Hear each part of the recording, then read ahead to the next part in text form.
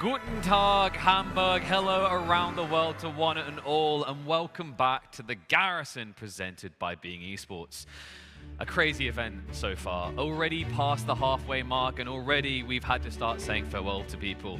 I'm, of course, Killer Pigeon, your ever-faithful host and companion, here to take you through the action across the day. And what a day it's going to be. We've got some stack sets ahead of us. We've still got the amateur tournaments going on. We had a vibrant crowd yesterday. I see some people getting in here bright and early, and you'll be thankful for that because we've got something to reward you. Now, before we do begin the show, it is important to remind you guys there's plenty that is going to be happening across today. This actually might end up being our longest day so far, which is crazy considering we came in at over 11 hours yesterday. You can see by the schedule there's still plenty of different amateur tournaments going on across the Saturday. On top of that, we will be closing out the day after the games here live on stage in the big area outside upstairs with the pub quiz. So we'll be doing a bunch of Age of Empires 2 themed pub quiz. Definitely join in. There'll be beers on hand. We get to stay here longer, which is kind of what we're looking for here, right? We're always looking for that next bar to crawl to. We've got you covered. But you know what? We need to talk about the games happening today, because I promised you some bangers, so let's have a look at the schedule and see how things are cooking up, because I don't think many people would have expected this.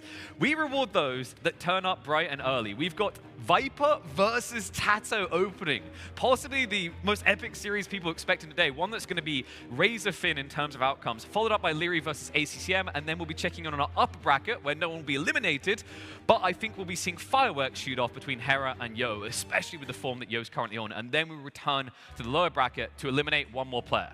That's right. It breaks my heart, but we do have to say farewell to 3 more players today. So far, it has been Kingston having to go home, and, well, I have to say, like, I love the way he did actually level up. And then on the other side of the bracket, Hart taking it all the way to 5 games. The ACCM stays alive. All them still to come.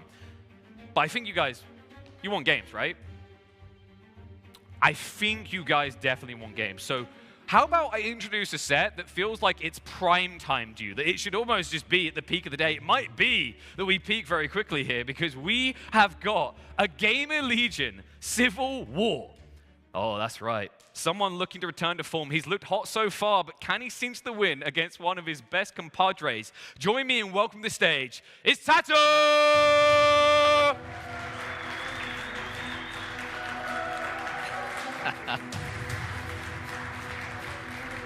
Such a lovable figure, the pinnacle of the scene, and I think we can all agree some phenomenal games from him so far at this event. I heard some people say, you know, like, in a weird way, he kind of came the closest to slaying Hera in some people's minds, especially that first game. He delivered an epic prologue to what I think is going to be an epic series here, but that requires 2 participants. And the next guy needs no introduction, but he's going to get it anyway. It's the GOAT. It's the most decorated, the most prestigious, the undeniable. It's Viper!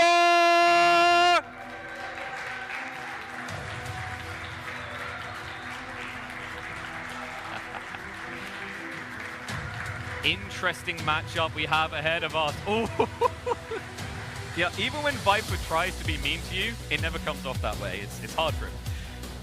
But you know what? This set shouldn't be too hard for him based on stats. 66% win rate for him. The last 3 times they met, TaToH did fall the victim, but he managed to make this snake bleed. What's interesting to think about is going into this event, if there's anyone that these two have scrimmed with the most, it's the person on the other side of the stage. So I am expecting a back and forth bloodbath that will not deny us 5 games. But to get to those 5 games, we need to first go into the draft of the casters. All right, well, good to be back. Day 3 of the Garrison. The weekend starts, and no better matchup than this, maybe. Viper versus TaToH. As Killer Pigeon said, these two know each other so well, have been teammates and friends for so long. Unfortunately, one will go home today. One does, and, well, who do you think? What are your predictions for this? Oh, man, jumping right into it. It's hard to say. It's hard to say. TaToH played so well in the set against Hera, but doesn't even have a win to show for it. Had to face Kingstone, who probably the lowest seed in the tournament. Yeah. Managed to get past him pretty easily. Viper had a rough set against Yo, and now they face each other. Yeah, I mean, if I had to pick one, honestly, I'm going to lean. I'm going to say maybe Viper takes it by a game today. Okay. TaToH strategically, to me, has been maybe the better player of the two. But I think Viper's ability at times, he has such a high level. Not many people have ever faced that, and I think that Viper will also know TaToH. I think that's the other thing. Well, they know each other pretty well. Yeah. It's the type of Civ draft that we're probably not going to see the same thing we saw in Hera Liereyy. I think it's a very different style of gameplay that both of these players have, and sometimes you see Viper going for those masterpieces, but TaToH can do the same thing. Yeah. I just wonder, can TaToH get an extra win or two in this series based on cooking up a strategy if Viper was one of his core practice partners? Typically, that's what TaToH relies on. He relies on a game or two to wow us and to wow the opponent. I just don't think he's going to have that. Well, we've seen that a few times in this tournament, right? Yeah. We had Yo and ACCM, when they go to these lands, they practice together. Yep. When we see Viper and TaToH or Hera and Liereyy, they always practice together too. Yeah, yeah. So we'll see, I guess. I happen to know some things as well about these two and what type of strategy they might be leaning towards, obviously having lots of discussions, so that's a possibility here. We've got the civs on screen, admin bans flying in. Those are random. I think the big ones there would be Georgians, Chinese, maybe Malay, Hindustanis, Tatars, all those civs that players would normally pick, even Bengalis, actually. Yeah, especially the Chinese. We've seen Viper play Chinese so comfortably. Yeah. And as we go over into the Civ draft, we see Persians and Khmer as the first picks for both players. So this will make more sense once we see the maps, of course. Yeah. Yeah, we'll see. I think maps need to come up now because I can't speculate at all with only the civilizations. Viper's civilization is very cav heavy. Berbers, Burgundians, Khmer, Franks. He does have Mayans and Vietnamese as solid archer civilizations as options there. Of course, Viper is probably the player who most famously said Burgundians don't have to make Cavalier. Yeah, yeah. But that is usually what they want to play. Yeah, so that or the Coustier. Looks like we've got some pretty cav-heavy maps then, right? We've got Outcrop Game 1, Enclosed, Arabia as Viper's home maps, TaToH with Coast to Mountain, and then Fortress. There's really no weak map for either player, so it's tough to speculate too heavily. I will say historically, though, in years past, when Fortress was more of a common occurrence in tournaments, that was more of a Viper pick. So I find it interesting that TaToH's opted to go for that. I mean, it always struck me as a doubt pick, Fortress. Yeah, that too. Yeah. I mean, I was talking to Mem earlier when we saw this map pool, and if we were going to have a set that goes a long time, Fortress, Outcrop, Coast to Mountain, Enclosed, we might be here for a while. Yeah, I mean, even Arabia, right? Like, Arabia is typically not ending that quickly these days. The generation lends itself towards some longer ones. So we could have a long one. And I think many people hope for a long one. No one sees Viper and TaToH and wants to see a sweep. I think these two produce some pretty excellent moments. So speculation more specifically on the draft here. Outcrop, we've seen a lot of solid late-game civilizations. We've seen a lot of camel civilizations, actually. So we mentioned Hindustanis were banned out by the random bans, but right. Saracens could be a pretty genuine option there. What about Viper, though? He has Berbers. Yeah, maybe Berbers, honestly. That's really his camel civ, right? It's Berbers, but Saracens, Persians, Byzantines, all great camel options for TaToH. Yeah, I guess we'll see. We're going to have to use some level of process of elimination over time. The one where it's maybe more... You have fewer options to go for would be Fortress. So there I would expect TaToH to opt for Bohemians. I'd be very surprised if he does anything else. And I wonder what Viper goes there. Yeah, well, I would say Burgundians. If it was Arena, that would make sense. Fortress makes it a little bit different, but I think Burgundians is probably his pick. Khmer also can have a really nice eco on Fortress because you have that regicide start with the different starting food mount. They can have really fast uptimes without needing the buildings. Yep. So they're interesting builds you can pull off with Khmer on Fortress. I find the priority of Khmer interesting there for Viper. Right. He's always liked the Khmer. He kind of played the Khmer before they were cool. But it's a civilization that TaToH's also in love with. So I feel like part of the first pick there from Viper was the fact that he didn't want TaToH to have them as well. Right. And it's interesting that Bohemians, they've been such a popular pick for Fortress that they're all the way at the end of the draft for TaToH and seemingly not prioritized for Viper at all. And I mean, a civ that Viper does have that we see on Fortress back in AOC is the Mayans, but kind of tricky civ matchups for them nowadays. Yeah, I think in TaToH's case, he would probably have prioritized Bohemians higher if he wasn't certain that Viper would play Burgundians. I think after seeing Viper's pick, he just knew, I can wait till my last pick for that map now, which is rare for a home map, but that's really smart drafting right there. Right. A lot of people are going to pick civilizations for their home maps first, regardless, but then you could maybe lose out on some priorities elsewhere. And obviously, you got to get 3 wins here today, so odds are good you're going to need to get wins on Viper's maps too. Right, and that's a good point. If you see Burgundians, you'd think, guaranteed, I practice with Viper all the time. I know his Civ picks. He's going to use them for this map. Yep. I don't need to pick the Bohemians, the strong Civ, early on in the draft. I can prioritize other Civs first. Technically, it opened up an opportunity for Viper to pick Bohemians instead of Berbers or something, right? But it didn't seem like they really chose to go for any huge mind games there. I think on Coast and Mountain, TaToH will probably opt for the Persians. Viper, that's probably Berbers, honestly, if I had to guess. Faster villagers can help to move out to the sides. Very cheap camels and knights feels very Viper doesn't dominant. really have a hybrid map Civ in his draft, which is kind of weird seeing all the hybrid maps in the map pool that we're really only getting Coast and Mountain for here. Yeah. Berbers feels like they fit on that map. Yep, I think historically it's been the case. Maybe Vietnamese, but I would say Berbers. Enclosed, I think Viper would really like Mayans there. Khmer, Vietnamese, all three of those options. And maybe we go back to the old meta and see Franks picked for once. Maybe. I mean, we just don't see Franks played that frequently. Yeah, right. I mean, Enclosed gives you a very safe farming space, and the Franks have those free farm upgrades, so you can get a nice eco rolling, but kind of tricky to play them late game if TaToH has so many camel Civs available. Yeah, I personally would bet against the Franks being played at all. Look at the other side. We have Persians, Saracens, Romans, Byzantines, Lithuanians, Bohemians. Every single civilization there either has access to camels or halbs. Or halbs with some type of bonus. With some type of an additional bonus, exactly. And that's before you even get deeper into those tech trees. So if Viper plays Franks, that is more of a game 4, game 5. After he has an idea of what, like, uses process of elimination, and it's easier for him to look at the match. He still picked Franks really early on in the draft compared to even Berbers or Mayans. I wonder if he just has some plan for them cooked up. It's not very surprising Civ, though. Yeah, exactly. There's not, I mean, I don't think we're going to see fast castle throwing axemen. I'd love to. Also, all the infantry buffs and throwing axemen just kind of left on the wayside. Not that they're an easy unit. Doesn't buffing infantry buff throwing axemen because now they're more useful? Yeah, that's true. That's true. Right.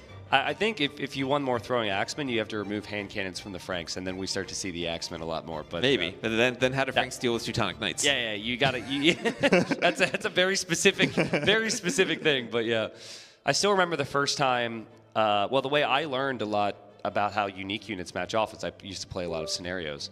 You played a lot of CBA. And CBA, yeah, it just spams. And I remember thinking, like, throwing axemen should absolutely shred Teutonic Knights. But no, they do melee damage. They do melee damage, and the unit has insane melee armor. Yeah, and you do 1 damage a hit, maxed out. And then another example, which is maybe even more situational, is Mamelukes. Yeah, Teutonic Knights are the hard counter to Mamelukes. Yeah. So I learned that playing the campaign Saladin 6. Yeah. Those Teutonic Knights come marching into your city. You're like, oh, I've killed everything with the Mamelukes, but nope, not these units. I mean, technically, if you micro, you should never... You can run away. Yeah, you can hit and run. But you have to hit and run for a long time. You can do that with the Axemen, too, but you got to be running a long time. Yeah, exactly. Yeah, I'm thinking now, maybe we shouldn't go too far down this road. But I was just thinking of weird, unique unit matchups, you know. Those are, I think, Teutonic Knights versus certain units, certainly the ones that come to mind for me, so. Yeah. Well, I mean, we could have very unique unit-focused matchups on Fortress, right? That's why the Mayans had been a pick for so many years. Vietnamese, too. Vietnamese, but it feels like the Plumed Archer is not what they used to be, especially with all the new, like, Hussite Wagons or new unique units that have been added. Yeah, Bohemians are just so good there. And I think the Burgundians have better windows than any other Civ. Berbers, Camel Archers could come to mind, but I think that has to be just 2 of the very best. We will be starting shortly. Thank you, everyone, for being here. I know it's, I know it's quite early. Here it is, It is like 1 p.m. 1 p.m. But for us, that's much earlier back home. So, with our typical streaming times, it's that's what I always like about coming to Europe for these LANs, is that now when we stream like middle of the afternoon to late at night, I don't have to adjust my sleep schedule at all. It's still the same schedule of streams. From what you've told me, you don't have a sleep schedule. I don't. But from what I've told, but when we talk about those TTL maps and I'm messaging Arbase at like 4 a.m. Yeah, that's exactly. my sleep schedule. Yeah, I wake up and at like 8 a.m. and T West had just fixed the map 5 hours prior. I'm like, what in the world is happening there? I mean, I got to fix the maps when they're not playing on them. Yeah, so. That's fair. That's fair. So I said Viper 3-2. I did talk to Nilly. He said the same thing. Didn't steal that from you, Nilly. But what do you think here? I think TaToH 3-2. Okay, I like the prediction. I like it. My favorite thing about 3-2 predictions is you're never wrong until it's over. You always have hope. Well, never wrong until it's over. Well, yeah, I guess that's true. I guess that's true. Yeah, I just... The thing I'll say is I think I prefer TaToH's draft ever so slightly. I'm really confused where Viper's going to use Franks. Yeah. And I'm still... I mean, we saw Hera play Mayans on Arabia and did a great job with them the other day. Yeah. But other than Arabia, I don't know. I feel like I don't have the faith in the Mayans that I used to have. Yeah. I mean, there's certain players who can excel with them. The thing I'll say about Mayans, they're better in 9-vil start because you don't get housed right away. Absolutely. So in a standard start, you get pop capped, and that's a weakness. You get loom early. The fact that you can skip loom, you always have one more villager, and you have the big eco lead there. So anyway, series about to begin. We've got TaToH versus TheViper coming up next.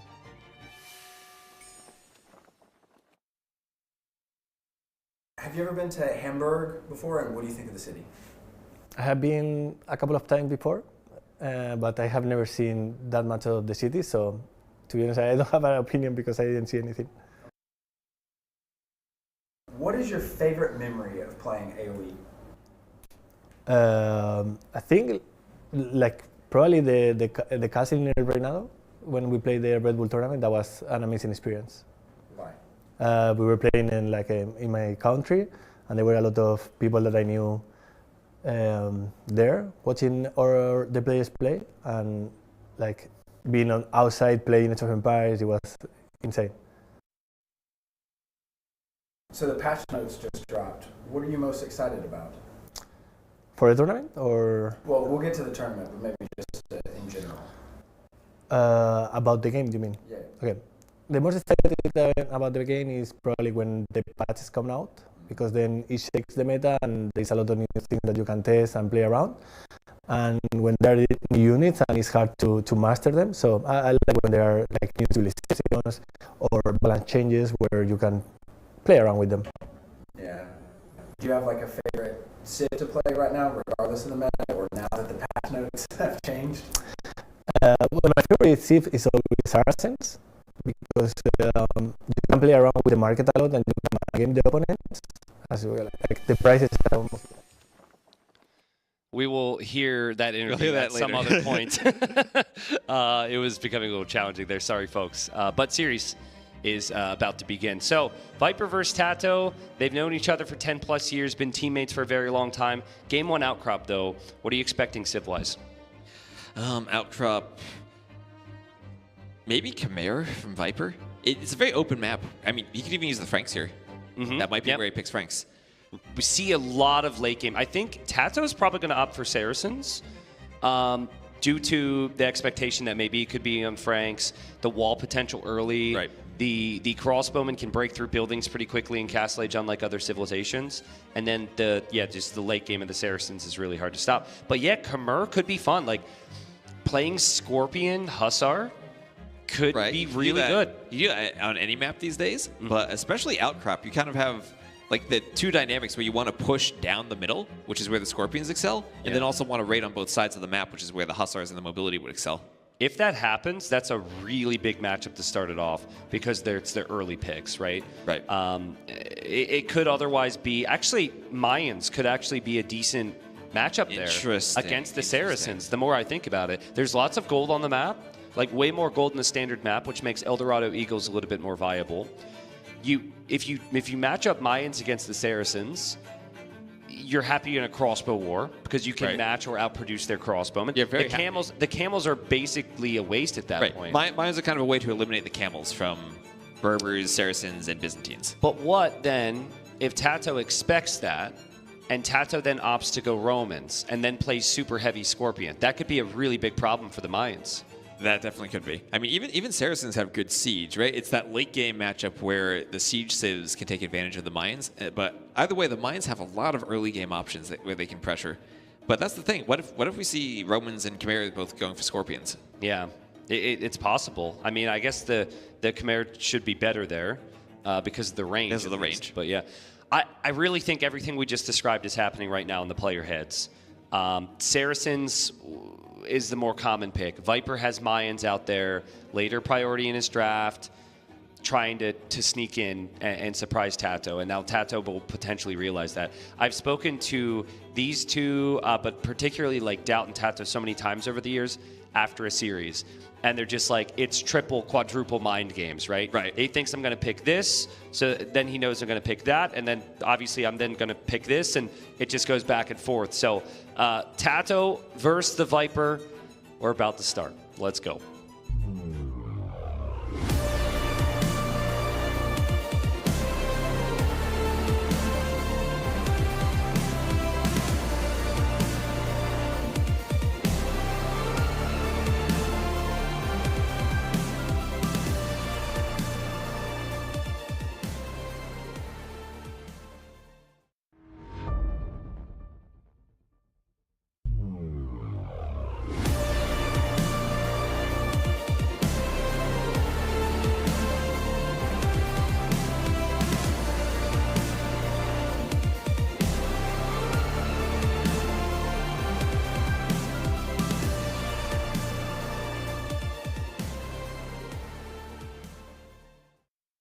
And all right, ladies and gents, here we are, do or die between two greats.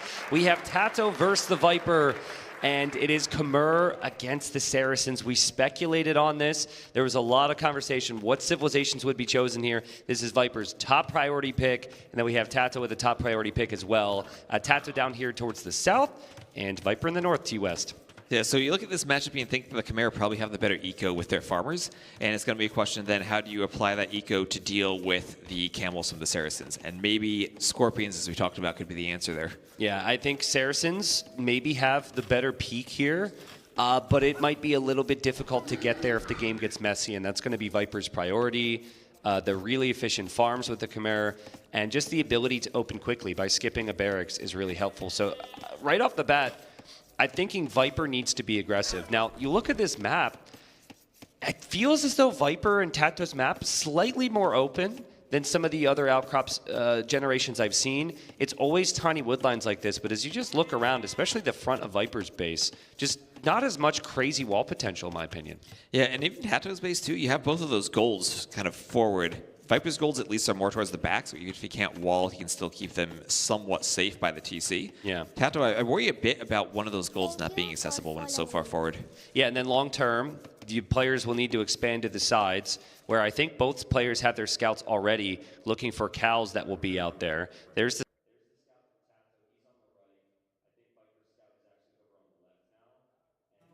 You think I wasn't going to be here to cast this? Of course, here we are, guys. How you doing, guys? Do you still hear echo, or now it's all good? There's no echo, right? It's all good or not? Let me know. All good?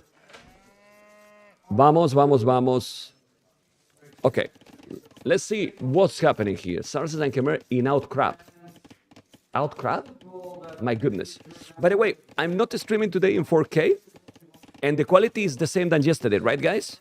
I need that you confirm, because I was worried about it, and I believe that 4K is not needed because they are streaming in 1080p. People on YouTube, how you doing, guys? So it's the same, right? Yes, I'm just checking. Hola, hola, hola, hola, hola, hola. Okay, we have Saracens and Khmer. And would you prefer in this one, guys? I need to know. Would you prefer? Yeah, I was a bit late, guys, because I was taking over in T-West channel. He was casting some community games, and they didn't finish. Now, airbase is still there, and I was like, I want to see the Viper versus TaToH, you know? Yeah. Yeah, in Castello. What the hell? You don't notice I see no noticeable difference. Yes, perfect. Then everyone can watch. Super easy. Okay, stable.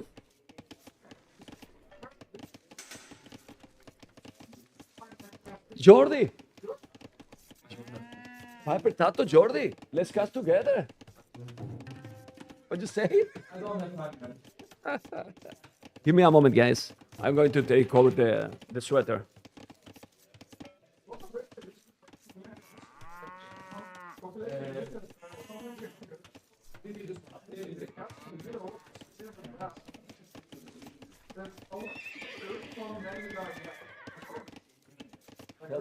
Tell them to finish. Tell them to finish.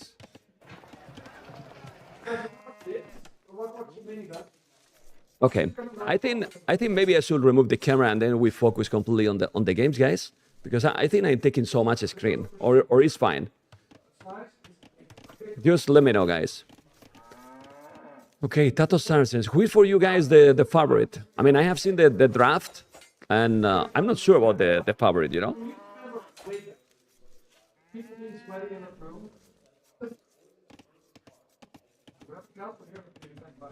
By the way, guys, today don't play too much with me because I'm a grumpy man, okay? I'm just telling, okay? I'm just telling.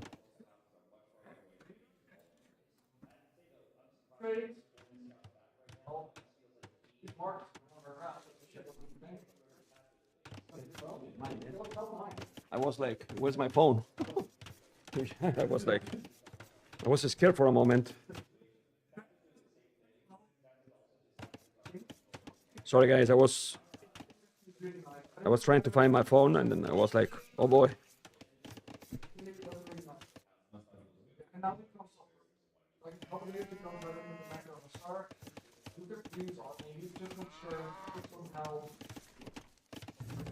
Okay guys, let's focus.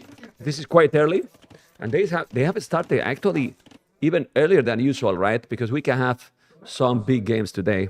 Do you hear the one that is in the background? I mean, I hear him a lot, so it's kind of disturbing me quite some. But hopefully you are fine. And you cannot listen because this microphone is really good. A little bit, right? Yeah, but he's to finish soon.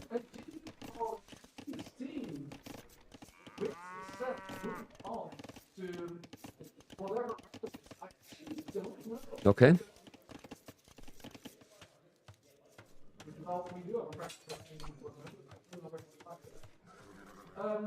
Okay, it's Castle, it's TaToH, guys. This is a crazy transition.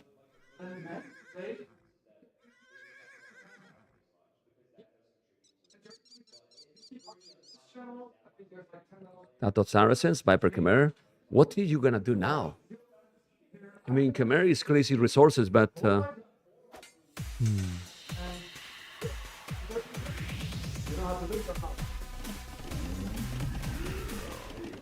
and now mute the mic.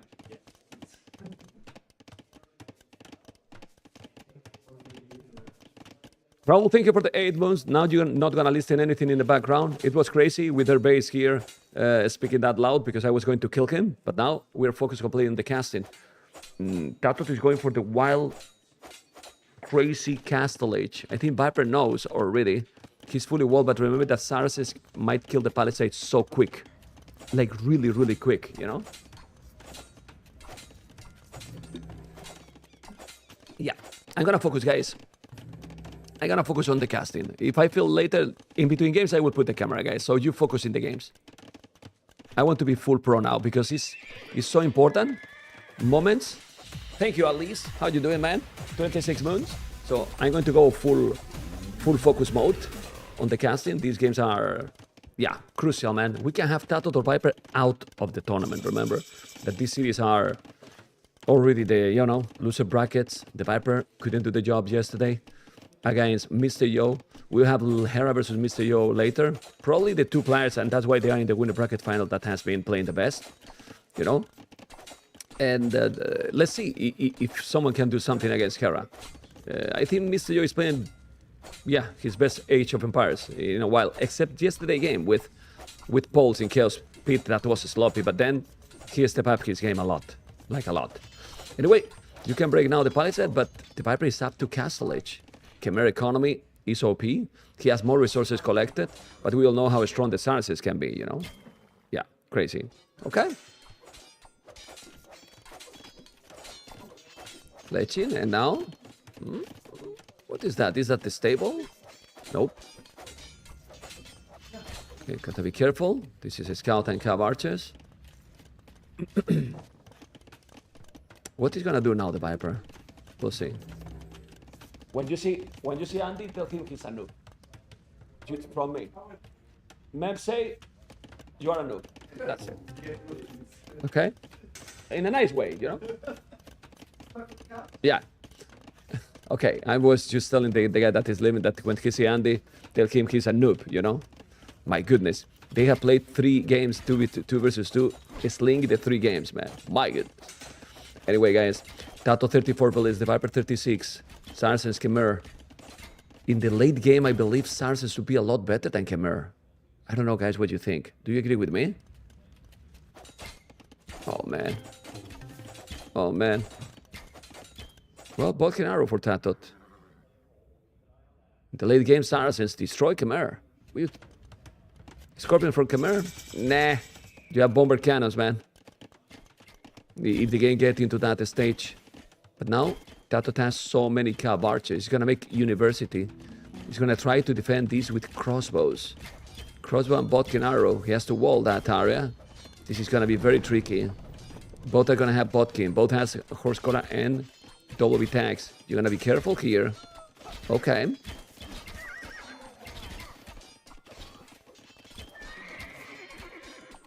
This is dangerous. For sure. Ballistic on the way.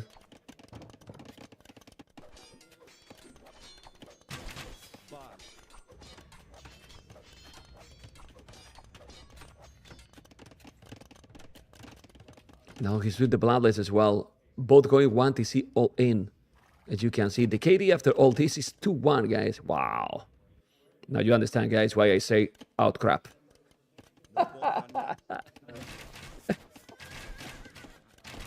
Well, I say obviously, but in a joke way, because this can be some crazy big battles, you know?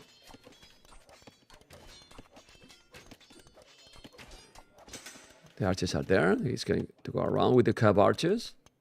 You gotta be careful. Thumb up, guys, on YouTube. I mean, I was checking yesterday, crazy amount of viewers on YouTube, but very little thumb ups, you know? Quality looks great, amazing. This is very good. This is very good. Yeah, I'm just streaming today 1080p because in the rebroadcast 1080p, like 4K is kinda useless. It just makes that some people have more problems to watch, so I just put 1080p. Yeah, you waste bitrate as well.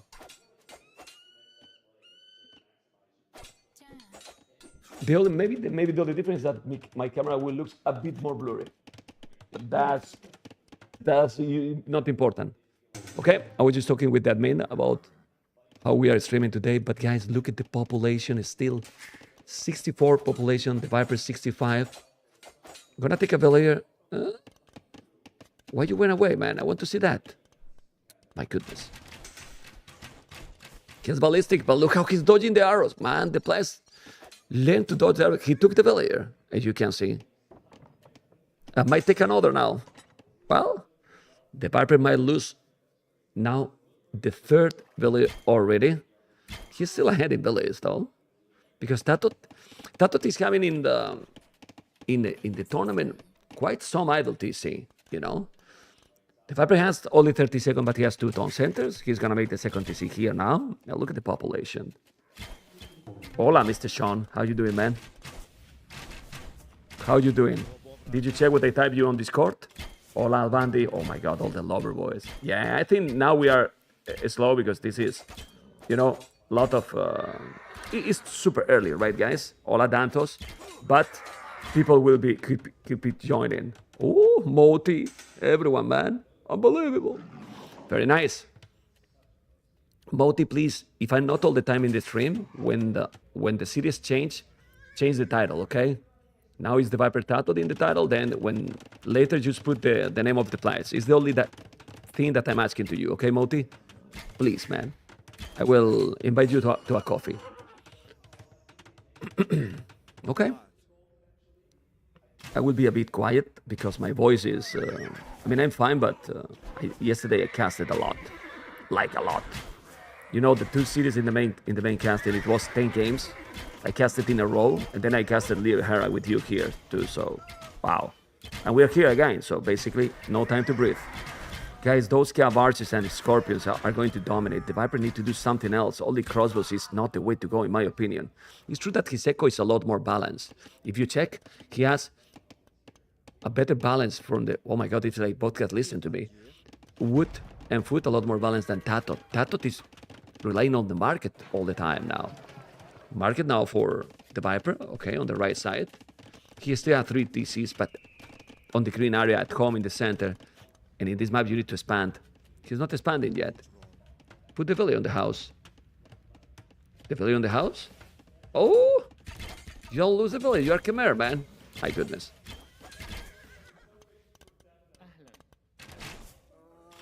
Okay. And you like it, the casting with Mr. Jordan, Sean? Yeah, few people message me like, man, that casting with Jordi, man, it's amazing. It's really amazing. Well, we had a lot of viewers during those series, right? Like almost 3,000 viewers in the channel. It was sick. And also all the other channels with a lot of viewers too, so fantastic. Okay, we keep going.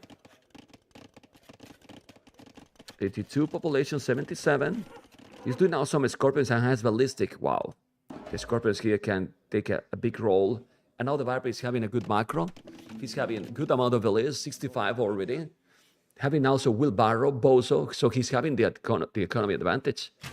TaToH, he's gonna suffer if the game keep going longer. At least in terms of economy. We'll see. Those Scorpions are there. With Ballistic. He's gonna try to get the best rate.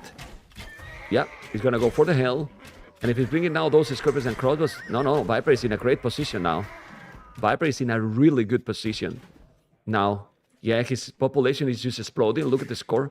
I can tell you guys, I took a picture today because I always take a picture with the snake. He was very early on the stage. And he was very, very focused, you know. It's been a while that I didn't see. So he was, you know, practicing. He was focused, you know. Not like, oh, okay, no. It was really, really committed. Obviously, in this stage of the tournament, that is now or never. You have to do that, right? Otherwise, you're gonna be gone. TaToH has been playing great. Remember all the day series against Hera? It was pretty sick, you know. Yeah. Okay.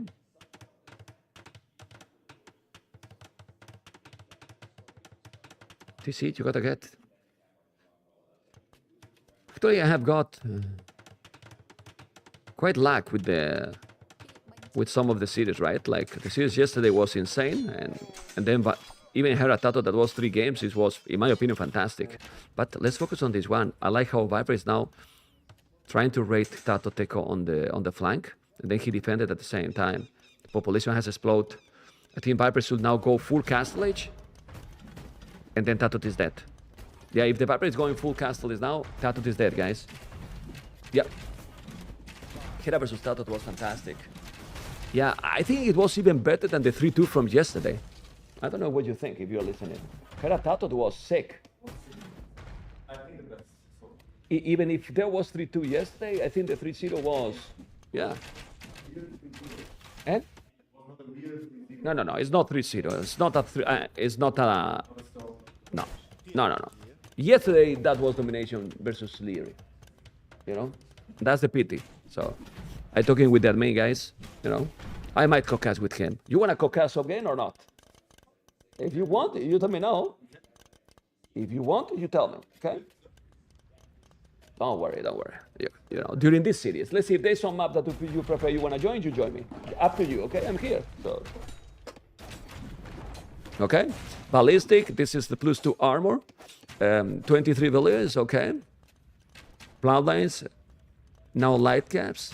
He has 0 villiers on Call the Viper because he's focused on having all the farmers, you know. Okay. You gotta be careful.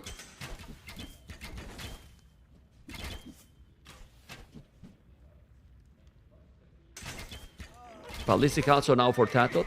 Those camp archers with +2/+2 should kill the army. I bet if he got some skirmishers. He obviously need to micro. He's going to go back a little. Mangle is there.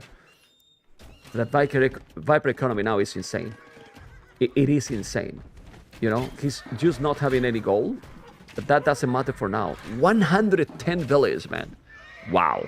He has 4 town centers, 1 TC more. The score is exploding. He's going now for some gold. 1 rally for TaToH. But he has a stone. He's going to come with a castle. Where? Oh my god. Well, I don't think he really need to make a super forward castle. Just a castle there to take the crown. Or he's gonna come really forward. On the hill? Maybe? On his face? Oh, wow. Oh, wow. Thank you for the gift. That is a gift on YouTube, guys. Gifted one strong support membership on YouTube. Amazing. He's sending the light caps to take the mangonel. He's gonna try to repair. Not really. Have no time. Have really no time. Yeah, now subscribers. Membership on YouTube. Let's go, baby. Very nice. Really appreciate it, guys. Really appreciate it. Well, that castle, but it's not needed. It's really not needed. And he probably forgot that in that rock terrain you cannot really drop the castle. That's pretty sick. Okay, still 30 billions more. And now with 4 tone centers, gonna be solid, man. It's really gonna be solid.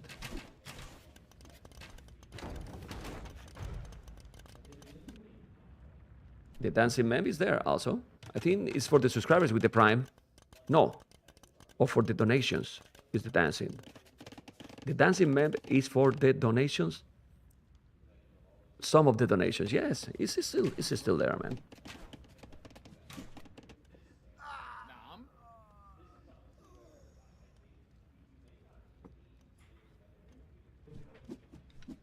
Okay. Sticking everything there. He's on the way to Imperial. Viper is playing a crazy macro game. And that's the problem. If you don't really make big damage to the Viper, yeah, look at the resources collected, guys. Wow. Resources collected are insane right now. It's pretty sick, you know? It's pretty sick.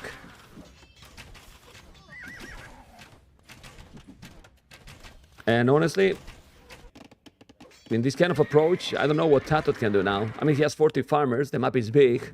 He can still maybe go up if he's... No, it's so far from going up. I hope he's not gonna give up, but I really don't know what he can do. Viper has more army, almost 30 villages more. This is crazy. It's really crazy.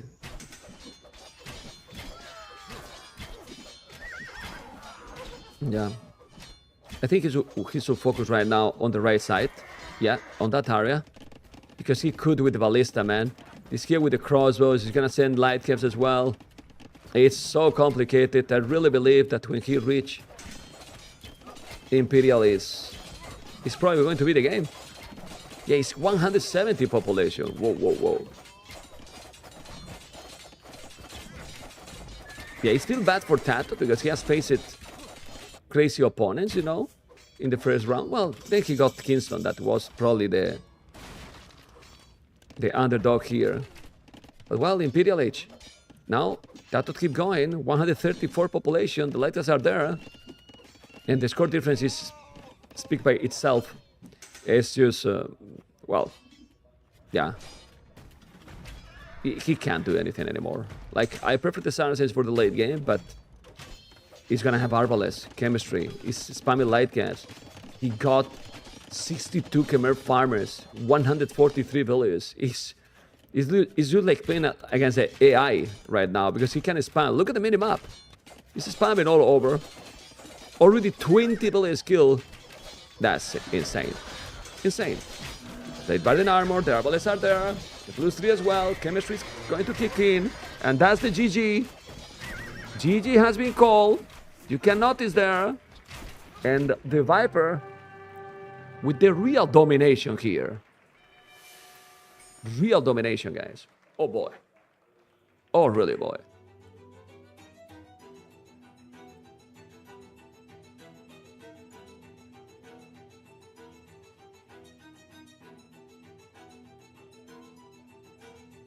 Well, who are you cheating for? And what is more important? The winner of the series will have to play against the winner between Liereyy ACCM, and that will be today as well. Who you think has more chances to go through in the tournament? TheViper or TaToH? Against Liereyy or ACCM? And then remaining of the tournament. Viper is still stronger, right? I think it should be. If Viper can play his best, the problem is that for how long has been the Viper not playing his best? Viper need to show up the real Viper, man. Sometime, I mean, it's time to see the best Viper, no? I mean, I believe so. I really believe so.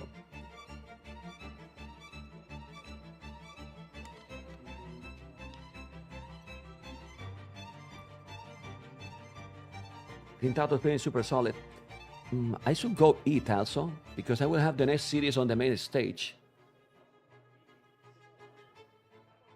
Yeah, I think I will put I'm gonna check the food, and I will be back in a moment. Okay, guys?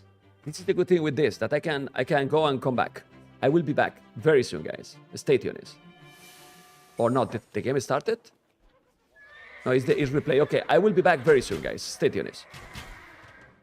It's ballistics versus no ballistics, and even though TaToH's killing some of the crossbows there, it's not the best fight for him. Yeah, and it's just Viper's eco is just flying behind this. At this point in time, the Vil count's similar, but he already had more resources collected, and then Viper could transition into Scorpion. So TaToH needed the Cav Archers to collapse on those crossbowmen, win that fight, and then if Viper's defending only with Scorpions, he does it with no map control and no other military presence.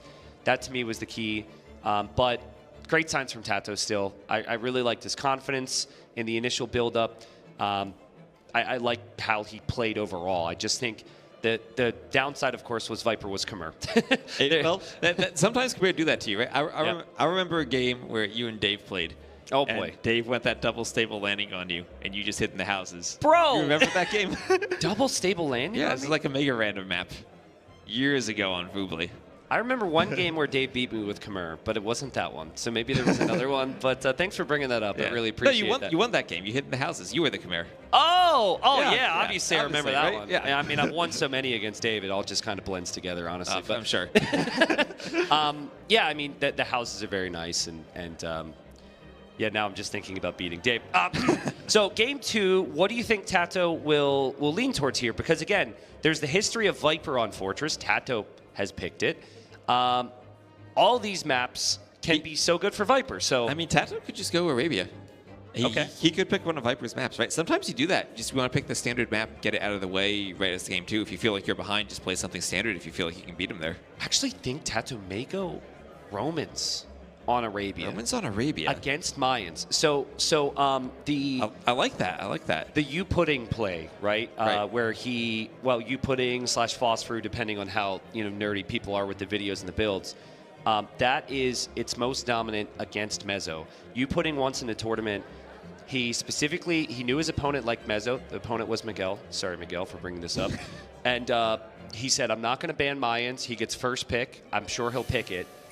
Picked Mayans, and then he went Dravidian Scorpions to win off of Fast Castle there. I just keep that in the back of your mind. TaToH has a history of playing Romans on Arabia. It is not Arabia, though. It is fortified clearing. It is Fortress. Fortress, sorry. Fortress, there's a clearing. There's a fort. Same thing. It's basically the same. The two kings are going to go say hi to each other on the side of the map. Of course, it is Fortress. It is Regicide, so you need to keep your king alive. They will scout a bit in the Dark Age. If Viper notices this, he's going to go stand next to that king, and he's going to make it look funny for the viewers. But I don't think he noticed. I don't know why TaToH isn't moving with his. I mean, it's not dangerous. He's got a board lure, right? I see that dot on the minimap that shows he's luring with the scout. Yeah. And sometimes you do lure with the scout on this map because you can hide the scout in the castle and heal it up. They both have very good late game maps. Look at their gold positions.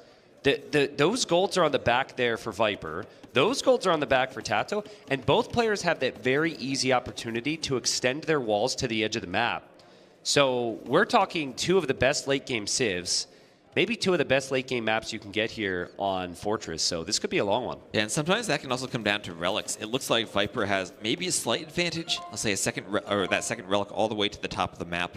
But other than that, the other 4 should be able to be contested between the 2 players. Yeah, that's really good for Viper. That's really good. Especially as Burgundians, because you get not just the gold from the relics, but also the food from the relics. And Burgundians have the easier opportunity to contest for the relics because of the cheap light cav upgrade. So that's already an edge for them.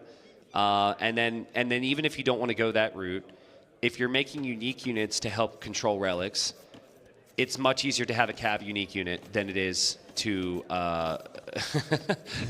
to use the wagons. I'm laughing because Vodka, our observer, was pointing out, hey, Viper's got those eco upgrades. Make sure to mention Dark Age eco upgrades are in for Viper, so that's only something the Burgundians can do. Yeah, and sometimes the Burgundians can struggle with the cav unique unit against the halbs of the Bohemians that have that bonus attack. Yeah. But I think one of the keys to Fortress is that it's not arena where you're in this small enclosed area. It is a wide open map with open areas instead of forest all the way on the outside. So the cav become more useful here where you can run around and try to raid different areas. Yeah. Now, is there a civ you prefer here, or do you think it's pretty close? I think it's pretty close, but we do usually see Bohemians picked, I think, with a bit more priority for the players. Mm-hmm. I think a lot of it comes down to player preference and style. Viper is definitely more of an open and adapt style. He loves to have his mobility. So someone like Viper or Hera maybe really like the Burgundians. But other players usually are, other players that would be here would normally prefer the Bohemians. The thing to remember here about this matchup, which I feel is lost on some people, is you think Bohemians are the best gunpowder civ because they get Hufnitze. Hufnitze is a reason why, yes, they're very strong. But if you don't get to Hufnitze, Burgundian gunpowder actually does additional damage. So hand cannon v hand cannon, Burgundians are the better gunpowder civ. Bombard cannon v bombard cannon, Burgundians actually are the better bombard cannon civ. So Bohemians only become really strong if you get to Hufnitze, and if you combine that with Halb, and that's going to take a long time here. Yeah, Bohemians also, they have siege engineers available to them, so they can't get extra range on those cannons. When you get to that fully upgraded point, that's when the Hafnitzer really shine. But before that, the Burgundians can be a bit faster, and their better eco can help them be faster. Okay, so there is a king. There's a king. The Feudal Age Scout is faster than the king. Viper, will you see that? No. This arena would have gotten really, really loud if Viper spotted that. I think maybe TaToH could have saved himself, but maybe taking a few too many risks there. But the other thing when comparing the matchup is on arena, people tend to prefer the Bohemians because they can out-execute in a monk war. But this is a tough map to really go monk siege push because of the extra fortifications. So I personally have a little bit more faith in the Burgundians, but again, I think it's very close. Right, and it's a bit of a larger map than normal. Fortress is slightly larger than the other maps, so it kind of takes away the ability for Bohemians to go maybe for that 1 TC, forward castle, fast imp, early treb, bombard cannon war play. Okay, so what I wasn't expecting was to see the player with the gold mining bonus, Bohemians, to have 2 on gold, and the player without the gold mining bonus to have 4 on gold. So Viper, even researching gold mining, I mean, that tech is cheaper. Maybe he's foreseeing the fact that TaToH will use the heavy gold play and buy and sell some resources. But that's not normally what you see. Normally, you don't see the market being used from the Burgundian player because they have so many farms, they don't need to buy the food. But Viper's cut some farms. Instead, he's got the Vills on gold for some extra flexibility. Well, remember, with the registered resources, you do usually need a couple more Vills on gold because you don't start with any. Mm-hmm. So that might just be part of his normal regicide build. That's true. I think in TaToH's case, I don't know if Vodka can maybe page up. And it might indicate more of a priority on the monasteries and monks too. I think it's possible that there was wood was sold. Yeah, so for TaToH, he sent 2 to gold, didn't have enough, sold a little bit of wood. That makes sense. But still, I mean, 8 on wood is not what I would fully expect. Maybe Viper doesn't have as many on gold long term if he built a TC here. And yeah, that's a good TC next to wood. And also next to the gold. And then he goes for the monastery. And I'd like to see Viper scouting now. Because in Viper's position, yeah, he's got those 2 relics. And like, normally you might want to save those relics, the safe relics, for later. But if you're also getting food income from it, I think you might want to get that relic in the north right away. Yeah, it's important to get them in when you're skipping that 3rd TC to put the monastery up. TaToH went immediately for the TC, so he's not going to have as much of a focus on the relics as Viper is. And if Viper is wanting to go for some type of early imp pressure, he needs to make sure he's not going to fall behind in the boom. Yeah. Now, can we see TaToH scouting as well? Because TaToH seems to be looking around. Again, this is crazy. This happened to TaToH as well. The relic spawns are really weird on this map. TaToH's missing one on the left side because it's squeezed up to the edge of the map. And now in the north, he's going to see that. But I think this will be frustrating for TaToH because it's already tougher for him to contest the relics. And now there's 2 fairly close to Viper's base. So that will be big confidence for Viper as he looks for that one. And TaToH has to pretty much accept Viper's probably going to have 2 fairly easily here. Yeah, well, good news for TaToH. Viper did miss scouting that relic by a couple tiles. And still just now, the 3rd TC being added in for Viper. Yeah, I'd like to see, again, maybe a page up to see Viper's market usage. Hasn't used it too heavily. I guess Viper's head is in the way. But he did buy something there a second ago. For 127 gold. We can figure out what that is based on the prices, right? Okay, we can, but I don't feel like thinking about it. So please, please tell me. If he clicks on the market, we can see the prices, and then we'll figure out what it was. Yeah. So it looks like it was wood he bought then. Too many There's numbers. 130 wood that it costs now. It's the first set of the day. Too many numbers for me, bro. Too many numbers for me, but yeah, makes sense.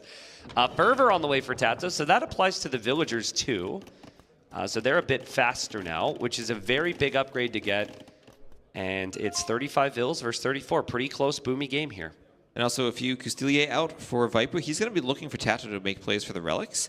But does TaToH have a monastery yet? Is he going anywhere for monks? He does. Yep. And monks should be a little bit faster. Now, I want TaToH, regardless of what else happens here with the relics, I want him to extend a wall from the right side of his base to the edge of the map and the left side of his base to the edge of the map, and you just turtle in that corner until you get Hoof needs a help.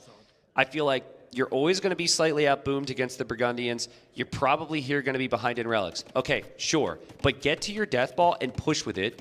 Sometimes what people want to do on this map, and TaToH loves this, is they like to move out, they like to move forward for forward castles, whatever. I really think your best chance is if you take advantage of your map and turtle, and you do not move out until you're ready.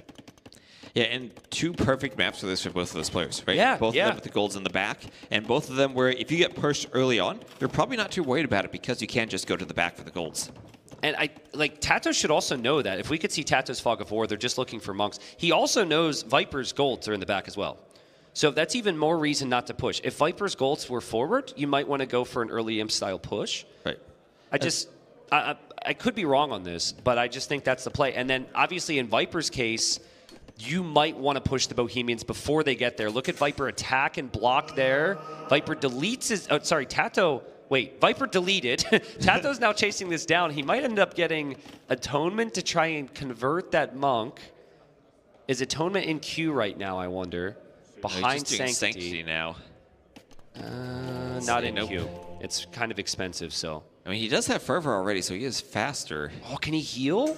Heal with one, convert with the other. Oh, the scout is saved, and now Viper goes for conversion. Will Viper save this monk or not? Oh, that was so well played from TaToH. That was so well played. And now he's just going to heal the scout up, and he can pick another monk. With 2 monks, he can get a conversion here. I think this is... Oh! What?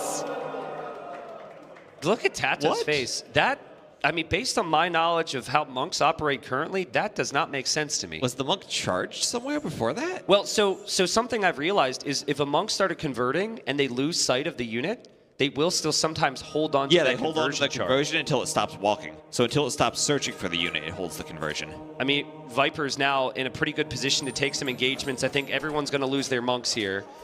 And so that's maybe fairly even trade. Yeah, and we saw that there as TaToH was able to swap the conversion from the one unit to the other and hold the charge. But sometimes, as you say, when you leave the line of sight, you might expect it to stop, but it doesn't stop until the monk or finishes walking towards the unit. Yeah, there's instances right now where you don't see the unit and they still keep the hold in the conversion. But there, Viper did maybe still see it because he had active army around. Right. It was just the monk was so far away and off screen.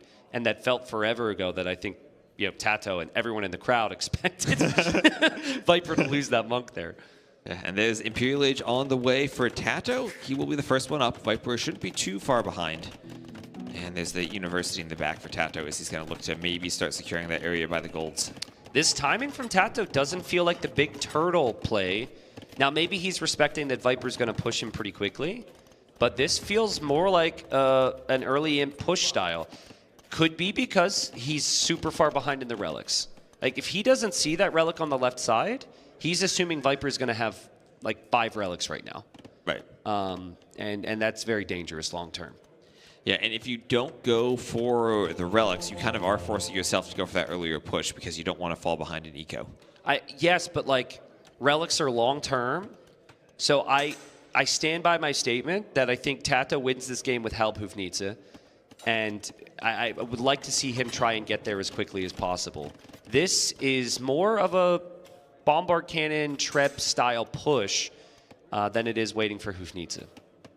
And Viper is scouting around the back of TaToH's base. He will indeed see those golds. And there are those villagers going forward for TaToH. A few spears, a Hussite wagon, a few units to protect them. And he's going to look maybe for a forward castle. Yep. And Bombard Cannons could come pretty quickly. You know, I saw Viper have some issues in an arena-style game recently where he built a lot of his production on the front, and all that production just got sieged right down. He doesn't know that army's there, but maybe he'll regret not having some activity in the middle. He's trying to scout other areas, like the back corner, which is very thorough.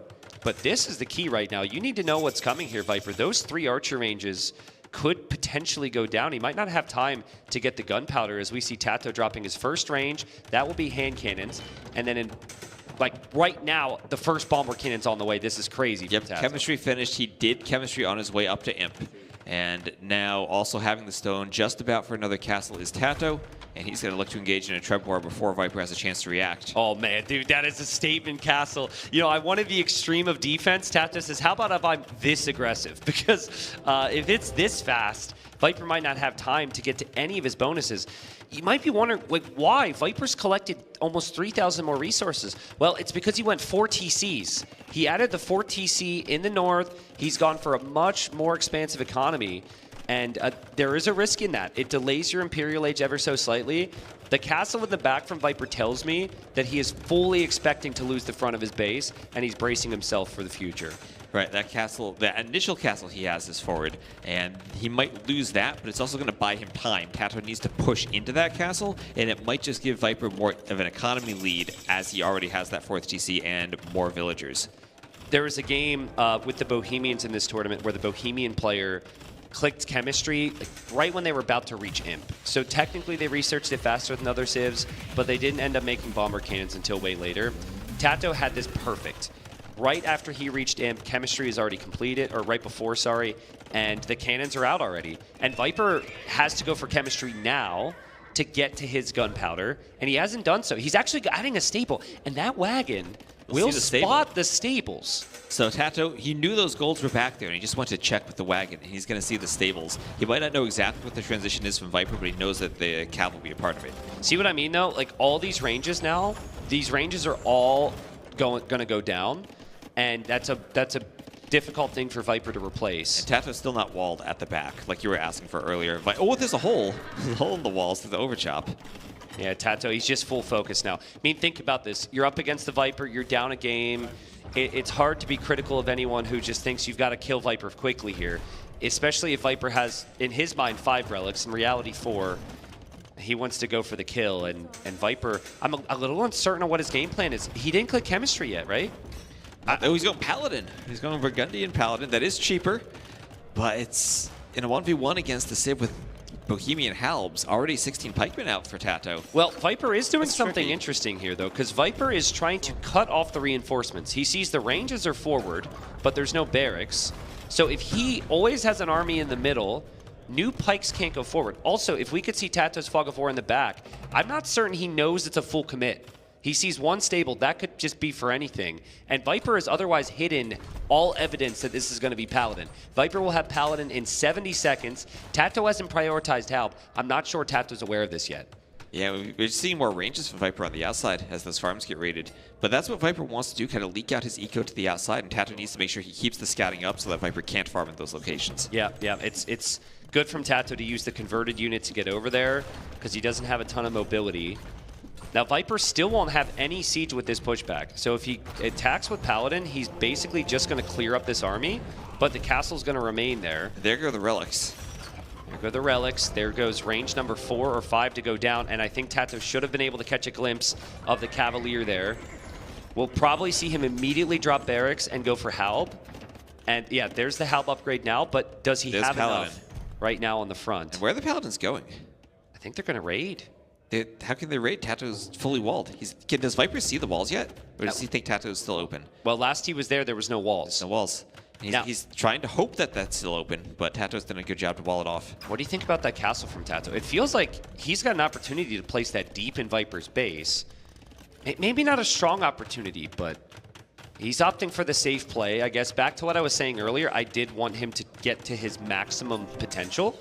And if Viper's going to try and raid him, that would slow that down. So with that in mind, this is fine. I still think the house walls are actually a liability.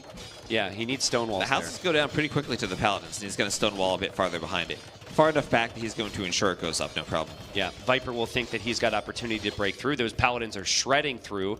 TaToH could build another castle soon on the front. He really needs to try and prevent Viper from getting those relics. Those cannons, ooh, Viper not going for them. Just going to try to reclaim the relics. This is so well played from Viper. This counterattack, even though it's not killing a ton, it's doing an awful lot. It will still deny that gold, and it's taking TaToH's focus away from the push. But look at what TaToH just clicked. He has the health needs to upgrade on the way in. And once those come in, then it becomes much more difficult for the Burgundians to take fights against the cannons. It's crazy that Viper was so late to chemistry, but he hasn't needed monk upgrades. He hasn't needed his own bomber cannons at all here. That's normally what happens. Right. He wasn't planning on engaging in that fight at the front. He just wanted to add those buildings, lose that as slowly as he could, and only now wait for chemistry in his own cannons. Yep, really patient from Viper. And he's got that better economy still, but here's a question of if his Civ can compete with the strength of the Bohemians. Do the Bohemians get fortified wall? That's a question for Orlin. Oh, there we go. There we go. I was just wondering, because I really don't see it that frequently. Actually, now that I think about it, I think that Kingston researched it the other day against TaToH, but that's a good tech to get because Viper's knocking on the door. Viper now wants these cannons out of the picture before Hoofnitsa comes in. Viper just running past with the Paladins. That's expensive, but if he kills the Hoofnitsa, he'll probably be happy with this. Yeah, it's a good thing the upgrade came in just then, so that's a bit more HP, and it gives him a bit more time to kill the Paladins. Wow, Viper, if only would have had the attack upgrades, might have killed them a little bit faster, but Viper clears them up. He also takes out the Treb, and he has his own Trebs right now on this castle. TaToH basically has nothing there. Oh, he's in at the south, too. He's in at the south. The Paladins broke through the wall. Oh, man, this is horrible. He actually, I think Viper's blocking that gate foundation. He knows exactly what's happening. Viper's just playing so good here. And look at how patient he was. He built up 3 trebuchets before firing, and TaToH's going to lose the front of his bait, or sorry, the push. And Viper's got full map control. Castle and TC on the right, TC on the left. This is perfection from Viper. Oh, the Outpost is going to find the final relic. He's going to get all 5 relics as Burgundians with that extra food. And this is exactly the position Viper wants to find himself in. This is insane. I mean, this is just absolutely insane. It's something that you've maybe expected from Viper a little bit in the past, but this is just absolute patience when needed, killer instinct when needed, and just perfect macro behind. 25 Paladins, 15 Skirmishers. Now, look at his res. Like, he can go full gunpowder now. He could also go for Revolution, maybe? I don't think he wants to do that. Yeah, probably doesn't want to go for the Flemish Revolution, but if there's ever a position to try it, this would maybe be it. But Viper will feel like he can't lose this game now as long as he holds the map. And well, TaToH as long as he holds the map, right? Bohemians, I feel like the Bohemian unit composition with how good their halbs are still is better. But the Burgundian economy with 5 relics is just insane. And Bohemians are just so slow. Right? All their units are super, super slow. So to now have to creep through the middle of the map is going to be so taxing. Oh, those walls from Viper. Not only are they slow, but they're going to be walled in. Yeah, but if you get to 80 army with the Bohemians, you have a better 80 army than the Burgundians. Absolutely. So and that's the what Burgundians really can't fight that. Yeah. It's hard to fight the halbs. Even if you do your own hand cannons, that's probably your best option. I'd like to see Viper get monk upgrades here. I think the opportunity for the occasional conversion on these Hoofnitsa will be there. And when you have 3k gold, that's an option you should probably consider. His own cannons, also a good option. There he goes for relic number 5. We'll get to find out if they put the right settings in the lobby here. That's true. When you swap it to Regicide, it defaults to standard victory. So we'll see if this is a relic victory. Because every time you load up, you change the game mode, it'll say, do you want to take our recommended settings? Players should normally say no, but I feel like every tournament now, players are messing up the settings. So I feel like it. it is something, and I'm not at all annoyed about the fact that all the players that mess it up have been playing for over 10 years. It doesn't bother me. TaToH still needs patience. He's not popped yet here, T-West. I think he needs like 8 cannons, 60 halbs. Oh, the villager is fighting the monk. Okay. TaToH realizing, did I host this lobby? Did I make the wrong settings? I don't want everyone to see. Yeah, right? Would have been funny if Viper converted a Vil and then quick wall to save the monk. That is a very Viper play. I mean, that's what I was hoping for. I'm a little let down. I think Viper was maybe looking for a one-tile nook in the wood line where he could wall with the relic and try to keep the monk alive. It could do that, maybe. There's the upgrades for Viper. He's got so many resources. But I was not expecting a Treb cut forward monastery. That seems to be the play on the right side. And TaToH comes over. That TC is going to be gone in the blink of an eye. And Viper knows that TaToH's got enough for a couple big groups here. Well, that will be tricky to deal with. That's the thing. The Bohemians, they can push, but it's hard to push in multiple spots at the same time. Right now, Viper, he has his main base, and he has those 2 side castles and TCs on the extra golds. Yep. And TaToH can remove one of those castles, but Viper can still take the other one. Yeah, exactly. And that's what Viper will hope for now. Viper will feel like he can always lose a couple castles here and be fine. Viper will dive with the Paladins. There's Halbs there, but I don't know if that's enough Halbs. There's too many Paladins. It's enough Paladins to dive in and take the cannons, and that's what TaToH needs to rely on to win this game. It'll be an absolute slaughter here, and TaToH's castle will fall. His villagers will fall. He probably needs to be careful not to try and save anything or reinforce, because the Paladins could run into his eco there. Yeah, and all the Halbs from TaToH are still out on the right. He pushed one castle, but that castle's in the middle of nowhere right now. His main base is being pushed by Viper. Now, interesting decision from TaToH. I actually like it. Just keep moving forward towards Viper's base, right? Because what Viper wants is for you to react, and then he pulls away with this faster army, and then it's just an endless cycle. At least he's making a move. And look at Viper thinking about this. He actually moved his king. I saw it on the mini-map. He moved his king to the I'm back, guys. I was eating and I was watching this. Man, this is the level we want to see the Viper. But TaToH is still 200 population as well. Crazy game, guys. Do you think, guys, Viper has resources? I mean, I don't know if it's going to be possible for him to do the job. We love the crowd noise. We still don't have the crowd noise. There is still no crowd noise, right? No. Yeah. I would like the crowd noise too. How you doing, guys? I'm back. I'm full now of energy because I have eat finally. TaToH has so many units, but in the late game, who's gonna win, guys? Hufniche, Halbs, Paladins, skirmishes, 37 Paladins, man. But the Viper has 4 relics and 10 Burgundians as well. I think the relics here to give him the game. Well, if he take those Hufniche, the skins will be fine. It's still so many halberdiers. Population for Viper drop it a lot, but he has resources forever, man. Oh my god, and he's raiding here in this area. He's gonna drop a castle, gonna take the resources. Yeah.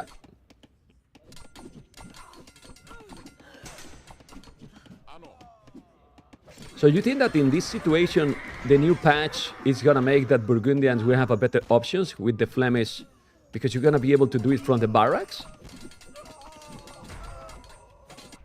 That's a good point. Unbelievable. One of my viewers giving some good input. Huh. You know? Crazy. Really insane. Okay, people on YouTube enjoying? Yes. Over 500 viewers on YouTube. Sick. Shouldn't he sell this food, guys? Like, he has over 8k food. Yeah, but they're still having the map control. Oh my god, the Treb's going to be down with Villiers, man. I can't believe he's gonna lose those Trebuchet. I can't believe he's gonna lose those Trebuchet with the Villiers, man. Seriously, you can't send Trebuchet alone. The Viper population is dropping dramatically, but the castle is down, so at the end it's okay. It's exactly what he needed.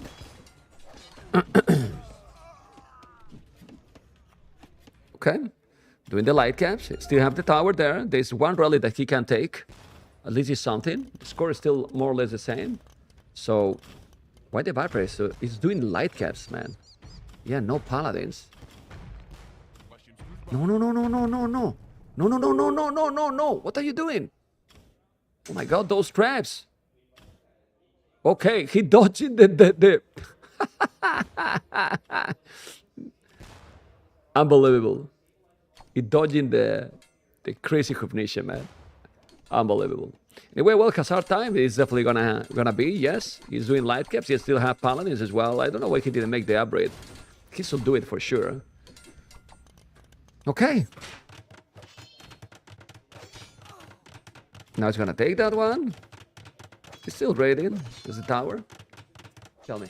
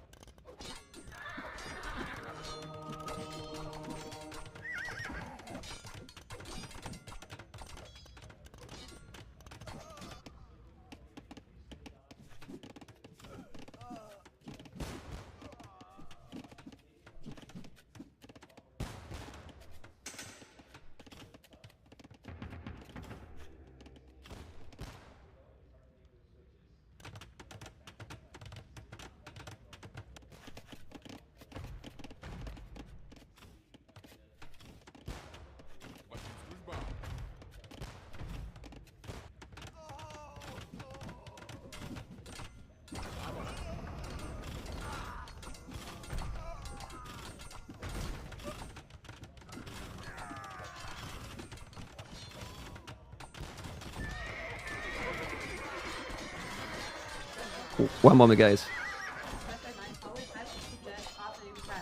This is what's crazy about the Bohemians. You only spend gold on Siege. You don't spend gold on anything else. Right, your Halbs is so good, and especially against the weaker Paladins that don't have bloodlines. Oh man, Viper's got bombard cannons here though. He's got bombard cannons. He needs to protect his bombard cannon. Okay, I was just talking with someone with the production, and we're gonna have something special for now, exclusive, guys, in my channel. After my series, after the season I'm gonna cast Liereyy ACCM. Stay tuned, okay, guys? You're gonna have something special on my channel, and oh, it's a pause. Oh boy, I thought he was calling, you know, but no. Look at the smile. The Viper is smiling. Okay.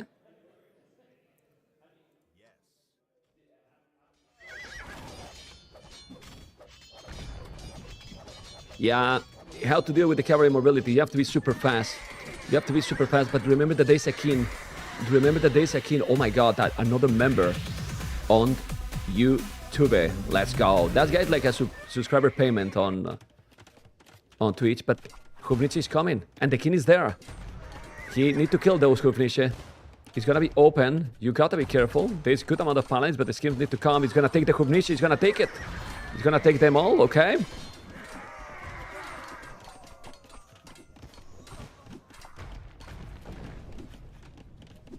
This is 8,000 food, 100 gold, as you can see. Look at those Khazars.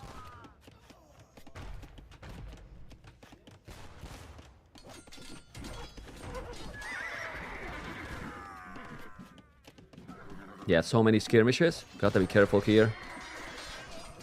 Gotta be careful. The halves is still, and Hufnisha is still very strong. TaToH has still 200 population. And he has a lot of resources. Look at the gold and the food he has. Why? Because he's only doing halves. Just look at the queue. Yeah, some Hufnisha, but that's not as you are spamming the paladins. It's still a lot more expensive. And now Viper is going all these skirmishes. Is the Viper gonna lose this game? Oh my god. With the 8,000 food in the bank and having 4 relics, it's really the Bohemians unstoppable here. Well, usually the Viper in this kind of games is excels, he's going crazy and super strong, but I'm not sure, man. Yeah, those halberdiers are just too strong. Are really too strong. Like seriously. They are really kinda unstoppable, man. Yeah, and those Hufnisha are incredibly tanky. Like they are super tanky. As you can see, really tanky. Yeah, okay.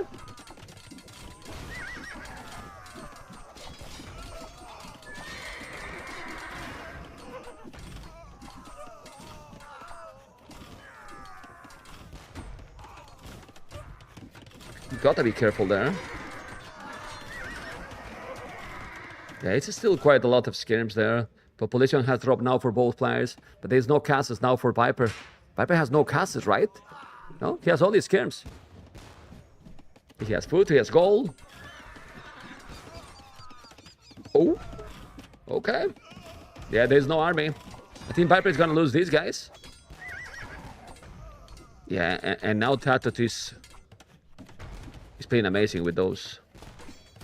He's playing amazing with those. I mean, this is the issue, right? Like, the schemes are not the greatest.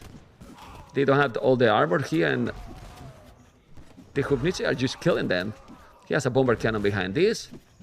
But Viper should do a lot more hussars. Why he's not spamming millions of hussars? Now he has 30 on the queue. I was wondering, you need to have the population. He doesn't even have houses. Oh my god, but now he's losing so many Hubniches. Elite Hussite wagons? Elite Hussite wagon now? I mean, it's true that they won't die against games, but Viper had the win. You think that he really had the win at some point? He got some good attacks, but it's very hard to push completely. It's really, really hard to push completely because those Hubnici are just crazy. Yeah, it's still dropping population. He's raiding with halves. That's crazy. Actually, why he's not walling a little bit to avoid those. And the problem now is that the Viper is never raiding his opponent. He's not raiding TaToH. Yeah. He's not raiding TaToH.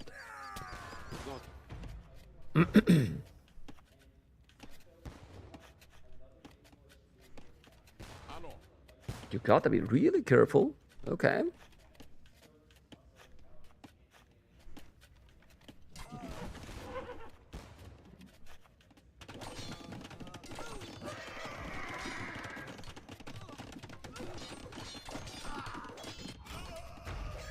Those are hussars, skirmishers. Gotta be careful.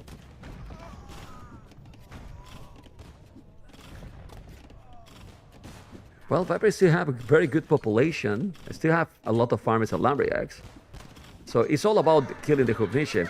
And remember, the guys, that TaToH won't have gold forever. He won't have gold forever. He has $7 on gold, and there's no relics. You know, the problem is that look how the paladins just get melted by the halves. It's crazy. It is really crazy. You need to kill the Hubnici. The Hubnici on the left, man. It's not focusing, man. It's not focused. It's crazy. Yeah, it's felt that. Oh, now those hussars. But look, the Hubnici is not even dying so fast. Like, it's taken quite a lot. He lost one. Oh, is he gonna lose the second? It was one or two. I think one only. Okay. Those Hubnici are killing a lot. The KD is getting better and better in favor to TaToH. Viper is stabilized in the sense that he's not getting raided anymore. Scalebard in armor now. What? He's gonna go cavalry? TaToH? That's weird. That's really weird. And then another thing. He did Elite Hussite wagon. And how many Hussite wagons he did since that moment? And how many he has right now? Well, you gotta tell me. Huh? Not a single one. Oh boy.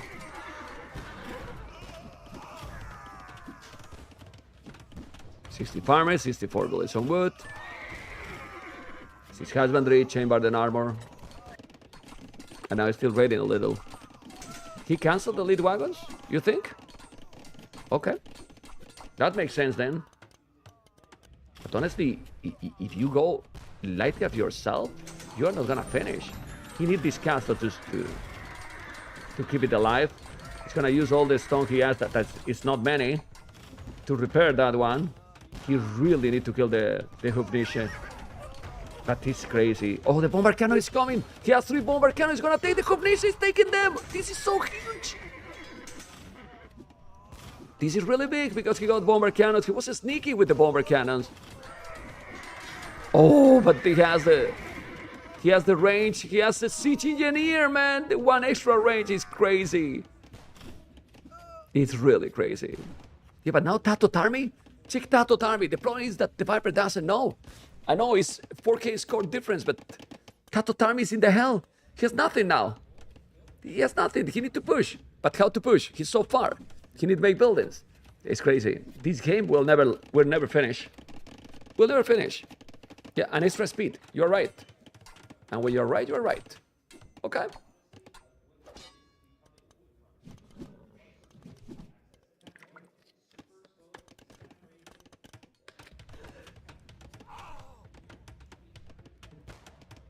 Yeah, it's incredible.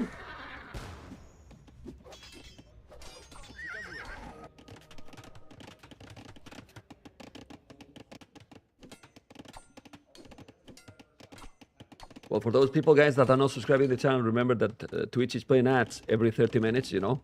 1 minute of ads every 30 minutes. So hopefully you understand, and sorry in advance, but I cannot do anything here to control, because here there's too much going on. It's not like when I'm at home, and here I have to pay attention to many things. Usually in between the games, I also have stuff to do. And remember that we will have some surprise, you know? Some surprise, something special that we're gonna have in my channel. And it's gonna be after the second series, after the series that I will be casting, Liereyy versus ACCM. You don't want to miss that. And Conquerors, thank you, man. 63 months, appreciate it. Really appreciate it. Memp sub, we love Membo. We love to. 200 pop, guys. 200 pop again. And there's only 2 villages on goal right now. There's only 4 of Kurvnisha. And TaToH is doing light caps. He see that light caps too. So my question is, he's doing Fervor, Illumination. He's going for monks. Oh my God, he's gonna go for monks for the Kurvnishas, maybe. But about to ask, like, he should do halves. The Viper as well, if he's gonna make a lot light caps or not. Look at those Khazars. Okay, remember that the village from Bohemians has sanity, so they are stronger. Well, let's see. It still have good gold, the Viper here. But now the game is getting slow. Very slow, right, guys? We can't even talk about what you did yesterday, guys, other than watch my channel. Watch the event. And my stone walls. Shut up, man. Uh-oh. Careful. Ooh! What? He did Flemish Militia. He did the Flemish Revolution, guys. What the hell? But those Flemish don't have the armor for the Blasmith.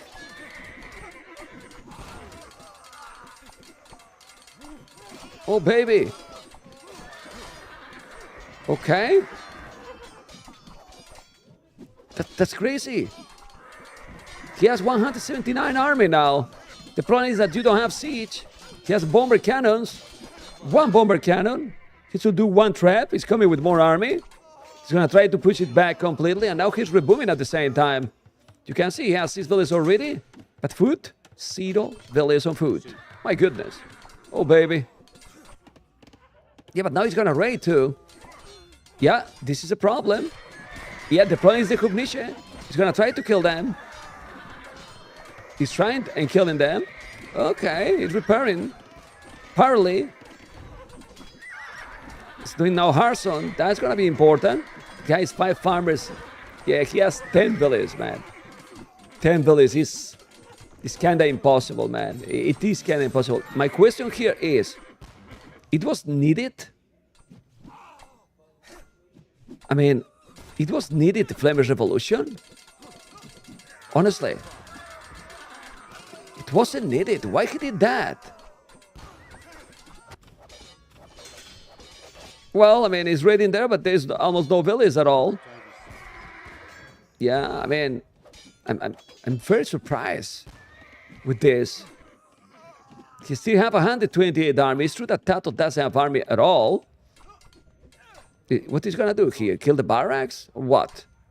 You don't get it. I really don't get it. Still doing more villages, okay, but he won't have... Oh, he take the Kurvnisha. Only 3. Only 3 for TaToH. He has still 187 population. Yeah? He's not doing villages, guys. He's not doing villages. He has 20 now. He's gonna have the +4. Also, he should have all the upgrades before doing this upgrade. Yeah, it's a weird decision here by the Viper. I'm very surprised. I think this game should be over, but, well, let's see. Still booming. 21 bellies now. 23. 4 relics. Is there no time for him to reboom? Yeah, he has pushed back TaToH, and TaToH has only 2 Hubniche. Wow, he's doing hand cannoneers now. Okay.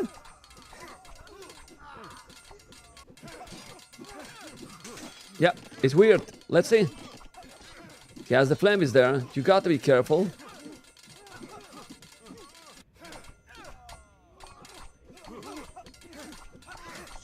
He's still killing these buildings with the Flemish. And on this side, he has a lot of units. The Viper is still rebooming. 26 farmers now. Okay. I mean, if he's able to get like 50 farmers, you know, he has 8 villages in the queue, and 50 farmers can be okay for going with Hussars again. Obviously, then he will need some villages on wood, but he clean it and push it back. TaToH is still 200 pop. And now he's doing another TC. What? He's raiding with Hussars, okay. And he's going now with the halves to where? Where he's going? To raid. The few farms he has. Well, 37 already is not few, right? He's solid. There's a monk there. No, don't wanna lose it. Flemish is chasing, he's gonna keep going. It's so weird, guys. It's really so weird. He has a few villages idle, 41 villages, 7 more in the queue. This is going to be up. He's raiding at the bottom. He's trying to find something, but there's nothing to find. You know, there's no village, man. It's not boring map. They are now playing kinda that way, you know. It depends how you play it, you know, but this can bring some crazy battles, but they respect each other too much. Probably, and now it's complicated, but Viper has already 50 villages. He's doing a bomber tower there, okay. I don't think he has mortar holes, right? So he can take that tower with the Flemish. With the Flemish militias. It's 30 farmers, 16 on wood. The Viper keep trying, guys. In his population, he's still over 109 army. He keep have many of those militias. He's losing now some village, but I don't know. Marinho, 109 moons.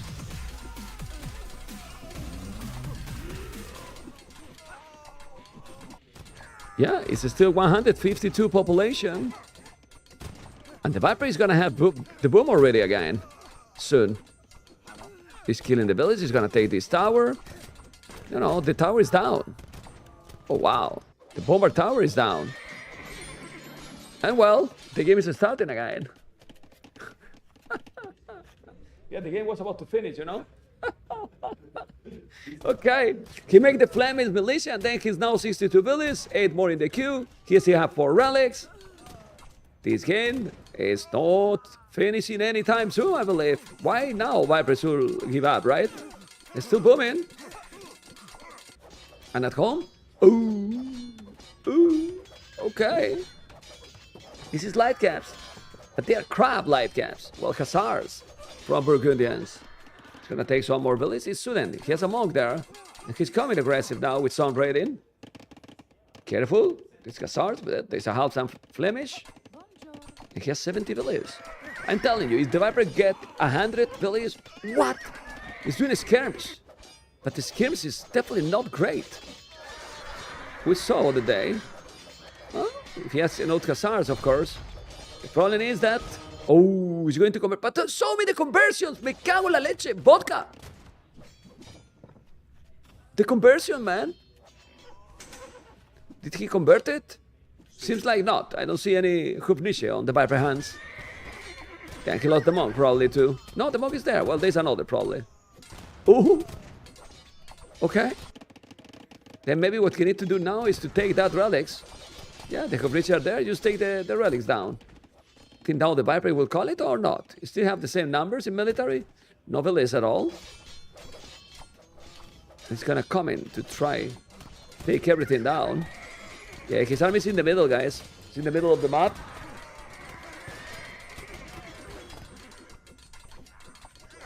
Relics are gone.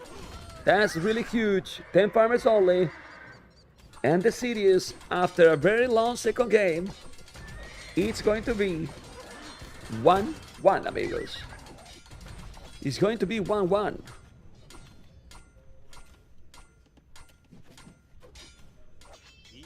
The king is still there. But now... okay. Yeah, I need to kill the Hofniche. He's taking the TCs, man. He's gonna make a tower there. He's definitely playing 100%.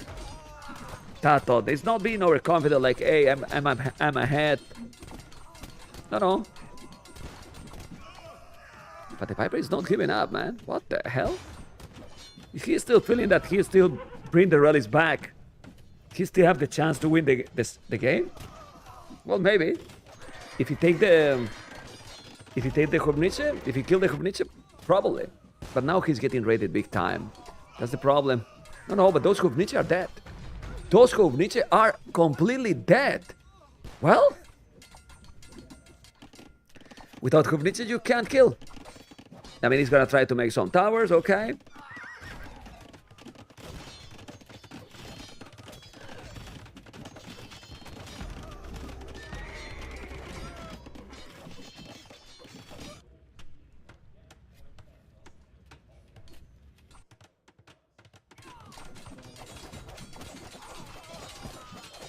And he's calling the GG finally. Look at TaToH, like, my goodness, just you make me sweat a lot, man, a lot. Wow, well, 1-1, guys. What do you think about this game? It was what you expected. It was very well played here by TaToH. What else he could have done, TheViper, guys? Can you tell me? What else he could have done? Because, what the hell, man? Those bada booms, man. And then all the Flemish. Bam. Tommy the Flemish there. Yeah, I don't want to cover the snake.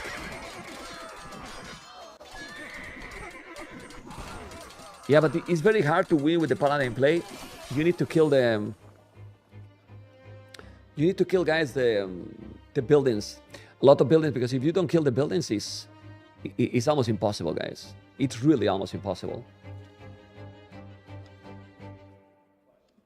Yeah, so difficult, guys.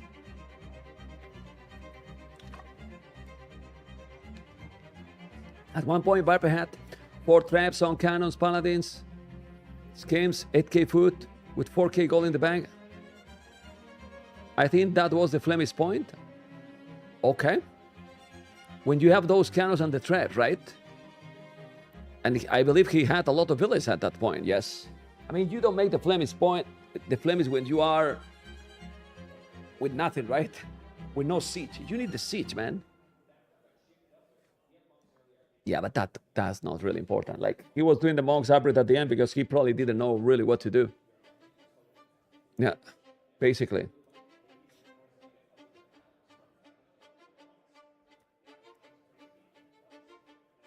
Okay. Well, we're gonna keep going, amigos. With the next game. What is gonna be the next game, guys? Yeah, let's keep talking, guys. Let's keep chatting a little bit. Would you like to see, guys, the whole venue? Guys, you would like to see the whole venue, right? Is best of 7 or what? Best of 5, man.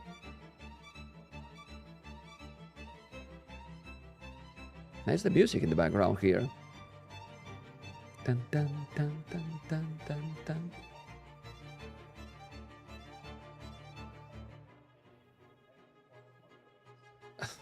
My daughter just messaged me, guys, that she doesn't know how to print something and need to have for the school on Monday. They need me. They need me back. Tomorrow, best of 7 and best of 9. Yes, it's correct. Are you the only one who have somewhat an original stream? Everyone can have. If the others are not doing, it's something that I don't know, because I'm not all the time here.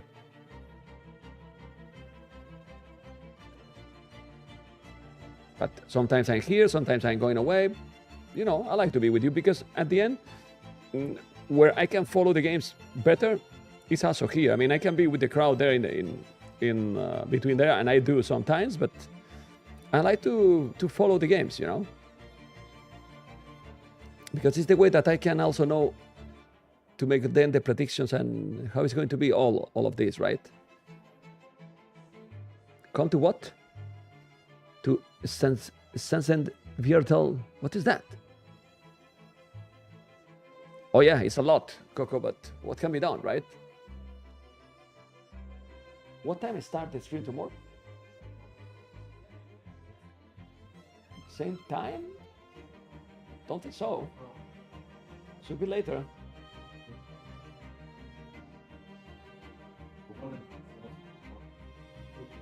Two or time? Yeah. Or time, right? Okay. Yeah, the stream tomorrow will start 1 hour later, okay? 2 p.m. German time. So that's, if I'm not mistaken, 1 GMT, or 13 GMT, or 13 UCT. Don't forget about that. Okay? And that will be tomorrow. Let's see. Oh, the Viper is not in the... Okay, the Viper is not in the chair. So I'll be right back very soon, okay, guys? Oh! Look at Pickaninny.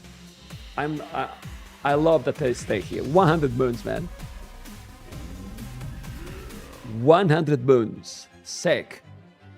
100 month with mem. Never Sick. bored. Very nice. Well, then I will stay. That he just subscribed now.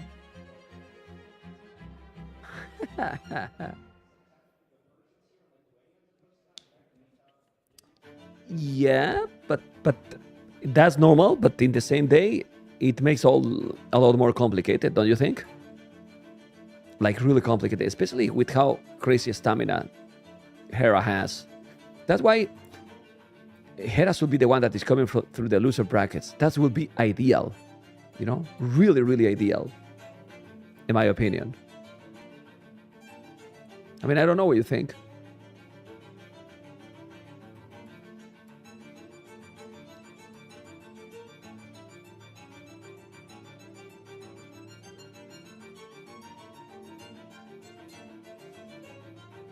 It is a WLAN tournament? What means a WLAN tournament?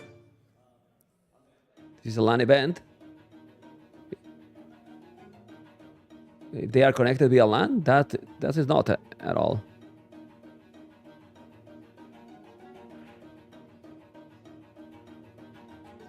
With whom did you enjoy the most the co-cast? Well, the co-cast has a lot of several and different factors, you know. Not only with who you co-cast, but also what series you cast. And if the series are likely and good, you know.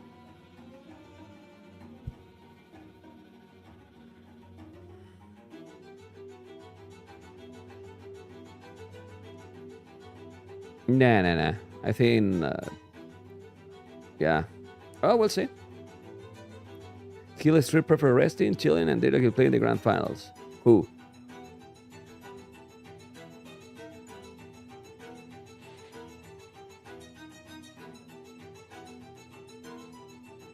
Yeah, everyone will do that. Nobody want to play the two series in the same day. Especially best of 7 and best of 9, because today, for example, if Viper or TaToH win, they will have to play another series later, the last series of the day. If Liereyy and ACCM win, they will have to play the last series of the day as well. You know? And that's a best of 5. So, yeah, let's see. Anyway, guys, I'll be right back, okay? Soon. Stay tuned. Before. Viper wanted a backup for Arabia. In the event, we go to Arabia late, and Romans is still available for TaToH. And then he goes Franks. And then he would go Franks, I think. Franks versus Romans. How does that matchup work? I mean, Franks, the very clean and smooth Arabia civ, but very cav focused against Romans who do have an infantry focus that might be able to counter that. It's weirdly enough somehow more doable and comfortable than Mayans against Romans, because at least you have more mobility with knights, and then if you can get to bombard cannons, you can deal with all the scorpions. Right, you have the bombard cannons and the good cav, which usually are the two components you want for dealing with scorpions. Yeah, exactly. Even though it is really expensive, but as long as you have an eco behind it, and Franks do have that really smooth eco with the free farming upgrades, the better berries, that you can maybe get to that late game composition. And also something that you can deal with scorpions is castles. They have the discounted castles. Yeah. You've got a bunch of castles all over the map. You limit where the scorpions can be used. Yeah. Well, it seems like we have a bit of a break here. I haven't heard word. I don't know. Players can take a break in the series, so I don't know if there's a full break or if we have a tech issue or whatnot. Apparently, Viper taking his short break is what we've heard, so maybe a bit of a refresh for him. He'll go say hi to Eustace and think of his strategy choices. Yeah. I would say that because of everything that we've said, Viper has to go in close now. You don't want to go Arabia now because there's too many guessing games involved. So you go in closed, take it from there. If we eventually get a game 5, then I would foresee that maybe that ends up being Arabia. We could also see TaToH doing that Byzantines forward you talked about on Arabia, going for the forward skirm spear approach. I've seen him do that a lot, even in tournaments. Yeah. I would expect there's lots of possibilities here for TaToH, but I mean, dude, what a win. Like, I know that obviously there's some questions to be asked because we expect absolute perfection all the time on Viper's side from that second game, especially because it started off so good. But like, the sign of a beastly player is when they can turn it around, right? A lot of people can get ahead and stay ahead because this game has a tendency to snowball. But when things turn around on you on the biggest stage, to win in that fashion was just crazy there from TaToH. There's his steely focus. Yeah, he is focused there. He's locked in. He is one of the only players I know that always listens to music when he plays a tournament. He always listens to music when he plays, period. Yeah, like he never plays without it. And it's not, sorry guys, but it's not the Age of Empires music. It's not the soundtrack that I listen to when I play the game. It's not Schamberger. It's not Taser. No. There's a lot of weird titles. If you look up the Age of Empires there are, titles, yeah. Something's about eating crickets. I'm not kidding. Yeah. Actually, I'll look it up. Go ahead. You look it up. There's I Shall Beat on Your Behind. That's a good title. Oh my god. Let's see. Age of Empires.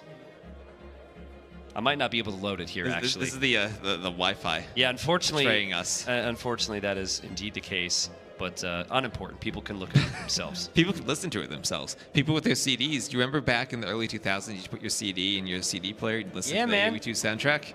Yeah, man. Absolutely. I think everybody does. A lot of people might be watching, and they got the disc in cereal boxes back in the day. Here we go. It is Arabia, and so we talked a lot about what we could potentially see here. And Viper goes for the Franks, which we expected he might do. We were thinking maybe he'd save Arabia for Game 5 when the Civs are eliminated. He could take that Franks or Mines pick, guessing that TaToH would go Romans. But I think he gets what he wanted, just Franks against Romans on Arabia anyway. Yeah, it's still weird, because like I think Romans should in many ways be a very good Civ against Franks. But I think the way the draft played out, Franks are better than the Mayans would have maybe been.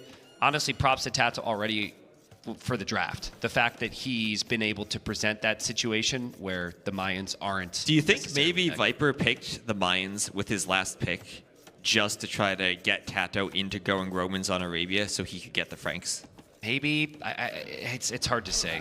I think if anything, Viper he doesn't want to be, you never want to be in a situation where you have no counters. And there was definitely that potential option with how well TaToH likes to play the Romans. So Romans, 5% greater efficiency with everything they do. So one of the best eco civs in the game. Their weakness is how inflexible they are with their tech tree. Their strengths are infantry and scorpions. How does that pan out against the Franks on paper? Well, Franks, we talked about the throwing axemen earlier.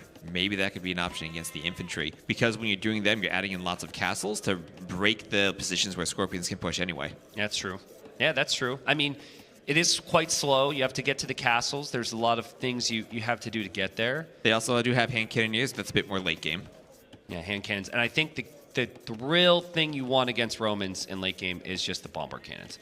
You could use 2 cannons from distance to just hit all those scorpions, and the scorpions are no longer a threat. But the Franks are going to go knights. I kind of like the Romans here. You can play the pikemen, maybe mix in a couple monks, play defensive, boom up. TaToH likes to do that. He likes to let his eco cook on 2 to 3 TCs. He's not very aggressive in Castle Age usually. And then he'll drop double Siege Workshop and mix in the scorpions in the middle of Castle Age. And we see TaToH up to feudal already, 19 pops. So it looks like he's probably not going to be going for that Phosphorus style straight fast castle into scorpions. He's going to play a more standard game and try to look for the scorpions later on.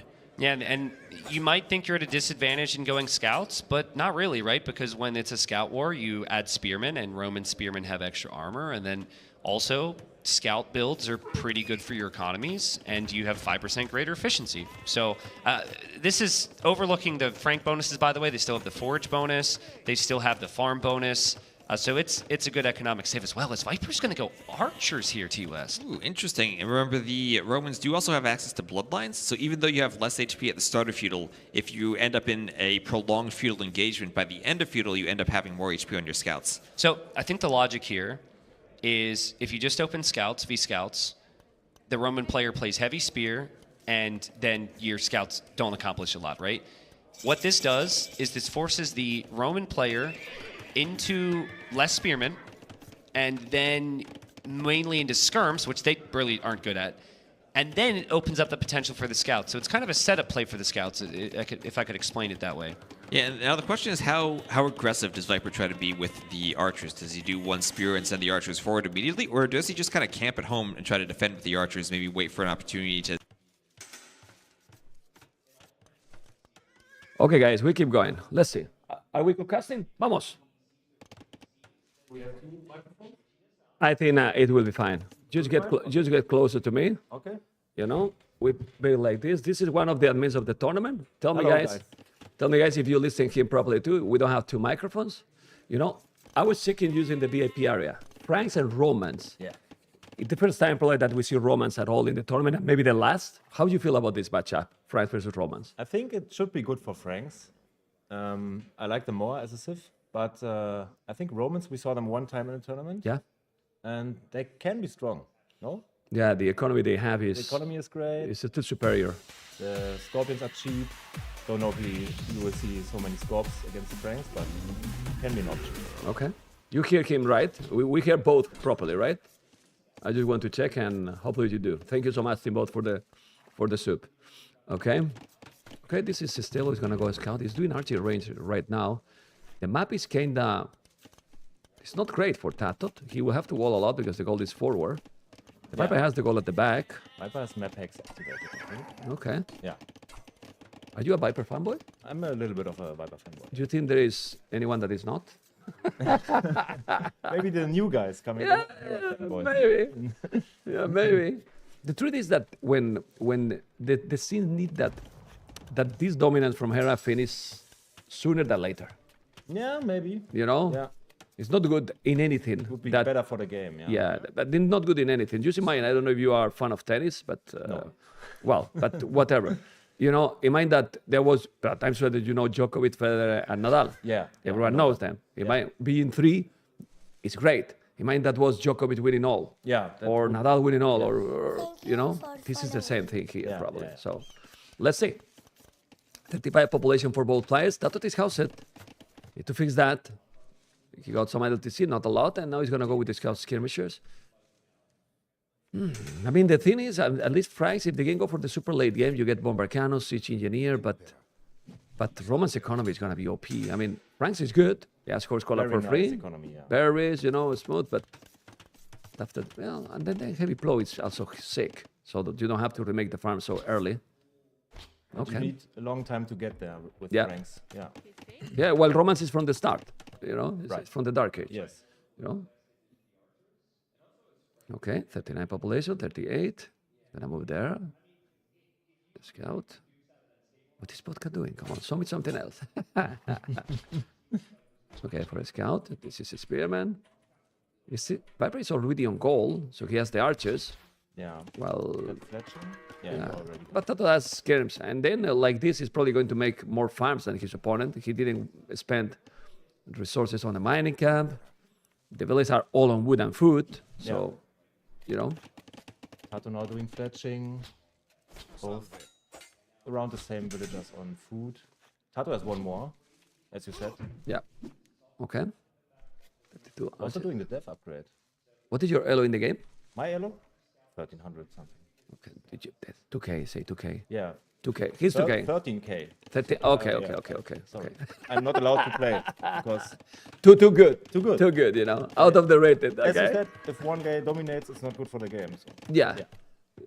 You don't want to be the one, right? Yeah, I don't want to. Everyone will hate me. Oh, he's always winning. No. Okay. 48, 46, he's housed now. And the problem is that I don't know if it's because they respect each other, and also I want to ask to the viewers as well, like, it's already 14 minutes and it's not able to start, and almost no KD. They don't really commit. Very low action on Arabia, It's a pity. At least in Feudal. Then in Castle is usually is changed completely. But in Feudal Age, they play it safe. Because they control the units so good. And since the units are weaker in Feudal, then there is a really... You have to commit a lot to do... damage. Not too much damage, right. And then the reward is maybe not enough for the high risk you are taking. Yeah. Okay. If it doesn't work out, you're way later to Castle Age and you just get cooked. Okay, he's going back here, Scout and Archers.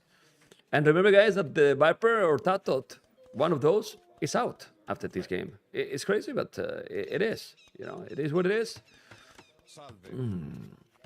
Franks, why? The Franks is not being used at all. But, well, it's a smooth civilization to use. Be careful with those scouts. You need to focus there. The camera was there, so we couldn't see it properly. Now we did. And still, they are like, it's like boxing, you know? Yeah, like in the warming, you know, that they are going to, but they never punch, you know? They are never punching here. My goodness. Just testing the distance. Yeah. They don't want to break each other the face, but look at the Viper. Viper is on the way to Castle Age. With wheelbarrow. Sick economy, with wheelbarrow. Whoa. And horse collar, obviously, for free. Yeah. So that's a good techo, man. Well, you can see how France guys can compete with Romans. Most of the situations we see how Romans are always with more resources collected. They are pretty even. It's pretty even, yeah. Pretty even right now. It's no difference. Yeah, it's the same, basically. Even ahead at some point, the Viper. Gold mining upgrade, and now he's going to go double the stable. Well, Frank's play. Uh-oh. So wall, gate. Oh, nice. I think that he's doing this sometimes on purpose, man. Just taking time. In the last second. Yeah, in the last second, man. Do you think Hera also does this on purpose? You remember the... Yeah. I don't want to remember. Don't bring me those memories, man. We're going to see later. Yeah. We're going to say a guy. My goodness. Poor yo. Unbelievable. Well, let's see. I have seen Mr.yo playing. It's really sick. So let's see. Yeah. Let's see what he's going to be. We were surprised because it's mostly starting slow in other times. No, this time started on point. Yeah. And now he only can go better, you know? Yeah, true. Don't think he's going to play worse, you know? Yeah. I just hope that today play his best. If he play his best, the series against Hera could be very good. Yeah. Let's see. Anyway, he's going to be inside. He's trying. Now you can see TaToH is going to be up, yes. But we might see the crossbows and the botkin with so many archers and the gold is exposed. I think TaToH is not going to expect that Viper is going to be up that quick. It's many skins, but this is crossbows. Botkin arrow. Go. Whoa, the goal is going away. This is dangerous. No tower in time. There's another goal at the back. But if you now push and you don't have goal, he's going to go and take all the farmers. Yeah, a lot of damage for TaToH. And he's preparing to go knights as well. He did the defensive upgrade. Yeah, but he doesn't have the bloodlines even. No. Well, with Franks, you get that extra HP. It's not Bloodlines call, but you have the extra HP for free. It's taking so many farmers here. That's really good. Yeah, and on the right side, okay. Yeah, but now, don't lose those. Still need to come, but the knights are there. He can now raid. This can snowball badly here for TaToH. He's doing a second TC on the left. The goal is at the back. 30C. Whoa. So greedy by TaToH. He's going to do what? Now he has the bloodline, but he has 0 gold. Literally 0 gold. He will have gold there, but the problem is that he's not gathering gold. How are you going to produce now? Yeah, true. Now he's got the bloodlines, and I think he's going for White Cap? Yeah. Okay. He can't even click Elite Skirmisher right now. Yeah, look at another villager down. It's taking more farmers. The Mangonel is coming. Did a lot of damage in the economy. It took only 1 villager, guys, but he's with the siege even. Wow. Yeah, Viper going aggressive. Very aggressive. We were talking about being passive and not passive anymore. Yeah, not passive. Going for the castle. In Castle, they punch. Because the units are a lot stronger. Yeah. Like, now you can really do damage. Without that, I mean, you need to micro those archers, but still a lot more. Especially with the advantage he got. TaToH still got feudal units, basically. Yeah, Yeah, he has only 2 knights. And 2 knights, when there's so many crumbles here, he's gonna do the job. Do nothing. Really do nothing. There's a scout here as well. Honestly, population is still similar in terms of village, but this should be really good for the Viper. Yeah. Okay. I think he will also add maybe the 30C. Yeah, it's doing that. My goodness, 13 elo, man. 13k elo. Unbelievable, man. Okay. You should watch my channel. You know, there's an emoticon called membTV, you know. Always watching them, of course. Okay. Oh. That's true. Okay. Nice. That's very nice. Okay, TC here, going with the goal. It's a lover boy. It's a lover boy, guys. It's what it is. Huh? Really? Yeah, really. Okay. Nice. He's a 15 months lover boy, man. Nice. Thank you so much, man. It's so hard to know all the people, you know. Yeah, and there is here people, you know. Yeah. My goodness. Okay. There was last night a donation they did to me. And there was a Scarlet, and they said, "I see you tomorrow." And I was, okay. You have been together? Yes, we have been together today. Then I went now to the VIPR, and he came, give me the hand. I'm Thomas. Thomas. He's in the VIPR is Tom. You know that is in the channel is Tom with three bars. Okay. You know. Okay. So he's here. A lot of people from the channel is here. It's so cool, guys. You should have come, guys. It's really nice. Yeah, next time you come. Yeah. Or the other boy. I like how you say it. Okay, look at the knights here. Look at the knight with the crossbows. He's taking all the farming again. He's now mining a stone. The Viper is playing this. Till now, perfect. It's perfect. Really good execution. Yeah. Okay. You got 1k rest more collected. Yeah. Makes sense. I mean, yeah, it's 10 dollars more. Exactly. More, yeah. He killed already 3. He has been for around this for a long time now, so it's pretty sick. He never lets the pressure down. TaToH always has to do something. Now he's going to take the secret shop, okay? Yeah, but he doesn't need a secret shop anymore. Yeah, he needs what he's doing right now. And then now Frank's economy, you know, well, he has it nice. He has to be careful, Viper at home, but he has 3 TCs, so all the resources are kind of protected here. And TaToH also does not have the +2 armor upgrade. Yeah. And Viper already bought an arrow, so yeah. TCs will protect against knights. Okay, gonna take 1 Bel Air now. And now he's denying that goal. He's coming out, so we cannot see because Vodka doesn't see, but we see in the minimap he's coming with more army. There you go. And if he puts the armies together, TaToH can't engage. Yeah, I mean, he's walling, so he's not letting him more come, but I'm not sure. I think TaToH, if he's taking a bad battle here, this could be a quick game. Completely opposite with the other one, and we'll have a match point here. We'll see. He's probably not going to give up, but I smell, you know what I smell? You know what I smell other than the dirty air here that is shit? No, what's you know, I smell a forward castle, you know? Oh, first 4 TC, of course. Who is the co-caster? He's admin of the tournament and subscriber for 15 months to the channel. So it's a lover boy that is important in the Age of Empires community. It's not that you are not important in the Age of Empires community, but he's more. You know, it's what it is. Stop it, man. It's what it is, you know? Also, I'm not the only admin. We are 3 admins. Yeah, I know that there is more, you know? He's the other one, right? He's the other one. Okay. Mr. Dobson and Elumis manning the community portion. Okay. Yeah. Doing great job. Yeah, he's doing great. Tell him to ban freaking Andy for a slink all the time. Oh, yeah. Yeah, we are on it. Okay. You monitor him already, right? You are, you know, locked in on him. Follow him. 103 population, TaToH 72, and you can see. Looks tough for TaToH. Yeah, no. This has to be 2-1. I mean, the Viper cannot throw like this, having 4 TCs also. Yeah. Wow. It would be tougher to throw than to finish the game. Yeah. For Viper, I think. Yeah. Well, if we make a resume, I don't know if you have been watching the other 2 games. I feel that Viper has been playing very nice execution in all the 3 games till now. And just he lost the previous game because Bohemians is very hard to beat. Bohemians is kind of OP on Fortress. This battle can be the game. It's +2 for both players. The Crobos are there for 1. Now TaToH, I think he's gonna call it. This is game. I know that you wanted to catch with me 1 hour, but it's what it is. It's what it is. It is what it is. The snake took it. Whoa, that was a great one, man. Okay. Now you can go to the hell. Yeah. No, I'm joking. Thanks for having me. Did you enjoy or not? Yeah, I enjoyed. Oh, you hear the no, no, I'm joking. Thank you to you for joining, man. Yeah, how many many viewers in Hamburg. It's full, Teambot. The crowd, I mean, the venue is full, you know? It's completely full here right now. They sell all the tickets. I will say that they sell even more than they could put, because if you check in the first row, they put some extra chairs, you know? So yeah, it's completely full, guys. It's nice, you know. It's very nice, like very, very nice. Remember, guys, that I will cast the next series, you know, with the okay. Come again. People want to know some stuff, and then if you can answer. Okay, people want to know what is the hardest part of being at main. The hardest part? The hardest part. Should I answer for real or just joking? For real, no jokes.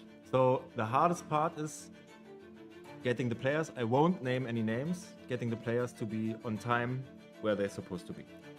Well, welcome to my world. Yeah. Because I host tournaments. Yeah, I know. I also heard things, so... But it's crazy, right? That we're not saying any name, but we're in a venue with crowd, live, with all the environment here, and we have to chase them. Yeah. We have to literally chase them. I didn't say anything, guys. We love this game. Yeah. They also love the game, but they're very relaxed. Yeah, but they stay tuned. You know what I mean? They stay tuned. Well, that's it, man. That's it. I'm going to make a small break, guys. I'll be right back for the game 4. I will cast as well, okay? But I'll leave you here with the main signal. I'll be right back. Stay tuned. Stay tuned, my friends.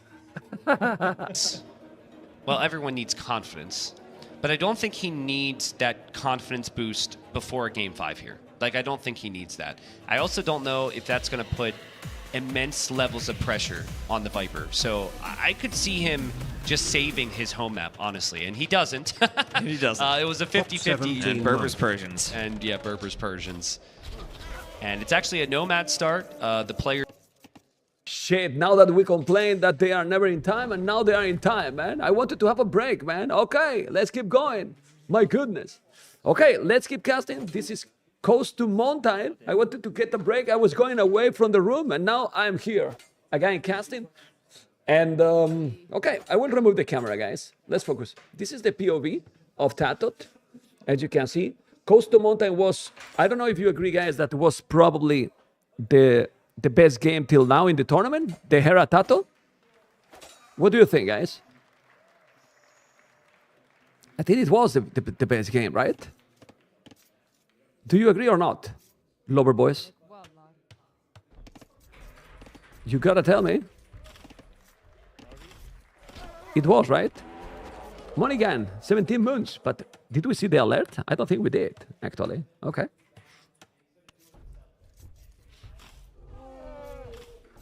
Yeah, I'm checking the saves, and we have Berbers and TaToH Persians. How much were the tickets? For 4 days? I think 100 something for 4 days, and the VIP area 400 euros. But I can tell you that the area is amazing. You get food, you get a drink all the time. It's a very cool one that you can check on the, and it's 4 days, like 100 per day on a VIP area. When you have, yeah, it's so good, man. I mean, it's really so good. But well, it is what it is, you know. Anyway. Let's focus, guys.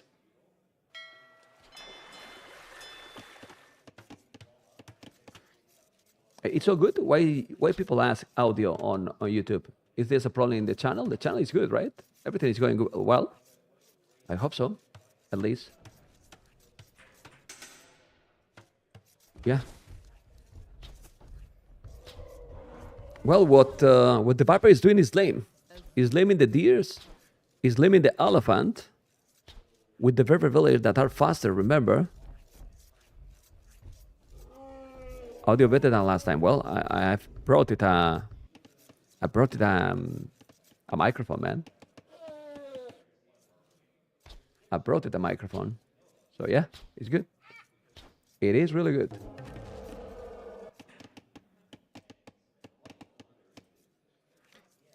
I'm thinking that what is going to be the approach here? TaToH is going up super quick. This is crazy. They did dogs in opposite side. The Viper went for the forward dog. TaToH at the bottom. So maybe it's not going to find each other. This is insane. This is crazy. Yeah, Viper's going to be up much, much lower. But then TaToH won't have any resources at all. Look at that villager snake. This is crazy, man. He's going to lame everything. Yeah, he's limited a lot, you know. Yeah, it's crazy. What Viper is doing here is just crazy. He see the dead bodies.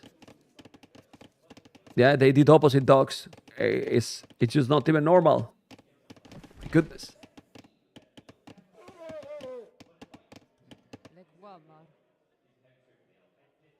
And now, taking the ship.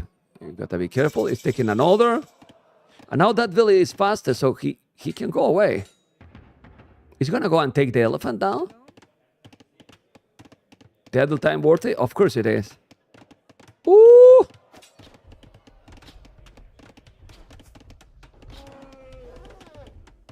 Oh my god, the lame he's doing, man.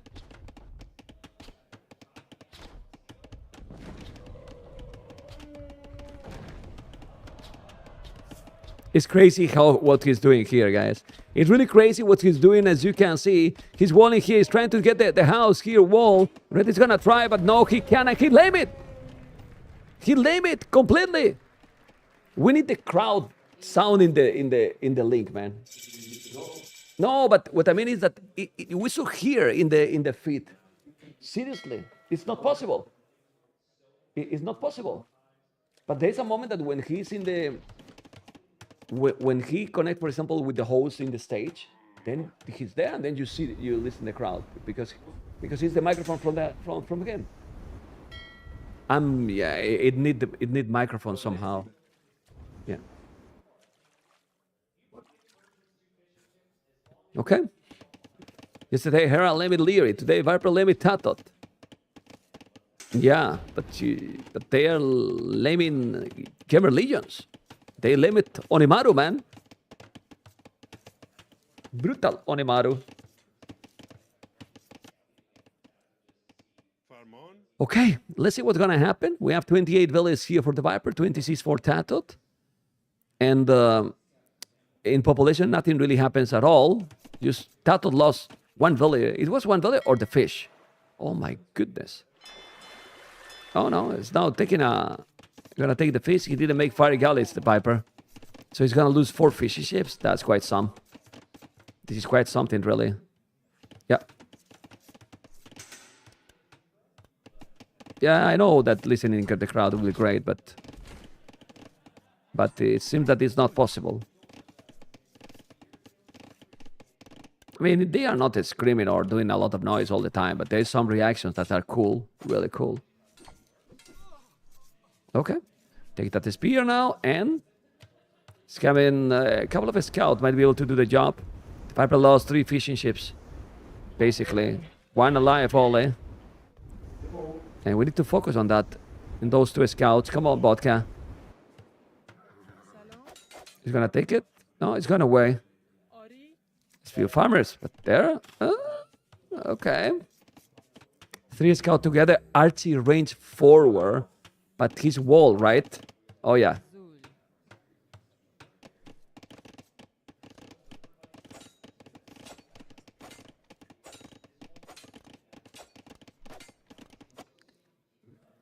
The game now kind of slowed down.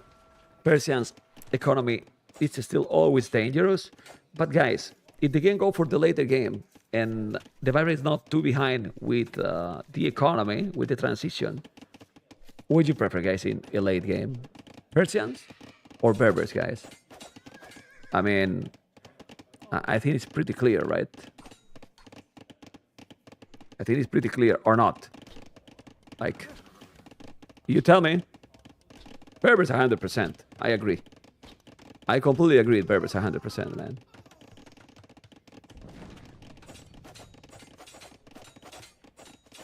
Okay, he has to be careful. This is 3 scout, 4 scout. The archer, gonna move or not? You have to move. Ooh, he's moving, man.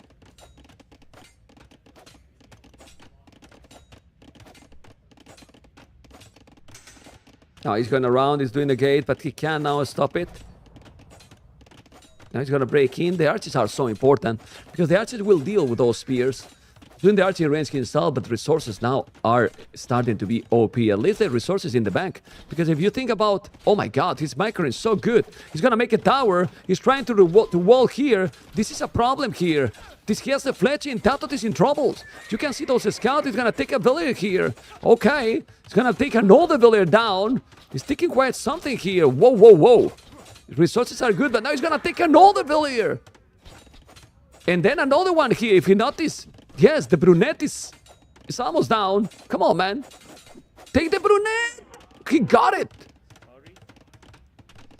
He killed 6 already in total. But even like that, Persian economy, it's broken. It's brutality broken. Yeah, but still, Viper has also a lot of food in the bank now. Is Viper gonna go up quicker? Guys, if the Viper is going up quicker, this is going to be amazing, guys. Yeah, it's getting the lead, man. He's definitely getting the lead. Yeah, okay.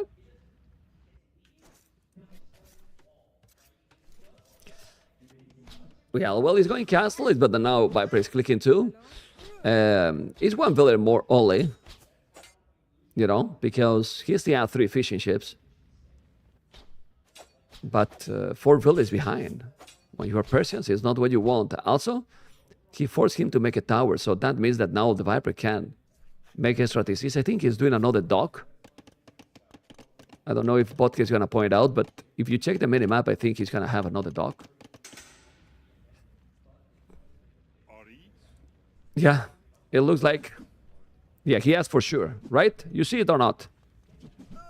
So guys, how is the stream going today? I'm streaming normal with 1080p for both Twitch and YouTube. I think it doesn't need more. It should be smooth as always, and it has to be the same quality than yesterday because the 4K, I was streaming in 4K and with more bitrate, but the signal for the stream is 1080p. So I just decided to go for less bitrate because it wasn't needed, and then more people will be able to watch because the stream actually is not 4K. So you don't need 10 megabytes, sorry. Also for all the devices, if people want to watch now in consoles and everything, all should be perfect. Okay, Scalebard in armor. Well, the thing here is you go now knights. You know, it's they're cheaper. They're definitely cheaper. So should be better, no? I mean, I believe so. This one is stable doing the monastery. It's going knights. While TaToH is not doing anything. He's doing an extra TC. Crazy. He bought the stone.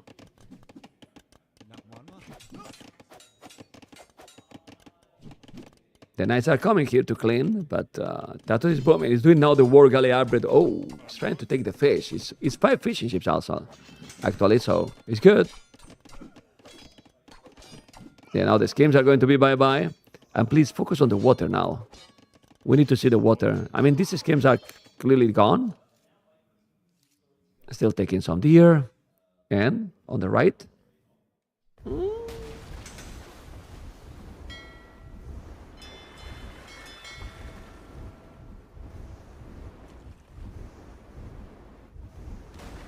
He's taking one here. He's gonna take another.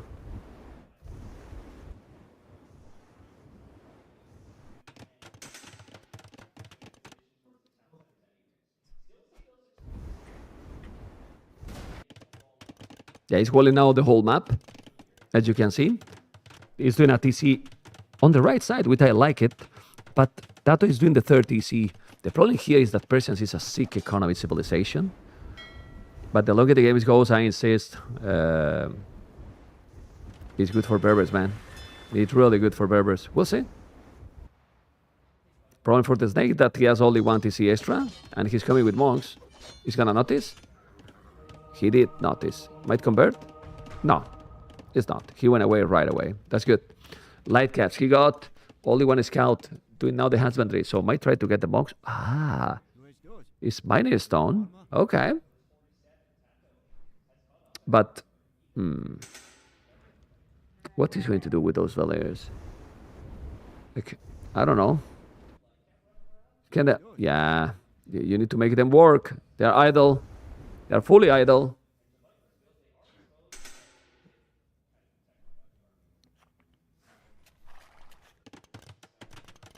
Okay. It's gonna put the town center there or not? Yeah, it's a good town center. You have to have one on the side for sure, at least. I like what he did in the right side, because if you have split those town centers, it's gonna be more complicated that they get raided, you know. Who's playing the loser bracket semis? You're watching them, Mayu Gigi. This is the loser brackets.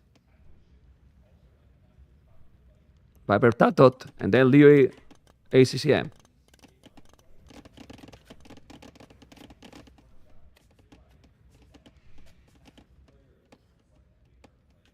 Okay, he's gonna take down the monk. Got it. You need to be careful. Don't get converted. Didn't get converted, but he's gonna take the relics. That relic, or maybe not. He's gonna go 4-tone center. Yeah, Viper is gonna go for the full heavy boom. But this is the thing. Like, the Viper has been ahead, you know, and then TaToH is still 10, 11 bullets more. But that's normal for oh my god, he sniped the monk. For Persians, for sure. He has more army, that's a good thing. So you control more the map. He has 10 villages on a stone, and that's huge here. Because you drop a castle, then you do camel arches, but also the castles give you a presence in the map, and you are protected. The next round is loser bracket semis.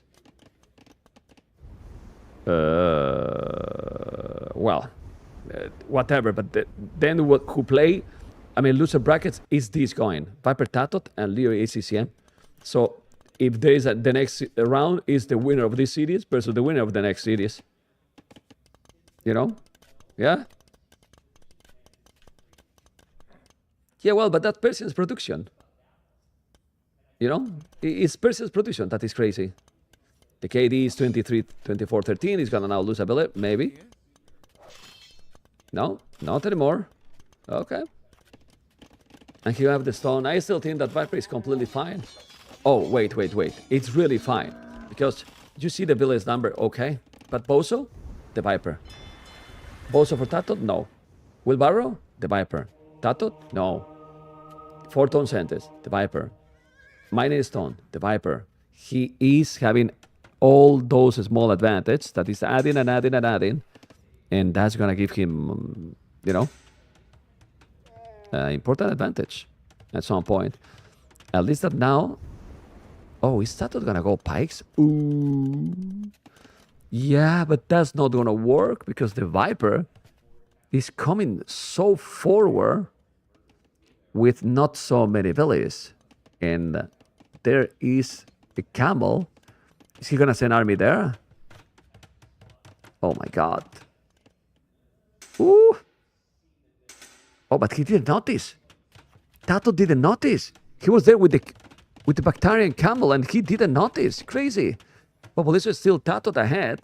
Wheelbarrow now, plus 1 armor. But then if now the Viper spam camel archers, oh my god, look at those monks. This is so complicated. 2 relics per player. I believe I'm missing a relic. No, it's 3 relics for the Viper.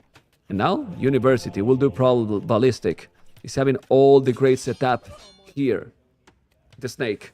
Doing devotion. The castle will be up. He's doing an outpost. He didn't see this crazy. I mean, he was there with the Bactrian camel, with the scout, but he didn't notice.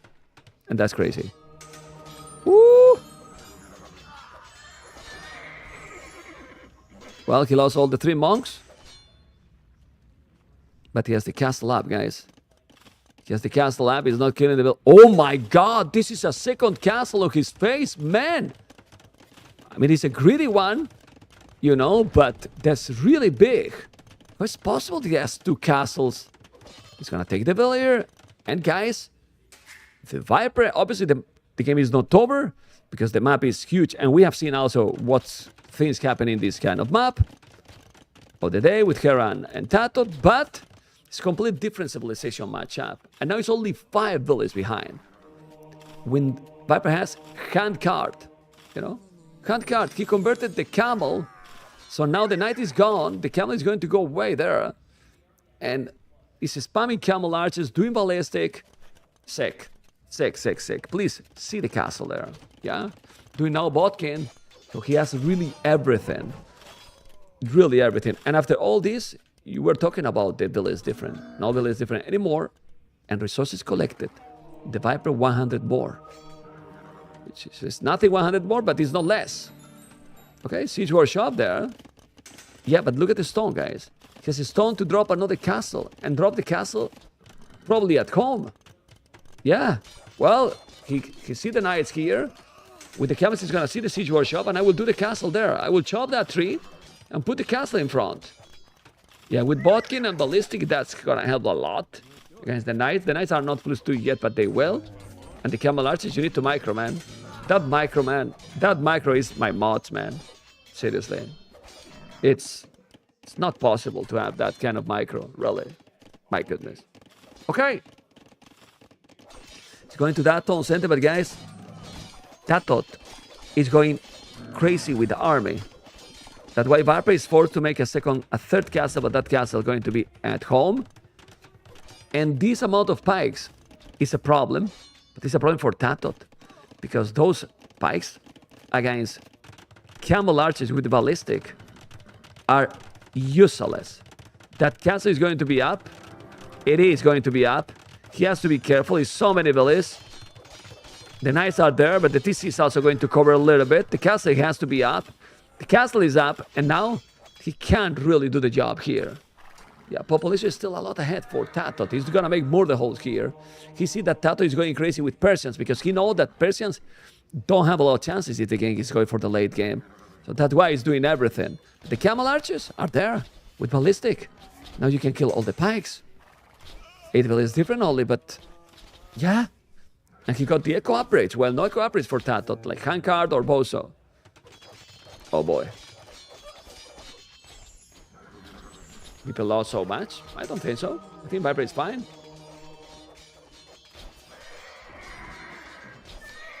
I think Viper is really fine. I mean, I might be wrong, but I think so.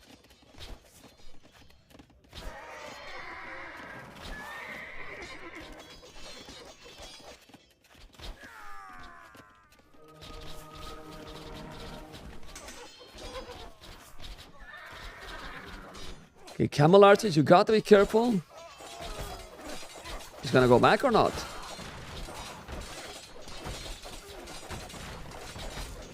He's going to Imperial TaToH, which is crazy. But now TaToH has no army.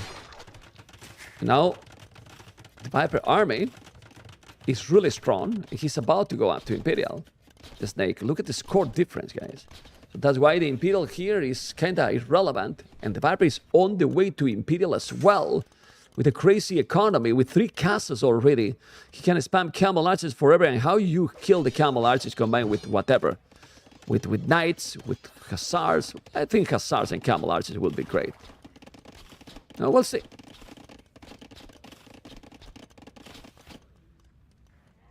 Cucurito in the house. Cucuro.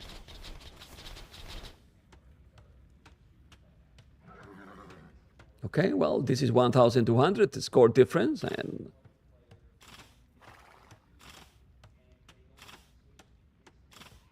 careful there. I know. But you are finally being a professional player, not a spammer boy. Professional viewer. Oh man, the camel archers are inside. Well, I have the feeling that I will be casting soon in the main cast, because this is not looking good. For TaToH, I don't know what you think. Look at the castle, it's gonna make forward.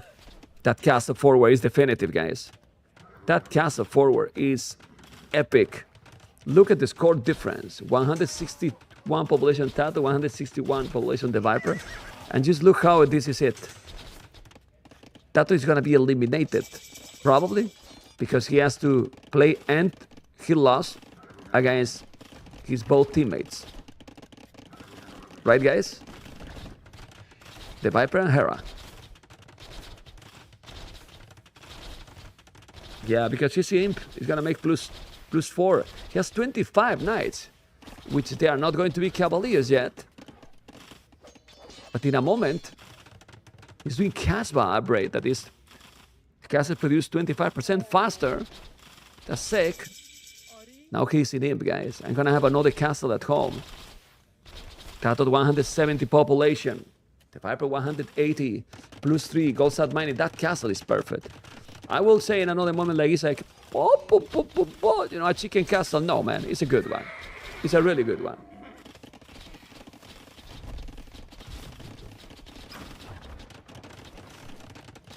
Yeah, look at this castle, man. It's fantastic timing here. Oh, man. Yeah, TheViper has more army. Okay.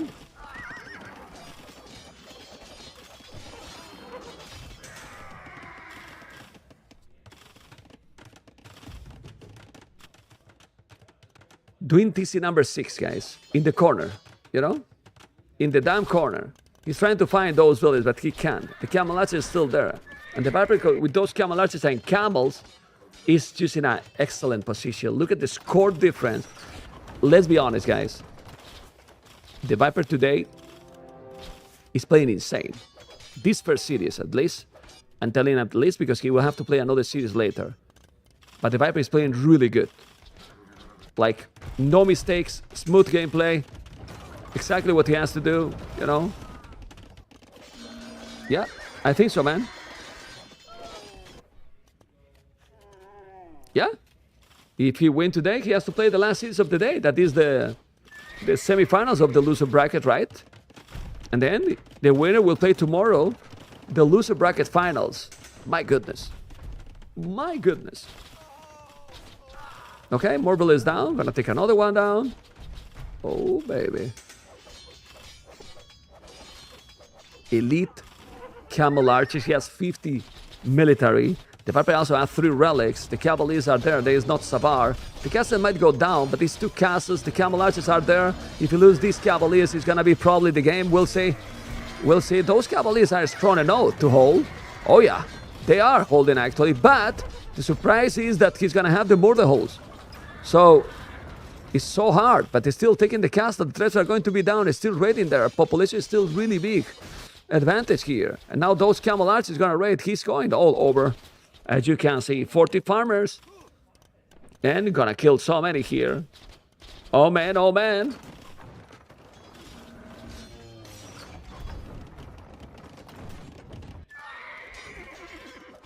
$40 farmers, 14 on gold, 10 on stone.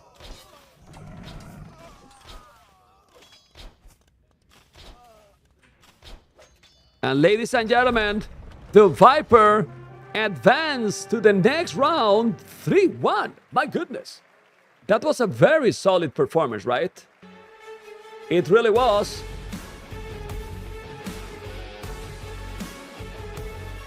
You can listen to the crowd, right, guys? Or not?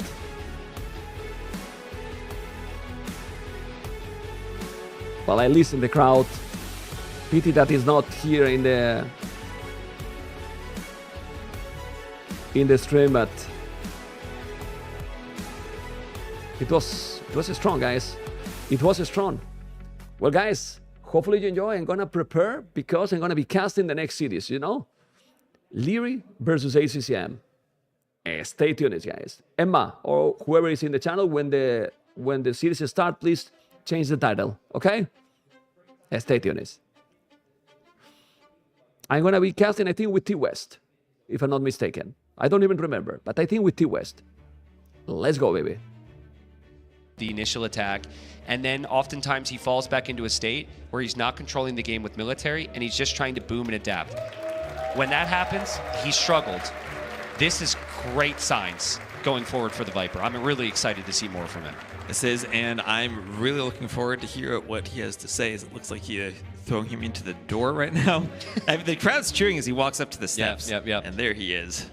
Yeah, I'll be listening very intently on what Viper has to say on any questions on the Fortress game. And the revolution. We'll see what he has to say about that. I'm interested to see what Jordan has to ask him. Oh, true. I'm sure Jordan's going to be loading up lots of questions. But, folks, thanks so much for watching. That was, believe it or not, the first series of the day. So thanks for supporting the event so far. You'll hear lots of different ways you can support the event. Look down below the channels if you want any info on that. But T-West, good cast, man. I had a good time, That was a good bro. first set. Yeah, good warm-up for the day, right? Yeah. All right, and I think Viper's ready, and we're going to have an interview. Thank you, boys. Fantastic cast. You were just a little bit delayed because you needed to judge Jordan's handwriting. We'll get to that later. But Viper, once again, congratulations. Fantastic series. An interesting matchup, I feel like, because TaToH, correct me if I'm wrong, he's your most frequent scrim partner? Recently, yes. Yeah. So how did you feel going to the series with that in mind? Because it kind of feels like he knows everything you're going to do. Did you feel like you had to get very creative in this one? I think we both had, right? We have some things that we agreed, like, let's not use this against each other, because maybe we can use it in a later round. But that's the thing, right? When you meet someone you're training with, it just becomes so much mind games, like which shit do I pick on this? I know he likes to play that on this map or this style, so I try to figure out the counter to that, and eventually you just kind of have to go with your gut instinct, and today it worked out for me. I think the last few times you've met up, he's always taken one game off you, but you've taken the series in the end. You know, it kind of feels like a little bit of a pattern developing there. Do you think it's a playstyle clash? Do you just feel like you're leveling up once again to a whole new level? I think we're so close. I think it's whoever has the best day, essentially. Who honestly, like, who wins the draft, maybe. Like, it's so close, and when we're training as well, like, we know each other so well, so it's like whoever has the best day and gets the best draft, I think, more often than not will come out on top. Now, talking of people who seem to be performing their best, you know, we didn't get a chance to get your opinion on Yo after the series yesterday. I know you just had a win. I'm looking for the sting on the other side. You know, does he look like maybe the biggest threat right now to Hera? Because like Olympia, we always have to talk about who can actually take down Hera. Is it you? Is it Yo? Like, is there someone in your mind that has the killer instinct? I think if Jordan is back, he will be the one. Sorry, no, okay, let's be serious. Yo is one of the guys that are really hard to face because he is so unpredictable, and that is both a strength and a weakness sometimes for him. But yeah, he's one of the guys who probably historically have taken more sets from Hera the last couple of years in various tournaments. So yeah, probably one of the guys that can do it. Yeah, I think it was like a 65% win rate, which, I mean, against Hera is actually, like, not bad. You've kept him down, right? Like, you've kept him low, only given him just past half. But you know what? You were so great in the last segment. I want you to help me, rather. Shark. Talk about no. Another one. How have you been enjoying the desks? Dude, the desks are so nice because I can like take them up and down however I want, and like you just plug in the. It's so easy to construct as well. Yep. Because why are you guys laughing? Yeah, they're laughing because they're jealous. You got the best desk. Yeah, there's a lot of space as well, so you can maneuver around everything how you want it. You can even have like this cable management system behind as well. And I think it's because they are elite desk. Did you know, like, so we've been doing different measurements. So far we calculated it can hold 1.6 nillies. I believe it can hold... Wait, how did you find that out? I'm occasionally good at math. No, but like, did the table break? No, because like they can hold about 120, 128 kilograms. So like we just weighed up nearly. He even double checked it because when I said it, he was like, "Yes, that sounds about right." Yeah, of course. So I think I don't know. I reckon that can take about 1.8 Jordans. I think you weigh less than Nilly. Yeah. Half a doubt. Because you're healthy and Nilly's got the beer belly. 85 kilos. Is this supposed to be on camera? Yeah, he's going back and forth. We're making him work for it. But no, guys, if you want to check out Lead Desk, you've been enjoying the stage for good reason. It also comes with a bunch of different modular things. So like you can have your PC attached that moves up and down. You can have a monitor mount, a laptop mount. I think they may have mentioned about a cup holder to me, which is always novelty. But probably. And Lead Desk has been supporting other Age of Empires events as well. And I actually have a Lead Desk at home. There you go. He's my perfect candidate to talk to you about it. So guys, if you want to check it out, !Elite Desk in the chat.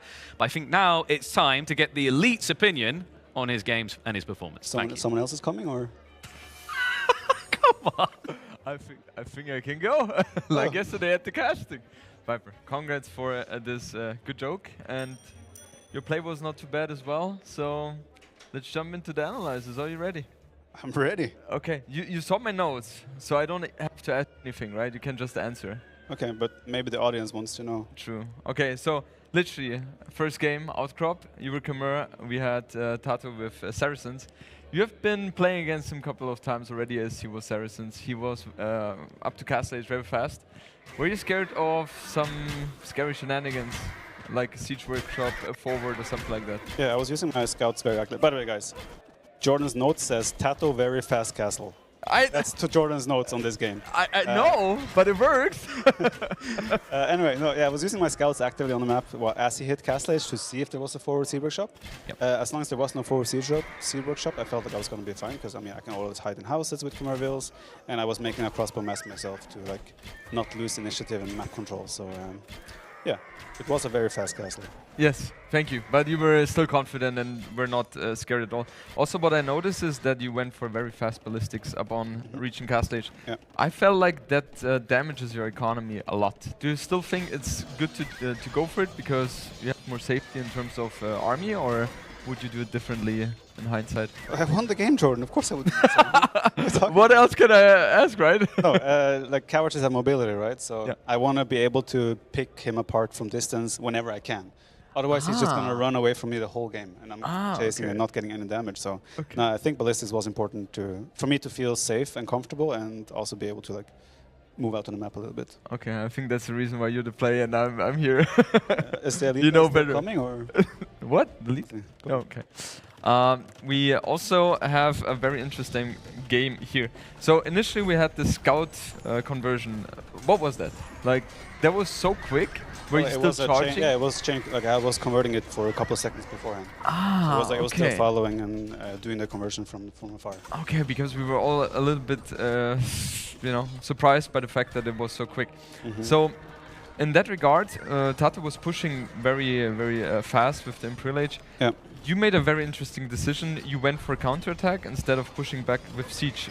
What went through your mind? Why didn't you want to go with the direct counter on his push, but you went for the counterattack onto his base? Well, his weakness with Bohemians is mobility, right? And he made a forward base with not too many buildings. I felt like, okay, if he invests army there, then for sure he will not have too big of an army at home. So to target at home, so I was like, okay, let's do a counterattack, and his push was fairly slow, so I thought I could still defend with reinforcements regardless. It just felt like a natural decision. Okay. Can you also, a question I had, I felt like you built way too many paladins. The initial ones felt very good because we were able to get map control, snipe a lot of siege, but after that it felt way too much. I think adding hand cannon would have been better. What do you think? I agree with that. Yes!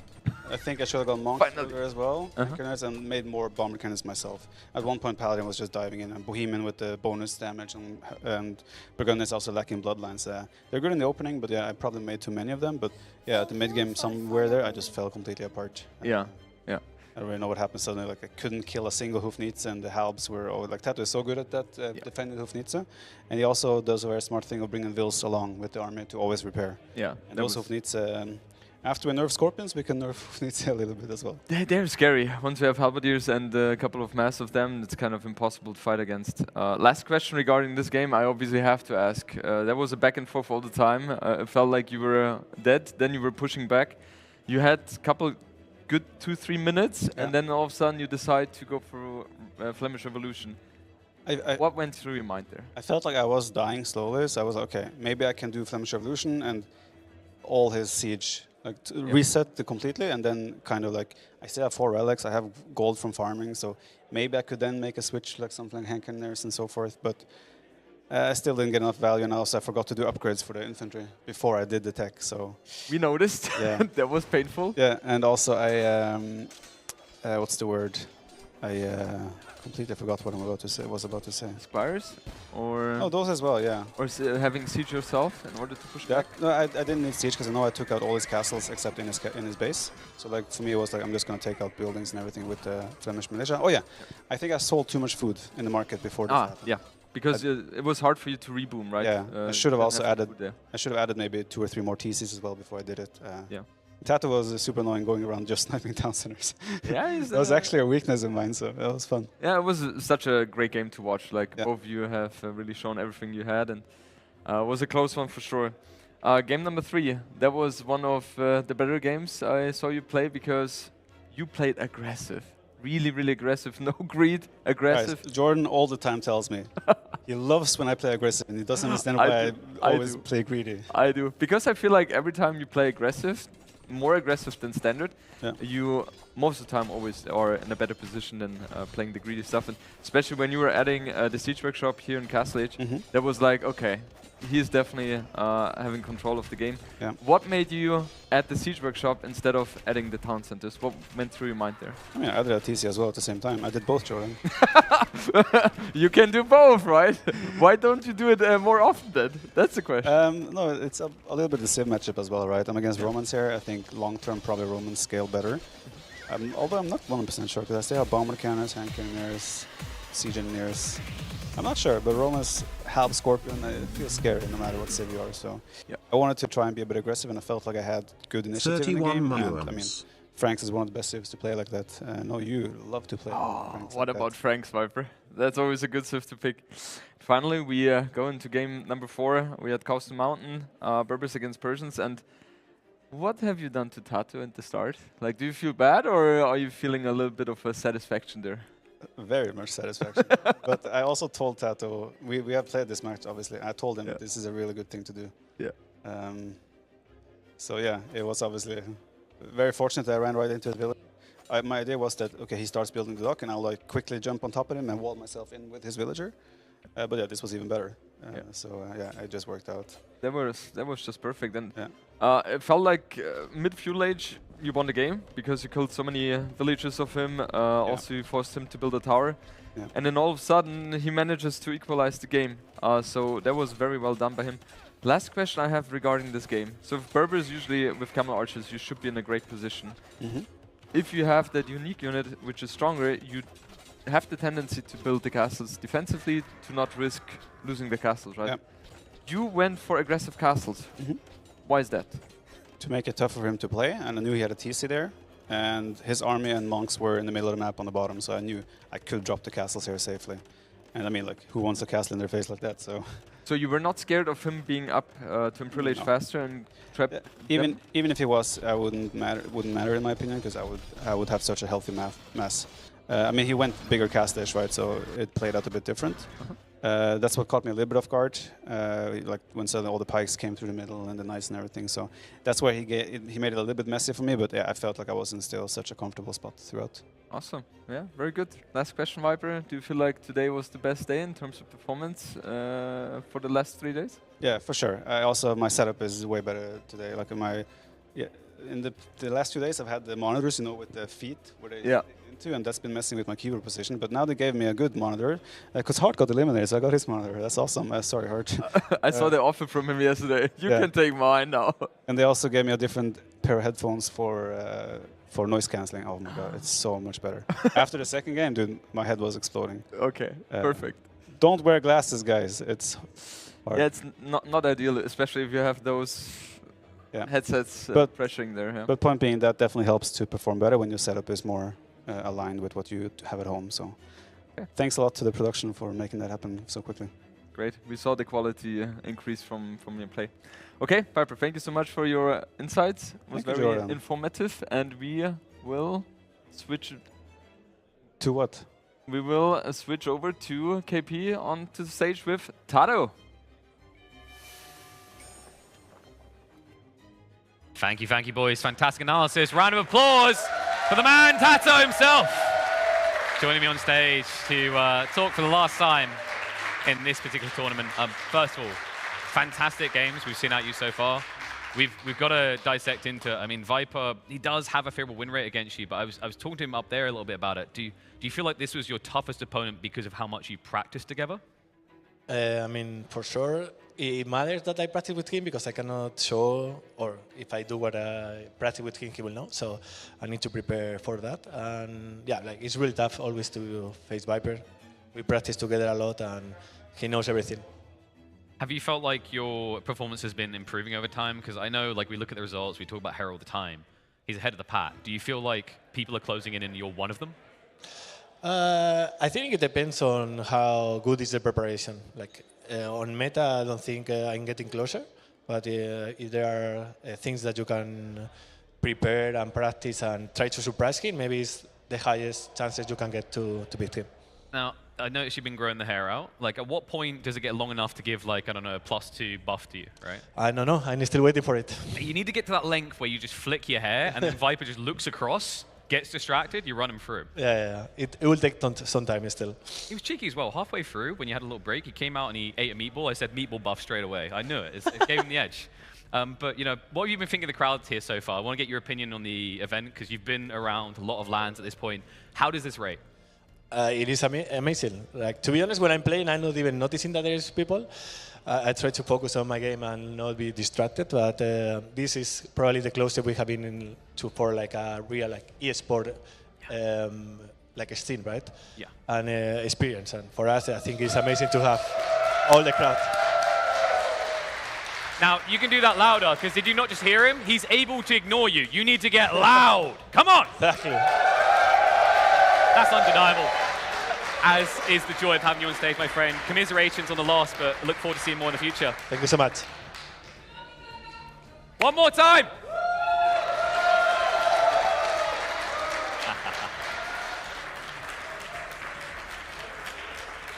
Always a pleasure to have the Spanish stallion on the stage, getting his thoughts. A tough series, folks. I mean, Viper, when you go up against your scrim partner, it has to have that kind of rough feeling. He knows everything you do. You have to get creative. You have to get different. As are the remaining players. We've culled another. That is now 3 out of 8 eliminated here in the Garrison. It's crazy to think we're going to be seeing 2 more go home today. That's right. We still have blood to be spilled into an upper bracket series where nobody is actually going to get eliminated, but you know it's going to be hype. Like, can I get some gauging here? Like, who's been enjoying Yo? Like, let's have a look at the bracket and have a look at this. How many people think this is going to be Yo's tournament? Oh! All right, let's just do the obvious. Who thinks Hera's going to win? Wait a second, that wasn't as loud as I was expecting. Who thinks Viper's going to win? Okay. ACCM? I like that. Liereyy? Wow, I love the variability of you guys. There's some interesting possibilities here. By the way, reminder, we're going to be open super late, which I think is good, because after that series, I'm expecting these to go deep all day through. So reminder to make sure you tip off at the bar. Make sure you're getting your hands on that merch. ! TG merch in chat if you're watching remotely. You can get that as well. But I want you guys to be equipped. You need to basically have as many Garrison sweaters, hoodies on in the crowd as possible, because that will increase the likelihood that Being Esports is able to do this again. But there's the schedule we were talking about. It's interesting. We know Viper's going to be there.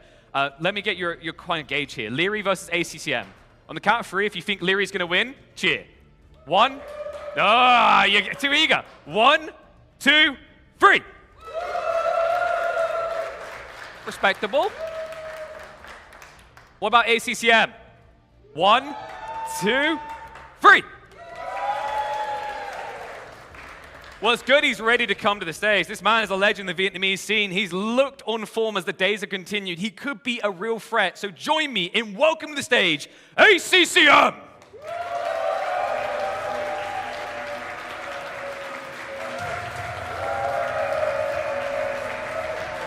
A close series against an undeniably tough opponent, but he took it, and he has a smile on his face, confident going into today. But his opponent will be no pushover. We know him, we expect him. We talked about the upper graphics, expecting to be kind of like a finals of its own. You never know when he's going to strike and who he's going to take down. And he's local to the area, so I know he's got a lot of fans here. Join me in welcoming to the stage, Liereyy!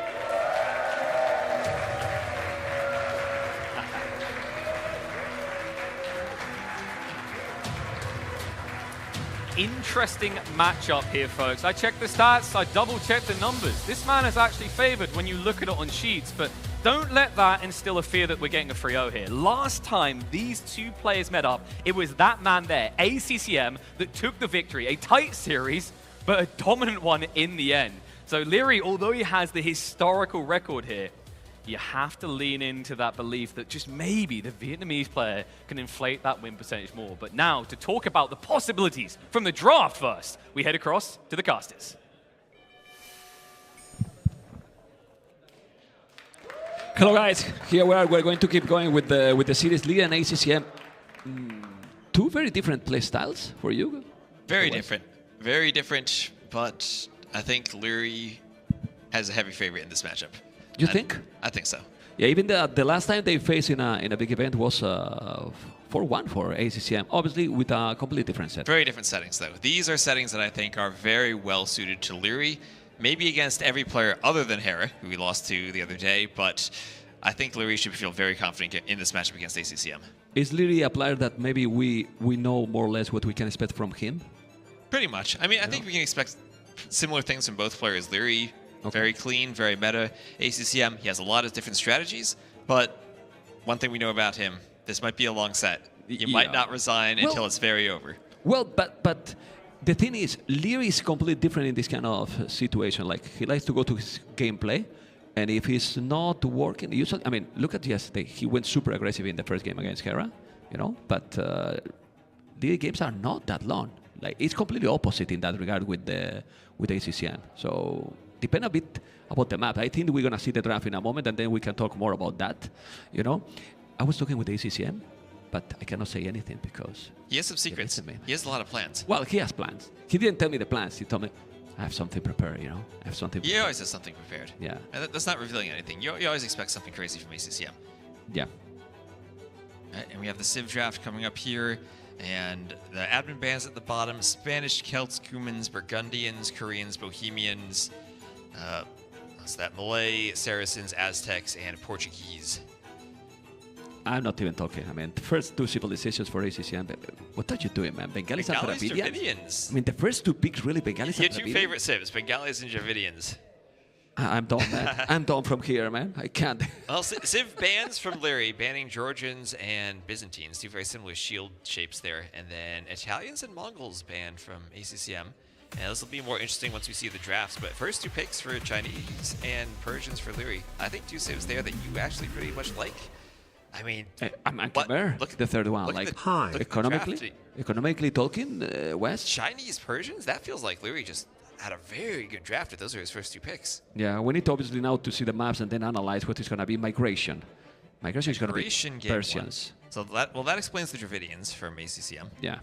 And then ACCM's home maps, Fractal and Fortress. Lierey's home maps, Land Madness and Outcrop. ACCM banned Arabia right away, so Liereyy went for Land Madness, the next open map he has, and Outcrop, which also is a fairly open map. Yeah, but also you can see that he cannot go for another because Arabia has been banned, comes to Mountain and Close, banned as well, Golden Lace, Chaos Speed, and Golden Stream. Like we were talking, a lot more meta gameplay in the map from Liereyy, while the maps from ACCM with a lot more room to prepare something special. Fractal especially. Fractal, so many different ways you can play that map. It's kind of the same thing every time, but yet a same thing that you can explore in so many different ways, whether you're going for the Fish Boom, the Tower Rush, some type of Dark Age Laming, some fast castle for a unique unit, lots of different ways to play the map. And also interesting at the end of ACCM's draft, the Civ we've seen drafted several sets in a row now, the Mayans. Yeah, but we still have not seen only Hera yesterday. Hera yesterday against... And he played very well, right? Ended up with a Civ matchup, Mayans versus Mongols, that really favored them, I think. Matters a lot, the civilizations for Hera? Not really. Maybe Hera just wins every Civ matchup? Maybe he makes Dravidians look good? Yeah. Well, it's possible. It's possible. Migration. You think it's going to be Persians? Because I don't see any other civilization from the Liereyy draft. And this is something that I kind of dislike. Because it's nice, in my opinion, when you have some civilization that you can make your opponent think, oh, what is he going to use it? It looks pretty clear to me that it has to be Persians there. Yeah, what other Civ focuses on the water? Pretty much nothing from Liereyy. I mean, ACCM has some options, right? Bengalis, Dravidians, even Lithuanians, maybe even Hindustanis, if you're controlling the middle with camels, could be an option for migration. But a few different picks there. I'm thinking, though, ACCM, Bengalis is the first pick. Maybe he has a strat cooked up for them. I wouldn't be surprised to see Bengalis on Fractal. Yeah, but that's the beauty of what we're talking. They are also good in Fortress. They are also good in Fortress. Now you don't know exactly what it's going to be, because then Lithuanians can use Lithuanians even on Fractal as well. We have seen it, you know, but potentially you expect them more in Land Madness and so on. Well, it's tricky. I think they are going to start very soon, I guess, because that phase came in phase, I think. Yeah, that's Liereyy prepared. I mean, he's always prepared, though. Oh, yeah. Let's be honest. Yeah. Liereyy knows what's going on. So a score prediction for you? Ooh, 3-1 Liereyy. I should say something different, but I was thinking about the same score. So I'm going with you about that. I wouldn't mind a 3-2 again. Okay. Maybe you don't want because you are now back-to-back series, you know. Hey, back-to-back series. We got ACCM now. This is a long one. Need your energy, man. You told me before. Don't worry. We will have the energy soon when the games are going to start. Well, we just saw the Viper. He's already in the NES series, right? Right, and the winner. Remember, the winner of this set will face the Viper later today. Both of these players have to face in the lower bracket semifinals. We're gonna have Hera and Yo the next set, and then the lower bracket semifinals. So we can have Hera Yo next set, and if Liereyy win, the Viper Liereyy for the last series? Yes, we can. Oh my God, that sounds good to me. I don't know what you think, guys, but this looks like a good program for the Saturday night, we also right? could have ACCM Viper. Can be too. I mean, it's imagine, you know? Imagine ACCM playing 10 games on one day. That's going to be the longest day of Age of Empires we've ever had. He doesn't matter. I'm sure that ACCM is ready to rumble. Don't you think? I think so. Mean, these guys, especially ACCM, I would say ACCM, probably Yo and Hera, the one that practice the most. Well, ACCM is always the player in that player room first. Yeah. Every single day. If you go there, you see him. He's playing. He's there. I mean, he's there for sure, you know. Okay. Let's see. But I think they didn't start. They didn't start yet. Okay. Unless Liereyy figured out how to play with his hands off the keyboard. You never know what he's capable of. Who you think the Viper prefer as opponent? I think Viper prefers ACCM. Right. Liereyy bringing a lot of problems to the Viper. I feel like Viper is at a mechanical disadvantage against Liereyy. And that's something you can say maybe only against Liereyy and Hera these days, with how good his micro is. And against other players, maybe they can come up with different strategies, but I think Viper can always fall back, even these days, on his micro against someone like ACCM, still try to pull out some victories. And is Viper similar style to Liereyy? Not really. Not Mechanically really. is similar maybe, but what kind of gameplay you think is the Viper in comparison with the Liereyy? Viper, he's more creative, right? I mean, maybe predictably creative with some of his civ picks like Portuguese, but he's not that same clean meta player like Liereyy and Hera are, where he's just going to go crossbow. I mean, we saw he can do that in that set against TaToH, but that's not always what he goes for. Sometimes he tries to be a bit more creative with the unique units or different civ strategies. Yeah. Now that you say about that series, I wanted to talk to you about the Riverside Fortress.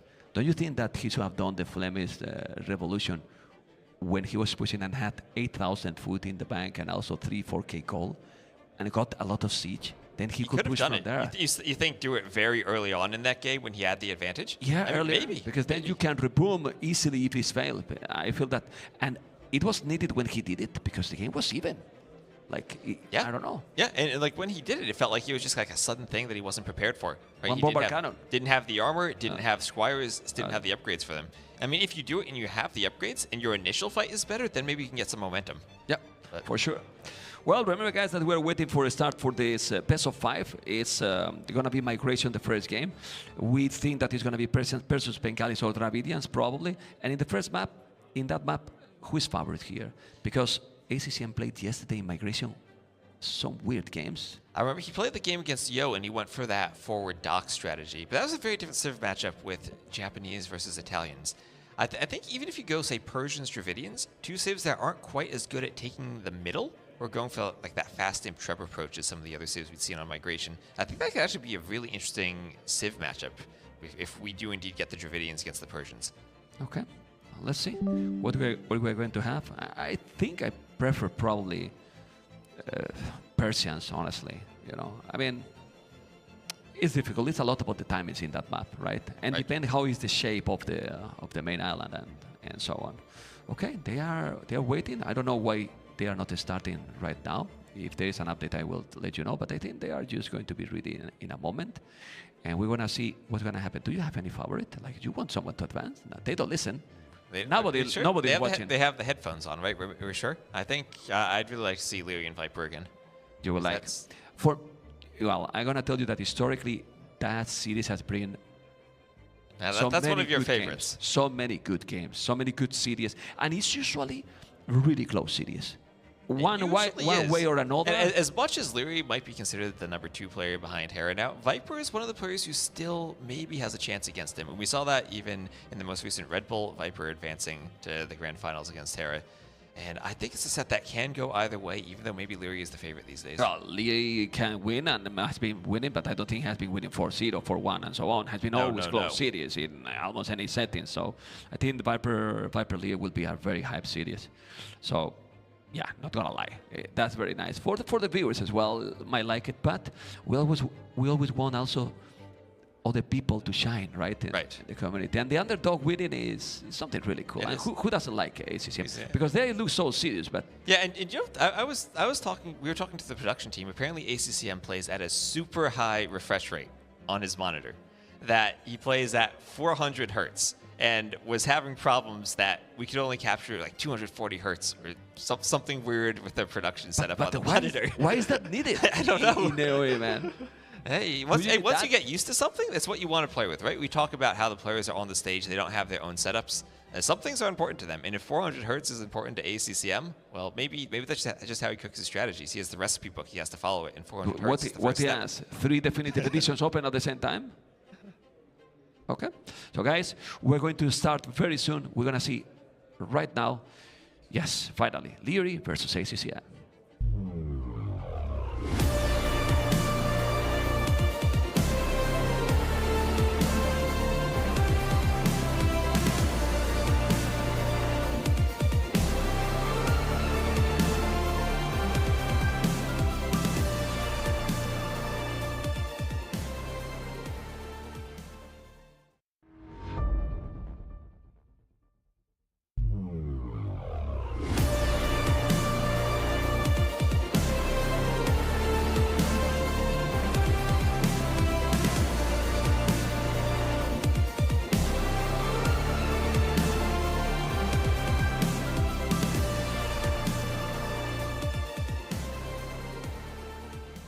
Here we are, ladies and gentlemen, game number 1 with Liereyy and ACCM for a spot in the net round against the Viper. That is gonna be absolutely amazing. Will be the semifinal for the loser brackets, you know, but as we were talking, no surprise. No surprise. Persians versus Dravidians, and one of those maps that has that capital I shape in the middle for the island. And if you go for the Feudal Age galley opening, you have to sail really far around. If you go for the Feudal Age forward dock opening, transport and forward dock, you're usually in a really good position with the forward docks. Yeah, but this is the craziness of this map. You don't know how is the shape going to be, right? So the players, it's kind of like flipping a coin to pick the right strategy here. I like this map shape, you know, because sometimes the map, it kind of can be unfair, and it depends a lot on the lag. And here, whenever you land, it's more or less fine. Similar for the players. Yeah, and the relics are fairly evenly distributed. We had seen a couple maps where maybe 4 relics are on one side. So when you're going to land and go for that monk war, we have 3 to the top and then 2 more to the bottom. It should be fairly even. And sometimes we see if you go for that forward dock, you already have control in the middle, and you can't force your opponent to go for one side or the other when they land. Okay. You think we're going to see anyone going for the forward dock? Like, potentially could be done even with both civilizations. Yeah, both civilizations could do it. Dravidians probably the one who think about it the most. With all that extra wood they get, they can actually afford the docks more easily and afford to produce out of the docks. But Persians, with their fast uptime, could try to do it too. Yeah, and then faster production as well with the galleys forward will be very dangerous. What is true is that the uptime for Liereyy is really sick. It is. And he has a transport ship. Oh, well, now we know. Now we know. He's going for the forward dock. Yeah. And this can be brutal here, you know. Especially with this civilization producer, it's can work really, really well. Wow. Liereyy is thinking, if I qualify, I need to play another series. I want to win quick this. That's true. And he wants to go for the forward dock, sending the vills across. And as I said, I think this is exactly the shape of the map you want if you're going to go for the forward dock. So he's going to send the scouts and the vills forward and do the best he can to find that opposite coastline. He's going to be so happy. If we put his fog of war now, he's going to see the coast already in a moment. There you go. He might be thinking, oh, wow, this is so nice. And there's look the at dock. Now. The dock is there. And so close. But, well, with the shape, it's normal to be so close. He's having a little bit of bad luck because the other dock from ACCM is completely on the right side. So now you think he should do a second dock forward? I mean, you need the second dock forward. I think you need the second dock if you're going to match the production, because ACCM already will have 2 docks in defense. And that's what makes it so tricky about this build. You need the wood essentially for 3 docks while your opponent only needs 2. Yeah, and one of your docks is in your main base, so Producer is going to be difficult. Yeah, but he's doing a galley already. That this is super quick. And you know, maybe he's thinking he doesn't need the second dock. If he's up so fast that he can make 2 galleys by the time ACCM is up. So he can do 2 galleys, and then there's the second dock, and then try to snipe off fishing ships before ACCM even hits feudal. Yeah, but he is doing it, and he's going to be able exactly to produce more. This is a really fast up from Liereyy. He has 2 fishing ships. The problem, obviously, you need to do the damage because your opponent has 6 fishing ships, but the galley is there already. And third dock from ACCM even. He might be looking to add in some more fish, but that's not going to happen as soon as those galleys pop out. Yeah, but how do you defend now this? I mean, he's there with the galley. He's going to take the villager? Does the villager have loom? Almost. No, it doesn't. No loom. But it's going to run away. Yeah, but the galleys just kill the fish so fast. He's going to have 3 galleys there. He's going to take all the fish down. Yeah, and 3 galleys, it takes 6 arrows to destroy a fishing ship. So 3 galleys take them out really quickly. Yeah, the fish is going to be gone. This is already 2. Whoa. Liereyy playing really well. And what a build order. What a clean build order from Liereyy to go up and immediately get 2 docks and 3 galleys. Well, it's showing exactly what we were talking about him as a player. Who he is, right? Right. A player that he has so clean gameplay, and if he's executed the way he wants, you can see he's going to try to block. He's going to send the scout there to be even more annoying. Not anymore? Okay. He's trying to micro the scout. He's going to go with the galleys. Wants the villager. Still no loom. Still no loom on the villager. Still no loom? Okay. I've never seen this landing the home island to kill a villager. Oh, wow. He's delaying quite a lot. And even if he didn't kill the other fish, the fish is not working. It's away. It's gone. It's idle. So this is working good. He's going to take it, man. It's still no loom. No, the loom just came in, but he's still going to get the villager. He's still going to get... Wow. He might even get the scout. He has an HP advantage on the scouts. Anyway, Liereyy has 4 galleys now. His opponent 3 fire galleys. He's going to try to now block here and protect the transport ship. Yeah, he's killing the fish. The transport is going to be gone. No, he's going away just in time. The scout is going to be gone now for Liereyy. That's not good. Losing the scout is not what you want.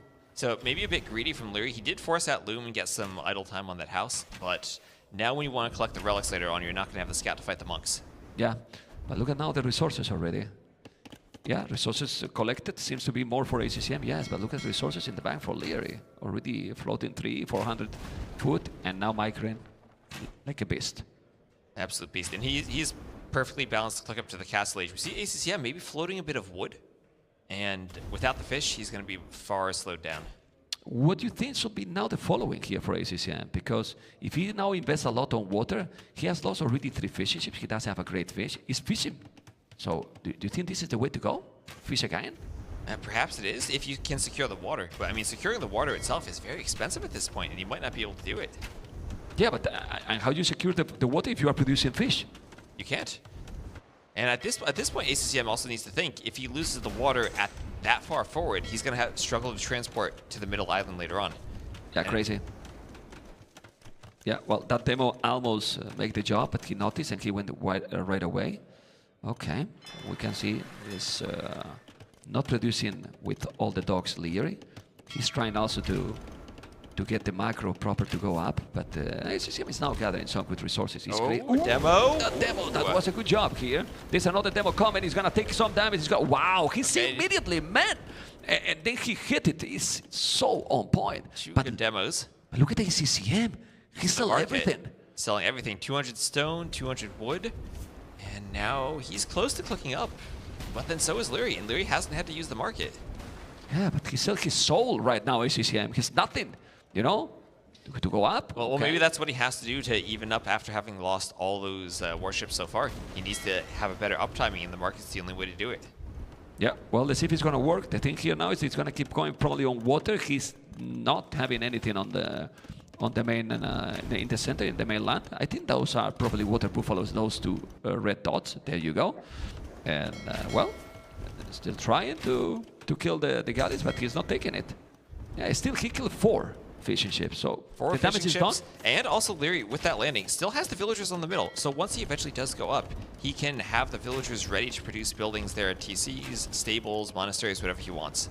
Yeah, let's see now the micro. So important micro here. He's coming with more galleys. How many galleys from ACCM? 1, 2, 3, 4, 5. 1 coming from the left. The same numbers for Liereyy, but mix it with galleys and fire galleys. He's going to be able to micro this and take it before he's doing castle, because in castle he's going to have war galley upgrade right away. Now, Liereyy is on the way to castle. He's a little bit later than his opponent, 1 minute and 10 seconds. ACCM is holding well the position.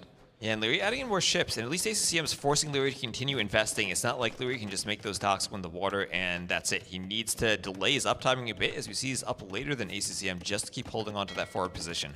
Okay, amazing economy for Liereyy. 27 billions on wood. 1 on foot. Perfect. Perfectly balanced. Great balance here with the 8 billions on gold. Let's see what he's going to be able to do from now on. Obviously, he will do some farms, I believe. You know, he has only 1 fishing ship. He lost 1. He did only 2 in the whole game. Only 2 in a map like Migration. It's crazy. I mean, we saw ACCM do that same thing against Yo, where he only made 2 fishing ships to try to go up fast, but with the Italians, Yo still fast castled off of it. Here, ACCM a bit more delayed. Yeah, he's taking some good kills here before he's doing the upgrade. Now, Liereyy need to go away. The double dog is still there. He's doing more galleys. Yeah, and that's the downside of going for the build that Liereyy did. If you look at the resources collected, ACCM up by about 400 to 500 resources. Wow, a lot more. Well, let's see what he can do from here, because those galleys are going to be upgraded in 5 seconds. And then, if he got more numbers, Liereyy, that's going to go down probably very soon. Oh, man, look at this. That is galleys. beautiful from the fire ships. Everything going to go down for Liereyy. He has to run away. And now ACCM with some water control, with some initiative. The only question now is, how does ACCM get to the middle? He has 1 transport ship, and what does he do with it? Demo. Oh! Well, that demo take all the galleys, as you can see. 40 billions, 38. He took everything. It's to the right side. Smart. Very smart, because he knows that his opponent is going to be in the middle, close to the double dog. He's doing a tone center. It's exactly what he needs to do. Can we see what can Liereyy main TC to see if he's also now... Yeah, he's spamming now farms. He has to do it, because he has not Didn't enough have the fish. And also, can we see Lierey's line of sight? Does he see that TC from ACCM? Yeah, he doesn't know which side he's landed on right now. And this is what we saw in that Hera Liereyy game yesterday. Both of them made their TCs right next to each other, but Hera immediately threw up the workshop. ACCM knew that Liereyy was in the middle of the island, so went around to the side for the landing. So, should Liereyy now focus completely on water? Because I see that he's still producing a lot of galleys, or keep going with the boom. Well, the second TC is going to be there, so probably he's not doing army yet on the land, but keep going water. Now, this becomes tricky for the Persians from here on out, because they're a great early game water civ with their amazing Dark Age economy and their faster working docks. But as you get to the late game, when they lack Bracer, it's going to be really hard, especially against a civ as good as the Dravidians, to stay on the water. Well, you can only go fast fire ship with Persians. Most likely we'll have to be stuck in those units. But numbers, it's a bit similar. It's still more for ACCM. The second TC is now done by the Vietnamese player, but 7 billions more already. Persians production is crazy. That it is. But sometimes on Migration, you're not adding in the 4 or 5 TCs that you might see on other maps. You're staying on a smaller number of TCs. It's something that Liereyy usually do it, right? Like, we have seen more than one time that he's not going for heavy boom. Oh! Well, good demo now here for Liereyy. And you can see how the Navy numbers are almost the same. So now we need to focus more in the macro. He's going to take that dog. Well, who cares? I'm not even fishing. Right? He has the other 2 dogs forward. He's going now to take more galley. He's going to take now with the demo, going to take that transport seat. He missed it, and he should kill it. It's very important to don't let. What is that building? Siege Workshop at home? On the main TC? Siege Workshop. Yep, Siege Workshop. Okay. But there's nothing from ACCM yet. He's just doing in case. Just in case right now. Well, he knows the ACCM is going to be on the middle, right? He knows that ACCM has to be there somewhere. And the other option is just Monastery and Scouts to fight for relics, but neither of these is really good at monks. No. So it's a tricky scout fight. Yeah, and also you can be more or less relaxed in the sense that if you do the siege, you know that Dravidians not going to have good monks, and probably is going to counter with siege itself at the maximum. But for now, we see a barrack. That means he's going to go stable, Dravidian? I think it makes sense. I mean, they don't have the best stable, but they still have Lightcav, and they still use Lightcav to snipe monks and fight for relics. You don't need to have all the upgrades on your units at this point in the game. It's really fine. Louis is doing now Bozo. By the way, those upgrades I didn't notice. ACCM, Bozo, Horse Collar, and Wheelbarrow already for some time ago. While Liereyy, only now doing the upgrade for the wood. That's important in the long run. Yeah, and Liereyy hasn't had any upgrades on farms without horse collar. No, nothing. Really nothing. Another demo. Yeah, distribution is similar for both players with the villas, but Liereyy has more thanks to the Persian production. 11 villas more. Now has the stable. Gonna go for the scout. While Lierey's gonna mine his stone. I like it, but I don't like it that he doesn't even have a barrack, right? Right, and it can be tricky to fight the scouts if you don't have the spears out. Now he's going to go for the stone. I mean, if we see war elephants this game, I'm going to be happy if Liereyy makes a Persian castle. I don't think he's the player to do it. Yeah, but we can always hope. Well, let's see if it's going to happen or not. He's doing another tone center now, ACCM. Okay. That's going to be the third one. Will Baron now for Liereyy. Still no horse collar, which is really hard in the long run. It's going to hard really in the... Is he attacking with both galleys? Yeah. Yeah, he is. It's just pointing to the side. It's like, okay, he's gonna now take it those. It's no navy at all for ACCM. So now, Liereyy, stop the water. You need outposts. Okay, fog of war here from Liereyy. Let's see that outpost. Horse collar finally. He see everything. Okay, man. wonderful outpost there. He see everything. Both TCs, stable, barrack, and now what is the reaction for Liereyy? He's building something. Barrack right away. Get two mangonels, brings them back, make sure he doesn't run into the scouts. Well done, Liereyy. I love that moment because we see how important is exploration. How important that outpost is. It's so crucial, man. It's really, really crucial. And the fish is gone now, if you see it. And he does. And he does. And those fire ships, so good at destroying the fishing ships. He doesn't even need to use the demo. Does maybe snipe the other demo? He's gonna do it. He does. And then he's taking out the others. All the fish is gone. This is absolutely beautiful for Liereyy. Look at the population, how keep growing. He's gonna make now spears. He's not even doing the stable. But there's the third town center. He's going for Imperial, man. And in Imperial, what? I mean, are we going to defend Dravidians? do we? Dravidians, don't they do have that's good in this matchup? As weird as it is to say, the skirmisher. They have great skirmishers against the Persians, and sometimes on this like migration, you go imp. You try to fight down the middle of the island, you go skirmishers, it's the unit that both saves me. Don't look at me like this, okay, Dravidians is fine here, you know, it's really, really fine. Actually, it's dangerous matchup here for Persians, honestly. It is, I mean, lots of mangonels now from Liereyy, and ACCM needs to be careful, he's doing a workshop, but going to be in a siege fight where Liereyy already has the mangonel advantage. Yeah, the three mangonels are coming. The siege workshop is in a bit of a hill here. The Lectors are behind, and he knows that he's coming. He's gonna have an old spears probably to deal. He's with one alone here. Hand card already for Liereyy. He definitely catch up on the Abris, and now he surpassed him. This is gonna be very important to take it. He's blocking those. Now those light guys is gonna be in a position that he should go and make a bada boom. Didn't take it, but now he can go behind the trees. He's not doing it. He's gonna now try to kill the mangonel, but oh my god! Well, what a shot! What a great shot! Mangonel. Yeah, it was very good because you can kill yourself in that situation, and he did a great job. But now, there's another mangonel in that situation, but he knows. Liereyy knows, and he has to be careful, Mr. West. And he's splitting up his mangonel so he doesn't take one shot that hits multiple, and he can just sit there and take out the workshop. Oh, wow. Even gets the mangonel for free. Great micro there by Liereyy. Well, this is now starting to become more about the mechanics because the strategies are kind of clear. The water is not going to have, for now, a big impact. For now, they are booming on the land. Now you have to be careful. Another mangonel for free. For free. He's forcing him to do another at the back, but this is now the problem with Dravidians. You don't have good monks. You don't have good monks. This is a good mangonel shot. You don't have monks at all. Now he's going to take another village. He's denying that siege workshop. That village is 1 HP. Okay, he took that one. But look at the resources now for Liereyy. That was an amazing few fights for Liereyy. He lost one mangonel, destroyed a workshop, several mangonels, denied another workshop. And what does ACCM do here? He has to do a defensive castle and he panicked. Just hold. He panicked because now the castle from Liereyy is going to be more or less where he killed that siege workshop. And if you do the castle there, he's, by the way, need the buildings to go up. He's about to go up to Imperial. And then he'll win a Shrub War against that castle, and ACCM now is stuck on the very bottom of that island, nowhere for him to run. Well, and trying to get back on the water, but maybe that's the key for ACCM at this point. It still is Dravidians, that's where they have the advantage of the water. And with this shape of the island, if you can get cannon galleons out, you can destroy pretty much everything on the main island. Yeah. But he is pushed it right now, and there is Imperial Age from Liereyy. Are we sure that there's going to be a trebuchet war? because he needs to clear the castle, right? He could just go cannon galleons to clear the castle. Yeah, but what I mean is, look at the ACCM resources. At least that he's, well, he can buy some food. He has 1,300 gold. It might be a very one-sided trebuchet war. Yeah. Okay. The castle should be there. It's gonna come. Liereyy has 800 stone. He's gonna send villagers there and gonna try to get the map control. The score is still very, very close, but in my opinion, the advantage is a little bit bigger than what the scores say. I don't know what you think. Yeah, I think this is a very good game for Liereyy at this point. Yeah, the castle will be there.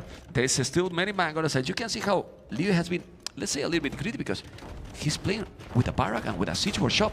That's it. And that's all he's needed. I mean, his micro on the mangonels has been so good that that's all he's needed. One barracks, one workshop, and he still has the army advantage.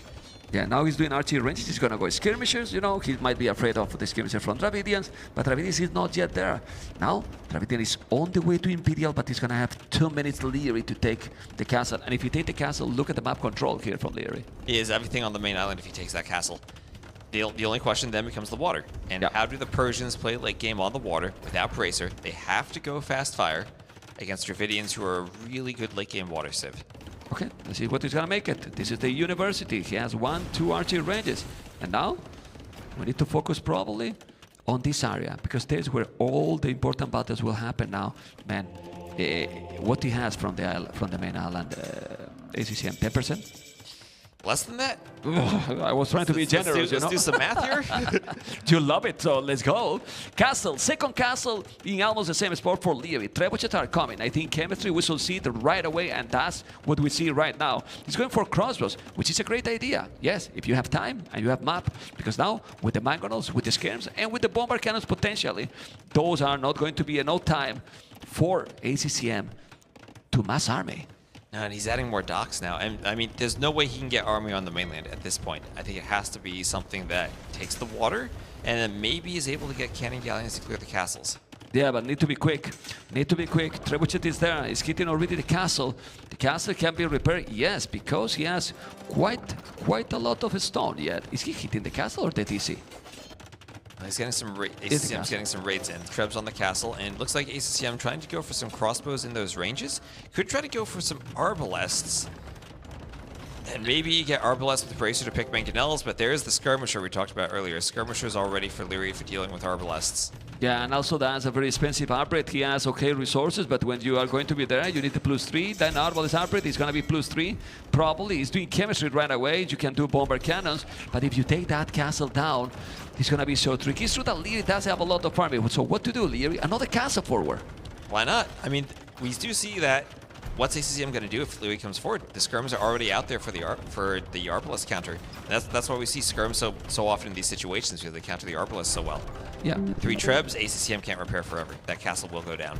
Yeah, Liereyy has stone to make 2 castles, not only 1. He's with 4 treb, which the castle is going to go down eventually. He has outposts. He has expanded all over the map. Really a smooth play here by Liereyy. And now?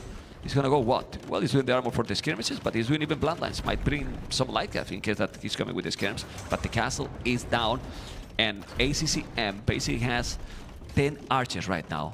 Only 10 archers where his opponent has 14 skirmishes fully upgraded. Yeah, and Lierey's doing another castle on his home island, so he's gonna prevent any attempt from ACCM maybe to do some type of sneaky transport and get the arbalists over for a raid. Why not, right? He still have 1,000 stone in the bag. He can still do 2 more castles in the middle if he wants to. It's playing completely safe, and I really believe that Liereyy is gonna be able to take game number 1 very, very soon, because there is nothing right now that ACCM can do. The bomber cannon is there. The skirmishes are taking everything. The bomber cannon with the trebuchet behind this is gonna take that TC, and then look at the space now. 5% now, right? I mean, and 5%, soon to be 0%. That TC will go down, and well, more raids prepared to hit those vills. Another trebuchet out.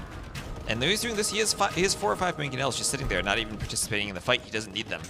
Yeah, he's respecting a lot ACCM. Look at the castle he's doing there, man. He could do a lot more forward, but he doesn't need it. The TC is down, and now, guys, he's gonna try to do cavalry. He's doing elite cannon galleon, but by the time that the elite cannon galleon upgrade is gonna be there, Liereyy is gonna be all over his base.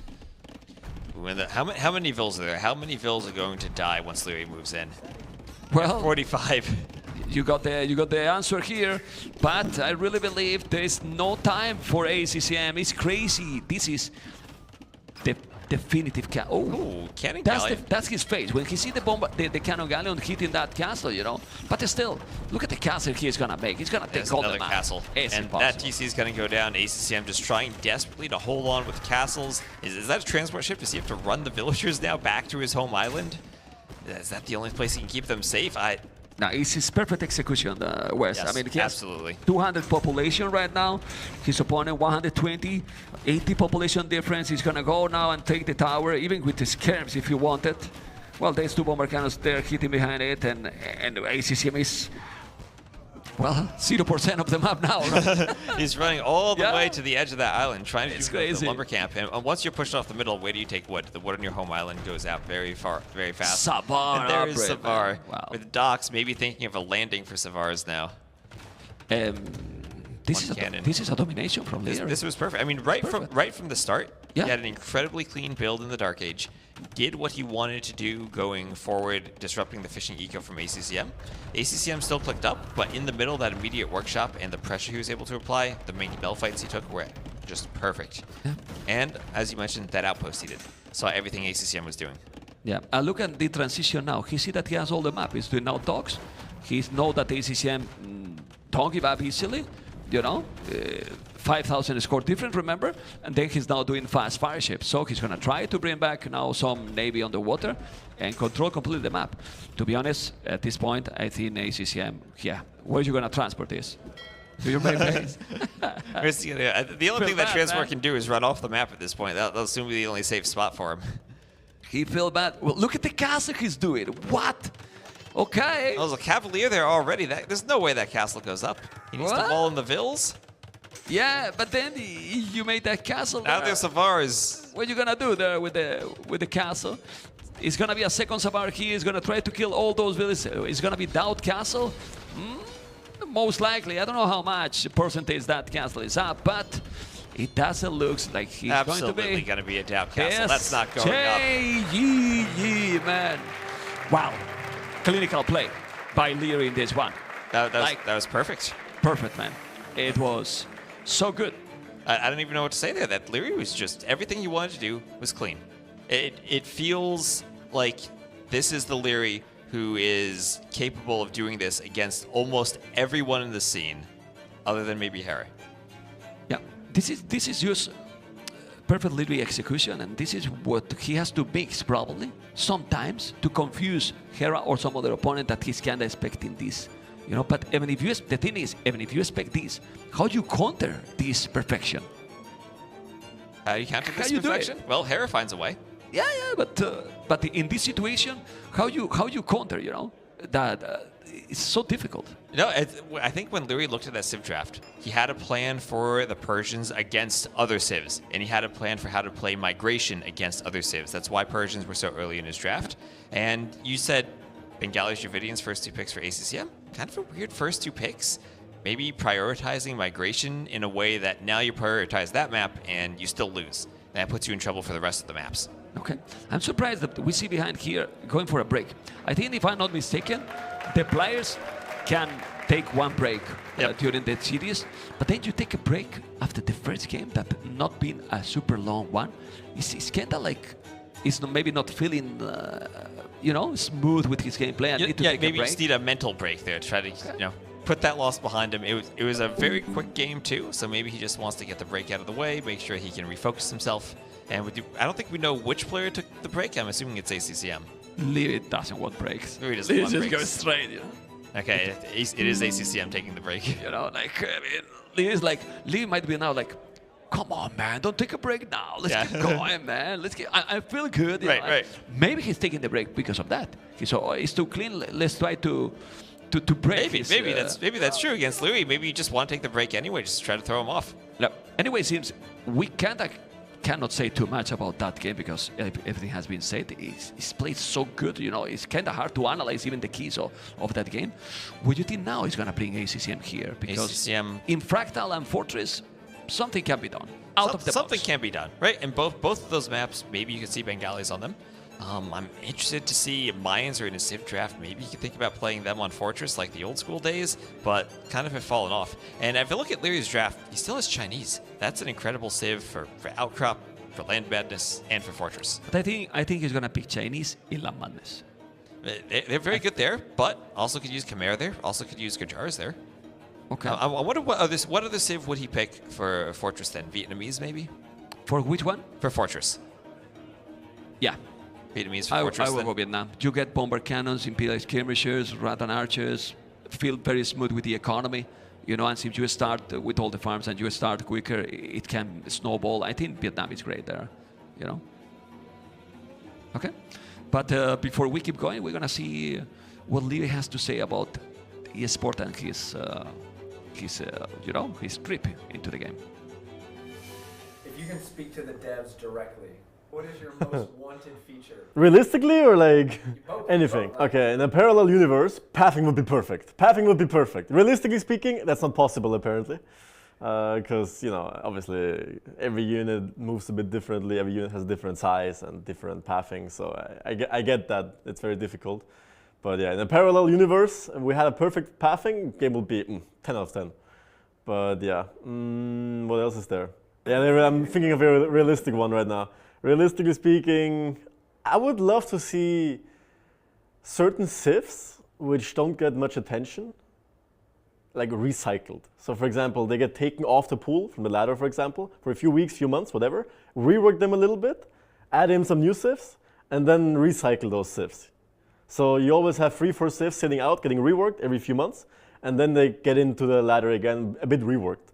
Because there are some civs that just fall off, they never get to see the play, like Bulgarians, for example. So I wouldn't mind seeing Bulgarians, bam, removed from the ladder, few weeks, few months, whatever, and then reworked a little bit, and then added in the map pool again. Especially because we have so many new civs now, and it's not a bad thing, it's a good thing that we keep mixing things up. But at some point, you know, the game is already very complex for new players, and then you add 3 more new civs every few months, it becomes a bit too much, I would say, for new players. For us, it's great, but, you know, for the overall generality, can be complicated sometimes. How can the devs or tournament organizers or the community maybe attract more players and actually keep them, you know? They're doing a good job. I mean, they're changing the map pool constantly. They're adding new features. You know, pathing might still be, you know, another topic, but obviously it's hard. What else could they do? They could do... I would still like to see the cycling, honestly. It's a new idea, would be fresh. What else? Campaigns, obviously a big part. Lots of players like the single player option and the offline player option. So keeping the game fresh with new campaigns, new history, people love that. That's what most people grew up with. So I think those things particularly. How many civs can you play at the highest level? What do you define high level? Highest. Highest? Which I would be confident showing on the stage? Yeah, exactly. Every single one of them. Tell me your favorite civs to play, regardless of the meta. Favorite civ? You know, I grew up and got famous by playing archer civs because I invented, well, I didn't invent, but like I showed the dodging ballistics back in the days when it was pretty much impossible because there was lots of delays and lag. So I always loved playing archers. I love how they move. I loved how they shoot. You can do so many things with them. And it has to be the archer civs. So like Britons, Mayans, Ethiopians, those civs. Malay, and those get usually banned, so. Following up on that one as well, like, do you have a favorite unit? It's either a plume archer or a longbow. I grew up with those 2 units. I love those 2 units. They're both ranged. They're both super fun. They look cool, so has to be one of those. Good. Who's your ultimate 2v2 partner? There's a term. My ultimate 2v2 partner. You know, historically it has always been hard. I grew up with him. We both got good very fast and very well, I would say. We're both top 10, top 5 almost. And yeah, so it has to be hard. That being said, I think I also had huge success with Hera when I played with him a couple 2v2s back in the, when was it? A few years back, when Hard wasn't active. But yeah, those 2 are my ultimate partners. Has to be really hard for Liereyy to don't be able to play those archer civs anymore, right? Must be. Not this, I mean, they can play, but since there's also a lot of different maps, you know. And we have a bit of a meta change, right? Meta change a lot. Right, we see not just, not so much archer civs, but a lot more skirmisher dominant these days, and also a lot more cav archer dominant. Yeah, have to be done something with the skirmishes. Are too powerful, well, the skirmishes? You did make the crossbow upgrade more expensive, right? That has a large effect. When you're doing that transition and trying to add in the units, I think it's part of why we see cav archers so much these days. You're kind of going for that quicker feudal age where maybe you have a smaller army. You're not getting that crossbow power spike that you used to. I wouldn't mind to bring the original crossbow price, you know. And also I feel that the +3 is, combined with the arbalest, is so expensive. It is very expensive now because you hit Imp, you want to do Arbalest, Bracer, Chemistry. It's so expensive. Yeah. It's really expensive. Well, let's see. Fractal or Fortress is going to be ACCM is still, man, this is not a break. This is, he went to another country, man. he's got to go try the waffles out of the shop out there. Well, you know, guys, that, don't worry, guys, I'm not patient either. You know, I want action. You want the game more than anyone right now. Yeah. You want the game, you know. Yeah, actually, I think Liereyy might want it more than you do. Yeah, but they're coming. Oh, there you go. Vamos. Liereyy. He's warming up against the AI. Yeah, you know, he's playing there. He's still playing. He's still playing there. He's still playing there against the AI, you know. Oh, man. Well, I'm going to tell you something. If you want to take a break outside, I mean, it's not super cold, but I think that should be bad for the mechanics, for the hands even. You know, he's going that's out, a good point. You know? If ACCM loses the Villager in the Dark Age now, maybe we have a reason for it. I'm sure he went out. You know, out, and it's cold there, and then you get your hands kind of freezing, and for the game it's important. You know, especially if you want to play Fractal, where in the first minute you might be laming. Yeah, for example, it's something to really take in consideration. And we see he's staying at his desk, he's staying warm. He's warming up, he's playing against the AI, as you said. Yeah, no. He's doing to stay warm between the games. I'm sure, I'm really sure. Well, he needs to do something special because Liereyy has been too smooth in the first game. So it feels that the loss last night didn't really affect him too much. He probably was like, well, against Hera, I feel like Lierey's smooth against everyone other than Hera. I wouldn't say that he wasn't even as smooth like yesterday, you know, because he he's tried playing something very well. different. I mean, something like TaToH, right? Two players who played very well against Hera, and Hera just figured it out. What was the first game I remember perfectly because it was with the Siege Workshop with the Mongols behind his base, you know? What was the other games? You were casting the cities? I think so, right? Yeah, you asked me to remember what I casted. That's a hard part. It was, though. The first game was the memorable one with the mangonels and everything, right? There was that migration game we had, right? As I said earlier, where they both went and landed at the same time in the middle, but Hera had that workshop and just kicked Liereyy off. I couldn't come back from there. And what was the other? Was the third game. You don't remember the end? That was... I'm not trying to put you in a comfortable position. On the spot. I don't remember. I was casting also. No, you were casting. You're casting with that background on your channel. In the background, yeah. But I don't remember it because you don't want to remember. It was so fast. Right, do you think Liereyy remembers it?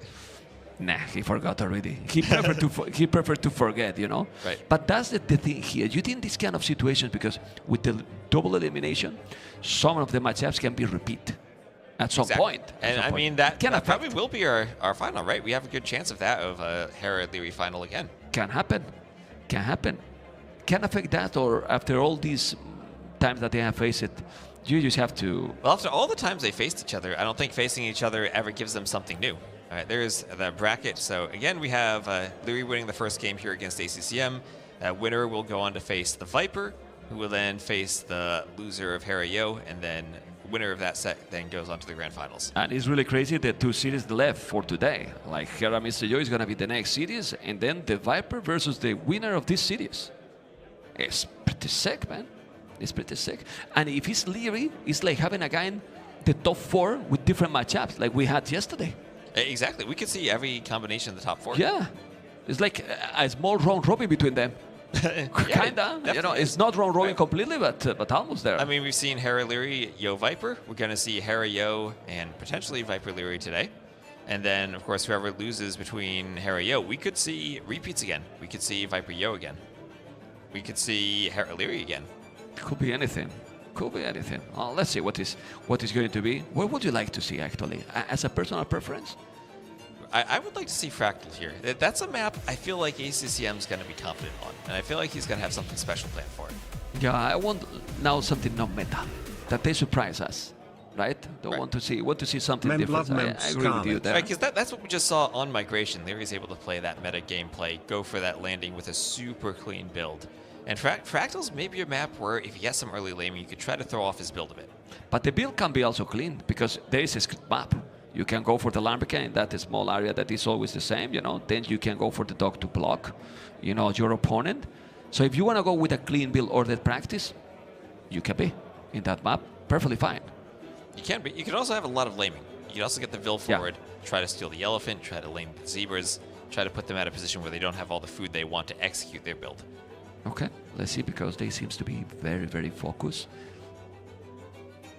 Nice. The game is starting, guys, in 1 minute, so we're getting there. Do we know the map? And as they get in, we're going to see if we can figure out what the map is, but they're getting ready. And ACCM, after that break, now needs to refocus himself and prepare for getting some Age of Empires gameplay and warm his hands up and get ready to start. Okay, let's see. So, well, he's winning 1-0. I think... Oh, it's Fortress. The map will be Fortress. Okay. So maybe a map where he doesn't need to clean his Dark Age after his hands got cold. Definitely not. It's going to be slower. I'm surprised about this one. Can we bring again the draft, please? The civilization? Maybe the map where ACCM, though, might feel that his playstyle might be the best against Liereyy. Right? We saw Hera picking this as his home map in that other set yesterday, too. And he's going to add in... What do you think here? Could this be Bengalis? Bengalis, Vietnam. And if it's Bengalis, Vietnam with Imperial skirmishes and so on. Yeah, that's what I think. ACCM might need to pick a different civ other than Bengalis here if he sees that Liereyy has Vietnamese. And would you go? Would you surprise them with the Mayans here? I mean, that's still kind of a weak matchup against the Vietnamese. Very. I mean, you need to go 100 Eagles. Maybe you go Lithuanians here? I mean, still a very good unique unit. Still a civ that has a decent economy, getting the extra food as you're booming. And against the Vietnamese, they have a good economy, but they're not the same type of eco you'd expect from maybe the top Fortress civs. Okay, we're gonna see, guys. Game number 2, and we're starting with Liereyy POV, the Mayans versus Khmer. Mayans, okay. Mayans versus Khmer. We were completely wrong about this civ matchup. Mayans, Khmer. Okay, well, Khmer is a civ that can be great on this map because of just the eco and the mobility that they have. Again, it's a larger map than normal, and there's a lot of wide open spaces where you can get raids in with your Hussars in the late game. And usually this map does indeed go to the late game. But I really don't dislike the Mayans here. At least that the game is going for the super late, that's for sure. But in the initial Imperial, I think Mayans could be solid here. Well, they have for years been probably the best civ we've had on this map, right? In AOC, all the years that this map has been played, it's been the Mayans. They've just fallen off a bit recently with how good some of the new civs are. Yeah. And Khmer being one of those civs with an amazing eco for this map. But what could be the army composition here? Because we need to talk about that. Because here we might see just a boom game. Pretty much. Maybe he's doing some blue marches in castle because they are not so expensive and then you get some map control. Maybe. But this has to be a boom game. What can be the good combination here? Well, do you think maybe ACCM might try to go for a forward castle, just a fast imp with the Mayans? They are a good civ for that historically on this map. Could be a possibility for him to try to throw Liereyy off and not just play a standard game against the Khmer. The problem is that Khmer can do whatever with the economy they have. They can match up the fast Imperial or do whatever they want or not. They can, but maybe you try to trap them in a position where he's booming, he's spending a lot of eco on the farms, and you're going imp faster to win the Trub War. Okay. But I mean, I think it's a tricky civ matchup late game for the Mayans because they, of course, don't have access to that Hussar line. And then you're asking, what do the Mayans do against Khmer Scorpions? What do they do against the Scorpions? No, that's not only Mayans. What many civilizations do against the Scorpions, especially if you don't have bombard cannons, right? Yeah, and maybe Elite Eagle is your best option there, but that still doesn't feel great against the extra range that the Khmer have. Well, they're fine, but still they're going to be very expensive in Mongol. And I'm going to tell you something, now that I'm checking the map. ACCM map is terrible. Look at those golds. Both terrible. of the golds are forward. Ooh, the all kings three. are going to say hi to each other in the bottom of the map. All 3 gold. Can we see the gold from ACCM? All 3. Ooh, the castle kind in of the blocked same one. spot. If he come here with if he see this, all the 3 golds are in the same area. This is super bad for ACCM. And Lierey's golds are more split up. He has one on either side of his base, and the main gold, at least not towards the front, kind of towards the back. Yeah. More protected by the castle and the walls. I mean, there are 2 that are in the same spot, and if you rush there with something, I don't know with what, if you are the Mayans here, but... I mean, you rush there, and he can just go to the other gold on the opposite side. Yeah, exactly. Well, let's see. Because for that, Liereyy will have to explore. He's definitely not going to explore yet. And now we're going to see what are they going to do. Obviously, market and blastbeat, and then he's up to Castle Age. Well, Liereyy doesn't need any building to go up. He does not, and the Khmer go up really fast, and ACCM will be a bit slower. And that's one of the tricky things playing against the Khmer here, as we see Liereyy actually mining a bit of stone. Of course, on Regicide, you start with 150 stone instead of 200, so if you want to add in those TCs, you need to long-distance mine that 50 stone. And market blacksmith there for ACCM, so he's just going to go up to the next stage. It's going up 18 population, man, to the castle edge. It's ridiculous, man. It's That's so what the Khmer bad. can do. They have amazing builds for Regicide Fortress, not needing those extra buildings. And now, guys, what you do is you remove all those villages on gold from wood foot, and you leave 2 on a stone till he get 200 stone to make 2 extra town center. That's exactly what Liereyy is doing. Yeah, and ACCM, any indication what he's going to do to counter this? He hasn't taken any stone yet. So if he was thinking of maybe going for a quick castle drop, not taking the stone. No, it has to boom. Like, I mean, they're far also. So if you're gonna make some kind of wild strategy, it's gonna be very tricky here. Like, I don't know. Let's see, because this is a interesting position. What I like it is that it's a new matchup. You have the fortress, but we have not seen Khmer Mayans versus Mayans. Well, in a very long time, if not ever. In a very, very important tournament. Certainly not since the Scorpions have gotten ballistics on them, and that changes the matchup quite a bit. Yeah. Yeah, remember that also Khmer got the one extra range. That's very important. The Siege Engineer is going to make them 9 range for Scorpions that can have ballistic. It's pretty sick. There's a TC immediately for Liereyy. We'll see how quickly he adds in another TC and also potentially goes for the Monastery to start collecting relics. ACCM on the other side, both players will be done with their kings, and ACCM still not up. He's going to be a lot later, so that gives Liereyy, even though he's only opening with a 1 TC, a chance to keep getting an eco lead before ACCM can add in his economy. Okay, we see the extra town centers, and ACCM is going to be obviously behind in the boom because Khmer is so fast up. So he's going to make, as soon as he can, 3 TCs, right? Would you go really quick for the relics? I mean, when you can afford to have those relics those TC working, right? Right. I think it also depends how quickly you want to go imp. If you want to go for an early imp push, sometimes investing into the relic can slow you down to the point where it's not going to work. And I just wonder how much Liereyy is going to try to take advantage of, as you pointed out, those 3 forward golds from ACCM. If you just want to go imp and try to take that map position, maybe you don't have time to get the relics. Well, can we check Lierey's point of view, please? Fog of War. Well, he didn't see any of the gold. He see now 3 relics. He's missing still 2. And what about ACCM? Did he see all the relics? Not even 3. Not even scouting, Liereyy. Yeah. Okay. They will get there. You know, it's still early. It's only 10 minutes in the game. You know. And it's still a really big map for them to scout everything. Yeah, 3 town centers for Liereyy. I have the feeling he's gonna make maybe even 4 TCs here. You think he will need a heavy boom with Khmer? I mean, you can if you want to spend time getting more farmers added in, so you have enough farms to spam your cav units once you get up. What I mean is, what kind of approach? You go for the heavy ballista approach, or try to go up as quick as possible, and then you go, I don't know, traps, skirmishes, even some hand cannoneers, because if you go skins fully upgraded and put some hand cannoneers, you are kind of countering the plumes and countering the eagles. Right, and I think the only downside of that is that you don't have as much mobility. Right, and this is such a large map, sometimes the Khmer want to just go for those hussars right away to try to raid everywhere they can. Yeah, but I'm talking in the case that if you see that gold there, because you can go quicker, drop the castle, and that's do a good that point. strategy. Maybe he just needs to secure the map and get the castle there. It really depends on how quickly ACCM goes up too and what he tries to do. I feel like the Khmer player can kind of react to whatever the Mayan army is and add in their own units to counter anything that the Mayans do. Okay, let's see if he's gonna make it. For now, he's killing the scout on the castle, if I'm not mistaken, Liereyy, and that's why he's not. He wasn't exploring. He has now full HP again because he was threatened before. I think he got some hit before by the eagle or by the castle. Yep, they were fighting the eagle earlier. And also one of the things I saw Liereyy doing is because he saw the eagle doesn't get the speed boost, he was scouting for the king throughout all of feudal. So he got a lot of scouting information from it. Okay, he's gonna go probably to explore right now the area that he was missing, and he's gonna be so happy if he can see both goals. One is already there, the second there. So now he knows that those are his 2 goals. He know, hey, all the goal is forward here for ACCM. I will go through really 3 TCs up with Liereyy, and then you do the. If it's needed, you do TC later.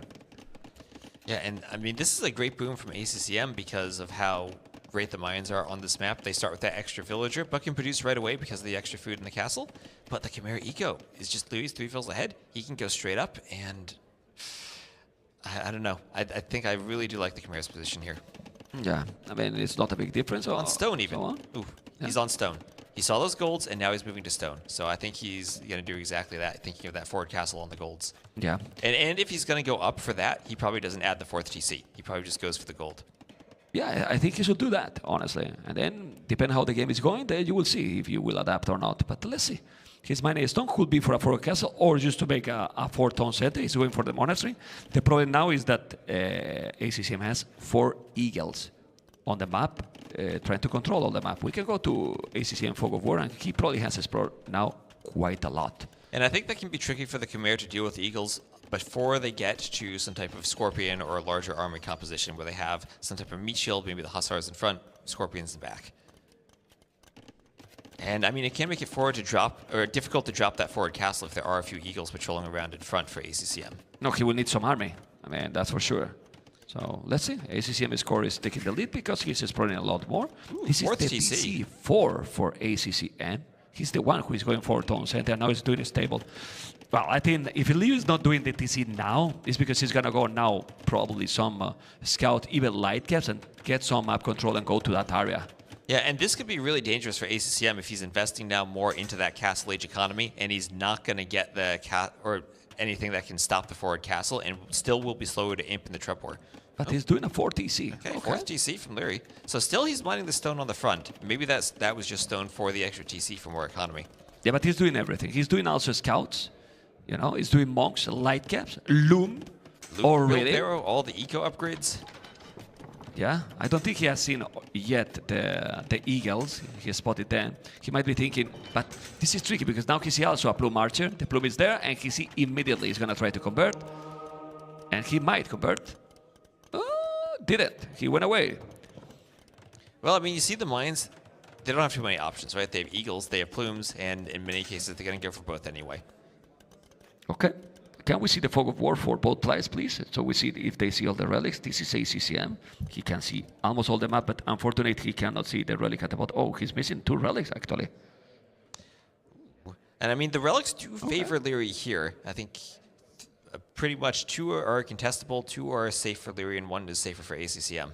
Yeah, he's missing 1 relic. And now that monk, you should never lose that monk. With the just block it. He's healing. He's healing. And he got it. Great got it. Liereyy. Absolutely perfect. It was good. He's going to go and take that relic, or he will try. The plumes are going to have fletching, but this is the thing. He's started to invest into upgrades even. While Liereyy 35 farmers Khmer, the food is cheating, man. It's exploding there. It is. And now the light cap can probably even pick off the plumed archers. The monk there to help too. And at least we'll give the light cap a few more hits on the plumes. I think he did on purpose to distract and be able to take that relic easily. Yeah, he's now trying. Pick off the eagle, no problem, and the other 2 light cap can deal with the plumes. Liereyy is about 1 minute away to be up to Imperial, while having even more villages than his opponent. Well, he's doing hands, but he's not being greedy. He's still doing upgrades. Now hand card here for ACCM. Will Liereyy make a castle forward? That's the question. Yeah, and look at the resources collected. Dead even for both players, and yet Liereyy has managed his eco so much more nicely to click up to the Imperial Age at a better time. Yeah. It's now the same. He catch up. Look at the resources, and he is on the way to Imperial Age. Already doing the gold mining upgrade. He has 5 villages more. I mean, 5 villages more. Having light cast already 1 relic. Doing the upgrade as well. This is good, man. So there's the armor, and now we want to pay attention to what buildings does Liereyy add on his way up. Does he add a bunch of stables? Does he start, and also where does he add them? Does he stay in his base or try to get more map control? We saw the workshop from ACCM, and I wonder what he's going to do in that workshop. The workshop's pretty far home, and it takes a long time for Siege to get forward. Wow, he's coming forward. What does the Mangonel do for him, though? Because right now, Liereyy is adding in light cav, and that Mangonel has to go all the way forward across the map, and it will be difficult to keep it safe. Yeah, maybe he's afraid that he was going to have some ballista. You know, he's gonna see that castle. Not really. Chain-barded armor, bloodlines. The castle is definitely good. He's on the hill, but he's not close to go up. And those light caps will be soon with a +4. And +4 is something that the plume archers are not going to be able to deal with. Not at all. And maybe the Onager, as you said, could just, or that Mangonel could be a plan for Onagers for dealing with eventual Scorpions. But that's still a long ways away, and right now, Liereyy is going to spot the castle, so he knows it's there, and he's going to be imp first. ACCM's not imp. He could just get Treb down. Yeah, he's going to be imp much faster. I mean, it's not that ACCM is super far. He's with 900 foot. He still will need to get the goal. Relics is still only 1 taken by Liereyy. He didn't see one of 2 of them, if I'm not mistaken, but he's there. And now, gonna try to take another relic soon, 14 already, and he has the stone to drop the castle. Maybe the good thing here for ACCM is that Liereyy is not gonna push as fast as he probably wanted, and then his goal is safe, but still, that castle will have a hard time to survive. And there's Imp for ACCM. He'll be 2.5 minutes later. We see the Scorpion now coming out for Liereyy. And looks like he's just going to try to go Hussar or Scorpion, maybe a few Knights added in. Yeah, for now we don't see Spears or anything. We see Eagles and Ensemble Marches. This is +4. He's going Cavaliers, man. And Scorpions. Whoa, whoa, whoa, whoa. Okay. I think, I mean, he has 7 Knights. We can do maybe just 7 Knights +4 and then go for Hussars, because Cavaliers might be very hard to sustain in the time, and Hussars is something that you want to have all the time, right? Right, and the question is, how do you spend your gold? Do you want to spend a bunch of gold on Cavaliers? And we saw Viper in that game earlier spending all that gold on Paladin. Maybe didn't quite pay off the way he wanted it to. Wait, you could just go for the Hussars and accomplish largely the same stuff. Yeah, he has Scorpions already. One trap is going to be happening. That this is a needed town center for sure. 42 farmers. He'll need more. The castle is going to be up or not? No, no, no, or yes. Well, the +4 is going to be there. The Scorpions are coming. They don't have ballistic, but those are going to be +4 light caps and knights, and those are really, really strong. Even if he's trying to micro, the +4 make that they are so tanky, and he's able to take so much damage with those units. The knights are now going to raid, but he noticed immediately. Nice reaction. Petars! He's going to try to go for the snipe. He's doing Petars. He's going to try to go for the snipe. The Petars are going to happen. God, the tower's in the back. He's not going to reach that tower with a snipe. Well, well, well. You got to be careful, you know. You always got to be careful, because the tower is not going to be so strong, and he's thinking on that. He has already 1 Petard and 2 more in the queue.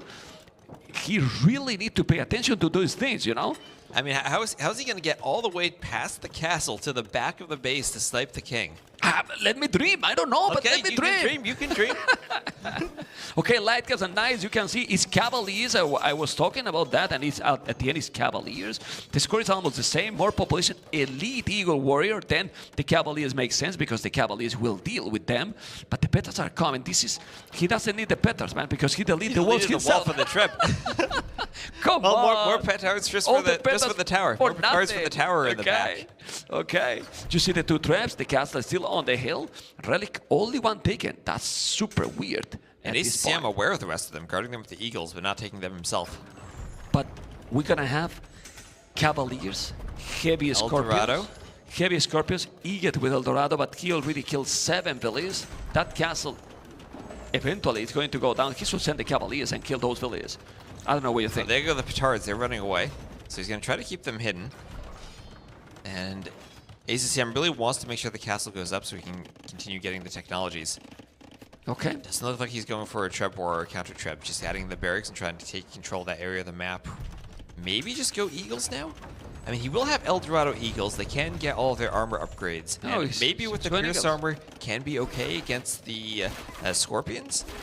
Yeah, but that's the best option. But the problem is that he has also Cavaliers, and Cavaliers +4 is very strong. I mean, the Cavaliers should be strong. Obviously, depend on the numbers. If you get now 50 Eagles, you know, it's going to be so hard to take it. But the problem is that 23 Eagles seems a lot, but then it's 17 Cavaliers. The Petars are coming. We need to focus on the Petars, Mr. Vodka. He's going to the left.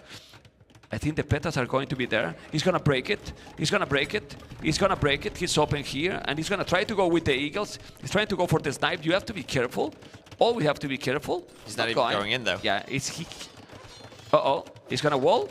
He's walling, he's walling, he's walling, he's paying attention, and he's going to wall again. He's going to make another house again. He's walling and trap the Eagles. And now the Eagles will die to the Cavaliers. They are trapped in with the gate. That was perfect from Liereyy. Perfect execution by the kid. Not that kid anymore, right? But still. He's still young. Yeah, yeah. The youngest. One of the youngest for sure. Now the Scorpion, what is good here is that he creates this chaos that you want to have probably, because those Eagles are being cheaper so that the Scorpions and the Cavaliers, right? Yeah, but look at that KD now for Liereyy, 46 to 18. Those Eagles are not accomplishing anything. Yeah, well, because he was fast. He was fast here, you know. He wanted to create chaos, but he's killing a lot, man. 143 villages, 32 army, 34 army for his opponent. But look at those Scorpions. Where are the Eagles now? Bam! And he's 100 HP. 100 HP Eagles, and it they are matter. It in doesn't the matter. damn hell, man. The Scorpions are going to shred everything. Yeah. That he has Siege Engineer? I don't think he has Siege Engineer. No, not so yet. there could be one extra. They could be even range, better. Even better. They're gonna have chemistry that is gonna affect that one too. And I don't think he has double crossbow either. More upgrades even for the Scorpions. You're right. He's not done yet. He's not done yet. Fletching now. Okay, it's still being annoying and raiding. Population is still high. Really, really high. I mean, it's gonna be difficult to take the Mayans because Mayans is kind of cheap, you know, and can spam a lot. And while you have 50 villages on goal, well, you can produce, right? Oh, this is open at the back of his base. He should wall. Ballistic for the Scorpion. There we go. All this without ballistics. Ballistics. And, well, where does it go from here? He has a lot of Scorpions, but nothing really that can push the barracks back. Please, I need that he's relocating these lumberjacks. It's triggering me a lot when he's taking the wood. Especially because where is the king? Where is the king? The king is in that tower. Man. He has just chopped a path right to that king. Yeah, it's crazy, man. It's really crazy. Okay, and look at the amount of wood he has on the side, but now the Eagles are raiding. Liereyy has lost now more villages than ACCM, but he's still coming with the Cavaliers. The Scorpions are yet not fully upgraded. They are missing Siege Engineer and double crossbows, right? Right. Okay. But all those buildings, 2, 4, 6, 7 barracks. The Trebs out. Going down. Trebs will take out all of those barracks, and that'll be all the forward production that ACCM had. He's inside. How he's inside with some Eagles? Wow, he's raiding all the time. He's raiding all the time. This is so crazy. 30 villages lost now by Liereyy. He's still raiding. It's true that he's still focused on going forward, but you need to be careful at home. In these kind of situations, Liereyy need to wall.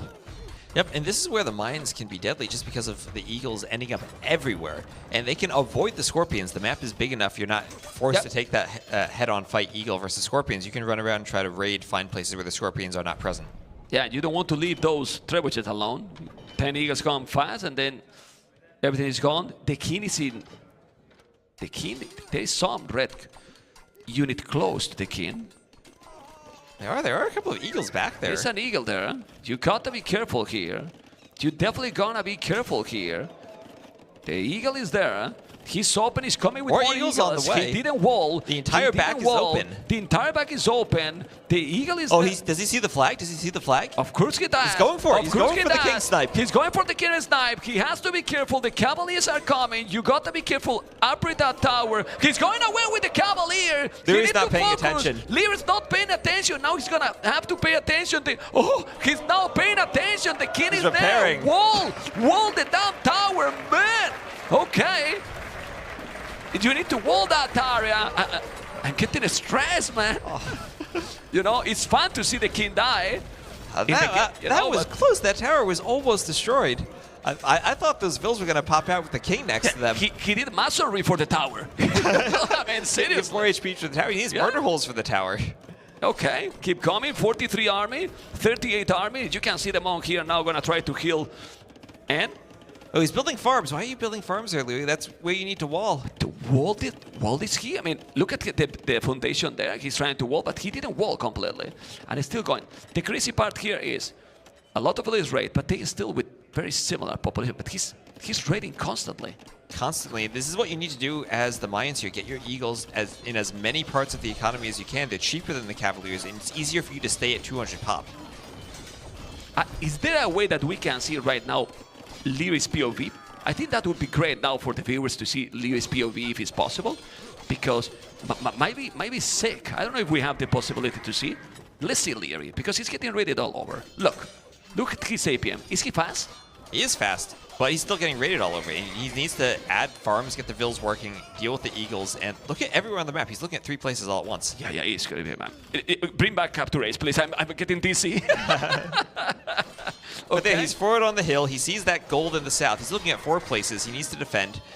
And he has Cavaliers. He's winning the fights. He still has the better KD. Yeah. But 61 to 33 eco KD. And ACCM more resources collected. And he's still in both of those corners, to the left, to the right, adding in workshops, and he's going for a push. Now he has the map control. Yeah, now he will have more the holes, and soon the problem is that he's not gonna have a goal. Liereyy has 0 villages on goal. We were talking about how bad was the map for ACCM, but Liereyy never could attack and punish that map. And right now he's still 400 stone. He has only 1 relic. He has 1 relic at the back of the map that he could take it, and he's not taking it. And That's really bad. Well, he's raiding here. Okay. Well, that'll get cleaned up eventually, and ACCM will have more gold access, because the 2 extra golds did spawn a bit closer on ACCM's side of the map. We saw where that Cavalier raid just was, and also that castle at the bottom of the map. Those are where the golds are. And we had talked about this earlier, about Cavalier versus Hussar. How are you spending the golds? Liereyy went for the Cavaliers. Right now, every unit he's made has been a gold unit. Yep. Yeah, well, he has Hussars too, you know, but 32 Cavaliers. The problem is that he has only 9 Scorpions. The Scorpions are going to have now Siege Engineer. He really has to be careful, because even if he's 190 population, Halberdiers and Eagles now. Halves include here 45 walls. This is exactly what Liereyy needs. But Liereyy has buildings on the right. The Cavaliers are coming. Going to take the Eagles. It's true that he won't be able to do Eagles forever, but for now, since he has 2 relics and still 22 villages on gold, and Liereyy nothing on gold, he keep going and going aggressive. Yeah, and I think the worry for this game for the Mines is if it does get to that stage where you start running out of gold, what do you do against the Chimera who can add in all 3 trash units? That's correct. That's why Liereyy is trying to hold till the gold is gone, right? Right. Okay. Siege Ram. Siege Ram. And, I mean, look at the very north of the map, too. There are siege rams to the east. There are workshops all the way to the north and the west. Barrack all over. Still didn't take the relic. Oh man, I'm smelling a 1-1 here. I don't know, I might be wrong. It's now see that castle protecting the gold. The university is gonna be gone. Remember that those Scorpions are still, in my opinion, without the double crossbow. He's bringing a rally. That's so important for the long run. The score is switching all the time. The university is gonna be gone. The Rams are going to be gone, yes, but he's gonna take the university, which doesn't really matter too much. I think he did all he needs for the university. You want to take that market. Now he's coming with siege Rams. Choo, choo, choo, choo. I'm coming, and that castle, inside. That castle is gonna go to the damn hell. You cannot stop that. Castle is going to be down, and less and less map for Liereyy, who has no resources at all. No, what a great position for ACCM, pushing the castle, and he has the perfect catch with the Hussars right now. He has enough halves to deal with it, and Liereyy doesn't have the Scorpions. Where are the Scorpions, Bev? Where are the Scorpions? Well, he has 10 only, but they're coming, and they cannot move because they are slow, really, really slow. The castle is about to go down, and the castle is already down. Basically, in a moment will be, the Scorpions are not gonna be in time, trying to repair with 2 villages, but against 4, 5, 6 rounds. And now the problem is that the Scorpions might be down as well. Oh, the Rams are speedy because all the halves are in there. The Scorpions are clumped up. Siege Rams do splash damage, Mem. Siege Rams do splash damage. Oh, he escaped. He escaped. The crowd is going crazy. Okay. And now... But now what is gonna go crazy is gonna be the halves are going to disappear. He didn't kill them, the Hussars are coming. This is what he needed to hold here. Population almost the same in terms of military, not in villages. He's losing more and more, 100, 106, 7 now villages down for Liereyy. And resources. Look at the resources. ACCM 1K of every resource. Liereyy, a wonder.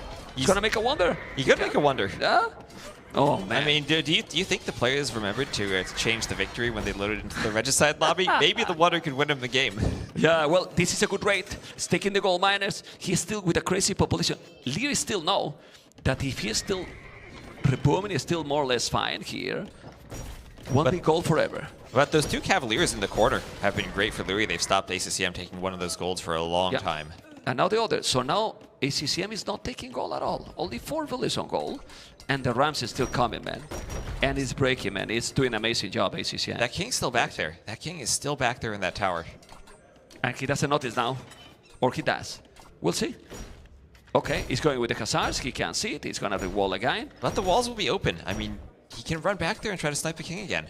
And look, raided also outside with the Halberdiers. Population, how is possible that Liereyy is still 200 population? It's because he has the farmers. Look at that, 77 farmers. He can keep pumping Hussars, right? He's going to be able to make Hussars endlessly as long as he has those farmers. But it's Hussars into Halbs. And right now, without the Scorpions, without the gold, he has no way to deal with the Halbs. Well, but he's... Oh, this is some big raid now as well. But he has skirms, you know? He's doing some skirms. That can work. To hold skirmishers versus siege rams, though? No.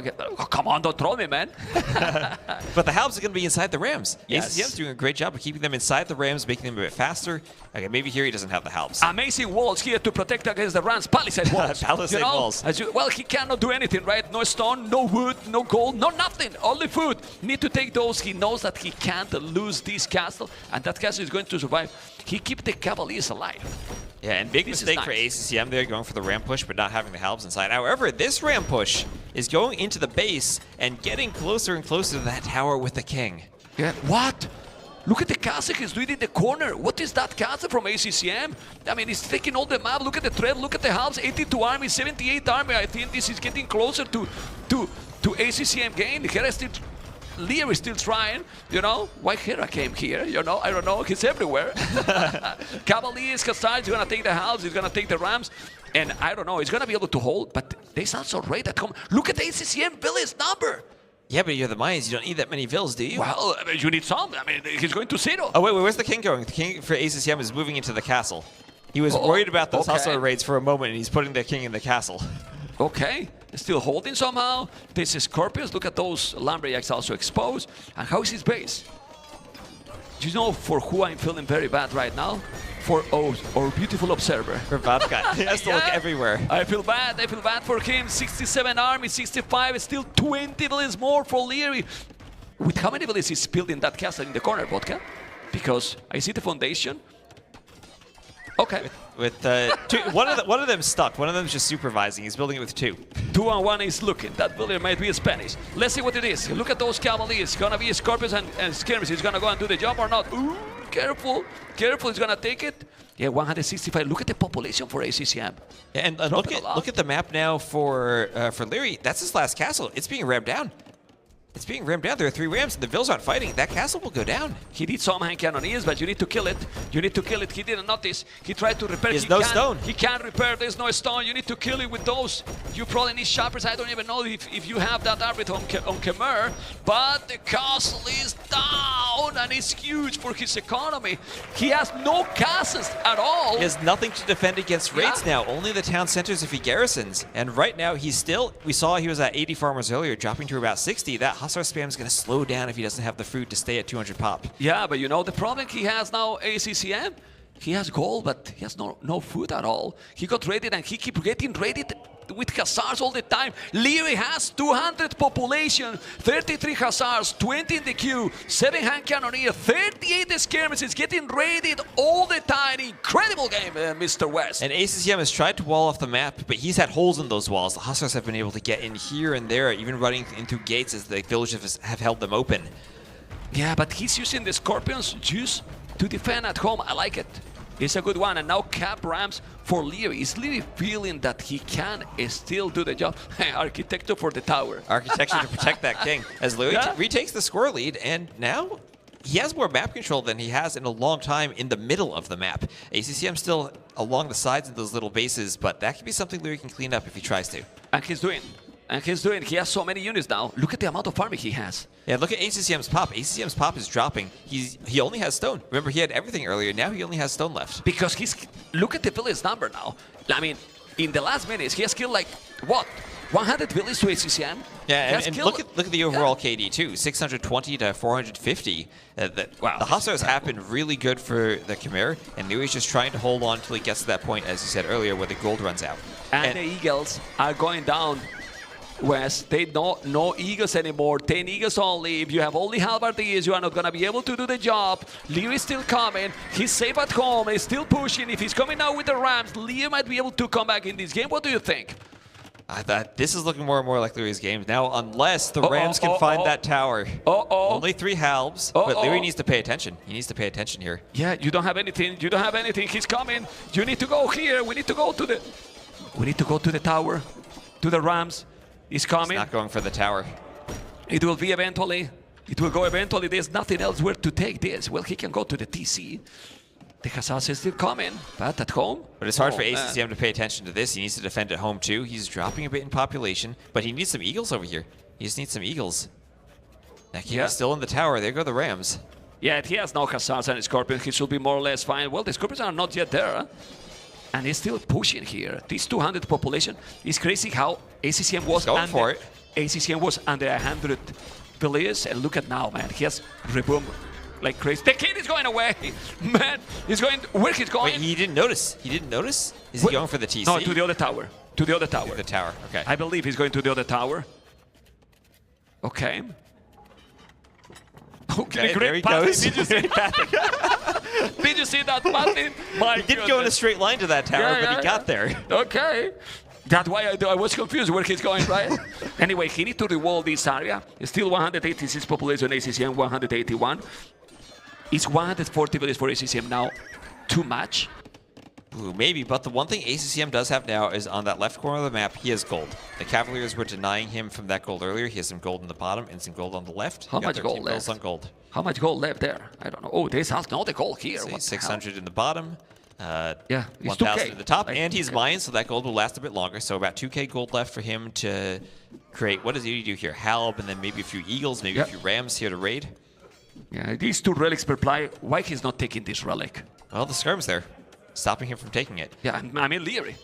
Oh, there Liereyy. He definitely should. Relic. He has to. He's the one who has no goal at all. Okay, still 78 army for Liereyy. The good thing is that he still has 60 Khmer farms and he's constantly sending military. He's doing finally crowd rotation. This is so good upgrade for this civilization, for sure. But Liereyy needs siege to finish. He's doing 1 cav archer. I believe it's a misclick, or maybe not. But and that's what makes it difficult for ACCM actually to push and finish the game because of all those hussars that can pick off siege. Unless he has very forward workshops, which he kind of does in the corners, but Lierey's aware of them now. Yeah. I mean, he need siege rams. Well, it can work too. Siege rams. I mean, you need siege skirmishes. I don't think the skirmish is working here for well, they help deal with the Halbs, right? You need. I mean, for the Mayans. For the Mayans? Yeah, for the Mayans. He's doing skirms. For what? For against the hussars, that's tricky. I mean, skirmishers can be good against the Khmer skirmishers, but still, you're stuck on just Halb skirm against hussar skirm, hussar Halb skirm, whatever that Liereyy wants to add in. Oh my god, there's still coming a guy inside. Well, the Khazars are there. He's still reading with the Halbs. Thumbrin now. He rewalled already, but he's still going inside and being annoying. Doesn't have any map control. Now ACCM again 200 population. And Liereyy keep trying to score. Is still now ACCM lead. Who took the relic? That relic disappeared. That probably was Liereyy. The skins were there, so I guess he got the relic. But I see 2-2 still. This is probably a monk that's carrying it. Yeah, he's the only player with a monk, so it has to be Liereyy. Yeah. Okay. Yeah, there is no monks for ACCM, so yeah, it has to be. But now Lee is the one who is dropping more and more the villages. He has 93 only. Ooh, and that's sometimes the number of farmers you want, not just the number of villagers. And he is getting raided more and more by the eagles, and as long as ACCM has the gold, he has eagles to raid. Okay. Let's see what is going to happen. This is all these skirmishes. He did the siege ram upgrade, but he has only 2 rams, 3 scorpions only. It's so difficult, man. It's so difficult to finish this game for both. For both. Although, I mean, the king's in that tower now. ACCM kind of pushing in that area. Maybe if he gets some rams from the other side, he could push that tower. Nice walls here. Anyway. And how good have those scorpions been in Lierey's base, just defending against a few Halbs? Okay, he has to be careful. Wow. I don't know why the crowd is going crazy. Might be someone else being there, but look at this. Push on the TC. ACCM retaking the score lead. That TC will go down. ACCM still pushing with some Halbs, although Liereyy is also in. Liereyy is in, and he has a big raid with hussars. Yeah. Siege rams paying off, getting through those fortified walls. Did he save the town center? I think he saved the town center, but still raiding here with the Halbs. The TC is being saved. Khazars, and he's gonna raid more. He's gonna raid more. It's still 200 population for ACCM. 57 Halbs in the queue. He's overboomed right now. He doesn't need 142 villages. Yeah, honestly. He does not as the Mayans, and he still has a stockpile after that queue of Halbs. So a bit more army might help him deal with the hussars. Maybe Liereyy will get a raid in and clear some of ACCM's pop for him. He sells 500 stone for 442 gold. He's doing eagles again. He's coming with the rams again. Okay. I mean, if he could get a good ram push in the north, again, he still can go for that king. It's right in that tower, and he has rams in the area. Yeah, but now who is trying to attack is Liereyy. He has the rams there as well. But if Lierey's military is all forward, how does he defend against the ram push? No, he is not all forward. He has 100 almost. Double the army than ACCM. That's true. So he only has 96 vills, and that does let him have more army. And here comes the siege ram into the main base of ACCM. But that's not the tower with the king. He thinks that it is because there's a flag there. He's trying to break in. He's going to be able to do the job or not. We'll see. The Khazars and the skims are there. He's killing more and more units, killing villages. The walls are going to go down. 1 ram is probably a no to take them, as you can see. But at home, can we check fast at home Liereyy? Because he's getting also a push. That Tone Center is down, and the kill is close. The kill is very close now. Those Rams just need to go through that wall, but he does have some hostiles here to defend. Not enough helps out. Has a lot of his army everywhere. Yeah. It's crazy how with only 98, 100 villiers, he has army all the time. You know, but oh, he's buying a castle? Ooh, okay. Okay. Defending a wood line now, thinking maybe this becomes a wood game at some point and just going to prioritize being able to chop wood. Because that will be his only wood line in the north. That wood line, despite being raided, has been chopped and is almost gone. Yeah. And ACCM with all the other wood lines on the map, actually. So that's actually an incredibly important castle for Liereyy, just so he can keep getting wood. Yeah, it's a great castle, but now he's dropping the population. 152 population, 53 farmers, 30 on wood. He has to be careful there. He got the castle up, not yet. He needs to move those villages. This is crazy. 242 villages lost by Liereyy. 242 villages lost by Liereyy, 140 for ACCM, and he still have almost 1k unit kills Liereyy and unable to take the game against ACCM. ACCM wanna keep playing. And now look at ACCM's side of the map. There's no blue there. That raid was huge, but got cleared up. And now Liereyy, he's going to struggle. With such a low villager population, he is going to struggle to get his military count back up. Yeah. Well, he's coming here with some hand cannoneers, skirmisher, and the hussars trying to kill the rams. But finally, this is the time where now ACCM has no goal. I wonder where the relic is. Because they took the relic, still 2-2. But it's still 2-2. Oh, okay. Thank you. The relic is there. Okay, Hussars, he need to wall, but more skirmishes. The problem for ACCM is that he has not an old army to kill. And now Liereyy Fortress is fully open, man. Where's the walls, man? It's open completely. They've been opened all game. Yeah, it's crazy. And I wonder if ACCM ever can get a push on that castle, because that castle still is crucial for the wood. I mean, Liereyy has 17 vills on wood and only 100 wood left. Okay, he's still trying to go.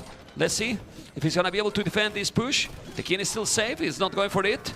These are under the Tone Center, it's gonna be a lot of units that he's gonna lose. He has hand cannoneers, he has his skirms, he has army, man. He still have army all the time. Lee is still also spamming villiers. The rams are coming, but he would still have army to take the rams down. And you cannot waste those rams anymore. There's no more goal. You cannot waste the rams, and he's wasted them. Maybe it's being wasted there against the Hussars. A couple of rams on the front.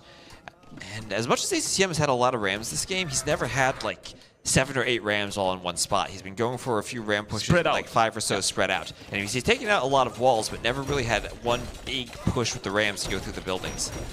Yeah, still the Hussars are going to take more rams down. Exactly what we were talking. Army numbers is almost the same. It's still holding the position. That castle is on the hill. Hussars and hand cannoneers might be able to defend. We'll see. There's so many eagles. You gotta be careful. Many eagles here. The hand cannoneers are going down. The Hussars are also in some troubles. Now it's dropping more and more the population. I really believe that maybe, just maybe, ACCM is taking game number 2. Oh, there goes the ram again by that tower with the king. How many places does Liereyy have left to hide that king? He has the 2 town centers, and the ram could go for that tower. He has a castle. Oh, he has a castle now, but can you get the king to that castle? That's far away. Well, he still have army, but 84, 83. He's running. He's running now. Okay.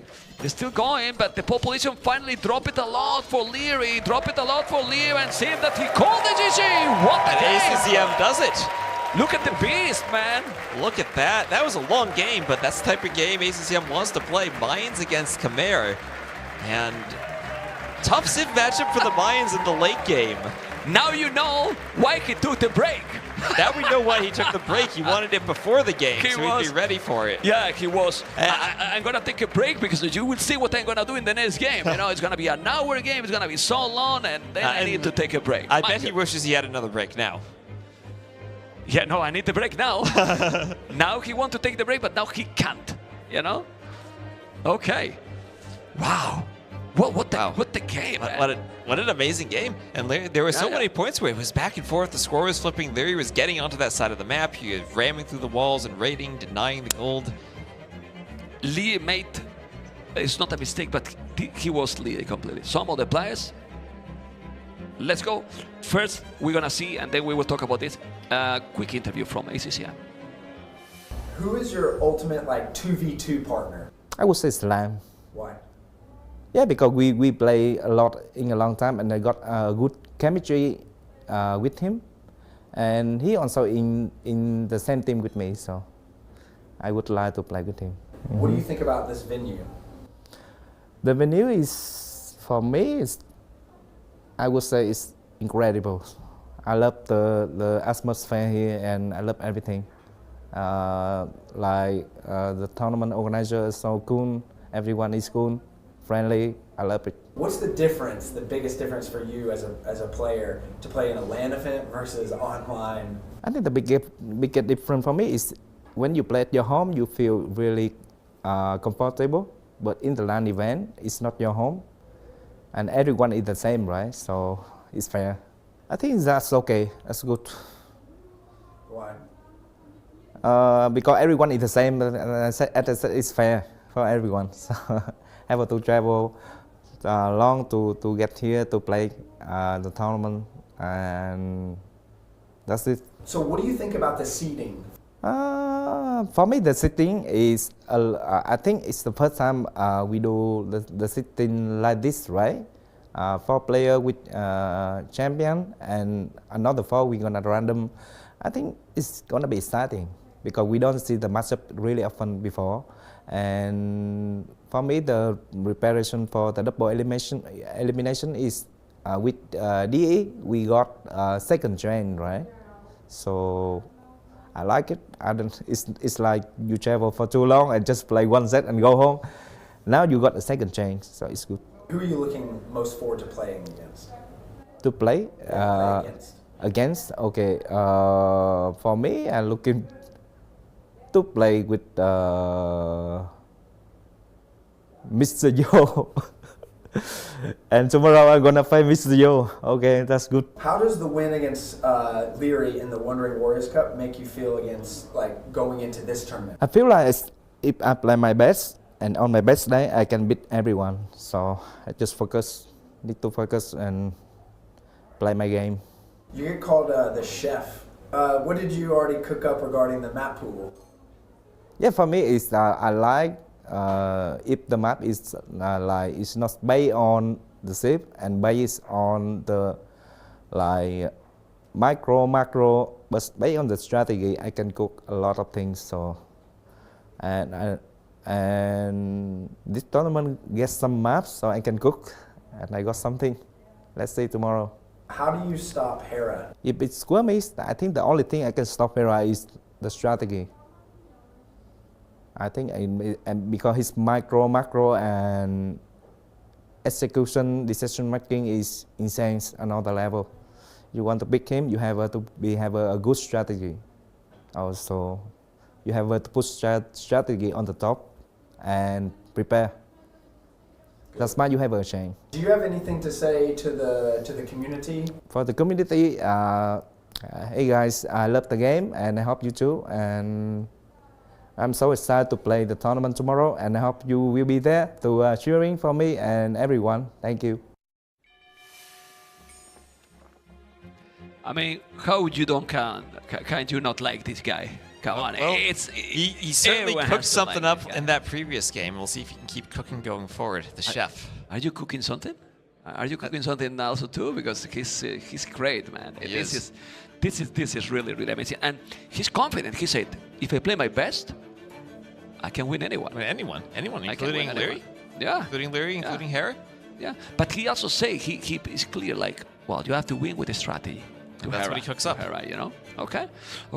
That was a very nice one. We were skeptical because before the break, I was about to tell you that what Liereyy missed, in my opinion, is to wall, but really wall, fortify the walls. At the end, it was open completely, and he got built on both areas on his side. Right, but that's part of ACCM's strategy. That game, you saw as SARS, as soon as he hit Imp, he was looking for those forward barracks. He was trying to get to every corner that he could find outside of Lierey's main walls and trap him in, and make sure that the raids would come from every angle.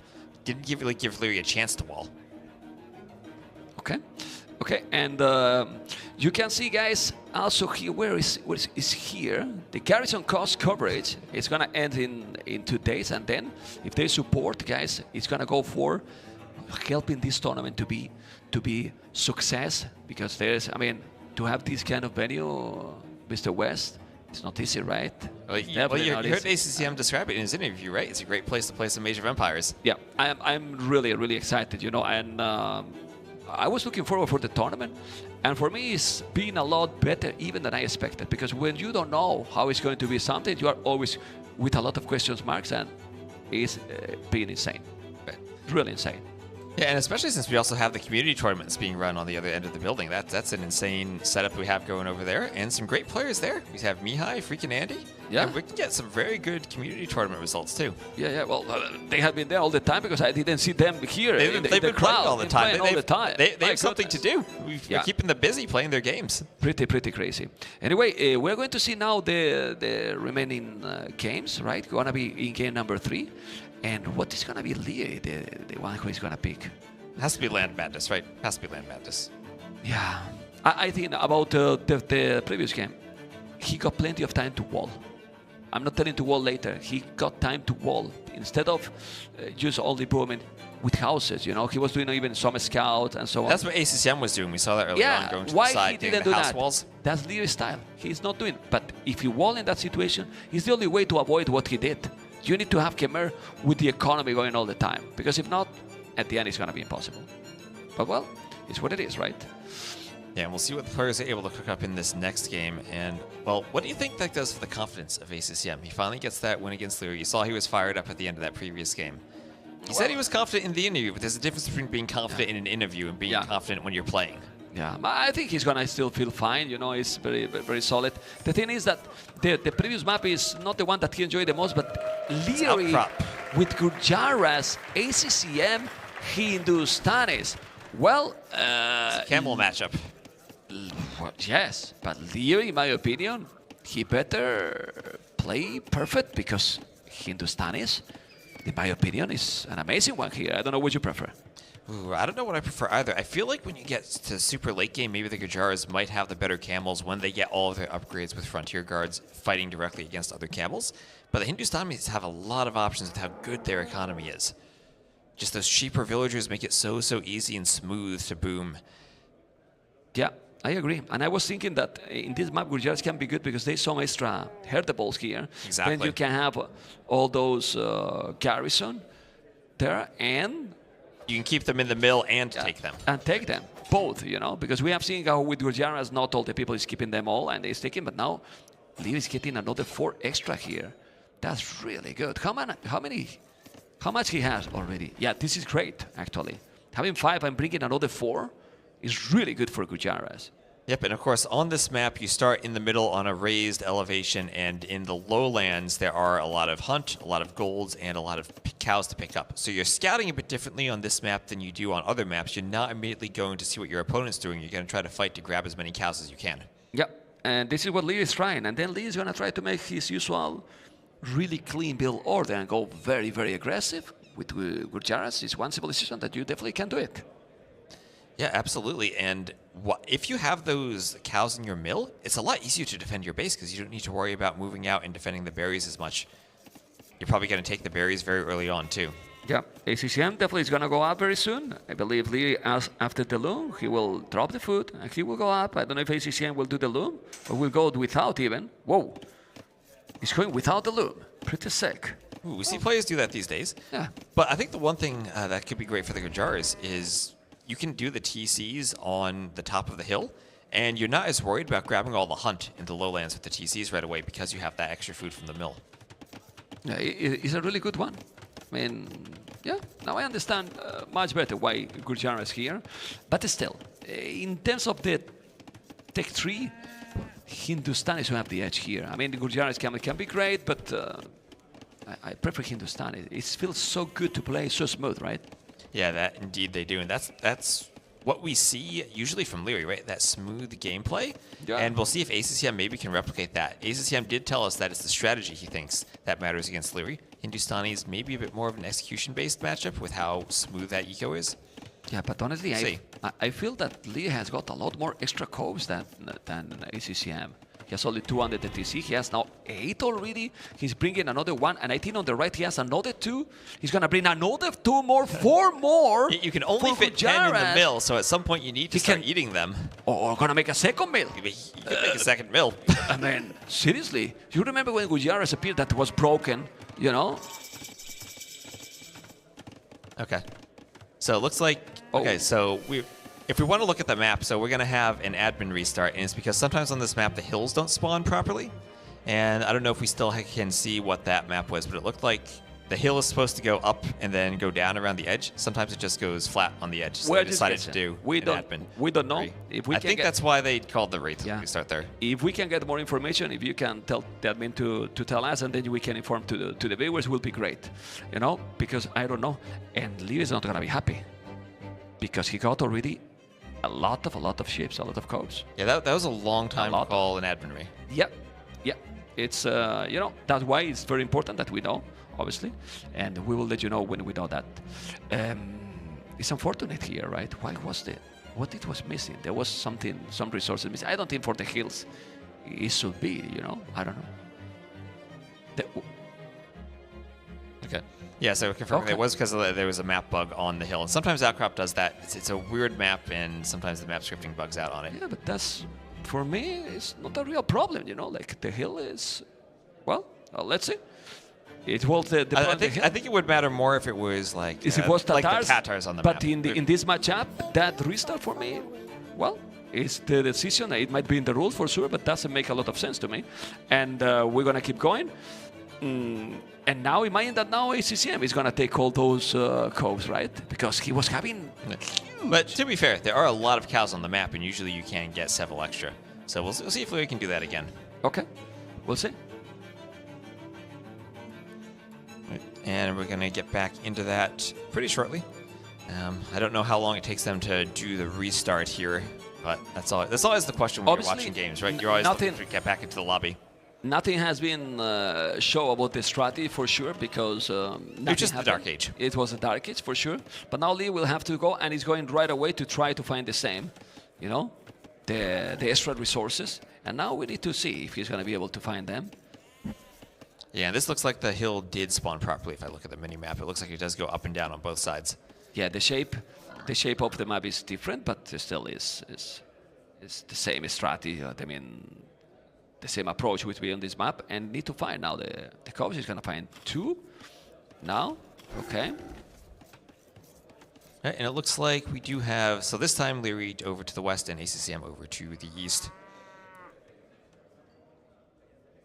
Yeah, he's taking out 2. He's gonna. There's 2 more in the north. Okay. And now ACCM scouting the south. And as we were talking about, the scouts don't go straight to the opponent. You're not trying to push in deer right at the start either. You're really worried about getting as many cows as you can. And Liereyy will get a few more cows this time. So no problem for him. He's getting some extra cows once again. He's taking 4 again. Now ACCM is also going to the other side. So it's also better for both players because both are going to be more or less even. Yeah, but it seems that nowadays maybe it's a smaller area, the outside, than before, with the shape that it is. Maybe it's a little bit smaller. The players have a lot more wood in the back of their bases, right? Because they have the corner of the map. Yeah. The spawn is different than the previous one. Like more kind of in the middle, and then it's shorter, a smaller area, the vertical one, where there's gold, the stone, and all those extra cows are there. Okay, Lierey's about to go up soon. ACCM as well. Let's see if he's going to go up the same without the loom. Okay. Yeah, skipping loom, it's always a big risk, but a lot of players do it these days. And perhaps on this map, you're more tempted to do it because you know the scouts are out trying to find the cows and not necessarily looking for veil snipes. Okay, he's doing the loom again. I think ACCM will go up without the loom too, like in the restart game. And it's a bit easier with Hindustanis to do that because you're not spending as much food on your villagers with a discount in the Dark Age, so you can squeeze in that uptiming without waiting for loom. There you go. Both are going up, and it's exactly the same. Exactly the same. Yeah, just look how well they memorized the build orders, you know. They've practiced this. They've practiced this, and as we always say, ACCM, he's practicing his builds all the time in that room. Yeah, he's bringing another 2 cows, I think. How many he got now? Oh, and there's another 2 very close. Whoa. Didn't say it. That's unfortunate. No, he has more coming in. He's got all the cows he can find. He got 7. He's going to be 8. Going to be 10. Well, he's going to be in a very nice position again. Very nice one. If he takes the other 2, it's probably going to be exactly the same position in the previous game. Yeah, if he takes the other 2, that mill's going to be overflowing. Okay. Now it's cows, I believe, right? For both? Yeah, do we see either player going on gold? No gold for Liereyy, no gold being taken for ACCM, so it should just be scouts again. Ooh, he doesn't see the cows, but you probably will see them if he goes to push that final Ibex. Yeah. And really close to his line of sight. Yeah, I think those scouts he's gonna see it exactly in the next one. He's now pushing. And he's gonna have resources, man. He's having almost 300 food. It will have more when he dropped that one. Yeah, this is going to be a great start for Liereyy on this map with all of those cows. Maybe the Ibex walking a bit closer is actually a bad thing for him because he won't see the cows. Oh, he went away. He's not pushing anymore. He's so not pushing, he's going forward. Yeah, he's trying to be aggro. He's doing the house here because he's housed Liereyy. Don't tell me that he's housed now. No. After the villager, he's going to be housed. Okay. Now he's doing the stable. The scout is joining now the party. He's going to find the stable, but that's no issue. It's pretty expected. Stable as well. Yeah, so if we look at the gold positions, we see both of them there for Liereyy. That one gold being a bit towards the front could be a bit tricky for him. ACCM's golds are one to the top of his base and then another in the back, so maybe a bit safer. Yeah, well, the one a bit in the north, he still need to protect it, but yeah, eventually he will do some walls. And Liereyy is trying to find information. Didn't see that gold yet, I believe. He's trying to pick a villager, but a spear comes over, so no worries there for the Vill. Okay, and now Liereyy and ACCM. Remember, guys, that TheViper is waiting the winner of the series. For those people that is joining now, right, TheViper is waiting for the winner of the series, so... Let's see, 22 villages for both now. Okay. There are some walls for ACCM, looking to wall up his entire base to the back. And is that a palisade wall he's using in the back, or is he walling? Looks like a palisade wall. It's walling the whole thing, man. It's crazy, man. He's gonna go full arena mode activated. And Camel Scout still from Liereyy, meaning that ACCM can't quite take the engagement in the Scouts fight that he might want to. And those are all full HP Scouts for Liereyy, so he could still do some damage with them. But so far, a pretty passive game, just Scouts and Spears. We'll see if either player wants to go for a range transition, but when they're so far apart, they might be tempted just to go straight up to the Castle Age. It's what I was going to say. I mean, being that far is so complicated, right? Like, he tried to find more information. Maybe you can, sneak ability here or not, snipe ability here or not, but not much more, at least not with 3 scouts only, right? Right, and that's a lot of spears that have been forced out for ACCM. Wow. For only 2 or 3 scouts. Yeah, I mean, they are not so expensive, but it's and it's going to put you behind at some point. Ooh, that spear goes down, but he got quite a few pokes on the scouts. So ACCM going to try to dive and gets a villager. He got it. Nicely done. Yeah, well, that is sloppy by Liereyy here, because he could have walled those villagers on the wood easily. He could have, right? Yeah. He was relying on the spear, and now we'll see if ACCM can... There we go, there are the walls. And that's what you expect, but not much HP. Ooh, he goes for another wall. Not walling? Yeah, it's another villager down, probably. Yeah? Yes. Another village. It's 2 villagers down. This is a sloppy. This is a sloppy play by Liereyy. He has to wall again. Like, he's so easy to wall. And this is exactly what happened in the previous game. I'm sorry to say, but he didn't wall in the... Obviously, it's a different map that you could wall. You couldn't avoid the raiding. And here, just look. ACCM has walled the whole map. Completely.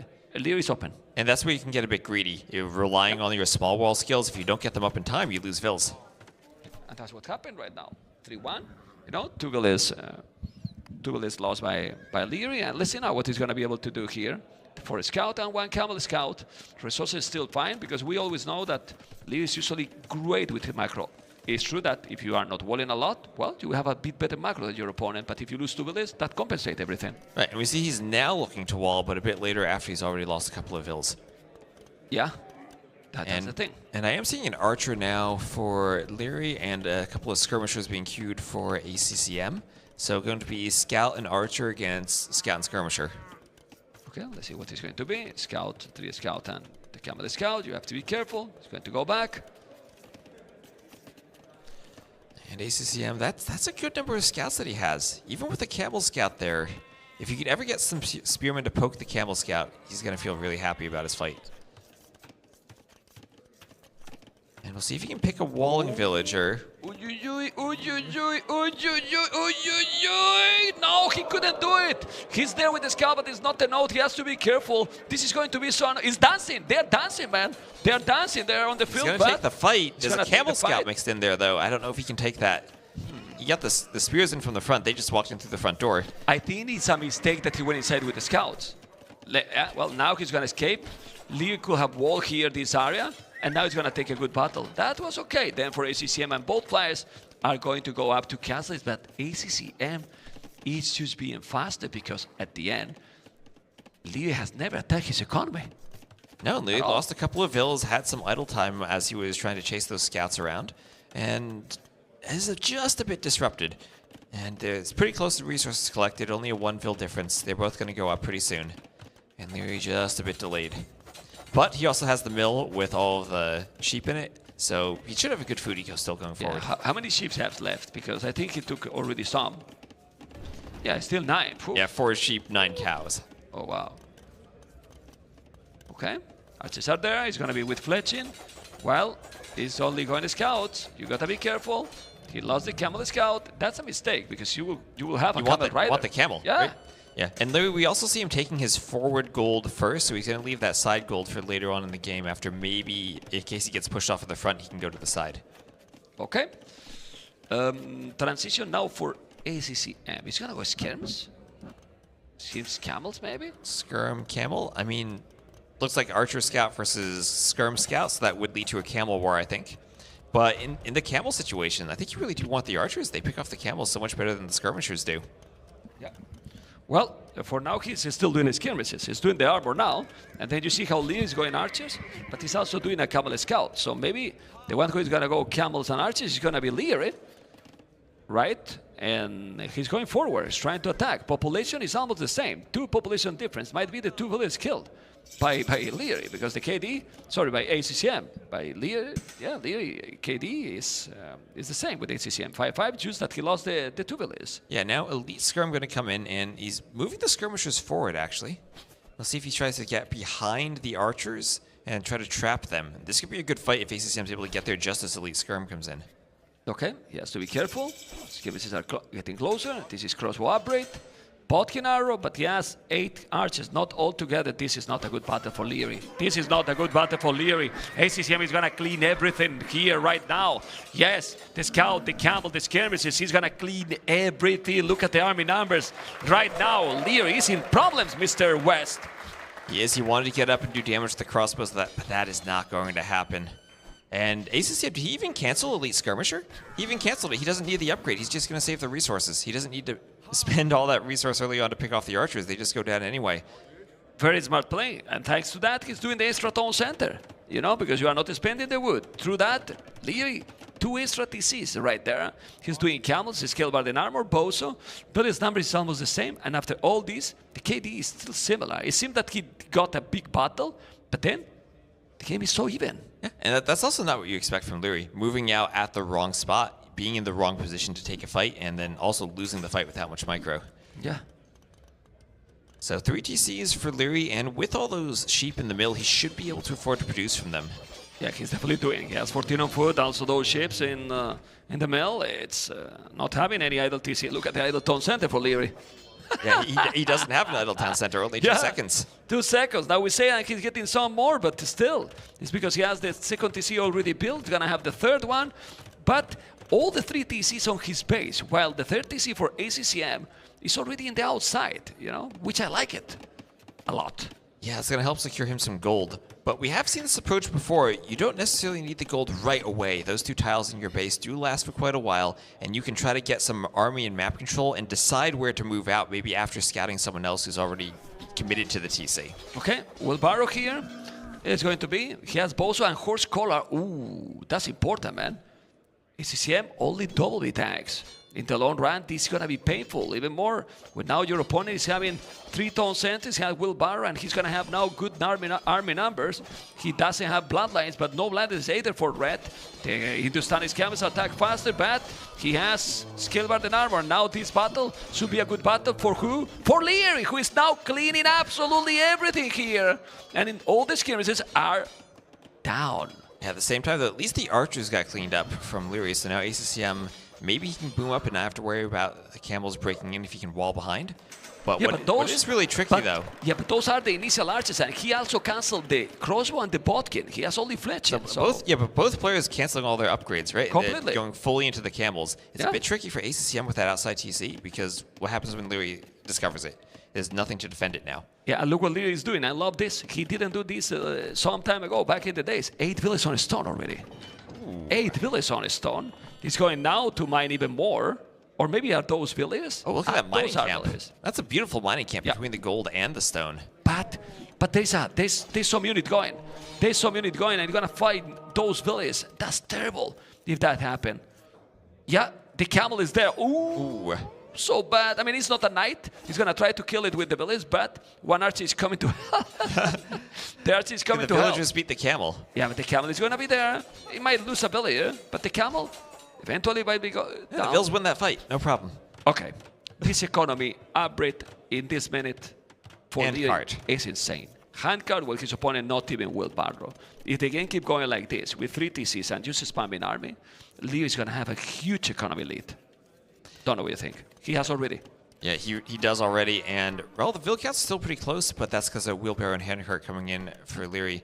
And I wonder if either player decides to go for a 4th TC, or if they just try to go imp faster, maybe try to commit to raiding or a castle drop on the outside, because Liereyy on that stone could have an opportunity to build a castle right on ACCM's outside TC. Yeah, I honestly think that in this map that is requires some mobility can be for the late game. The 4 TC is going to be needed no matter what, sooner or later. So you do now, you are safe on the outside. And then if you can also make the castle, well, you're going to make it. But you will have to do it. You can see how he's sending, and he's doing the town center right now there. Isn't it? Yeah, and that'll keep the gold and the stone safe, and he has enough camels there at ACCM. He remembered seeing that. He was thinking of maybe he could raid the Vils, but no, they're in position to defend. That is perfect. He's taking a little bit of wood, but he has also gold and the stone. At home, he's still not wall, but he has the TC, so he's going to be protected. ACCM has 2 bullets more, but as you can see, guys, almost 1,000 resources collected more, because Liereyy has handcard for a long time ago, bows as well, and even horse collar. Well, no horse collar at all for ACCM. Siege War Shop already here, but why Siege War Shop when you see that your opponent is also doing camels? Wouldn't it be better to just go even another monastery? I think he wants something to pressure the TC. He has the monks to heal his camels and get some conversions now, and he just wants to apply pressure to ACCM. Okay. Camels are coming. There's a couple of monks. This is gonna be probably very good for Liereyy. If you notice, there's 3 monks, actually 4 monks. Let's see the conversions. You're gonna convert 1 camel, convert the 2 conversions. The camels are there. It's gonna take the monks, but you don't want to take this battle. Definitely not. Army numbers is still 15, 16, but he converted 2. I deal with that. All right, I'm happy with that trade if you get the conversions. And ACCM going for some stone himself. He's doing devotion now. Makes sense. Makes sense, but the game is going again for the Imperial, man. It is. And I mean, ACCM, a player, we typically see these games go Imperial, go long.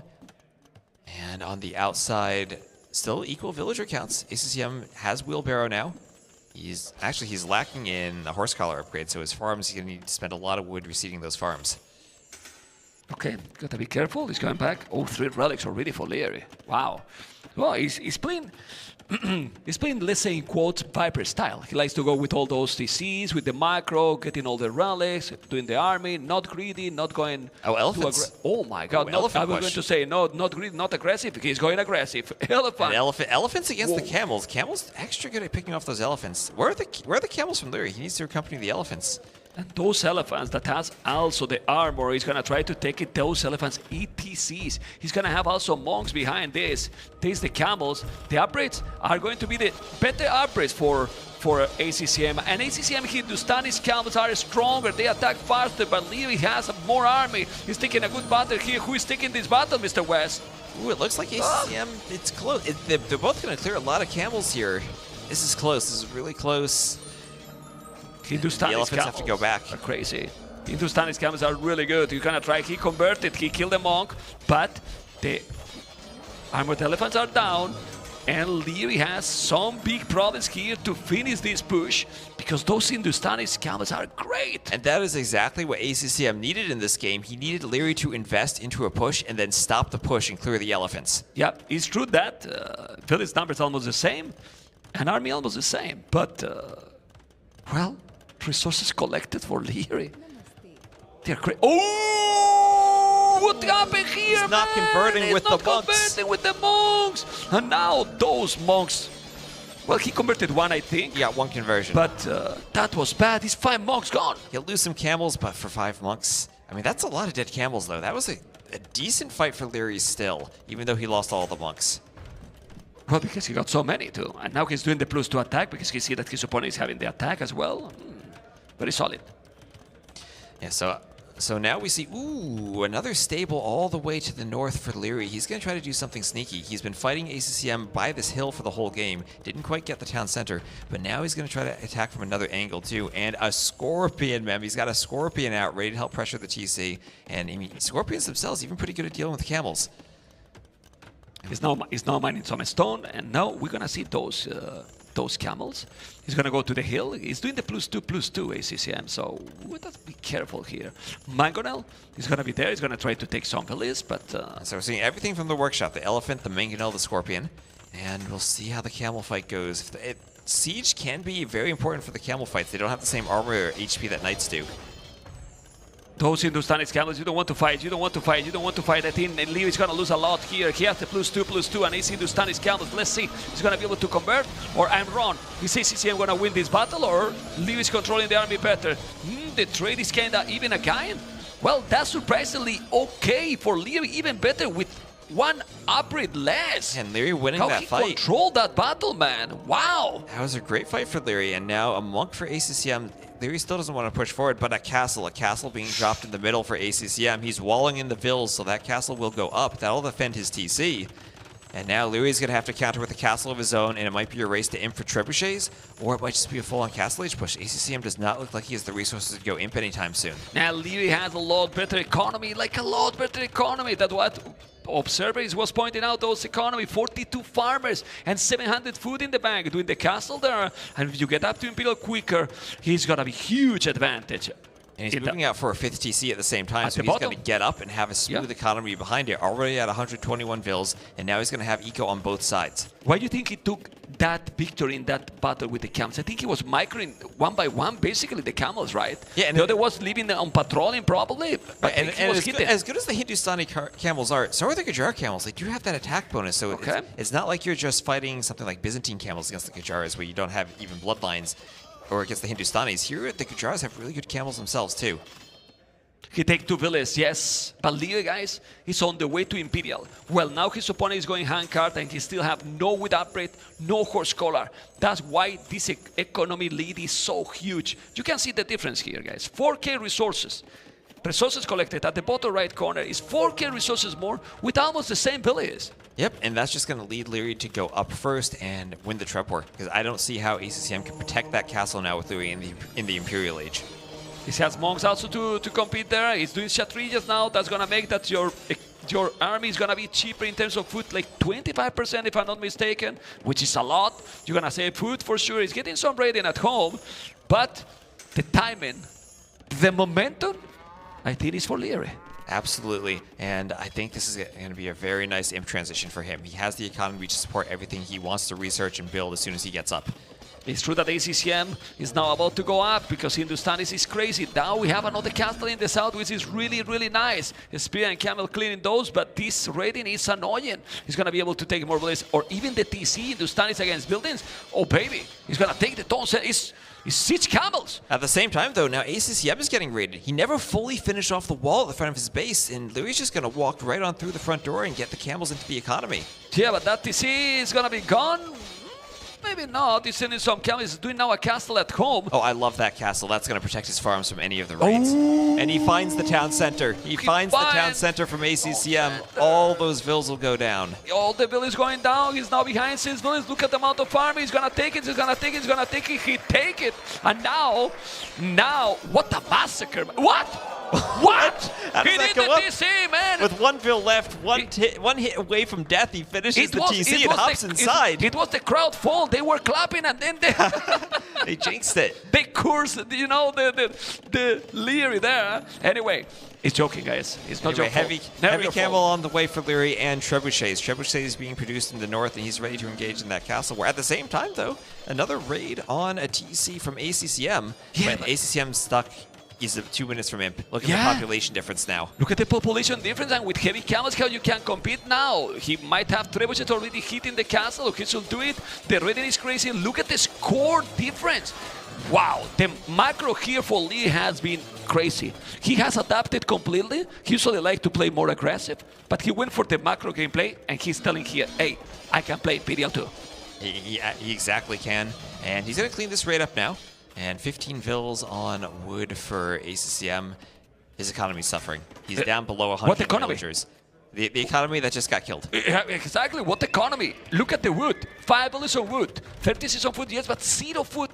0 wood. 1,000 gold, okay, but that castle is gonna be down.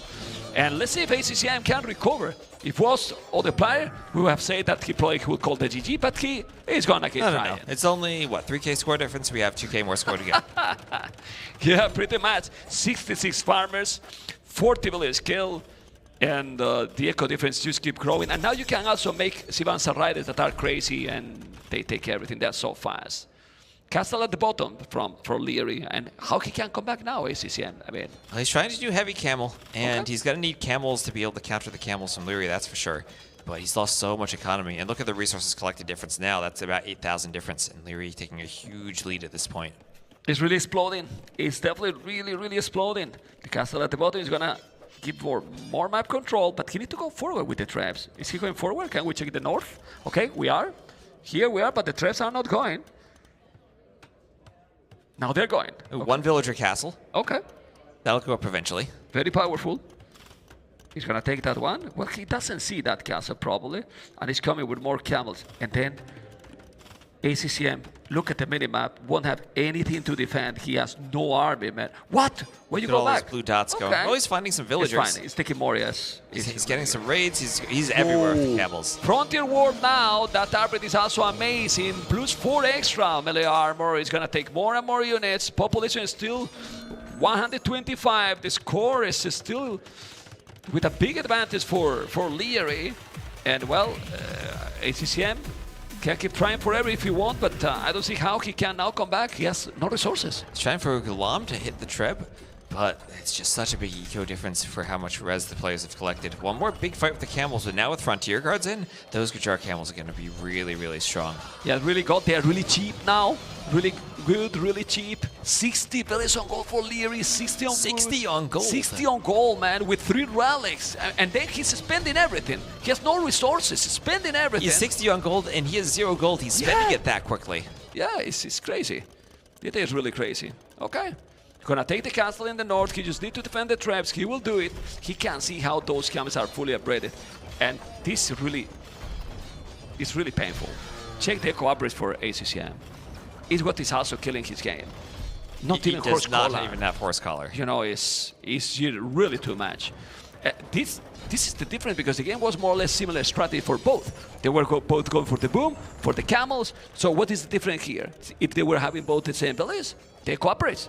Right, that's a big difference, and I think also just a slight difference in how Liereyy was taking those fights. He was winning fights when it felt like the camel the mechanics, was useful. Right. The mechanics there from Liereyy, right? Okay. Plus 4 here, we have all the average in those camels still ready more and more. And well, a second castle at the bottom. Yeah, Liereyy feels that he has the north, so he wants to secure the south. Right, and he just needs one more big push. If he can force a fight here, and I think he wins that fight hard, it's going to be a long time before ACCM could even think about affording Imperial Camel. Yeah, he has gold, but definitely no food. No food. The Treb is already hitting that castle. He's still raiding more and more. He's below 100 villages. Right now, ACCM keep trying to kill those camels. They are not plus 4 yet. It's going to be now. Is he not shooting with the Treb? In the south? Oh, yeah, he's shooting now. Okay. That castle will go down, and look at that, 140 fills to 95. Yeah, he's now raiding some, but that's going to be good now for Liereyy. He probably need to delete them because he has resources, and he could go, wow. Elite more camels. Elite unique units. Ooh, well. Or elite Shravamstrider or? No. Or Chakram Thrower. The Chakram Throwers, yes. The Frisbees. The Frisbee Throwers. Okay, plus 1 armor. The camels are going to go in. He's going to try it. Now, Hindustani camels will get through that gate really fast, but Liereyy on point with the quick wall behind it. He's going to try to keep them out and engage with his own camels. Yeah, now he needs to take that trap. He's unprotected completely. And this is... Oh, this could be a good fight. This could be a good fight. Look at the micro from Liereyy. He's surrounding them. And they just escaped through the houses. Oh, he's trying to wall? No. He can't do it. He's inside now with some camels. He's going to take some villages, but I insist, this is going to help him. He's going to have more and more army. Eventually, now the trap is going to be Phil's down. gonna go for the trap. With the Village Imperial Camel. I don't even know how he's able to upgrade them, but who cares? Oh, he catches the Imperial camels. upgrade He when you are catches the killing. camels and kills all of them before Imp Camel comes in. Yeah, the difference is clear. 60 camels for Liereyy, ACCM 16. You're gonna have Imperial camels, okay, but he's getting raided more and more, and no units at all. The castle survived, the trap is down, and I really don't know what ACCM can do here. 5,000 score difference. He's taking the score. Now he can quit. I mean, he has over 100 pop still. Okay. He has 100 villagers. He needs to lose a few more. It's a huge lead now for Liereyy. I mean, have been a huge lead for a long time, for a while. But ACCM is a fighter. He's doing another TC. He's doing another TC. He's going to try to hold on. He's not even thinking about the possibility to quit because he's really feeling, no, my Civ is better. My Civ is better in Imperial. In a normal situation, maybe. In this one, he has gotten to Imp Camel, but even Imp Camel against camels with Frontier Guards, it's not just a clear win. No, it's not that big difference. And here we are with the camels raiding a lot, taking more and more villages. We'll take the TC. This is a third castle, and he moved on the there. I thought that he was calling it, but no, man, it's like jumping over the chair. He keep going. Now monks could go down here. More and more camels just keep pouring in for Liereyy. He has so much gold he can afford to keep producing them, especially with Kshatriyas, so they cost less. Yeah, but still, look at the amount of army, man. It's crazy. 74 to 18. It's crazy. He's also doing unique units. Just check at the mini-map. It's like an AI approach. Just look. It's doing units all over the map. Yeah, there's blue everywhere on the map. Yeah. It's going to be double the population soon. He's now finding that TC. He's going to find another one here. But the raid is real. Look at the Chakran Towers here. And GG has been called Liereyy. Liereyy going up 2-1. Sure. Yes. And see, he's not phased at all. He just wants to get to the next game. Yeah, that was a crazy one. I think we're gonna see now Fractal. I mean, this one we can analyze a little bit, but I think we have said everything we needed to say, right? Like, it was about the Echo. He was lacking the most important upgrades for the whole game. Lacking the upgrades, falling slightly behind in fights, and then falling largely behind in eco after a few fights didn't go his way and he started getting raided. Yeah, pretty crazy. Pretty crazy. Well, it is what it is. And now he needs to win the 2 games, but ACCM was in that situation yesterday, if I'm not mistaken. He was, and he came back. ACCM is a fighter. He's not going to give up. Yeah. Fractal. So, Fractal. Well, or maybe he play. Now he need to win both games. Maybe he play whatever. He might say he might play Arabia or Land Madness. It was Land Madness. He might play Land Madness, and looks like the player's taking another break. Looks like he might be taking another break. I see an empty chair on the stage. But that's the ACCM chair, so maybe. Okay. All right. So this will be a quicker break, I believe. So if we could see maybe the drafts and have them pulled up again, so we can look at what civs are remaining. We have Land Madness and Fractal are 2 maps. Fractal, the home map of ACCM. What civs does he have left? He has Bengalis, Lithuanians, and Magyars. So what are you thinking? Bengalis or Lithuanians for Fractal, then Magyars for Land Madness? Is the option. I see it. I mean, Lithuanians could be okay in Land Madness too, but I feel that they should be on Fractal, as you mentioned, and Magyars for Land Madness. Yeah, and then for Liereyy, Chinese for Land Madness, and then either Vietnamese or Burmese. Burmese for Fractal, that could be interesting. Not terrible for Burmese. They could go a Rumbai, they could go for a Monk Rush. Yeah. They could have great men-at-arms if you want to do some type of tower shenanigans early on. Yeah.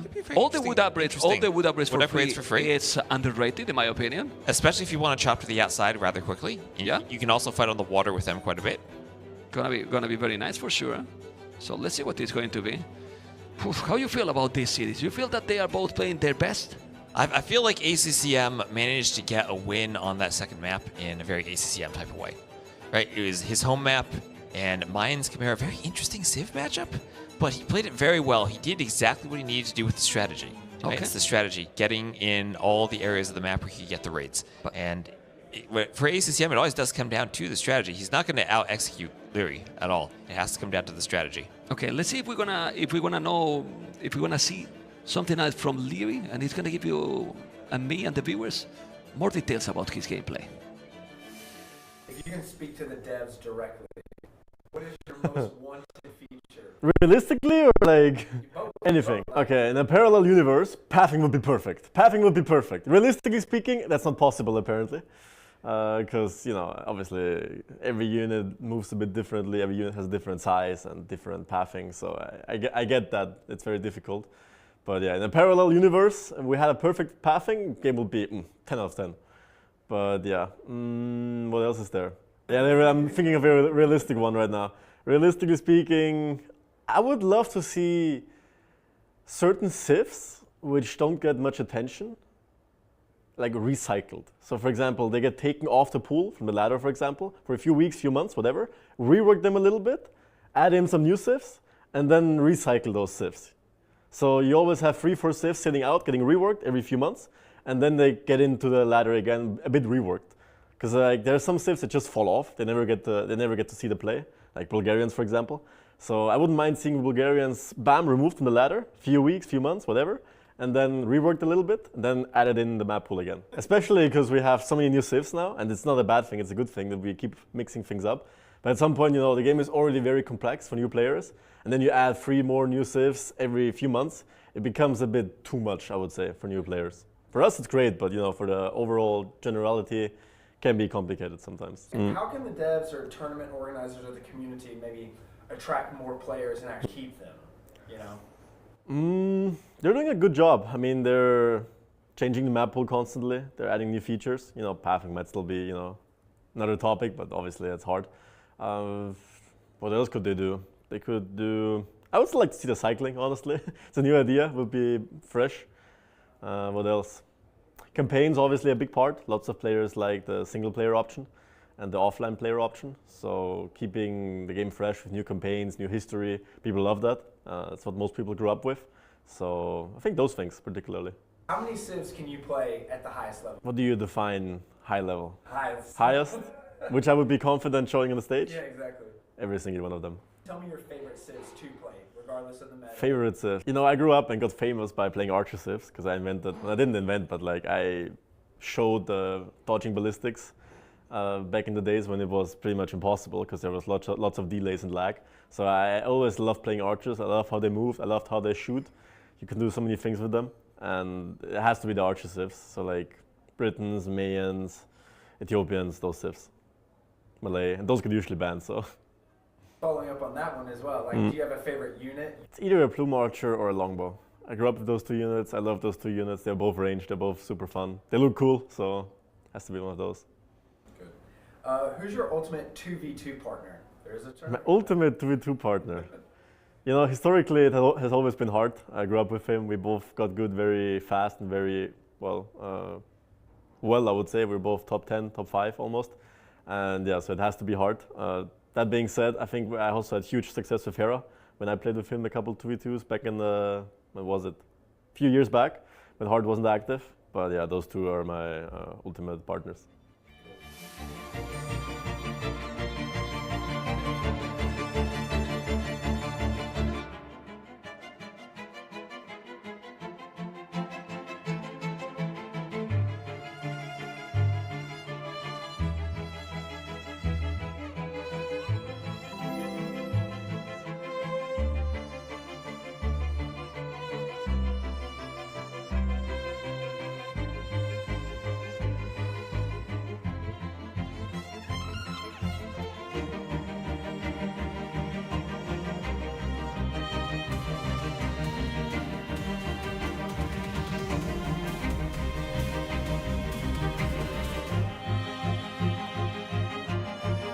Four years almost, let's go.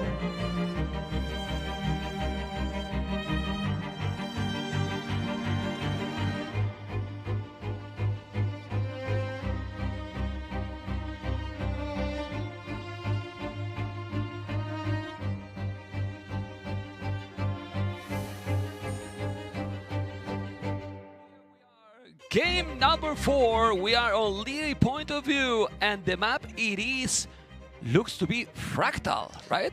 Oh boy, Fractal. And right away we see him pushing the zebras with the Vils, so he's not going forward to... well, he did scout forward by the looks of it, but he wants to make sure he gets that elephant and the zebras in as fast as possible and not get lamed. And he's Burmese, man. Burmese, Burmese. Bengalis, man. Yes, okay, we see another new civilization here. He has the Lambrica, of course, there. Okay. And we also have Vodka, who is AFK for a moment, so we're going to sit here and watch Liereyy's point of view. But it's always interesting to see that he has the identical pine trees mod, so he doesn't see all the read graphics. It's easier for him to click on them. Yeah, because Observer, if you don't know, guys, he's human as well. He is. We have got super long games, you know, so he might need a small break. But now we keep going with the POV, and watching Liereyy, we can see how fast he is as well with all he's doing, right? And probably when you are watching like this, you think like, oh, it's not that fast. Well, try to do that at this speed, right? Yeah, and I mean, look, just think about the Dark Age, how many clicks you have to do and how easy it is for him. Right? He's looking at everywhere on the map, and a very complicated map to play. You have to push the zebras, chop through the outside, take the berries, and eventually think about where you're going to dock. Yeah, I think, guys, it used to be completely clear with you guys, we cannot have the POV Pro ACCM because he take 400 hairs. Yes. Monitor, you know? So it is only the point of view of Liereyy because ACCM's monitor crashes our recording setup. It crashes ACCM monitor because he's going crazy, but here we are with the whole thing now, and we're gonna see and speed up a little bit so you see if we miss something. Look how beautiful it looks with TaToH, it's amazing. And resources usually are kind of forward in this map, and it's happening again. Both players with the stone, with the gold forward. It's true that there is one goal and a stone for both at the back, but still, you need the middle. You do need the middle, and that's why we often see those 1TC fast imp castle plays on this map, because the middle is so important, and you can push into the front of your opponent's base. Yeah. Remember that if they check the coast and we see close to the edge of the map, it can be locked. You know, when they hitch up in that area, you make a dock, your opponent cannot send galleys and take it. But what is going to be the approach here? Are we going to see a... I hope so. I hope so. That's my favorite type of game, a full monk war. Yeah, such a clone co-cast that I have here. Now, Burmese Bengalis, now this is your testing our tech tree knowledge. Do these civs have heresy? There's no heresy.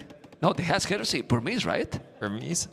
They do, and or not. No, they do not. No, they don't. No, not because they have elephants. They both have elephants. There's only one civilization in the game with heresy being elephant. That is Malay. It's Malay. Yeah. So we can have a very good monk war here with no heresy. They can convert forever. Yeah, but there's still faith. For example, Burmese is super cheap. You know. Oh, layman. Layman from right under the TC, and he'll get away with a buffalo. Well, there's no villas, and we're gonna catch up, guys. The late game in a moment. You know. And you gotta be careful. It's palisading now the whole map, as you can see. Okay, what is gonna be the approach here for both? It's not doing army. So we see two fishing ships from Liereyy, double dock from ACCM. He's gonna look to fish. So he's not going for the top of the map where you can block off that passage. He's just going for the efficient fish docks. Yeah, has to be careful with that valley. You need to go back quicker, Liereyy. And both players looking to wall. ACCM just throwing down the palisades at the top of his base too. Oh, but they are not going aggressive anymore. They are preferring to go for the fish boom and try to go for the fast castle. Yeah, but we could see some aggression in the castle age. And yeah. We could see, as you said, those monks. If they're both just going to wall up, that could open things up for monks, maybe for a castle drop. Rathas and Arambai. That is an interesting, unique unit matchup. I'm not personally patient, you know. Like, I like the action right there, right away, you know. But we need to wait a little bit. That's game number 4. Remember that ACCM need to win or he is out of the tournament. This is a decider, elimination match already. And Liereyy going to wall up to his TC. Just about finished with his walls now. And he has a scout in the back of ACCM's base. But yet, neither player going for any feudal age army. Just got a fish boom. And there will be one fire galley made, or two fire galleys from Liereyy, and you might try to sail forward with them and see if ACCM didn't block off that passageway. I think he's going to send it. And if he sends it, then it's a problem, because there's nothing here from ACCM down. The population is almost the same. The 2 villages more is because Bengalis you get 2 extra villages per age. And basically that's it. You know, market is already being built by ACCM. You got to be careful. There you go. And where's the galleys? He has one fire galley and doing another galley. You're doing a galley? Oh, he's just trying to defend the dock then. That's how you defend the dock. You put the fires in front and maybe one galley behind it. So you can't just sit there and shoot over it. Yeah, but why you don't send one of the galleys? Like, send one. And scout, right? Because if we look at Lierey's scouting here, we probably don't see that. He doesn't know whether the dock is blocking the passage or not. So he doesn't know if he can go forward. Yeah, he cannot. Well, he cannot know till he sends the galley. Exactly. You know. And then if you send it, well, okay. The worst there is that you lose one galley. Right. So I think it's worth the risk. Anyway, resources are looking similar for both. And he's sending. This is huge.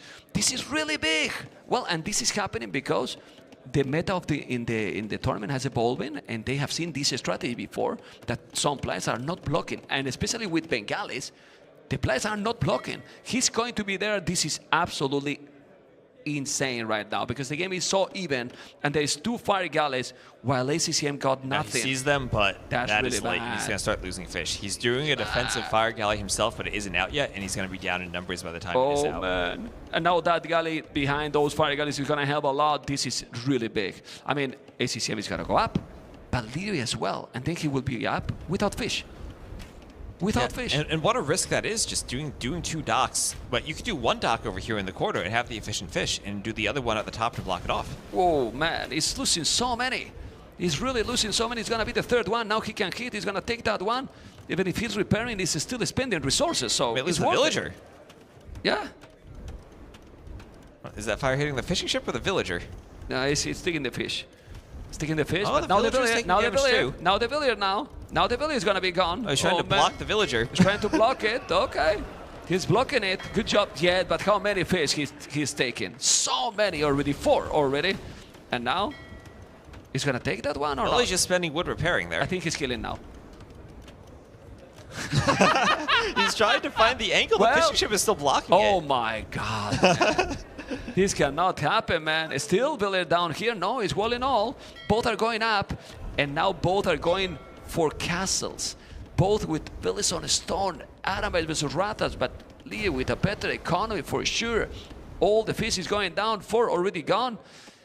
Why he didn't make the dock then to block? I don't understand that. Yeah, and if you look at how Liereyy placed his docks, I think he has a second dock looking at the map for the fish there. He has, for sure. I think that's exactly what ACCM needed to do. 1 to block off the passage, and another one just for the efficient fishing ships. Because if you do that, then eventually maybe you need another dock, but a dock's cheaper than all those ships he now needs to make to defend. Yeah, those 3 galleys also is a good micro as well. Still have the numbers. Obviously, now ACCM will have another 2 extra villas, so he's going to compensate. That's what he's give you Bengalis, right? Yeah. Oh, castle right as On far his forward face. as he can make it on Oh, his face. Are you kidding me, man? War galley upgrade that he has the market. You need to buy. And look at the castle he's doing on his face. I can't believe what is happening. But now he's going to try to make it. But then you need villas. You need villas. He needs to send it. He needs to send all the villas. And now if he deny that, castle can be the game for Liereyy. We'll see. There's so many villas here. The scout is annoying, but I think that castle will have double the villas than ACCM. This castle is so risky. If he's not doing this castle, ACCM will lose everything. He's going to be up the castle or not? Is that a romantic castle? It's going to be close. I think there's 1 tile between them. And he's going to be both up. go up. He's going to be up, and then he's going to make armored elephant. Oh my God. He's going to kill villagers with the castle. Both are up. That's crazy. Petards, but now better economy for Liereyy to do what he's doing, right? Because he has the fish. Well, Liereyy also just took all of his villagers to build that castle. ACCM at least still has villas working at home. He's going to do the armored elephant. True. There is another demo. He's going to try to kill it. His micron is still there. He's going to micro another. He's going to kill it, that one, but still survive ACCM. 4 fishing ships alive. There's more petards. How many petards is he going to do? He's going to make the 8 petards. Is ACCM doing petards too? No. Oh, where's he going? Oh, he ungarrisoned vills and sent the petard with it. Oh, now that is a mistake from Liereyy. Oh, man, Liereyy. Those petards, man. Ay. And now he's coming with an armored elephant. He's going to try to kill it. You got to be careful. He's going to do a mangonel. He's doing the mangonel. But the mangonel is in danger to be lost also. Well, no fletching. No fletching. This is if ACCM could do fletching. I mean, he did fletching and vodka at this point. Yeah, no fletching. The mangonel is there. And he might notice this. He's doing more galley. This is so intense. The population almost the same. And the game, as we expected, is definitely a clown one, right? Right. And he's going to send the elephant to the other side of the castle, maybe to pick off the mangonel? He has to be careful. Okay. He's making a couple of Rathas now. Ooh. So Liereyy going straight for the petards. He almost killed himself. That Billy. How many petards he has? 2 more. 2 more, he needs ACCM more. going for Rathas. Yeah, but the Armored Elephant, well, the difference is one is attacking with the Armored Elephant, the other is... he's gonna and he can hop in the castle with the elephant, and he picks off the Mangonel with the castle. That's exactly what he needed. And be careful now, the dog. He has to be careful with the dog here. The ram is coming. The Armored Elephant is stronger than the ram, that's for sure. But he has already 3 petards. He's gonna be the 4th. He's gonna delete that house. 47 delete 6 army. No another army at petard all. running away. He's running away with another one. That petard is never one to attack here. The ram is gonna be down or not? No, it's not down. You gotta be careful. Armored Elephant is a lot better, but the villagers... Oh, he repaired now, but you don't want to lose village here. He's trying, but... Oh, the Ratha goes down to the castle fire. How is the HP? 2,000 HP for 3,000. He's gonna take it. He's gonna take it. The petals! You need to hit. Ooh. The Rathas stop them. The Rathas stop it, but there's another ram. He's killing now village. Who's gonna take this game? Who's gonna take this castle? Who's gonna take the castle? Right? Oh, man. It's hard to repair because the castle fire kills all the repair vills. You could get the vills in between the castles to repair though without murder holes. Probably. Yeah, but it's only one tile. It's really only one tile. There's another petard. No! He's losing another petard. Crazy. And this is where the Rathas can just go to melee mode and pick off the rams. And yeah, you can also attack but the they're castle. still killing villages there. Okay. Okay, now the armored elephant still is there. They can defend the elephant. Elephant, he can hop inside the castle. That's the advantage of the elephant. You can hop inside. But why he's doing all the rams? The Mangolis was good here. He doesn't have Botkin. So he can do the job. Now both are with very similar HP, those castles. Even, yeah, it's still better for Liereyy, but not by much. Now here also the water. Is gone. The dock is gone. But the most important is the damn castle. Is now taking Rathas, not anymore. Arambais will be good here or not? No, he has 2 petards. 2 petards coming with more villas, man. He's trying to repair. Put villas on the TC. He's gonna lose all the villas. No, villas on the TC and then kill the Rathas with the TC. Okay, that's exactly what he's doing in the exactly. TC. Then the Rathas going down. Then the Mangonel is coming. Mangonel. Oh my God, what is going on in this game? 49 villas, 43. And I want to see the castle. Okay, I love you, Vodka, but I want to look at Liereyy face. Look at Liereyy face. Like, what's going on? Lierey's enjoying this. Yeah, man. It's like this is incredible. Okay, HP for both castles, 1,800. Oh, another elephant. It's the same, man. It's the same. It's almost the same. Oh, he's repairing now. But he'll lose vills. Yeah, but doesn't matter to lose villas now. It's feel that who lose the castle lose the game. Pretty Probably. much. They've invested so much into this. Okay. Those Rathas. No.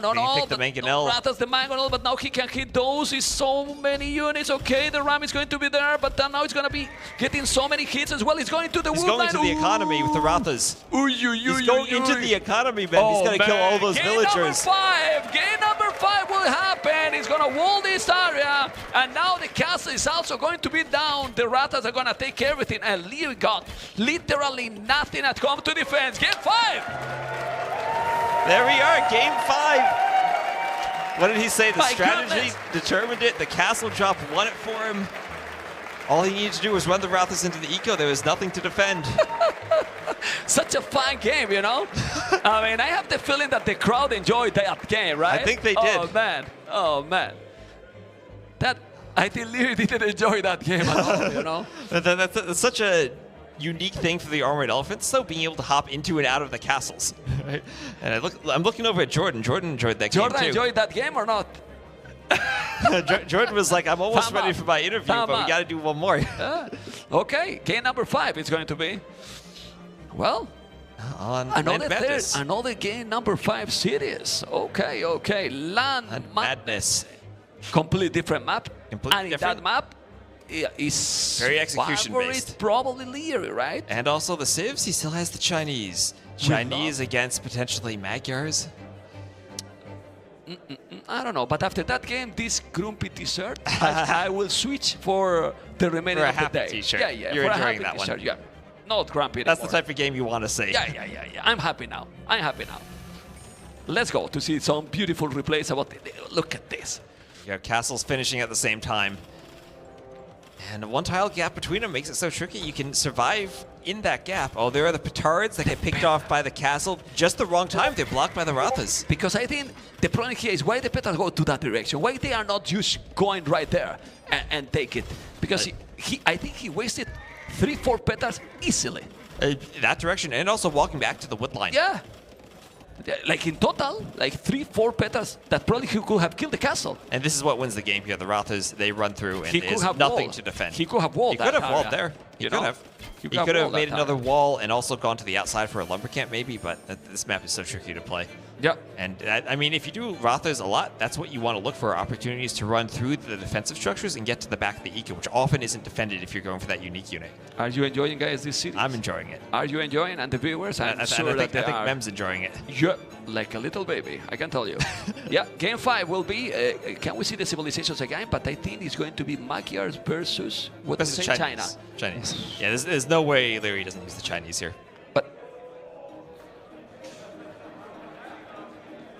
Start the game already. Agreed. Ladies and gentlemen, game number 5, Land Madness, Liereyy Chinese. And then ACCM Magyars. We were right. We look like a decent caster sometimes. Mr. West. And now with game number 5, what you prefer here? Because myself, I'm going to give you my opinion and tell me what you think. I like the Chinese. I like the Chinese, but not if they can go for the super crazy long game. Well, isn't that what we always say about the Chinese? They have pretty poor late game matchups against a variety of units. Magyars will have those amazing heavy cav archers with recurve bow if it goes late. But in the early game, the Chinese, with the 9 villager start, are going to have an absolutely insane economy. And the Hazards and the unique units in late game. And look at what ACCM just did. He took one of his sheep and sent it forward. He scouted where Lierey's TC was with the sheep. It's like he's playing Nomad. Oh, wow. Why he did that? Because he wants to push deer. Okay. He wants to push deer with the scout, so he scouted with the sheep. Good point. He wants to be ready to rumble because he has a civilization that he wants to go up, what, 18, 19 the population and go as aggressive maybe as even possible. skip Loom. Yeah, he wants to go very aggressive. But Liereyy, let's see the build order, because Liereyy with China, 32 seconds idle TC, he's going to try to go as fast as he can as well and go from there. But let's see. I think we need to focus on Lierey's build order because it's more complicated, not because it's more important. Both are definitely super important, and we have 4 villages on berries here. He has 4 villages on wood, everything else is on food. Berries is food too, but the other is hunt. And then it might go up 20 population with China. That's fast for the Chinese, but you can pull it off if you have a really smooth build. And if you look at the idle time, 32 seconds of idle TC for Liereyy, which isn't great, but it's not too bad with them.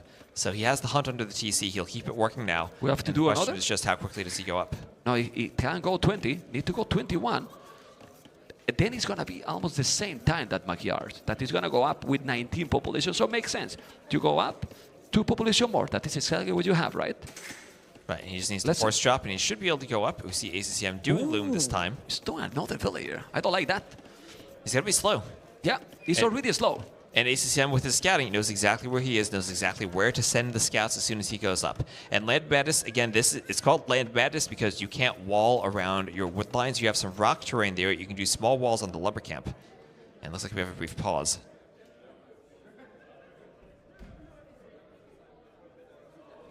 Liereyy don't like the pause. Liereyy doesn't like any pause. Okay. Sorry, my chair. Did he break something on his chair? Wasn't comfy probably for a moment, but now it's up. It's 30 seconds, but 30 seconds you might have the stable up and doing a scout already, while your opponent is going to be building the stable. Exactly. More or less. And also it gives you opportunity to get the scouts forward with forging before spearmen come out. Yeah, and that's very tricky. So Liereyy will have to probably hold in the start. This is exactly the position he doesn't like to be. He likes to be the aggressor, to be aggressive, right? So let's see how he's going to react to the situation. Well, sometimes this does have to happen if you're playing the Chinese, right? You're not going to have that same uptiming, even though you might have overall the better eco. So you need to react to those early scouts, maybe get a few spears out, make sure that you're walled. And look at where Lierey's walling. What is he trying to do? Is he trying to wall the entire corner of the map? Till there, till the barrack. Yep, and there are some versions of Land Madness that have rock terrain on the very outside, so you can't do this, but this one you can. Yeah, but that's not the original. This is the original Land Madness, you know, and here we're going to see what he's going to do. As you see, the barrack is coming, the scout is coming, the barrack is going to be up, and is that decider? We were talking, well, he's not walling. Now he is. Now he's walling. It's the last game. And it's the last game. Whoever loses this game is out.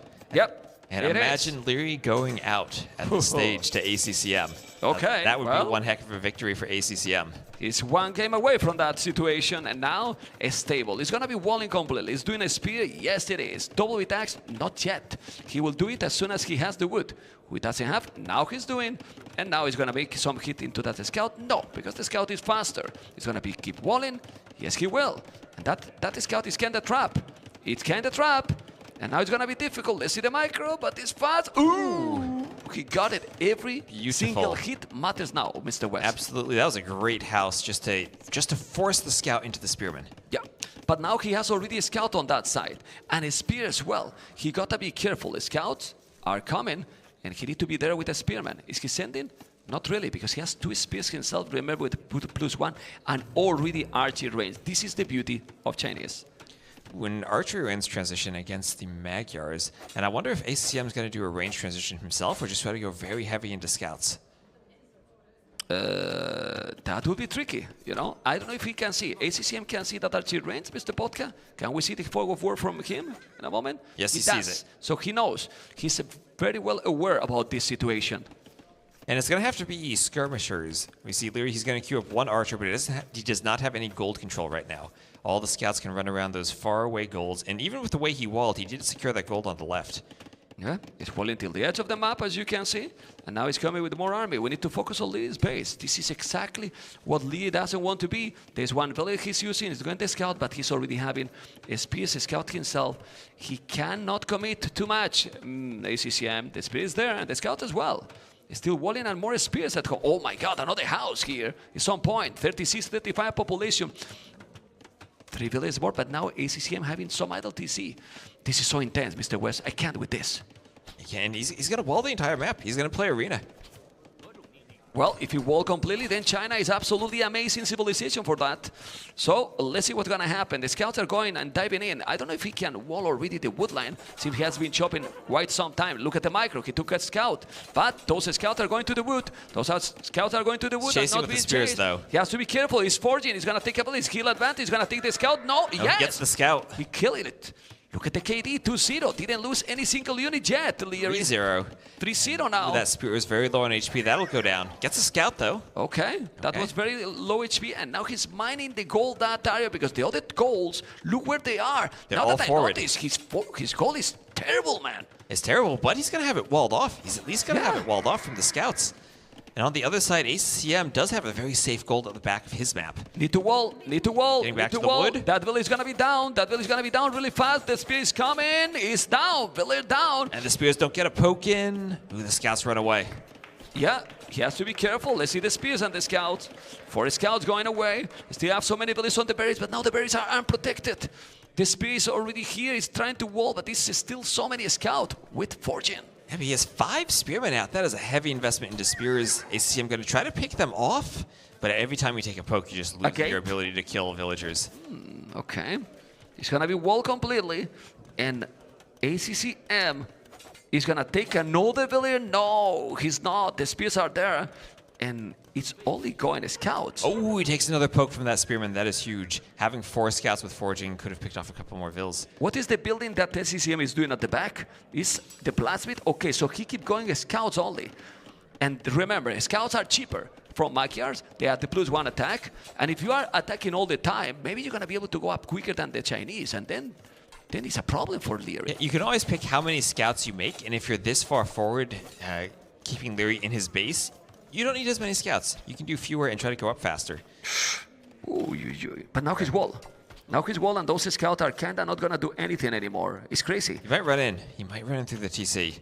But look how good China is. He's been under all this pressure all the time, and well, took a villager down. It's still the same resources as Magyars. It's not like he's behind 400, 500. Yeah, it's still up by 2 villagers. Yeah. But now, ooh! Quick walls. Quick walls. Nice job here by the kid. The spears and archers coming. The scouts are going away. What is happening at the bottom? He's going to take good battle there.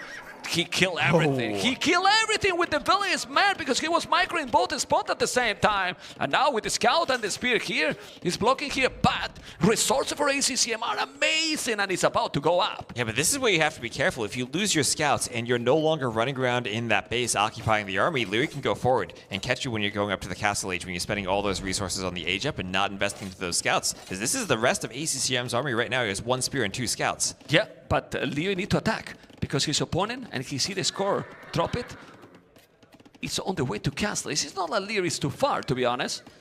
Yeah, he cannot do too much with those scouts. Double archery range, he's gonna go cav archers, and now Liereyy is gonna do what? He has archers, he has the spears, he's gonna take those. Oh, Valier down. It's the second Valier snipe. Now Liereyy need to click up, and how are you gonna defend that goal?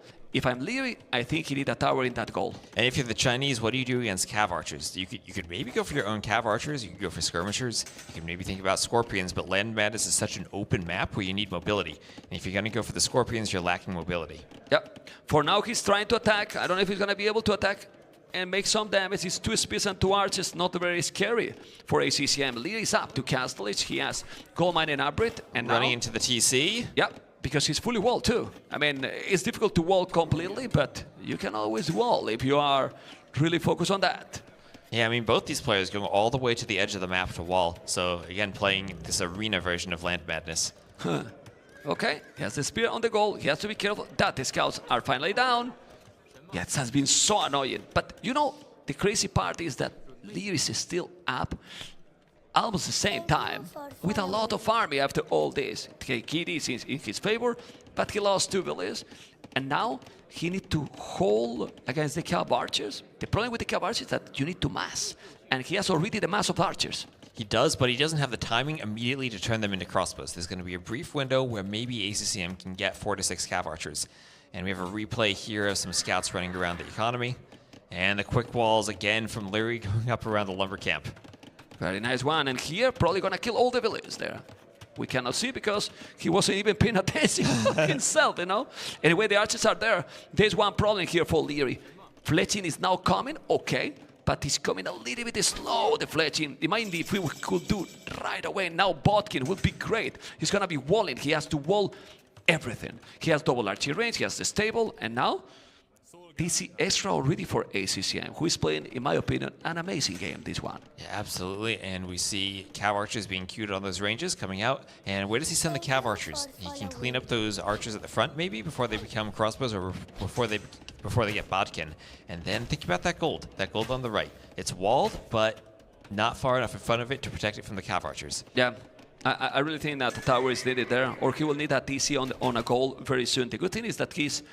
And there he goes. Yep.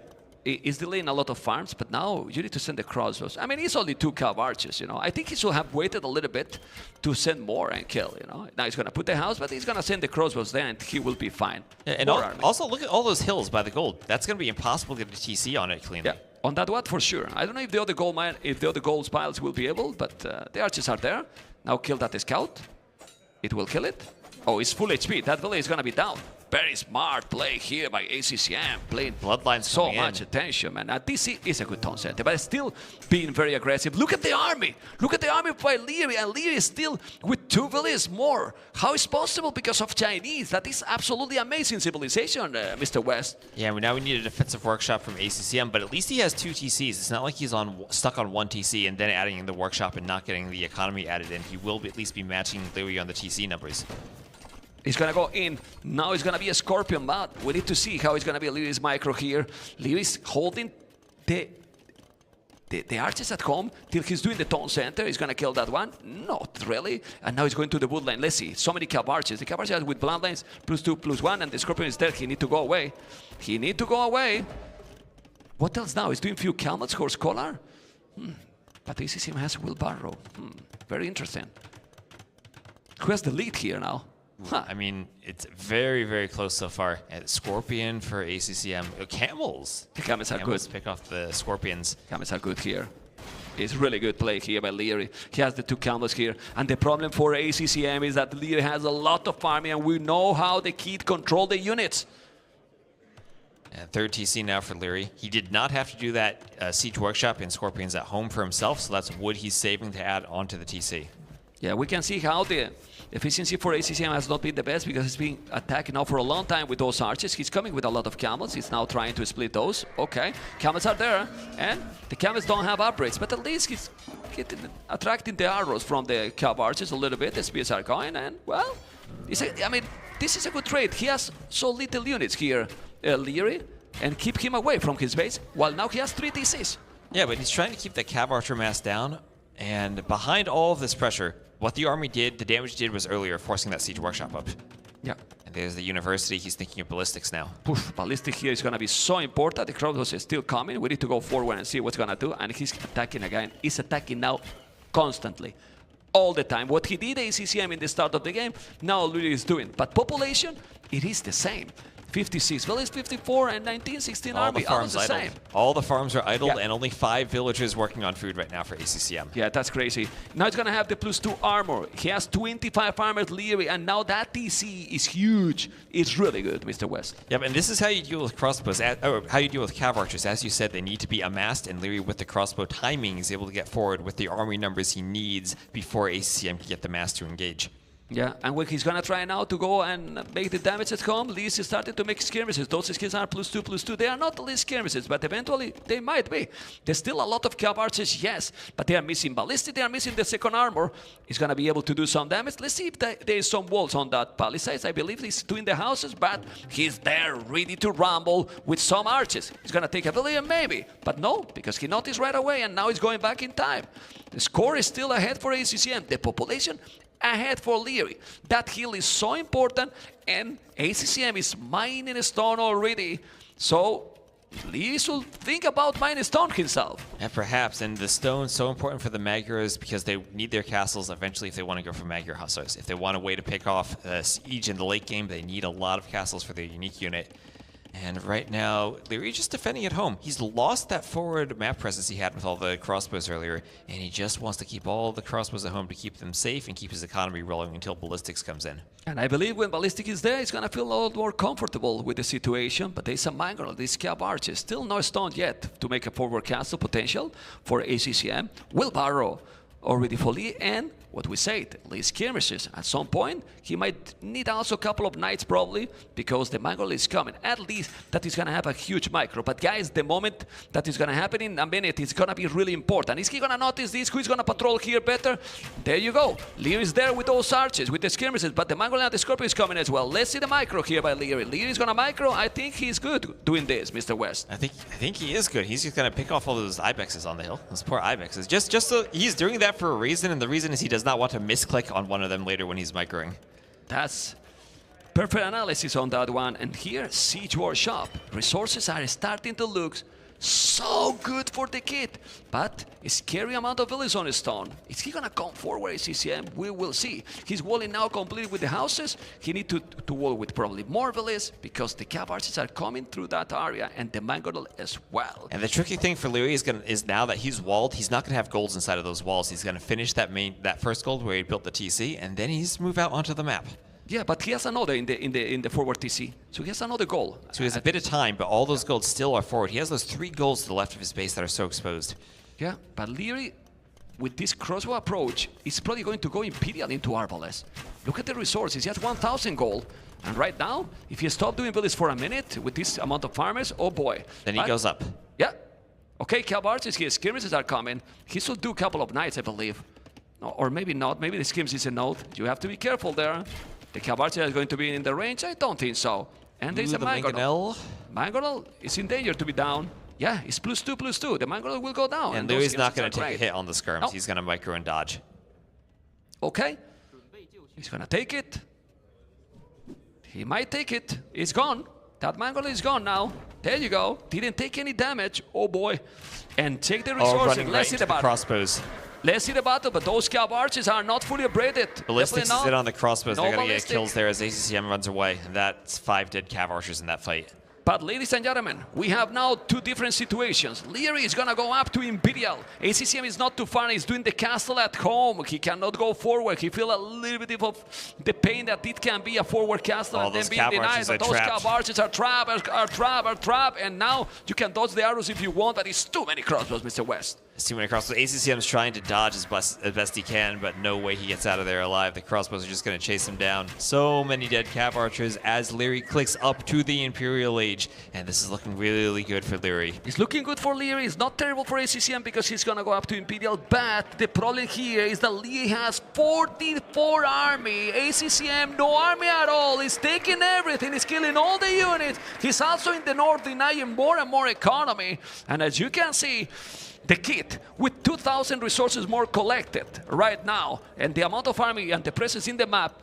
it's probably taking the game or not? What ACCM can do, Mr. West? This is going to be really tricky for ACCM, but remember what you said at the start. You like that late game Civ matchup more for the Magyars. If they can get to all of their upgrades in their heavy Cav Archers, they are very far apart right now. It's not like Liereyy is going to get up and instantly kill ACCM. He has the castle to defend, and he's not that far off from Imp himself. That's correct, but oh, the crossbows, you have to be careful, but Lierey's coming. He has a stone for a castle! Oh! The crossbows, man! Well, he still have a lot of army, 21 crossbows and 19 skirmishes. That's why he's doing now the castle here. He probably wanted to make more forward. Where those villages are going, I have no clue. But now, when he's in Imperial and make the +3, yes, better go back, man. How do you stop those army? He has no army at all. No army at all. And he's going to need a way to defend from those early Imp Arbs. That's what's going to be tricky. There we have a replay of that main Ganella shot on the crossbows. And be careful now, it can be another. Goals at mining, and he's doing Corvinian army. I think that's no goal for the unique units. Yep, exactly. So the Magyar Hussars that can pick off Siege, right? And that's the advantage of the Magyar. Is the unique unit is a trash unit, but it has an attack bonus against Siege, so it can slow down a Treb push. Okay, the archers are all over the farms. That's a real problem. Bloodlines, husbandry, 106 villages, ACCM, more villages than his opponent. He has to be careful now. You cannot lose the army now, Liereyy. If you lose the army now, it's going to be terrible. 1,000 score ahead, +3 and chemistry. Damage. Okay. And there's that Magyar Hussar looking to raid. And now, it's massive more. With the +3 and chemistry, those Magyars are going to go down instantly. You outrange them with a Bracer, and then you get an extra +3 attack. They will go down. But now this is a problem. This is a problem. It's annoying for sure. You cannot walk completely. Another TC on the goal, perfect.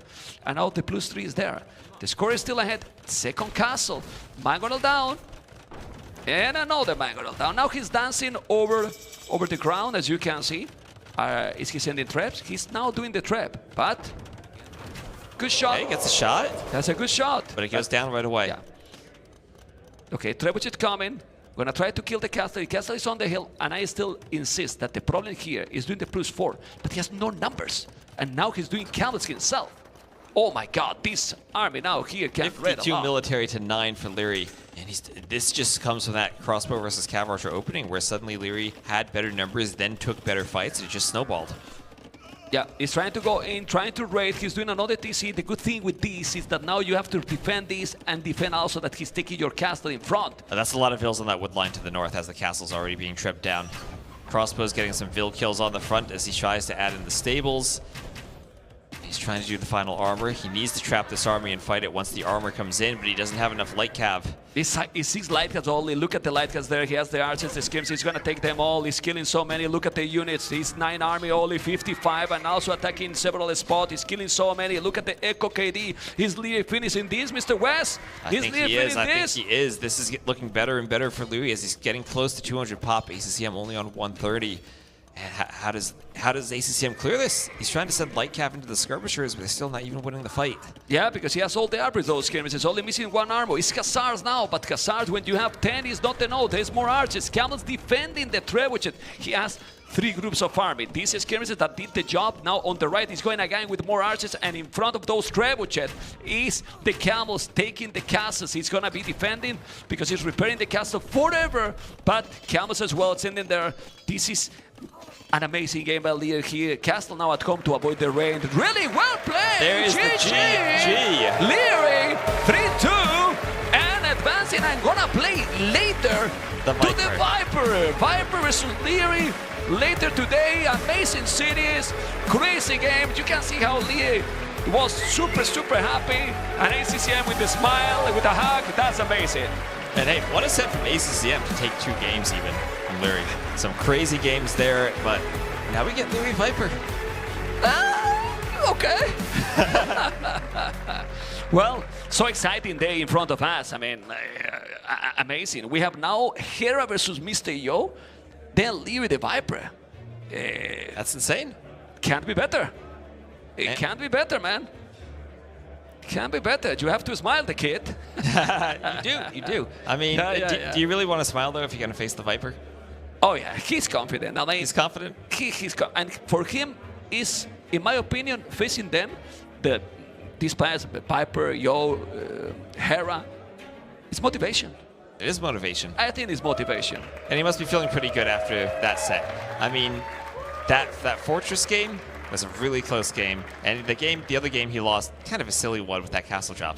But Fractal. We have to give the credit that he deserved in the game with number 5, even if he got Chinese. Absolutely. Because I think ACCM went aggressive the way he needed to do, you know, the way he needed to do. But Liereyy played after that absolutely amazing. He played insane. He did really good, honestly. He played really, really good. Okay, and now we're gonna see. Congratulations, Liereyy. Teammate, man, teammate, remember, you know? And we're gonna see what Liereyy has to say because he's really with KP. Phenomenal series and phenomenal commentary for the boys. Thank you very much for taking the casting booth. I'm joined by the illustrious Liereyy. First of all, mate, congratulations, but good lord, is the day going to be long?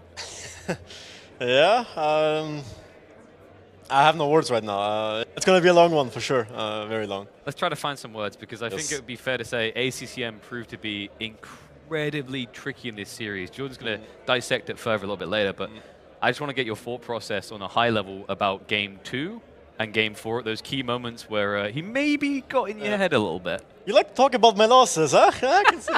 Wait, well, Game 2 was, I believe, Fortress, right? That was the one where he almost backdoored the king, right? Yeah, I feel like I should have won the matchup. I'm pretty sure other players would have won it, but he played it really well. He attacked me on all sides, Eagles, and I made a couple of mistakes as well, but credits to him. He played really well, and yeah, he deserved that win. And then, of course, in Game 4, it felt like he got under your skin a little bit. How did you recover so well for the 5th game? You know what tilted me the most? It was the petards. I don't know if you guys realized. I sent like 4 petards out. They all died to the castle. Otherwise, I'm 100% sure I would win that game. And I tried like multiple angles with my gather point. It didn't work. Nothing worked. Petards kept dying to the castle. I was so tilted. So yeah, back to the question. I tried to get back to my composure. Was this not like a let the hate flow through you moment? A little bit of everything. Like the last game as well, then he has Magirs, I'm on the back foot, so that comes as well. So you have scouts running all the time. So yeah, it wasn't an easy set for sure. Hold this up here so the wireless doesn't cut out. Oh, I see. Yeah. Okay, like that. Up here. Oh, here? Yeah, there you go. Sure. Thank you. So one thing I got to highlight is what's coming next, right? A small break, a little bit of time to breathe.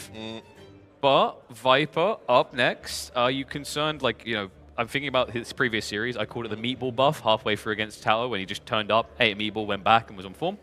I hear he might have just had a nap buff. Is there a concern that the fatigue might be added in? Maybe I'll join it as well. Maybe I'll take a nap to counter his. But I think I'll be fine, you know. Still have lots of energy. We'll watch the set and eat some and get back to it. Well, hopefully you can unleash some of that energy on the section with Jordan. We're going to dive deep into the games as we get ready for the next set. Congrats again. Thank you. Liereyy, congrats for this very interesting set. Very interesting. Liereyy, I think I've never seen you in my life shaking your head so many times. How not to? I didn't find a solution. I was not watching the game anymore, but your facial expression, like I was fuming. I was literally fuming. I couldn't believe it. Yeah. So game number 1, we have migration. Liereyy, when do you decide to go forward dog and when at back? Because I feel like against Dravidians, it could be kind of risky to go for forward dog there. Yeah. Extra resources. I feel like it's a bit of a gamble as well, because if he goes fast feudal, my strat is just toast. Yeah. It's just pretty much over. Yeah. If he goes FC, his game is over. Yeah. So it's like a gamble a little bit. So forward dog is a bit safer. And I just decided to go for it since Persians are a good safe to do it with, and it worked out. I also feel like you're kind of known to be the archer player, but after seeing you the recent times, I feel like your new favorite unit is the Mangonel. Is that possible? It's a better archer. It has more arrows, more stones, more damage, and you know, archers did get nerfed the last couple of patches, so yeah, probably. It is always amazing, especially yesterday against Hera. We saw, I think, 22 Mangonels from you, so yeah, that's something you're obviously very versatile. Do you want I mean, that I this cast migration game was Hera versus Yo? so I don't here think we don't or we not? have to jump into it too Stay much tuned. in terms of the analysis. But game number 2, that is obviously more interesting. Khmer against Mayans. I personally thought Khmer should win that one. Yeah, me too. You also said you did some mistakes. Which mistakes do you think you did? Well, I lost all my Scorpions at one point. But then again, maybe Scorpions is just the wrong choice after all. I can never move out with them, otherwise he just catches them. Maybe a Hand Cannoneer was the play. I kind of forgot about them. I was just mainly focused on Scorpions. Yeah, you don't think about Hand Cannoneer as Khmer, right? Yeah, you have other options. And I felt like I held pretty well the first couple of minutes. But then when I lost my Scorpions, it was like, ah, here we go again. And he did an amazing job putting pressure on all the sides. Do you think it would have been a little bit better to invest more into Castle Age, get Lightcav out and get the map control so he doesn't push forward? Hard to say, because he will push out. If I go Lightcav and he goes more or less Imp, then he can push out when he's Imperial Age, which might buy me a little bit more time. I'm not sure if it would have changed much. I felt like Imp was the better play. I thought Cavalier could match up. It somewhat did as well, but I made a couple mistakes, like the Scorpions. Not sure if Scorpions at all was the mistake or the way I played with Scorpions. Probably both. And yeah. Okay. And when you saw 6 Eagles hitting the tower where the king was? Yeah, I was chilling. You were chilling? Yeah, it looked like it. I had it back in my mind. I was just like, well, should I repair the tower? Should I move it out? Should I let him focus on it? You know, I had some options. So. Yeah. But I mean, he played it just incredibly well. And also cavalry instead of Hussar. That's also something which was questionable for me. I think going for Hussars and then, I don't know, Scorpions should be a little bit better. Yeah, I thought I would die to Eagles, because the Cavalier barely did enough against the Eagles, and if I just straight up open Hussar, I think I might just die to fast Imp. Yeah. At the early Imp, so. Okay, yeah, makes sense. Game number 3, Outcrop. We had Gujaras against Hindustanis, and I have to smile because, Liereyy, that matchup we played in NAC 4, if I'm not mistaken. I thought you would forget. That's something I will never forget. I was in the Hindustanis and you shred me with chakram throwers. Didn't I lose that game? No. Wait, what? Yeah, you won. I won but it was 2-hour game. I lost a set, I believe. No, that was the NAC before. Oh, I see, yeah, I see. Okay, we had Outcrop and you yeah, there are a couple bangers on Outcrop. Yep. So, do you think Gujaras is better than Hindustanis here? Hard to say. You know, before this game we had another game which got restarted. Yeah. And I had like the perfect start. I had the best woodland ever. I had like 12 sheep. And this game I was like, okay, both forward goals, no good woodline, and then down sheep. So I was like, this is the start where it all started. Game 3 was the start. Where the tilting started. And then there was a restart because the map was bugged apparently.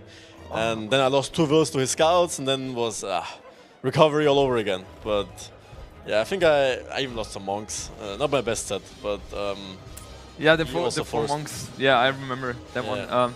Walk us through the moments psychologically, how you deal with those situations where you're just a little bit frustrated, right? Especially having a good map, a good start, and then you have to restart. Was it tough for you to get through that? There's no choice. Here we can see it. Yeah, you're just shaking your head, right? It's like, yeah, that's not even a good play, you know, but credits to him. He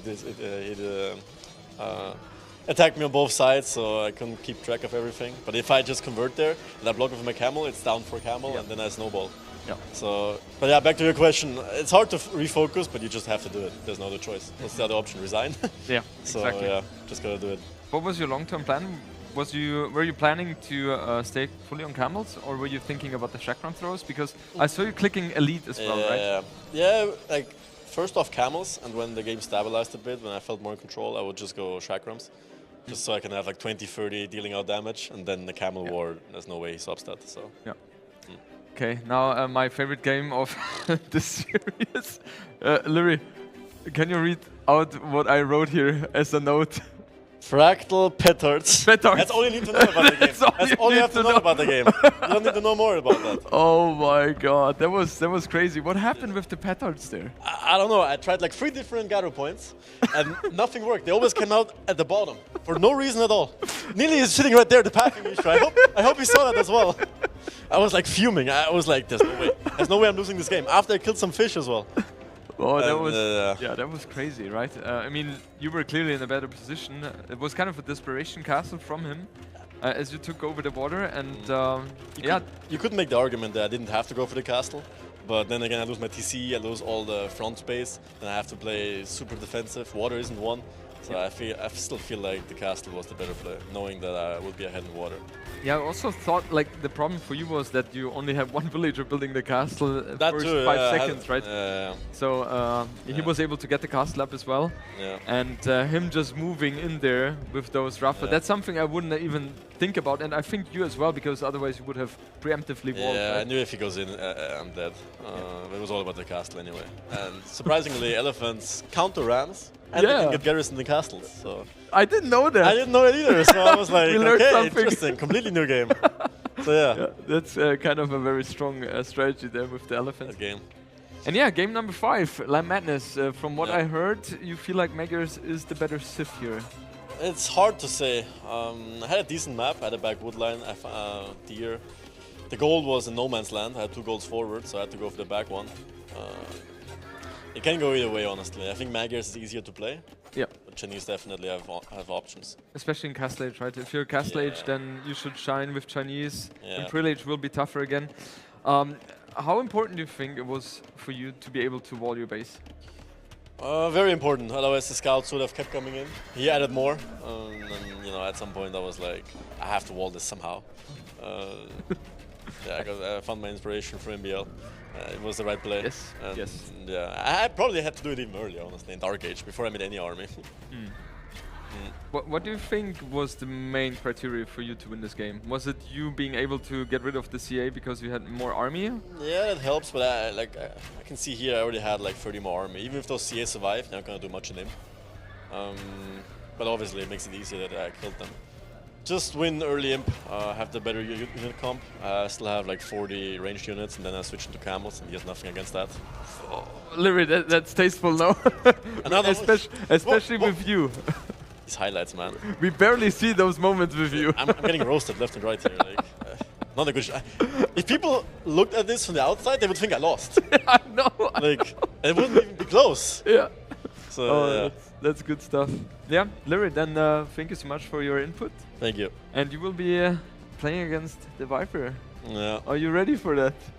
Yeah, I mean, will be a tough one as well, but looking forward. Just promise us that if next time you will be in a castle fight, that the petards are going to be a focus of it. I don't know what to expect anymore. Petards, I'm not sure if I should even make them anymore. Like, better not. Maybe not. Maybe not. It's safe to play. All in RAM. Literally. Yeah. Okay, Liereyy. Thank you so much, and we will head over to the stage to KP.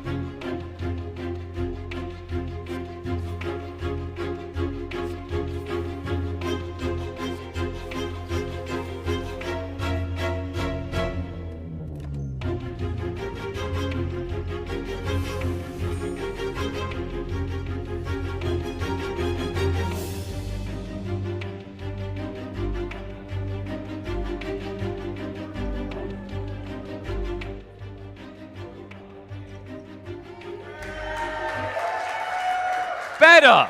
I'm going to need more energy, more and more as we go, because we have got a long day ahead of us, but one vibrant and full of action. But you know, I've been sitting here wondering, we've just eliminated now 4 players in total. What are we doing this for? Like, what is the point in taking these players out and annihilating them, getting rid of them? It's all for booty. So join me, big cheer, round of applause, and welcome Being Esports Gideon to the stage to give us a look at what the boys are fighting over.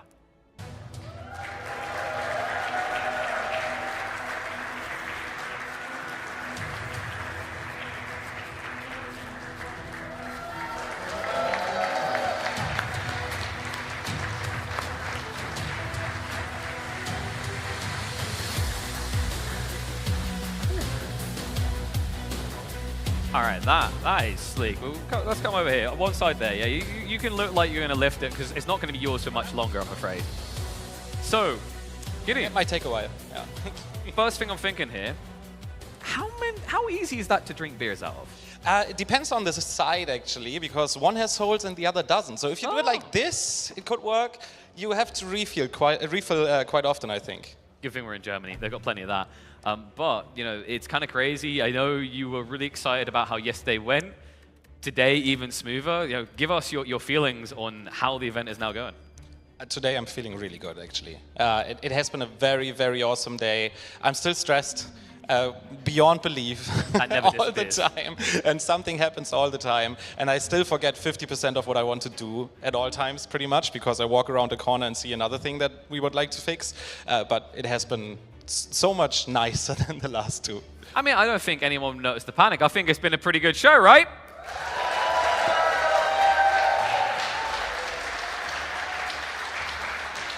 So much so you want more of them in the future?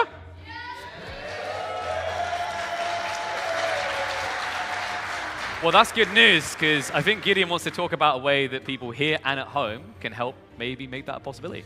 I'm going to keep that part very short. I think you've seen it somewhere, I think down here in the stream. We have started the yesterday announced crowdfunding for the cost of this event. I think I would love to very quickly clarify how that will work, because I think our design of that, oh, there it is, perfect.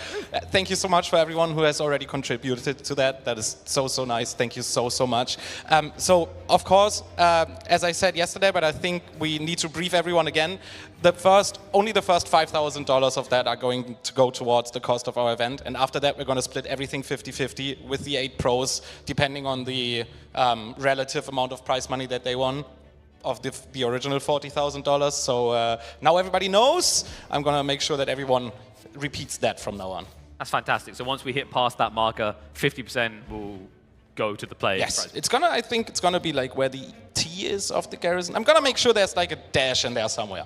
Fantastic. Okay, folks, so there you go. If you want to see the players get more money and you want to see these guys come back to do more events, you know what you got to start doing. I've seen what the Age of Empires 2 community is capable of when they put the hearts to it, and I'm sure we can all agree we definitely want this to be a repeat event.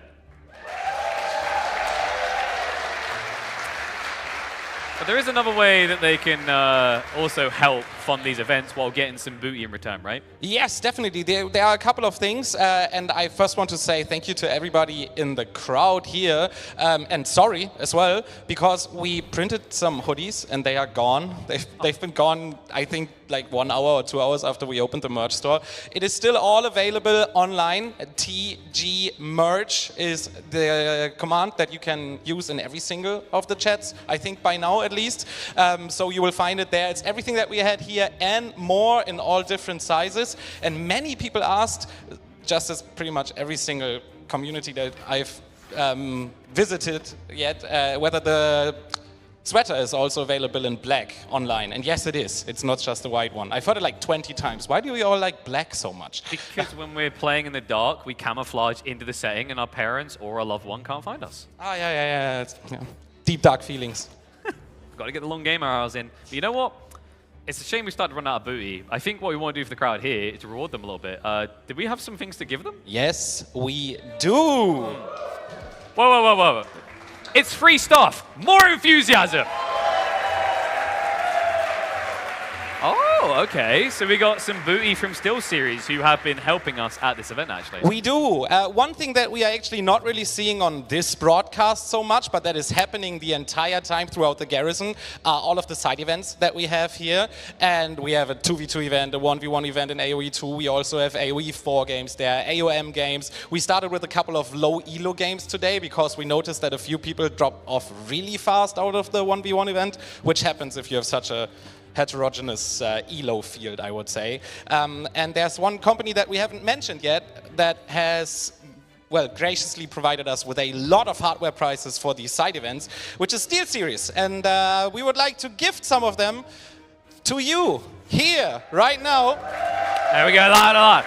That guy was polite as all hell, one hand up. But I think we do this the good old-fashioned way. The loudest gets the goodies.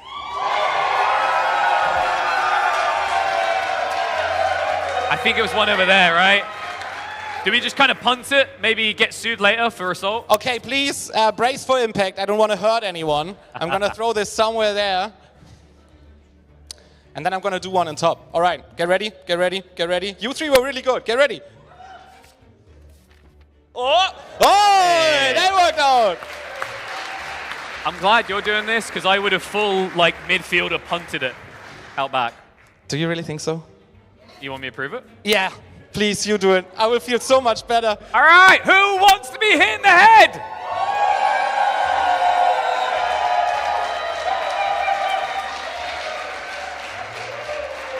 I think, was it there again? All right. We'll have more, we'll have more. We'll have more. I'm going to hit the cameraman. Get good! Whoa! Oh! I like how I hit the guy that had no view. Yeah. Camera and cameraman in front. Don't worry, buddy. We got beer for that too. Just very quickly, because we don't only want to gift you here on site, we would also love to gift something to our online community, which is why we are currently opening a chat giveaway for an all-new SteelSeries mousepad. I think not even for sale yet, because this just came out like 3 days ago, with signatures of every single pro and hopefully all of the talents as well on site that we will send to you if you put just the brand name SteelSeries into the chat of the official broadcast on Being Esports, because we don't have multi-bots or anything. So you have to head to the official broadcast, twitch.tv/Being Esports. Just quickly put SteelSeries in, and then you get a chance to win this mousepad with all of the signatures of the pros and talents on it. And then you can get back to all of the other channels that you love to watch. Okay, so SteelSeries or exclamation mark SteelSeries? No, just SteelSeries. Okay, just the word. SteelSeries. Get smashing it in there. Get your phones out. You can probably still win it. I think, to be fair to the left side, do we give one of them away now? Yeah, but you do it again. This is harder. Do I javelin it or do I under? Javelin it? Oh! I am not nice. All right. Well, I think we've had a bit of entertainment, and it's almost time to get on with the show again. Gideon, an absolute pleasure to have you on the stage. A round of applause for the Being Esports. Gideon!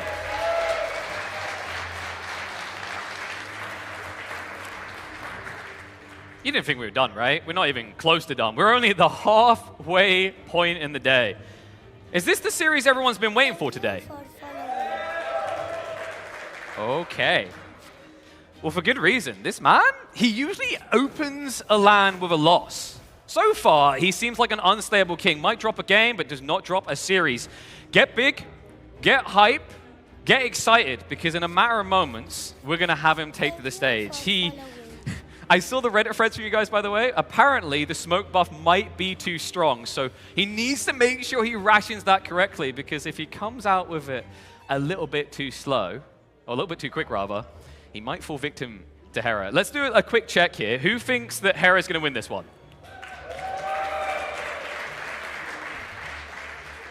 Wow, that was okay. Who thinks that Yo's going to take it? Alrighty, that's what I want. So let's get that man to the stage. It's Yo!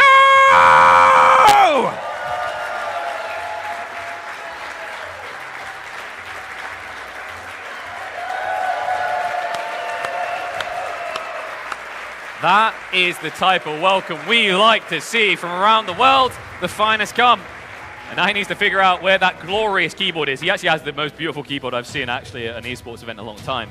But you know what? It's the beauty of the game, the way he plays, the unpredictability. You never know what's going to happen, but he needs that unpredictability. He needs that potency. He needs that firepower, because this man is unkillable. It's Hera!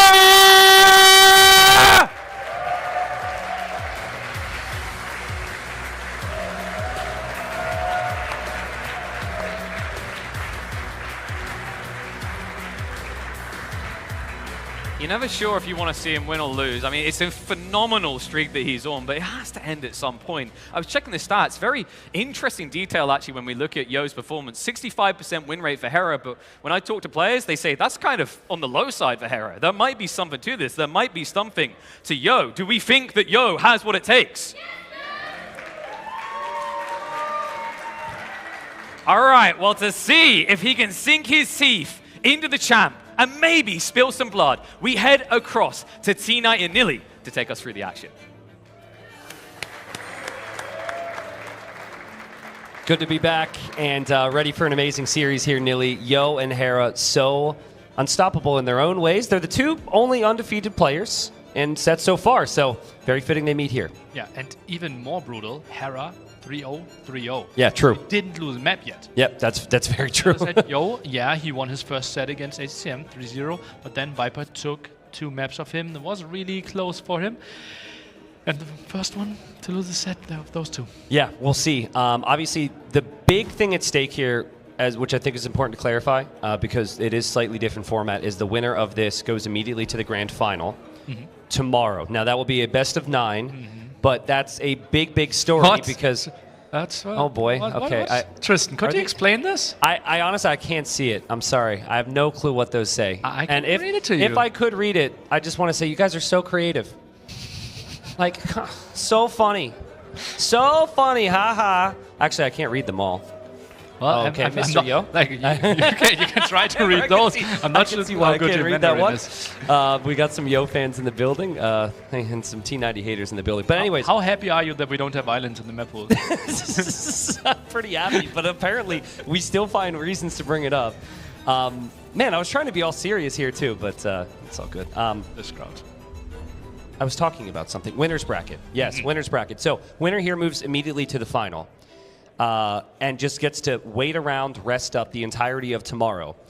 The loser would fall down into the loser's bracket, have to play a series, and fight their way up over 2 sets, right? So like if 2 sets tomorrow, exactly. Yep. We now have Liereyy advancing. He will play against the Viper after the set, so that's roughly in 2.5 hours. Yep. And the winner of that will play against the loser of the Yo Hera set now tomorrow. And as you said, winner only 1 set tomorrow. The loser has to play best of 7, 2-hour break, best of 9. Brutal so day. full day for that, and so that makes this hugely important. You could look at this and say.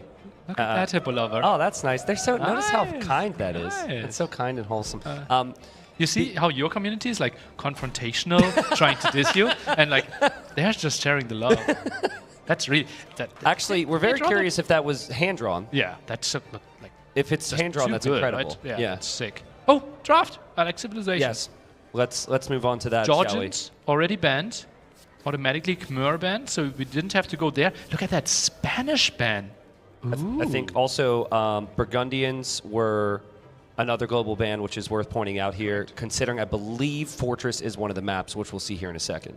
Bohemians, Portuguese, Goth being squeezed in there as well. Ethiopians, I think the first time that we're seeing First time, yeah, Goth's first time, Ethiopians first time. I've got some ideas on how those could be utilized, and I think it's going to be a fun set strategically. Excuse me. For those that have been around a long time, they probably remember the days where Arabia was game number 1. And we actually get that again here. Nice. This is our neutral map, so we'll start it all off on Arabia, a map that Hera and Yo have played tens of thousands of games on. And then Yo has Fortress and Costa Mountain, 2 very different maps. Hera sticking to his land maps with Enclosed and Land Madness here. That seems like confidence, I would say. And yeah, that's the overall setup there in the end. Persians, something that I'm a bit surprised how many first picks Persians were and how few times we saw them banned. Yeah. Well, they're picked first every single time Costa Mountain's in the pool. Every single time. And I think Chinese is a Civ that would compete with them there. They have been banned way more when Coast and Mountain's involved. So Persians is always left over. But it definitely feels like you've got to try and break the Persians and do something different. I can already tell you what Yo's going to try with his draft, I think. You think he's going to go Goths there, and he'll go early Barracks. This is the strategy that we can credit Doubt to. Mongols, is that the counter pick to Bohemians on Fortress? What about... Is that I think that's a counter pick. Like Mongols against Bohemians just to go Mangadai? I think so. Interesting. That's the strongest unit against Bohemian Hufnitze plus Halberdier combo. Extra bonus damage against the siege, great against Harps. What about Ethiopians? Shotels? Who die to hand cannon? You what wins? The Hufnitze or the Torsen engine bombard cannon? Ooh, I think Hufnitze has a bit more HP, bit more base damage. But the splash could be slightly better for Ethiopians. I think that's pretty close. Okay. But do you really just want to play the mirror and both going for bombard cannons? I guess we'll see. But we're going to find out very shortly. Hera versus Yo. Winner moves on to the grand final tomorrow. Loser will have many more sets to play. Coming right up.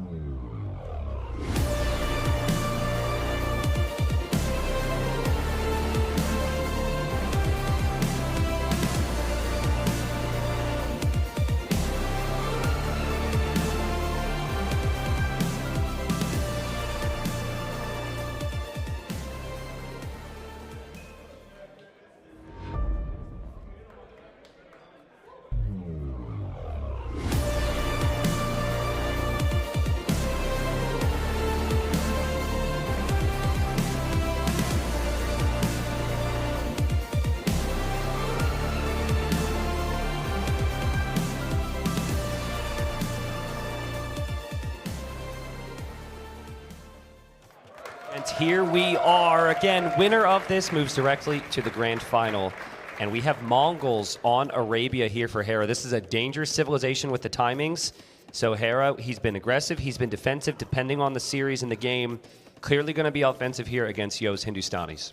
Oh, that means the Mongols idea, therefore Fortress, won't really happen. Will be interesting to see what he is going for there. Hera, he obviously loves to be the aggressor, loves to be the one attacking first. Mongols, faster hunt, you get more resources early on. This could be a really early uptime to fuel edge, maybe even pop 18 without Loom? Yeah. Could he be that crazy? I think so, right? Because there's, on Arabia, players these days, they can probably assume what exactly is going to happen, right? So he skips Loom, a little risky if the opponent's scout would be coming forward. I believe we're just slightly catching up here. Correct. To where they're at as well, which is why it's going slightly faster here. But I mean, Yo has been there, done that a million times against Mongols. He fully understands the job. And I think if Yo can weather the storm, Hindustanis are insanely strong against the Mongols long term. That's so true. If we get to all those camels, especially Imperial Camel, is just wrecking through everything that the Mongol player could offer. Interesting approaches here, right? Hera, no Loom. As we said, pop 18. On the other side, 19 with Loom. So 50 seconds difference there. So Mongols seen as the better scout civ here. Seen as one of the best scout civs because of all that hunt. And they both probably know it's going to be scouts. So what do you think about in Yo's position here? A lot of times you don't want to match your opponent at something they're better at. But scouts is also pretty good opening for the Hindustanis. Thing is, you're not really worse, you're just a bit later, right? So you have to accept, okay, he will have the aggression, I will need to defend, maybe some small walls around my woodline, around my berries, and then my scouts will be as strong as your scouts, right? They have the same price, so theoretically, okay, I'm pushed back a bit, but we can still take reasonable fights. Can you imagine if you're in a race and someone says, you're not worse, you're just later? But Scout is here. Scout is here. And it is a race to feudal age. Yeah. And an amazing find for Hera. I mean, he doesn't leave his base at all. Opponent comes to scout him, and now Yo gets punished for it. The faster scout, the more attack, immediately leads to the kill. And Yo won't know. He won't at least be able to confirm Hera's opening here. 29 HP still on that scout. That's a really nice opening for Hera. Only builds that stable with one villager though, so Hera will be losing 15 seconds in the scout production there. Okay. 2 builds versus 1. Yep. So obviously Hera will kind of have the whole map to play now. He can see what Yo's up to. Yo feeling a little bit of freedom to wall a little bit because that initial scout is weak and he'll know about the timings here. But it's just so hard to catch up to Hera, and it's so hard to catch up to the Mongols, right? I really like the pick, by the way. at times, Hera goes overly greedy, and I feel as though that could potentially, he say this, he hasn't lost a game, but potentially be a problem. And I see it. It's like the second he's actually the one on the offensive, he can do whatever he wants behind it. So it's a really good choice, showing the confidence he has against Yo, maybe stylistically. Look at him run back and forth. He's like, go ahead, go ahead. Yo doesn't even budge. And Yo finally clicks a villager here, but that's Hera saying, hey, this is what you're going to have to deal with in this series. And Hera goes full aggression, right? Typically, with the extra resources for Mongols, lots of people think, okay, maybe I'm not finding the villager kill. I'm trying to squeeze in the farm upgrade, not Hera. I love how Yo doesn't even click. Like, Yo doesn't even click. Like, that's so funny. So many people would have reacted with the Vills. Yo just stands there, and that's what you need to do sometimes when someone's microing in front of your face. We've got the archer range now from Hera. He'll know that it will be scouts from Yo, but spears. So I think the plan would probably be archers here. Both scouts for Yo pretty soon. Wants to take the engagement, still has more HP here. But Hera, that will be lots of aggression. And Yo, yeah, he walled the right-hand side, but this is still open. He's clicking them back and forth. I think he's trying to get his units to stack on top of each other with the clicks. Could be something. Like, I think that's what that is. I don't think it's necessarily clicking. I could be wrong, but with stand ground, you can kind of maneuver. I mean, it's first game. It kind of feels like he's like trying to send a message too. First archer now in the queue. Maybe he's trying to make something happen there. Obviously, with the box formation, they should be close together. They do. Yeah, it didn't change much. I'm just curious on that. Hera had so many scouts here, and now Yo just walks forward with less scouts, and Hera's chasing. This is kind of crazy how this is turned around, and suddenly Hera's on the defensive. It's good for Yo, but he invested a lot into those walls, therefore the archer range later. I think he needs to get one up. He already has 3 on gold, so it should be scout archer versus scout archer. I mean, all things considered, right? Mongols should have the fast start, the fast numbers. Yo lost his first scout. This is okay for Yo right now. The next wave could be really dangerous. Double range. Hera realizes, damn, the distance is really short. I can double down here, because typically it's one range and then you go for the blacksmith. Yeah. Well, Yo should see that. I'm pretty certain he's seen this, yeah. So now he'll know it's 2 range. I think tower time. Yeah. I don't think with the 3 golds, look at the minimap, how open Yo's golds are. Look at this how... is what, yeah. Sorry, I'm just getting excited here at how reactive their armies are and how quick everything is here. It's insane just how precise everything has been so far for both of them. First, kill beyond the scout, I guess, so second kill for Hera. And Yo... The golds. Yeah, the golds are a problem. So bad. Yeah, this is the one. I think only 1 archer range, and now starts with the first archer. On the other side, we already have 3, plus double production. Yo could die here if he isn't cautious. Yeah, I mean, he doesn't have the number of scouts. He won't have the number of archers. He doesn't have the map with back resources here. And here come the archers forward. Yo is going to get bloodlines. Hera won't have that. But if Yo doesn't spot this, you're right. He'll be pushed off of gold. Oh, man. The tower could be an option here. It's 1 single archer only. He's not going for any skirms. Now he adds another one. He might be underreacting. I think he's underreacting to what he typically faces, right? You're not usually seeing the double range. Now, he did scout it, but Bloodlines. Maybe you're not expecting the opponent to also be able to get bloodlines. Hera is bringing as much aggression as humanly possible here while still having a decent economy. And Yo is known for being really patient under pressure. Yeah. So he's never one to overreact. So I think he's hoping he can get by without the tower. But that spearman will get sniped, and yeah, I mean, you're going to be pushed off that gold, Yo. You got to get out of here.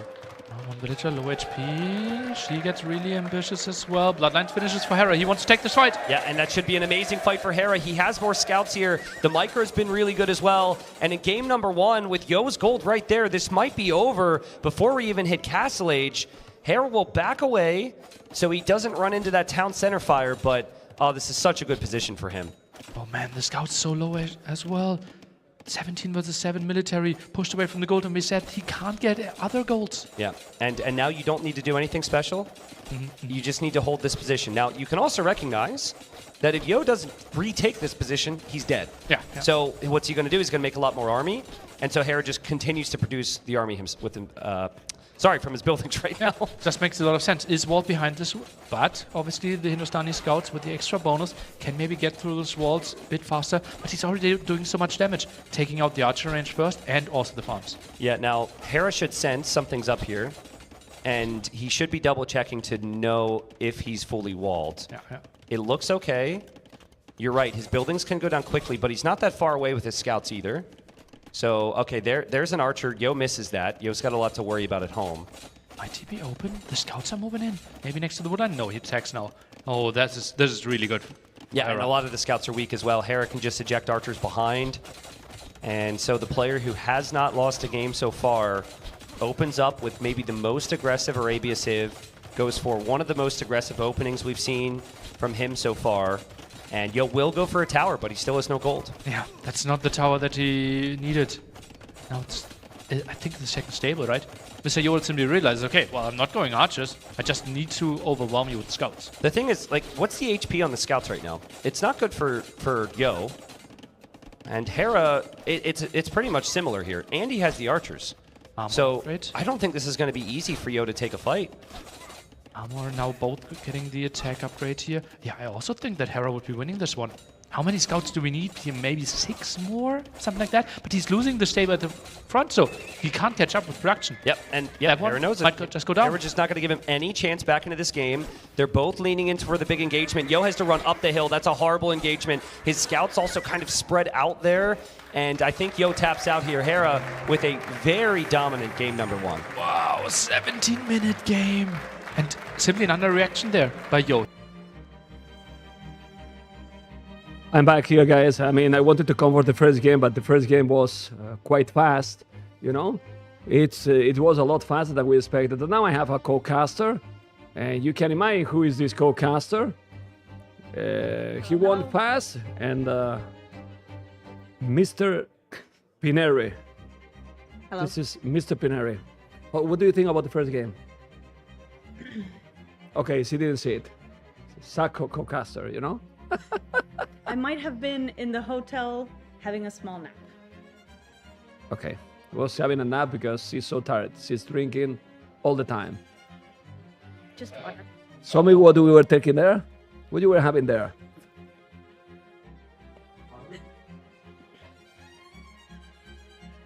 Gin tonic. All the time. Drunker boy, drunker girl. My goodness. Okay. Guys, has been Arabia among us Hindustanis? What has happened in that game? Total domination by Hera? I mean, Hera need to lose someday. If he's not losing, people is not going to be motivated the same. What do you think? Surprisingly fast first game, I would say. Yeah, but what do you think? Is needed that someone is step up needed. and... It is needed. I was kind of hoping ACCM would have more ammos, I guess, to be able to. It's Pineri, eh? Okay. Pineri. Okay? Keep going. Don't be nervous. But I believe someone will take a game from Hera. It's possible. If someone will, Yo will, I think. Oh, it's good. Remove. It only says viewer. It doesn't even say VIP. Okay. Yeah. In this event? I'm just a noob. No, because you and your boyfriend were cheap and didn't buy the VIP. That is fine. true. That is true, by the way. No. Well, I say them don't buy VIP and just send to the donation button. Okay, next game. Now we are going to cast, okay? Oh, this is Liereyy Fortress. Completely different map, but guys, the first game has been so fast. I was with Liereyy on the VIP area, guys. I was with Liereyy and Liereyy was telling, well, I hope that I can have a break because he has to play versus TheViper after this series. But if the series are going this fast, what break he's gonna have? Not at all. Malay Hera, Yo Bohemians. Malay Hera. That's an odd pick. No, for this map it's good. It's fine, but I still prefer Bohemians. The problem is that Hera might have the timing with Malay here. What about the maps? We can't see.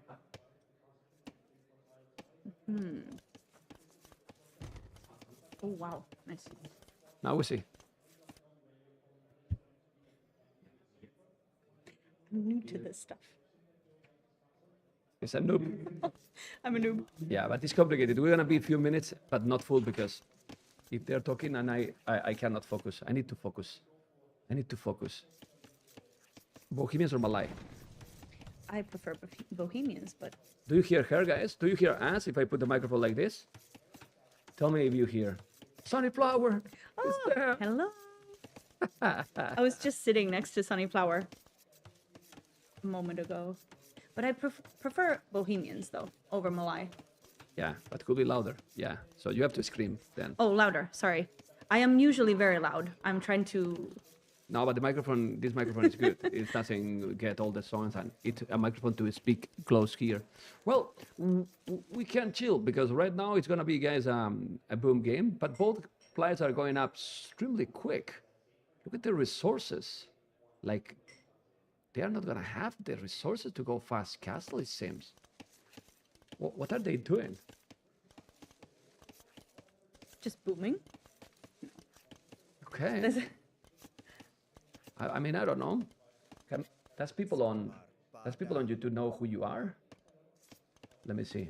The people on YouTube is more chilling, you know, less chatty, you know. Yeah. Okay. It seems that the previous series got a lot of viewers because Liereyy and ACCM, I think they did an amazing series. By the way, I didn't talk to you guys about the series. Did you enjoy that series? I casted that. Oh, the king. Oh man.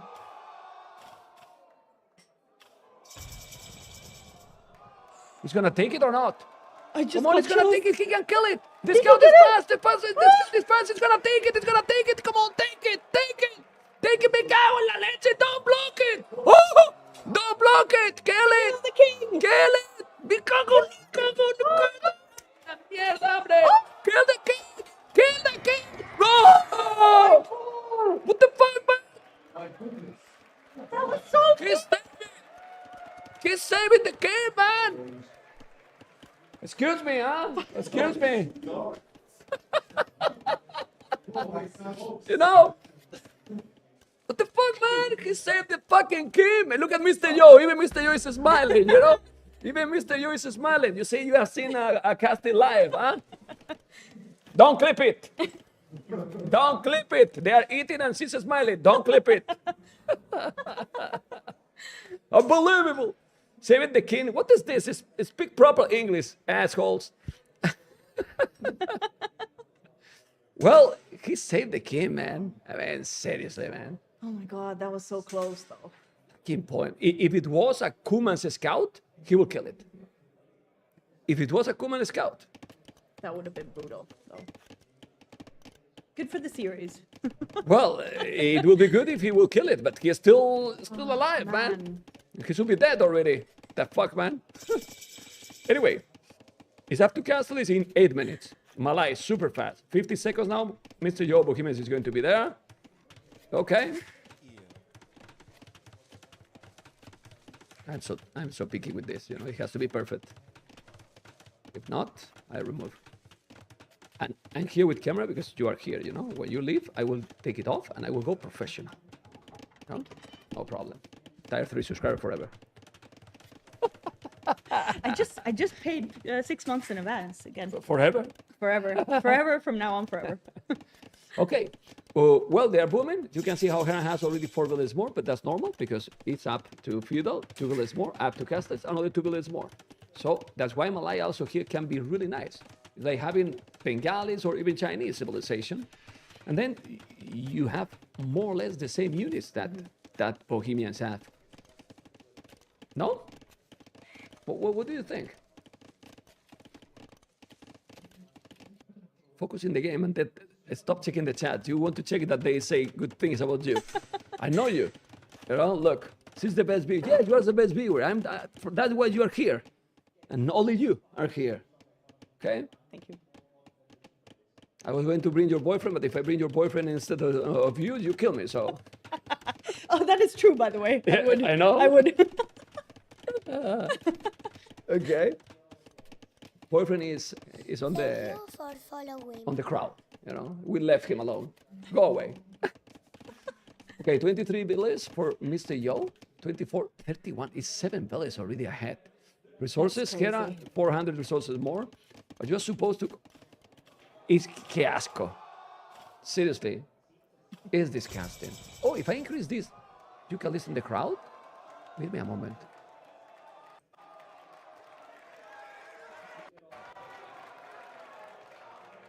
but not too much. No. Yeah. It doesn't matter. That was really a great. And then he lost the scout. What the hell? But he reacted in time, man. He started microing the damn king. He reacted in time to save it, you know? He ran with it like Yeah. Yeah, I can see. He's doing now the monastery. He has already bonks, Mr.yo. That's good. I don't know if he did already Fervor. I don't think he did. Wait, not in time yet. $7 ahead. Even the resources collected are just climbing. Well, this is normal. It's really on point here. Yeah, and now we have to wait. Like, there's nothing happening here. I'm just thinking what is going to do Mr.yo maybe to get some map control. Because the problem here is that Malay is so fast. And they are quite close. It's not like they are, for example, red is in that area and then in front at the bottom.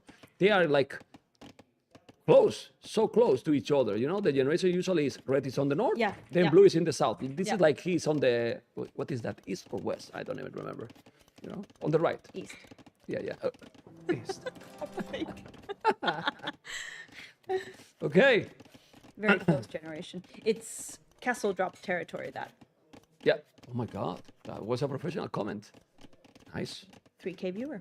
2.5, he's okay. Trivial is he has catch up, but he has wheelbarrow, so he's still ahead. It's very tricky, man. Look at the score difference already.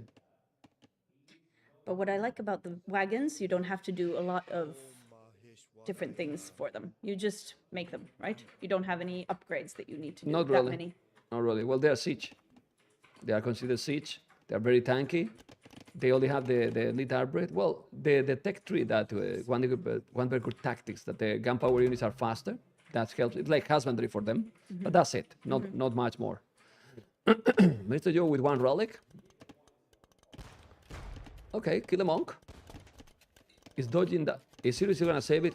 Nice. Thanks God. Yes. We believe. We are clearly supporting Hera. Yes. She's Hera lover. You know? Come on. I'm a lover of the game, and if it's only one-sided, you know, we want to have this good fight. Well, definitely it's gonna be then later an insane series. It's gonna be TheViper. Thank you for the follower. That's the way to go. Come on. Go, followers. Yeah. I feel that yesterday was more viewers, right? And it was Friday. Well, it's true that this is the start of the series. The thing is that probably during the series I casted yesterday, they were both super close. People join when the series are super close. No, right? but with the previous set, you had 1K, 1.1K. Yeah, I know. And there was a lot on YouTube too. Yeah. But I mean, yeah. That's okay. It's because of the, yeah. It feels kind of that like some people don't tune in because they feel that Hera is gonna win. I don't know. What do you think? I hope this can change. Yeah.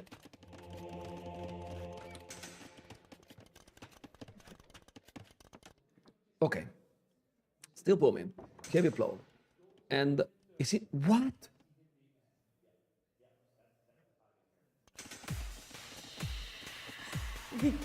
Thank you for the sub, but it's up to How the is he an Imperial already? It's gonna go monks and traps.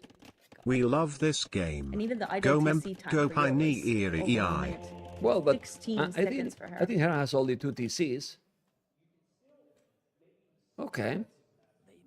Yeah, Mr.yo, 4-tone sentence, but this is sick. It's 2 TCs, guys. I don't see properly there. I think it's only 2 TCs. The other is the Yeah, that's the king. the king on the tower. Okay. Okay. Is even gonna take the monk. Okay, disgusting.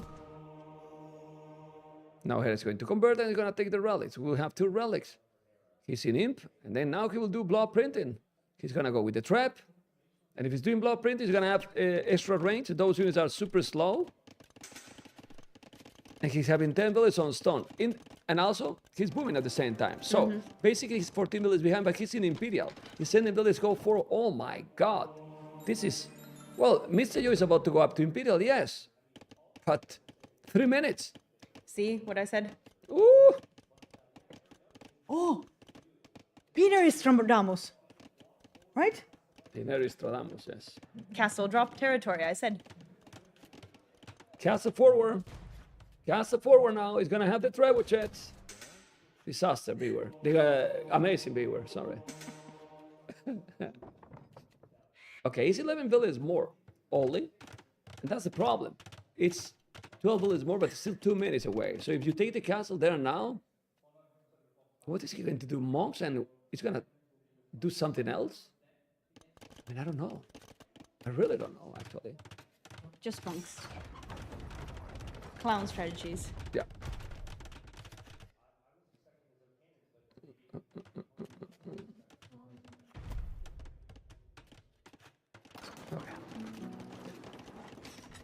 He's doing devotion now, Mr.yo, but that castle is gonna be probably down. He's not walling, he will have to move back. Population is almost the same. It's so important timing and momentum. And even if he's gonna make the archery ranges there, Mr.yo, what is he gonna do? Let's see. He's a professional now. What is he gonna do with the archery ranges? I don't know, hand cannoneers? If he's doing hand cannoneers, I'm gone. Why? Because you can't predict everything, right?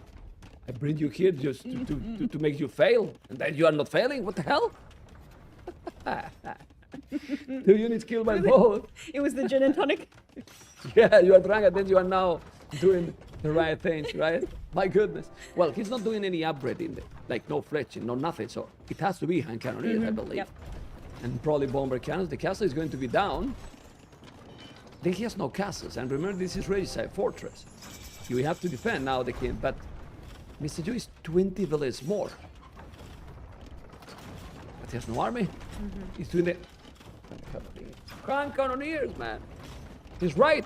Hand cannoneers, but monastery is going to be bye-bye. Yeah, it's getting inside, but Hera has the monks there. He's gonna have 9 monks. So even if he's doing hand cannoneers, he will have to spam many of them before Hera. He's maybe gonna make even a castle on his face. Oh my god. Mind that now he's even taking the king. He's gonna take the relic. No, what happened? What is the observer doing? He didn't lose the monk? What? Yeah, he's doing a castle outside, but Hera is still booming behind this. He's doing the loom now. Carambits. He's doing the loom now. Okay. That's... Yeah. Overconfidence for sure. Okay. Gotta be careful there. Huh? Oh man.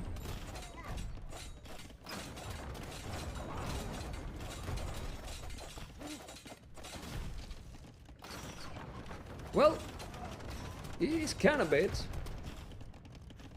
Carambits die so fast, but when you have a lot of them, you can kill villagers really fast. But with the hand cannoneers, he can defend, I think. Has to be careful. Okay, trebuchet. Hey, sending the trebs lonely. Military numbers is almost the same. In this situation, Mr.yo has 30 villages more. Those villages are also with all the upgrades. But that is gonna take the TC. It's gonna make another tone set. Oh my god. In the same place. But look at those hand cannoneers. Come on, Mr.yo. You need to do the job, man. You need to do the job. We need competition. Now, seriously, we need competition. We need that Mr.yo. I mean, Mr.yo has been playing insane the tournament. Yeah. You know? But Hera 40 seconds, this is ridiculous. You know? That it's is like, ridiculous. 3 TCs and under a minute. Yeah. That is crazy. Well, he's probably booming just to now keep doing the cannon bits, and at some point he will switch into arbalists or, well, skirmishers. What is the upgrade? That's for the gunpowder units to be faster. You know, the one very good tactics or something is called. So then the hand cannoneers, bomber cannons, all those are faster. It's like squires for the infantry, husbandry. And here, what's gonna happen? Wait, they're clapping. I am not seeing it. Yeah. I would be telling chat right now what's happening there, but I'm here. You wanna go? No. Okay. Skirmishers? Keep me here forever, please. Don't tell that to your husband and to my wife. He'd be happy. Okay. He's in the chat. He would get rid of me for a while. Okay. It's okay. Is he there? He's there. He's there. He's there. Timing and momentum. Look at this. Okay, look at those monks. He needs now to prepare that castle. You gotta be careful. Look at the amount of monks. He got so many hand cannoneers. Skimmers is now, but as I told you, now fletching ballista. He's gonna go and switch probably. Also, he want to keep the castle here with more average so the hand cannoneers cannot go closer. He's gonna run with the cannons. He's having all the initiative all the time. I mean, if Hera is winning this game, I don't know what to say, seriously. Because he's rebooming. Since he reached Imperial, he's rebooming here. It's crazy, you know. Don't forget people on YouTube, you know, I will check it. Thumb up, people. Thumb up, guys. This is the best channel ever, you know, with the best be wherever too, okay? Hera has also the 5 relics, so what Hera is trying is just to buy time. He's buying time, Pineri. He's buying time. But Yo has 170 population. 170 population. The score still says that Mr.yo is ahead. Okay. And he has more res collected as well. I mean, it's normal. He has been with a lot more villages all the time. Yep. But the 5 rallies can be painful if the game go longer. The castles, both are going to go down. Doesn't matter. It's more important that Blue Castle is not going down because look at the amount of army Mr.yo has. It's crazy. It is really crazy. Uh-oh, Castle is down, and now he can go. He can come now with the bomber cannons. Mr.yo is coming. Let's see if now Hera is going to be able to do the job. 30 army, 47. Is Hera going to be able to convert everything here? The cannons are +4 armor, but they are crap. They are really crap. He's taking all the bomber cannons. He's going to take all the trebuchet. Sorry, he's pushing forward completely. Look at Mr.yo population. He's housed. He's housed. You need to make houses, man. Because he took the castle, and now Hera is moving away from everything. Look at the castle he's doing just to get the goal.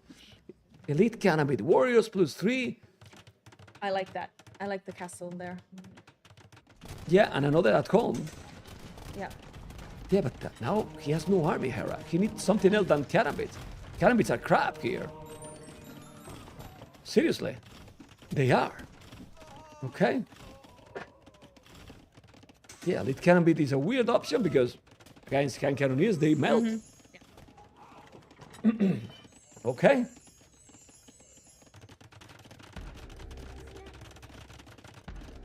What you were checking? What you were checking? I was checking the idle TC time and then the points. I mean, Okay. how much the score is. It's doing another castle. Bomber cannons and trebuchets. By the way, Hera didn't lose a single game in the tournament. But is the forward castle needed though? Should he make that at home rather than there? No. That's fine. That's fine. He's gonna take it. He's converting. He's trying to convert. The cannonbit wars are killing the trebuchets. Come on, he's killing the trebuchets. He's converting the bomber cannon. Hera is doing an amazing job. Look at the army numbers. He's getting closer. Ay. Be careful, man. Because those cannonbits against the schemes are fine. Not against the hand cannoneer, but he converted the siege. Okay. And now Hera has more villages than Mr.yo for the first time in the game. But Huvnice for Yo. Still doing cannonbit warriors. So many. It's gonna make maybe 100. Remember that they get half the population. Yeah, you just look, but they just take half the population. Heresy. Okay. And if you have like 60 carambits, what can you do? I mean, hand cannoneers, yes, but No. He need more. He need more than 60. He has 37 hand cannoneers. You need a lot of them. Yeah. You know? I think Mr.yo should win this game, but the score is still the same. So, what the hell? Cannabis fully upgraded, siege engineer for Hera. The score is switching, but this is a weird play. You walled the trebuchets. But this is a weird play. It's like Hera is trying something different just to test. Yeah. Honestly, Yeah. I don't understand this play. I really don't. I think he has to try something. He feels like he has to try something wacky against Hera to be able to win. That's how it feels like. Who? Against Hera or against Yo? What do you mean? What Mr.yo is doing is perfect. What I mean is, I don't understand what Hera is doing with the cannabis here. Seriously. Did he anticipate the hand cannoneers though? Yeah, but you might know that he's gonna make that with Bohemians. Yeah, but even whatever is, You know, because you're not gonna go house with Bohemians against this. But look, no, he's gonna lose everything here. He's gonna lose everything. Yeah. Or not. Oh my God! With the bomber cannons, he's taking the threat with it. I'm gonna Now kill the monks. Yeah. Now kill the monks. I'm going to remove a little. Oh, and the castle is down. Castle is nice. down. I'm gonna make the camera a little bit smaller, so you see more the screen. Yeah, like this is okay, and then you can see the monks and you can see everything. Look at the Huvnici is doing another castle. See 144 villages. He's still not switching into anything else. That's crazy. And the relics are there? No, the relics might be at the back. Well, what should he switch to then from Karambits, do you think? From switching? From Karambits, what should he be doing? Skirmishers. Skirmishers. Skirmishers, bomber cannon. He's taking the relics back, He's okay. doing bomber cannons, he has one, but he's doing one more, but no skirmishers, I guess. No, he's doing just full cannon bits. I mean, the bomber cannons are with... Ooh, bomber cannons are with Siege Engineer. You gotta be careful. Oh my God. Okay. Nice. Still spamming cannon bits forever. Like forever. But he cannot convert now the units. He got heresy, but he can kill the Huvnice. Go on. But is he waiting for the Huvnice to come so he can go and kill with the Karambits? Maybe. Is that a play? I don't know. Well, let's see. I mean, this is so weird. Skirmishers! Yeah, I mean, he has to do it. He has to do it, man. He has to do it. Even like, ooh, he lost it. Thank you for the follow. Vamos, amigos. Everyone, the Prime, amigos. Don't forget the Prime. Subscribe. The donation button, everything, right? I'm not spamming in the chat. I would be spamming that in the chat. You can tell. Thumb up, amigos. Yeah, but that's not enough. That's so loud, man. Disaster. I say it's so loud until you say thumb up. It's very expensive thumb up. Yeah. Look at these cannons. He's gonna take now the trebuchets. But look how they die, man. They die like there's nothing, man. Come on, man. Call the GG, resign, and play the next game. Come on, Mr.yo. You can do this. Man, he's gonna make skirms, and at the end he's gonna come back and win the game. Oh, come on, no. Yeah, I don't want that he win the game. Yo will fight this. Come on. And the castle is down? Yes. Yeah, and the monastery is there. Come on, call it. Where he's going? Oh! I forgot I have to be objective if I'm a co-caster. No. No? No bias. But oh, look! He's gonna go with the villains. He's gonna take the castle, Mr.yo. He needs shoppers. He's sending 20. Show me there. Come on. Show me the fucking castle. Yeah, What's look at this.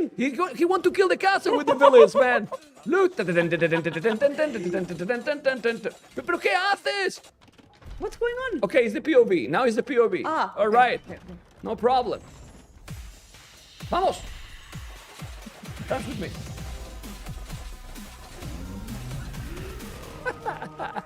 I don't hear anything. Yeah, you don't need, but you I dance. have the music in my head. Okay, exactly. Anyway, look at those skirmishes. Bomber cannon is going to convert. You need to go back a little bit, you know. Do you guys think that Pineri is from Finland?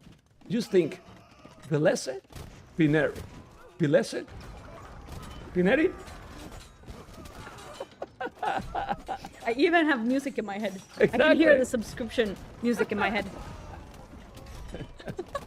Anyway, we love you, Velese, okay? We love you. Anyway, look at those cannabis. He didn't obviously take the castle. This upgrade is for monks costing only food. But Hera still have 140 villages. He's not gonna give up, man. He's so try-hard, man. He's crazy try-hard, but the relics are gone. The relics are gone. He's gonna be able, Mr.yo, to finally kill him.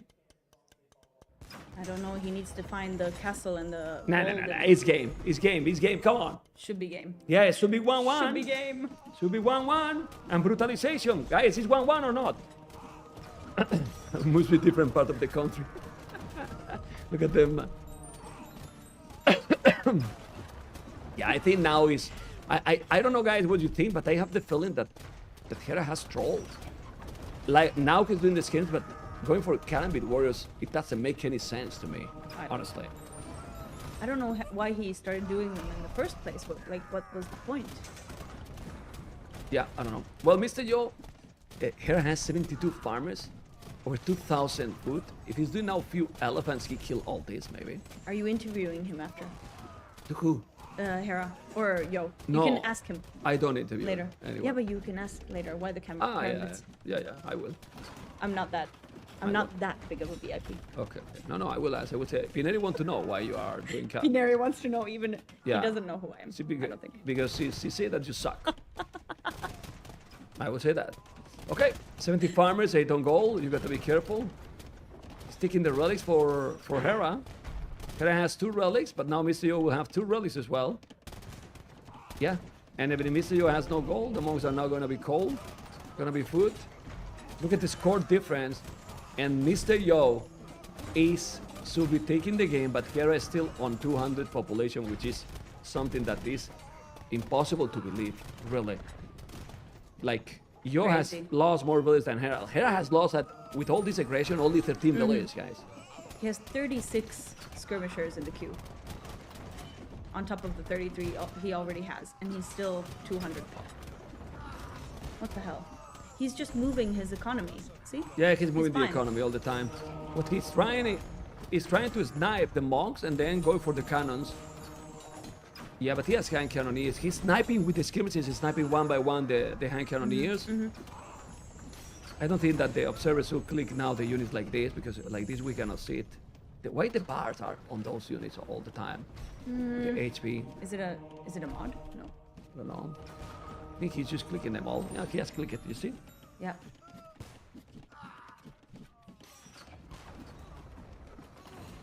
Yeah, he keep pushing. His 85 army, Mr.yo, is now what? Doing sanity now. You need sanity earlier. Sanity is effect to the villagers. Still have 3,000 food, Hera. A lot of food and wood for Mr.yo. And well, it's now kind of repetitive, the game, because they are going the same, and then he's moving. He's even doing a castle there. But if you are not winning with 5 relics, he's deleting the walls. Is he gonna call it or not? The king is gonna kill the king or not? The king is going away. Hera knows. He's gonna take it or not? There's one Karambit. He's a traitor. No, he's gonna have the castle. He's gonna have the castle up or not? Yes. To the castle. He has the castle, man. He doesn't let the king die, man. He's But he didn't put it in the 100% castle. going. Look, it's outside the castle, I think. Yeah, but I cannot check. I'm Move, not having. vodka, move. I'm not having the Vodka. Go. the observer. Mr.yo now doing redemption. Yeah, redemption costs now food. He's gonna take another monk. Another relic, not relic. Tournament. Hera. How many hook breaches he has? He only have 3 hook breaches. I'm telling you something. If Hera is able to kill the siege, careful with him, man. He's not giving up, man. How he has that population, and look at the mini-map. It's crazy. That is crazy. Yeah, there's no goal in the map, it seems. No, there's goal there. There's goal there. That will be what? 10, 11 o'clock? Yeah. 11 o'clock, right? Yeah. 11 o'clock there is goal. Yeah. But they probably didn't explore. That's his goal, right? I think so. Yeah. Would be great to see if he can see that. Yo, I mean. There's 4,000 score behind. But he keep coming with more Karambit and skirmishers. And Hera is still on 123 villages with 62 farmers. Taking the monk. There you go. This is 3 hoof niches. Oh my god. Good bada boom here. Okay. I like it. So what he can do to come back? Can do something or not? I don't know, he's getting the relics as well back now. What you said? Hera. But you said fuck? No, back. Ah, back. Okay, I was like, don't say that. I mean, you are a lady, you know? Okay, no. No, bad boys. Back. Back. Not with an F. No. No fook. No fook. Okay. No fooks. No fooks.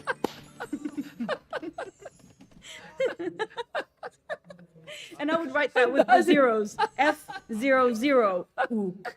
Okay. Hera is pushing back? Not really. Well, Mr.yo has 78 army, but Hera 60. The problem is the siege, I'm telling you.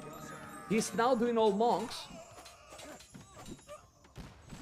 Oh my god. Okay, Hubnice is taking the monks. Not so important to take the monks now because you have the gold, you know? Did you notice the res collected? Hera has gone way past Yo now. Yeah. It's... Oh man, is it's- he actually it's coming normal, back man. on this? I don't know. Let's It's see. a 4K difference though. Score difference, I mean. 3K, 4K. Skirm War. Let's go. No, Hufnise. Come Scaled on. by the armor forging. He has 4 stables. Yeah, he's doing. Look how he has done 2 TCs on that area. Mhm. And I think he has found the goal in the north. He's now doing light caps, but Mhm. then no infantry for Yo. Still 3,300 score difference. Okay. And he only has 3 Hufnise and 6 hand cannoneers. Yeah, and Hera is still on 200 population. The problem with this game, man, is that even if he's winning Mr.yo, which I'm not so sure anymore, look at the stamina Hera has. Mhm. Like, it's crazy. He keeps trying and no problem. He keep going and going and going. What happened with the king? Oh, the king is in danger. It's in the Yeah, that it's castle. in that castle, yes. Come on, Yo. Come on, Yo. Can do I'm it. biased. It's fine. I can. Let's do it. I'm biased for the game. It will be good for the game, right? Yeah, yeah. Total crap. Okay, be careful. Yeah, it's so many units, Mr.yo. And Mr.yo is being incredibly patient. Like, no problem, I'm going slowly. You're not gonna give up, but I'm not gonna give up either. Oh, where's the king? The king, is that the castle? It's I believe it's the castle, yeah, right? Yeah. It's the only castle he has. No, I'm talking the Mr.yo king. Oh, sorry. The Yes. red one Ah, here. that one, yeah. That's another castle too, right? Oh, yeah, yeah. Sorry. Okay. Coming with light gas. Light gas are definitely not great because they don't have even the +2, it's only +1. Still in some skins. Look how he's microing here. It's 200 population still. He's killing the mobs. It's incredible. It's really incredible. It's killing a lot. It's really killing a lot. But he's gonna take the castle, I think. Look, the bada boom. castle- Look. Yeah, the castle is going to be down. And now Hera is still trying. He still have a lot of food. The castle is there. He's gonna make another castle. The king is still running away. And he's still spamming now light caps. What the hell? Killing all the monks. Little by little he's gonna kill the units. There's only 3 Hufniches. The Hufniches are going to go to the damn hell. The monks are down. What the fuck, man? Light gas now for Yo. Oh my god, he's still spamming like crazy. His mechanics are insane. I can tell you that the APM in this game is not even normal. You know? Usually they don't show it for so long. You have to pay attention when the game finishes, please, guys. Check it because Hera is coming back, man. He's killing the trebuchet. Look at the skirmishes now. 200 population, splitting those skirmishes. Gonna take the monks, and now he's gonna force him to make unbelievable. Unbelievable, seriously, it's impossible. You know, it's a bot, it's a robot.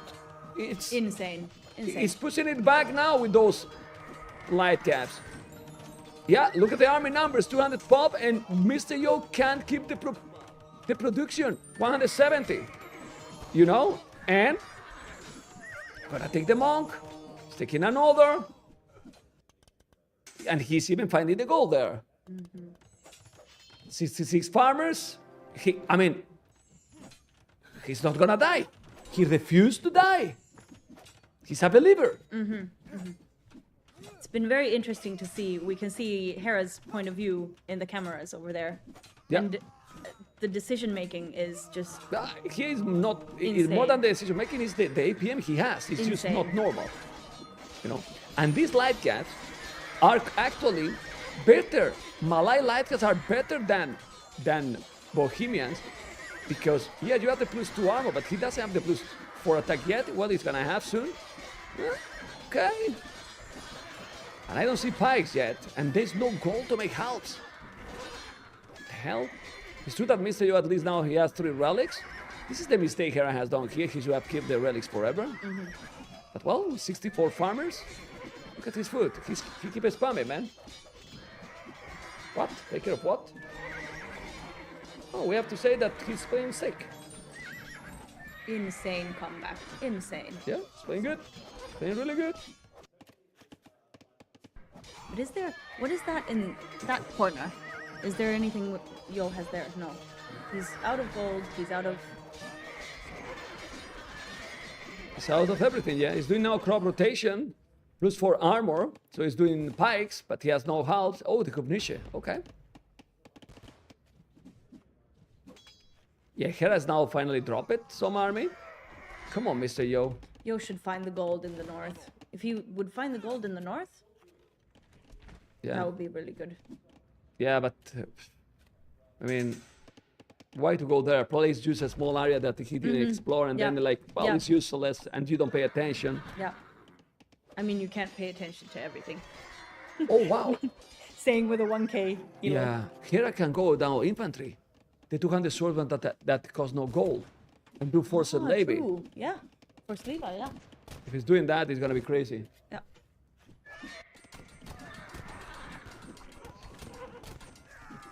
He has 1,000 gold, man. Insane. This already looked like a Yo game, and then... He has 1,000 gold in the bank. What is gonna do with the gold? I think it's infantry. Yeah, why not? And if Nietzsche is down, not really. They're tanky. They're very tanky. Still dropping the population. Look at that Cannabit for Yo, killing so many villagers for Hera. 13 kills with that one Cannabit. Okay. Not bad. Definitely not bad. MVP. Warrior. 62 farmers, 6 on goal.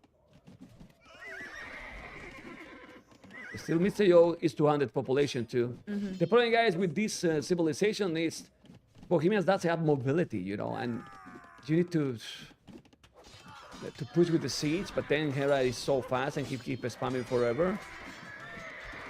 Yeah, he's doing light gas all the time. I feel it's kind of awkward what he's going to do. Okay, no, he's finally getting the house. Yo sold everything for that. He got 212 too. But why is Hera saving the now goal? he found it. Nice. He finally found it, yes.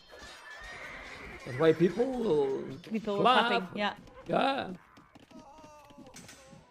People are biased too. Oh, I mean, it's normal, man. Everyone wants the same.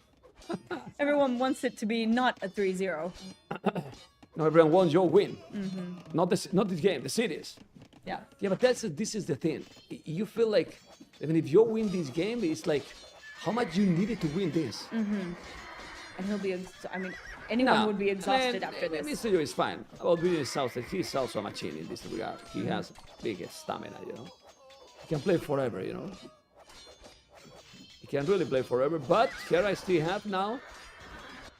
How many light gas, man? Malay light gas, 71 farmers. 71 farmers. For which civ wins the trash war? Both got halves the same.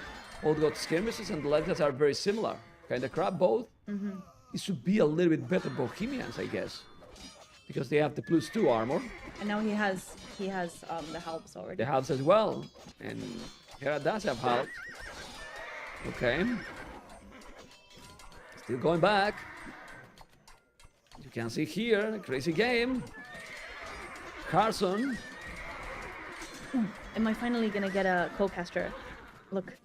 Who? Error. Co-caster not found. Not found, that's true. That's you. Not found. No co-caster. 159, 162. You're a ghost. I'm a ghost. Yeah, it's the same population, okay. See?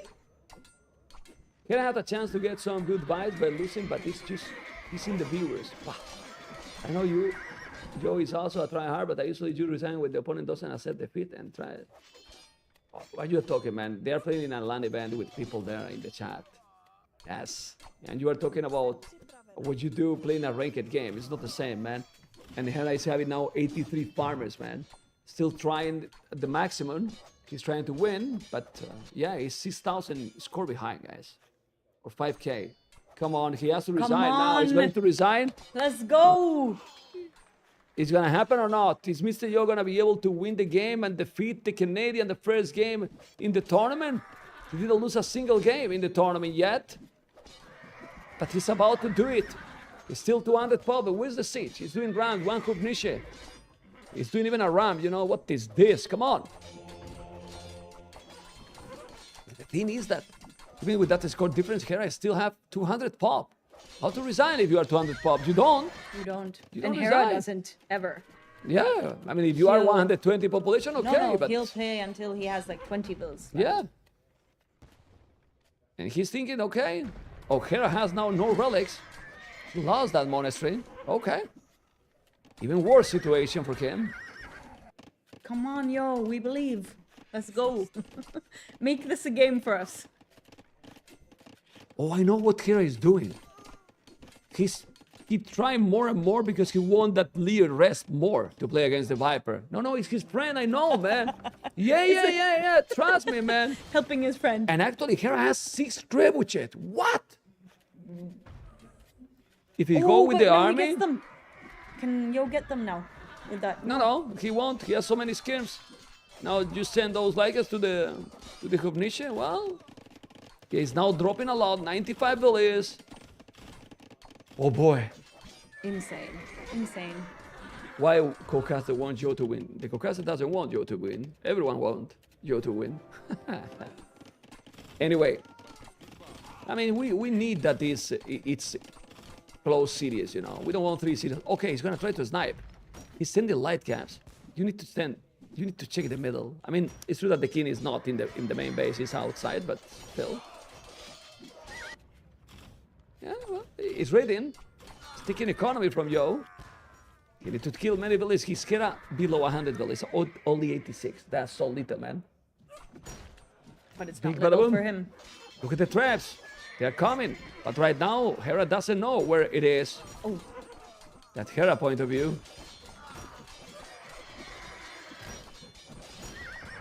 Just look how fast it is. It's crazy, man. You get sick watching it. It goes so fast. No, you get dizzy. Like, Yeah.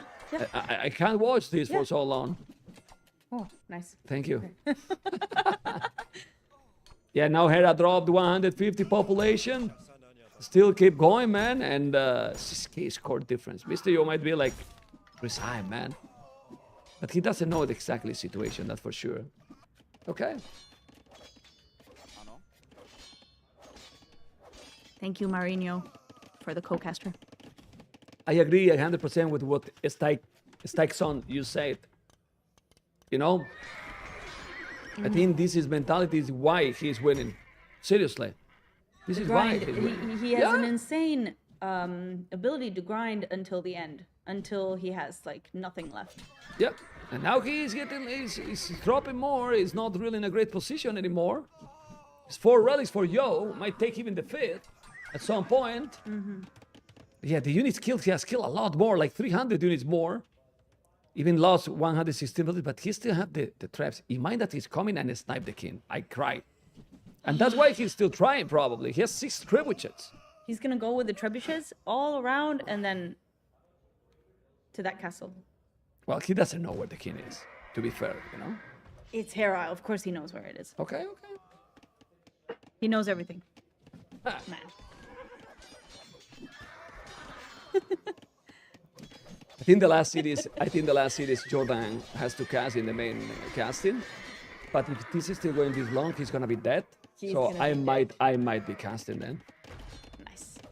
I mean, we love that.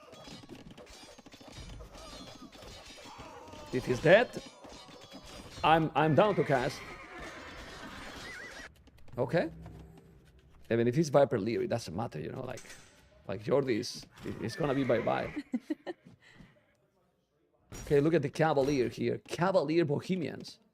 He forced him to make Cavaliers with Bohemians to finish the game, man. It's not even normal. No, it's... Now the traps are coming, but it's coming... It's going to the right direction. He's going to the right direction, actually. Nah, but he has no army to protect them, or he does. I'll see, but... Yeah, but now he's moving the king. Yo knew it's coming. And he's moving the king. Yep. Yeah, look at the king. There you go. Zoom in to the king. Oh! Oh! Oh! Oh! He's gonna get it! He's gonna get it! He's getting it! He's getting it! This is the game! This is the game! This is the game! He won the game! Incredible! Incredible! 2-0! Incredible! And he won the game! I mean, crazy! He deserves it, man! He deserves it! He deserves it! What the hell? Whoa, whoa, whoa, whoa, whoa! Whoa, whoa, whoa! What the hell?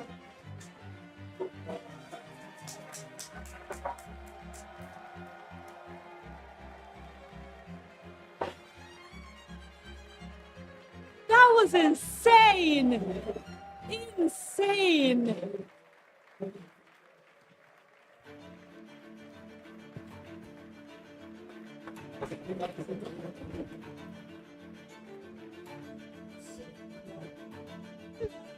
What?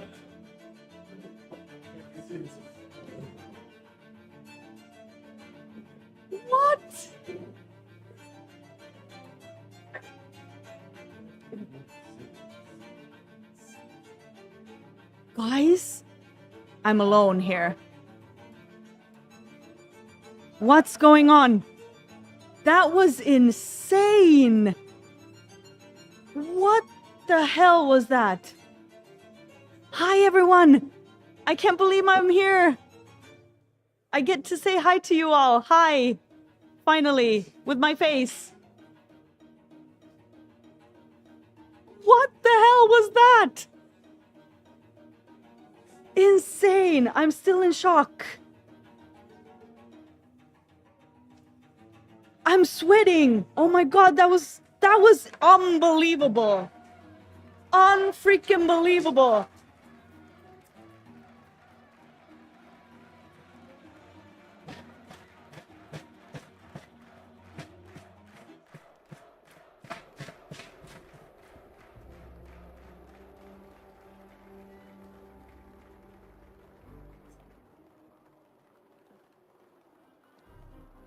Insane. I don't know how to play anything. I can't touch anything.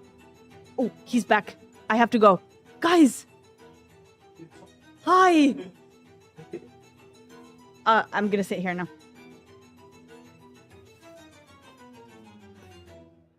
You don't know what I did. I went there to hide the crowd. Hide the crowd. Did you hear the crowd or not? I was there going crazy. Ah, vamos! I mean, that's crazy, you know? That's crazy. Well, Insane. it was crazy. But it's officially banned from Warlords. I have said to the crowd. I said there in the middle of all the crowd, I said, he's banned from Warlords. Don't worry, guys. He's banned. Oh, now we have the replay, right? No. Yeah. Oh, No, I'm gonna put this a little bit. Let's go. I We go. would I will come back in a moment. Okay, more guys. games, 'cause Stay tuned. I'm Be right back. Say bye bye to Pinero. I'm gonna kick her. slow, Okay. Like get into the He's fire now. condition that I need. I will to right back play very soon. tournament. What the So, hell more was game that? means there's a higher Titanic chance for me to Mr.yo win. frown. Who are you looking most forward to playing against in this round?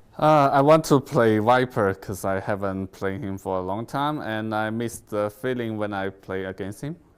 He's a smart player, and let's say, because I knew him from a long time ago, and I'm really familiar with his style, and his style is really different than nowadays these big names like Liereyy or Hera. They are more like a micro player, and Viper is macro player. How do you stop Hera if you're matched up against him? Try something stupid. I don't know, send some wheels to attack his wheels at the very beginning or something. But you have to think out of the box, I think. What is his play style like compared? Like how do you go against that? Just explain. I wouldn't say he's a meta player now. He used to be. Now he has more strategy, but I think he's just an all-round player. Like you know, he micro really well. His speed is crazy, and his economy is crazy, and it's really hard to beat him if you go in the like a straight way. You have to find something sneaky. You have a very unique play style. How does that apply to this event, like the tournament map pool?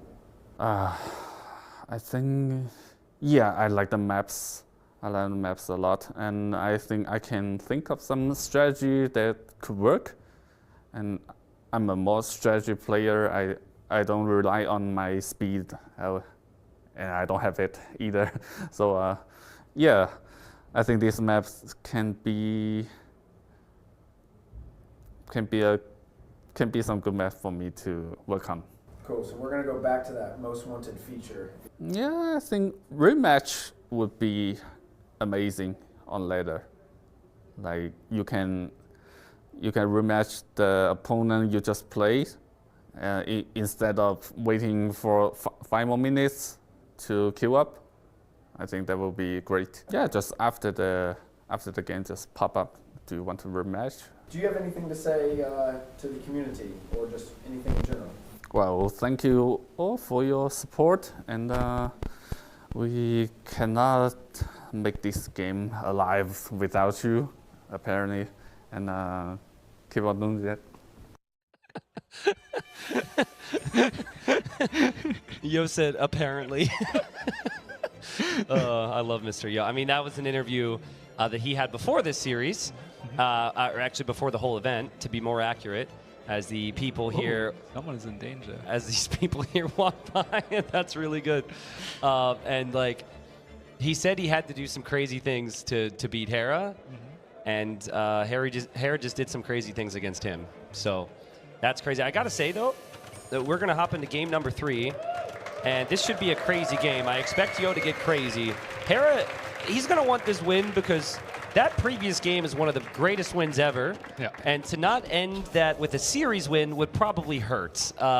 Just crazy. He's still undefeated right now. Talk to me about what we're seeing from Yo, though. We are seeing something wild. We can choose our positioning for the town center, and both went for a civilization where it makes a lot of sense to actually rush with 2 militia in early Dark Age here, and they're trying to deny the food of the opponent. But Hera is going to make a... Well, they're both going to make 2. You expect this from the Goths. Persians, I have never seen this against the Goths before. Typically, it's against civilizations that can't go for this. Hera's not sending them forward. Hera tries to defend against the 2 militia, it feels like.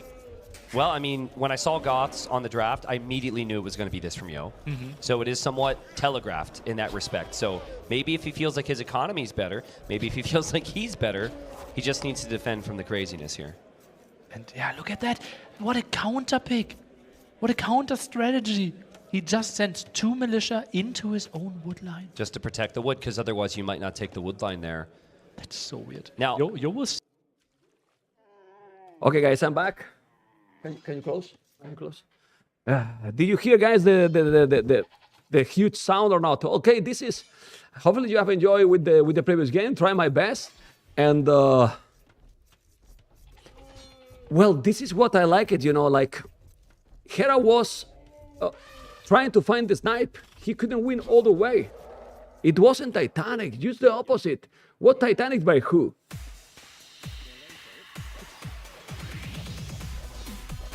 Like, that was an insane game. Thank you so much for the 30 moons, you know. Titanic by Yo. Well, yeah, well, like he was afraid. He was taking the king, you know, because he saw the traps. And then he did it. Hera Persians and Yo gods. Yeah.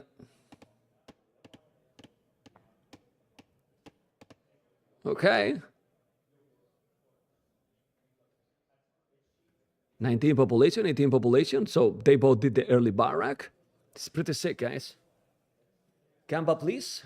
Marino, can you pay the bettings or something? I don't know. I cannot check the bettings here. Okay. Well, because he was afraid, man.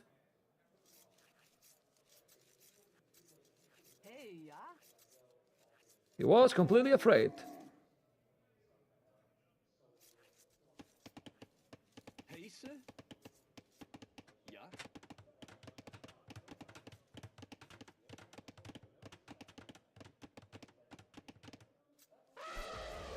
One moment, guys. Whoop. GG, man. Vamos, amigos. Yeah, I mean, honestly, in that game, like, Mr.yo played insane as well. That was just, you can see how people can compete. Yeah, now Mr.yo is also laming 3 ships, which is great.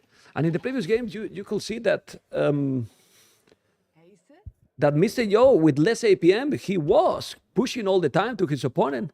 But he just, well, kind of panicked because of the king. And Hera did an amazing move. I think that was a fantastic game. You know? But it was fantastic, really. Yeah, did you hear, guys, the crowd going crazy? Yeah, you should have seen what I did there, you know? Is taking the Villiers? Oh my God! Ha ha ha! That's nice. And now he's going away.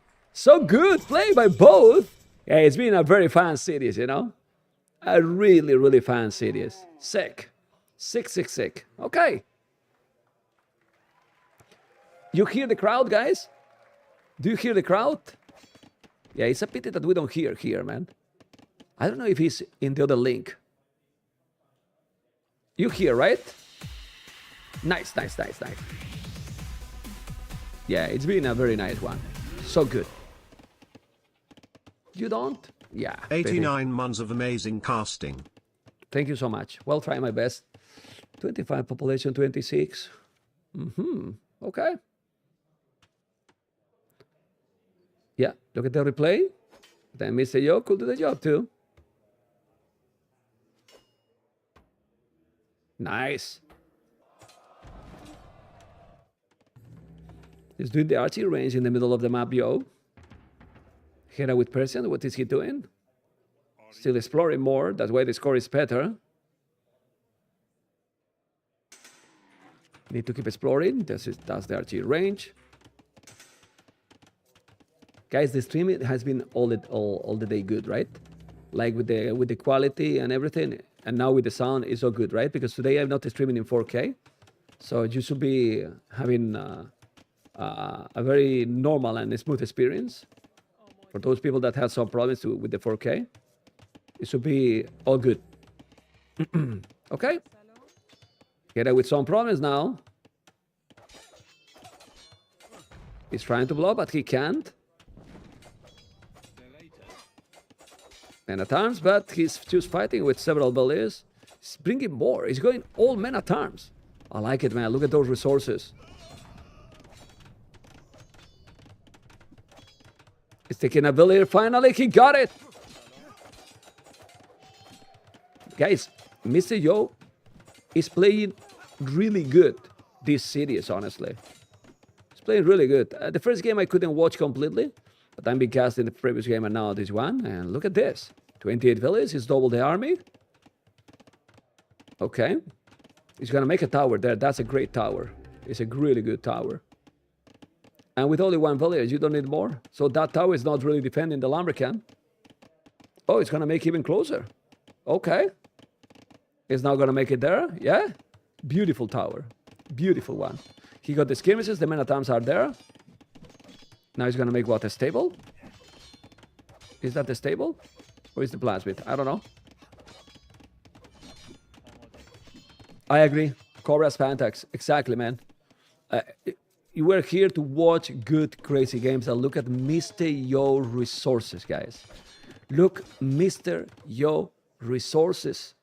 He is on the way to Castle Edge. He's now going to wall that one. Kill that villager. He's going to block it. And he's going to kill it. There you go. Pretty sick. Let me see if this can be...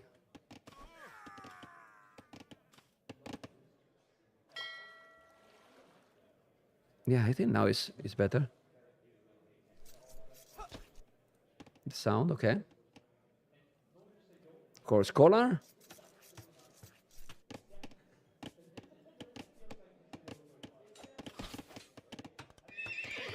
He's taking the stable. He's gonna make the stable. He's doing now some horse collar, like some farm. Sorry, with the horse collar, you need to do economy. Okay.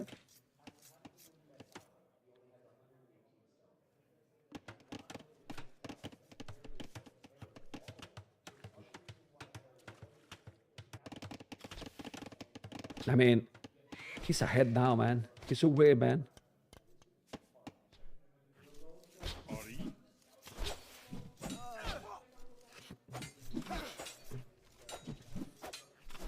Hera 36 village, Mr.yo 31. Got to be careful.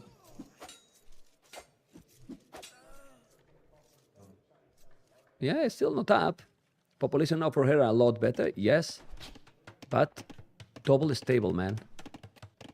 Double stable, and now he's fully open. He's coming with some army, but tables are up. Going with the knight.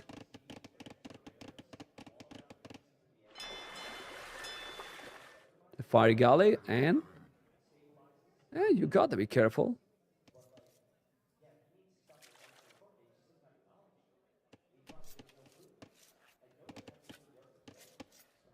Oh man, those counters, and the problem is that if he's not saving them, they are gathering a lot of food.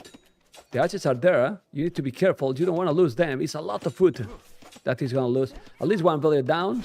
Okay, the knight is there, but the knight's got no upgrades, man. And then if he's microing with the archers, the knight is gonna go down. Look, yes. Oh, no fletching. Okay, don't lose it. The knight is now full HP. The scout is faster than but now he's gonna take it. Okay, no. You need a monastery probably.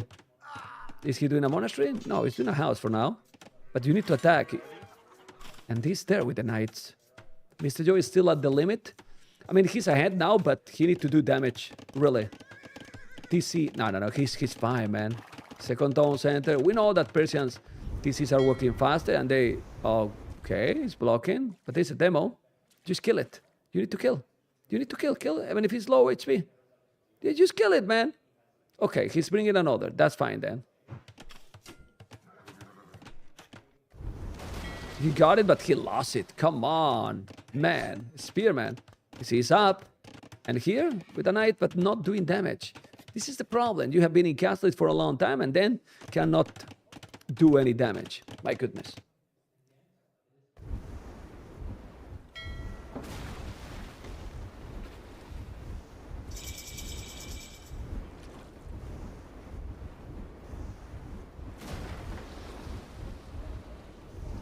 Gonna take the fish. He got it, and now the galley. He saved it, but he lost the fish at least. He's coming, but he has a monastery. Mr.yo is doing another fire galley. Population is the same, and it's not going to mine a stone. And if they can go for Imperial, imagine going Imperial here with gods. Oh man, that would be good actually. That would be really good.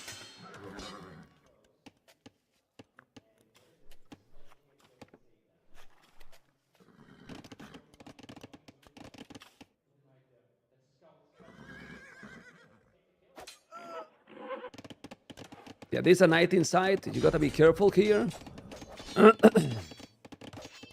Okay, he's walling. Good play.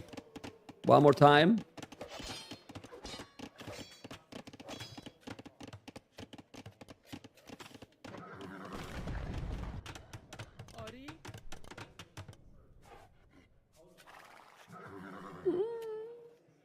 Okay, same score still. Population is still ahead. He's trying to block, but he needs to kill it. He got it. That was a very good one. And now the knight is going to be down. Nope. Need to go back. He's controlling every single unit again, but still Mr.yo playing really well. Yeah, he's doing the second town center, but he's going to find it. No. He stopped it. Crazy. Just go there, man. Just go there. You have to go there. But now he's going away. It's lack involved is important too. Well, no lag there for Mr.yo. 30C for both players.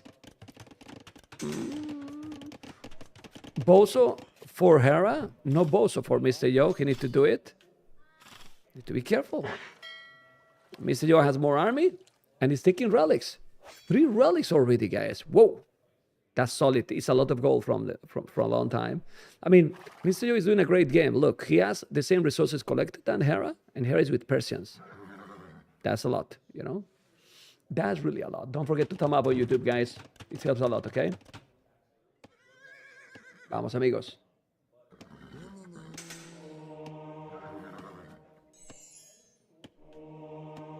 Yeah, well, but that's normal. Persians happens this all the time. He killed it. Was trying to blow, but he couldn't. Now I need to go back. He's trying to convert and he can't. Yeah, he need to go away. Good micro by both. Good. Population is still the same. Literally the same. Hera 33 seconds LTC. Yo a little bit more. But 4 relics. Wow. 4 relics in minute 23. Not bad. Yeah, okay.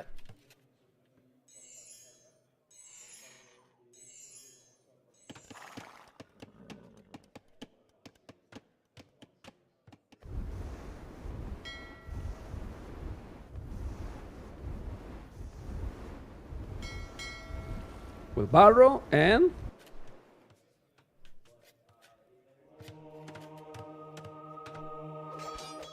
yeah, need to kill it. He got it. This is a good battle here for Yo. It's still the same village number. I mean, guys, do you agree with me in something? Like, this series doesn't deserve to finish 3-0, right? Well, but the same thing was with TaToH, right? Okay. Remember, guys, that the loser of this series will play tomorrow, best of 7, the loser bracket final, against the winner of the next series, that is, yes, listen to me, TheViper versus Liereyy, guys. TheViper versus Liereyy. Sick. So we still have Viper versus Liereyy in front of us, guys. My goodness.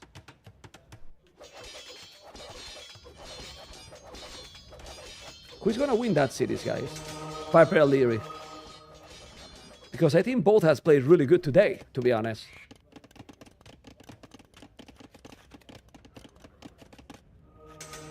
Ooh. Okay, careful here. Oh, he converted. Look at Hera army now.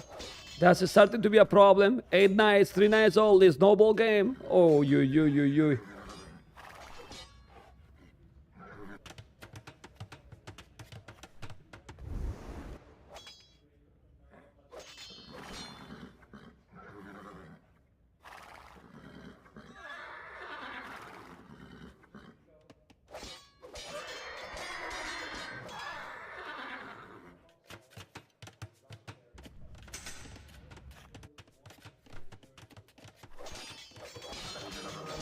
Pikeman upgrade for Mr.yo. Well, you can spam pikes with gods, so why not, right? Full barracks, full pikes. Squires, plus 1 armor. Like, it's kinda weird to go all knights against Persians. You go pikes, you are gods, super cheap units. He's spamming now.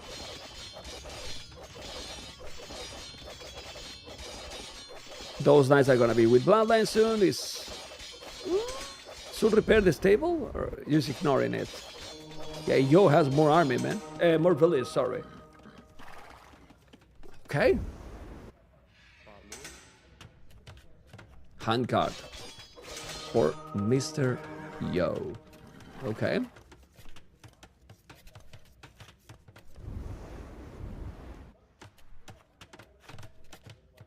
Nice walls by Yo. So many pikes now. 46 farmers for Yo, 43 for Hera. Mr.yo has more resources collected than Hera. Wow. He has hand card and all the upgrades. He's playing great. Yeah, this is a great series, guys. It's a really good one. Yeah, fully boom gods. You prefer Persians than gods, guys? I don't. I really don't. And the 4 relics, it's just being OP. Yeah. Look at the gold he has, 1k gold already. Okay, the knights are killing. That's crazy. That's really crazy. Get all the pikes together. He's gonna have 4G. I mean, he does have the upgrades and the knights got +2 attack. So that's important. Really, really important. University, okay.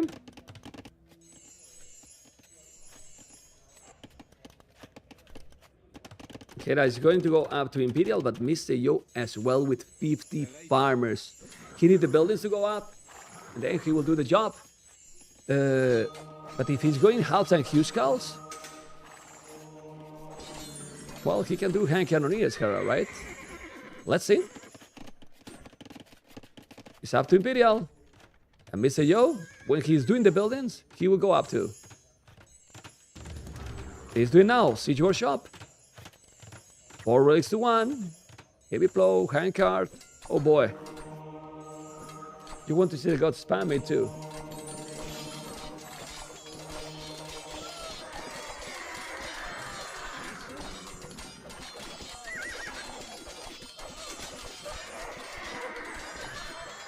"60 farmers, man. I think gods will dominate here. Come on. He does have a castle. He's killing a lot. Look at the army numbers. Mr.yo is getting the score lead. Look at the house here, 1 minute and 30 seconds.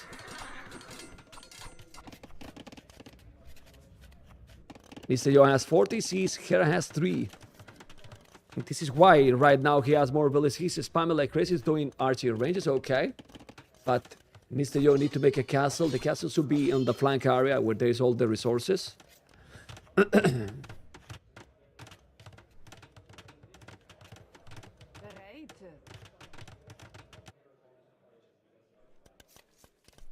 He can make the castle there. There was an outpost. He's gonna convert. Yeah, he will. Maybe not. Yeah, look at Mr.yo resources, guys. What the hell? Yeah, man. Mr.yo resources is just not even normal, man.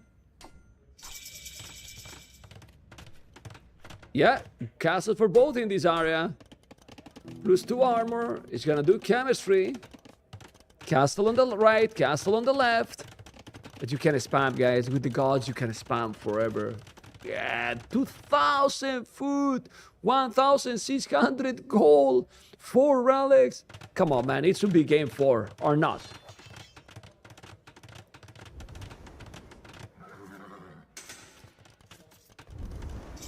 Yeah, look at that echo. It's brutal. That's brutal economy, you know.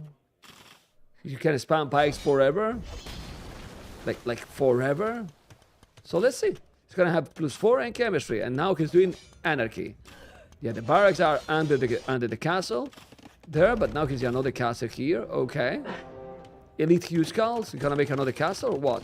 I don't know what is he doing. Not post. And more barracks. Okay, population for Yo is insane, guys. Population for Yo is brutal right now. 178, 132 for Hera, but it was also insane in the previous game. It's true that now here there is no kings to kill. Ha! No kings to snipe. Got that Dromons. Yeah, he can do Dromon and take the castle from the shoreline. Thank you for the follow, man. Still, he's doing the +4 attack. He can also see more gold and stone. He will need the health. This is perfusion. Oh, man. You're going to spam forever, man. Really forever. Halberdiers. All the upgrades now. Yes, all the upgrades, man. Seriously. Just make traps, right? Yeah, but don't chase with the pikes that they hang cannoneers, right? Seems like not, but hey.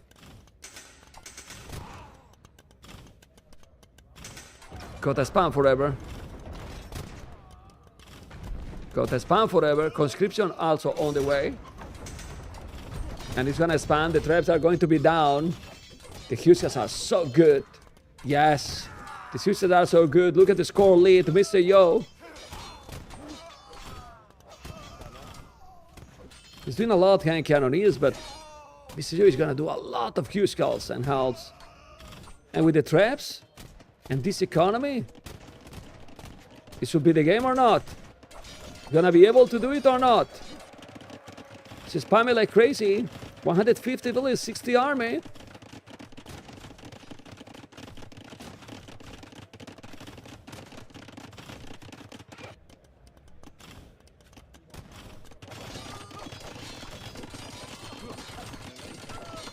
He's doing another castle. He's gonna wall that one. Okay.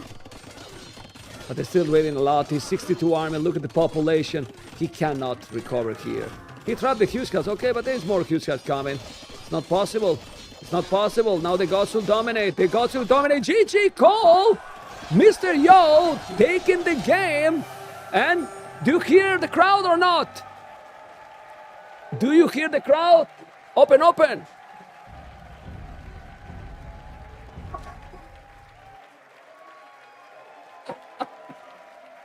Oh my God, it's going crazy.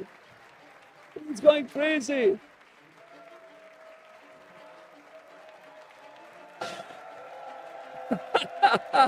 Look at Mr.yo. And now Mr.yo is taking a break.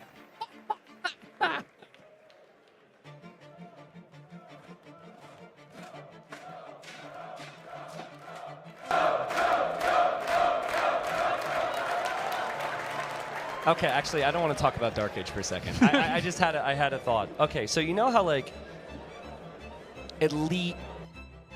This is seriously, guys. It's so good experience. It's a really good experience. Seriously, it is a really good one. Yeah. It's a really good one, you know. And Mr.yo is playing really good, man. Yeah, that's why I've come there. Well, I don't know if you guys are close or not to be here in Hamburg, but this is really good, you know. This is really, really good, you know. You know, it's really good, you know. Thank you for following.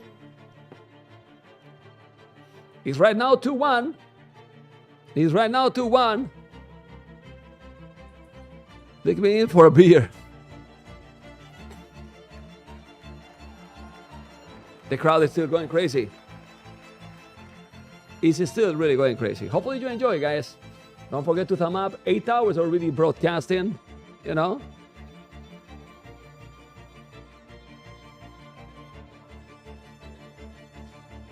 But this is a super great point that you're pointing here. If you talk to the devs directly, listen. What's your most wanted feature? Yeah, so if I can talk to the devs, I would say that I'd love, you know, I don't know if this is realistic, but I'd love for them to remake some of the social features within the game. I believe wholeheartedly in Age of Empires 2, and I think I love. So I've been to Hamburg once before for NEC 3, which is actually my first LAN 1v1 tournament, and so it's actually special to be coming back here because that was the first tournament where I actually did anything relevant as far as results for Age of Empires, and it's my second time. Well, it seems that there was some problems with the interview, but why do you feel bad for Hera? Nobody's hating on him. They were going crazy when he won the second game. And now they were cheering for Mr.yo, not because of Hera, because Hera was not losing any game till now, you know? And then people go hype. I think that's good. It's part of the sport, you know? This is fantastic. That's really good, you know? Do you understand? You agree or not? You understand my point? I hope so. I hope you do. I really hope you do.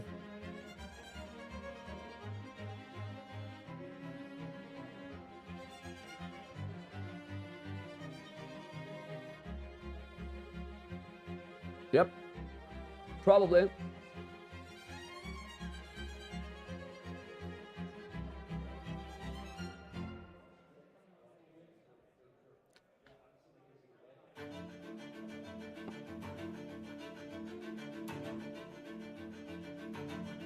Is the chance for upset? Yes. Yes. Be right back, guys. Yep. Be right back. Hera's level. And you know the energy that we've seen from him because he's looked so good. But like they're very different style players. There's very big difference in like age, experience, speed.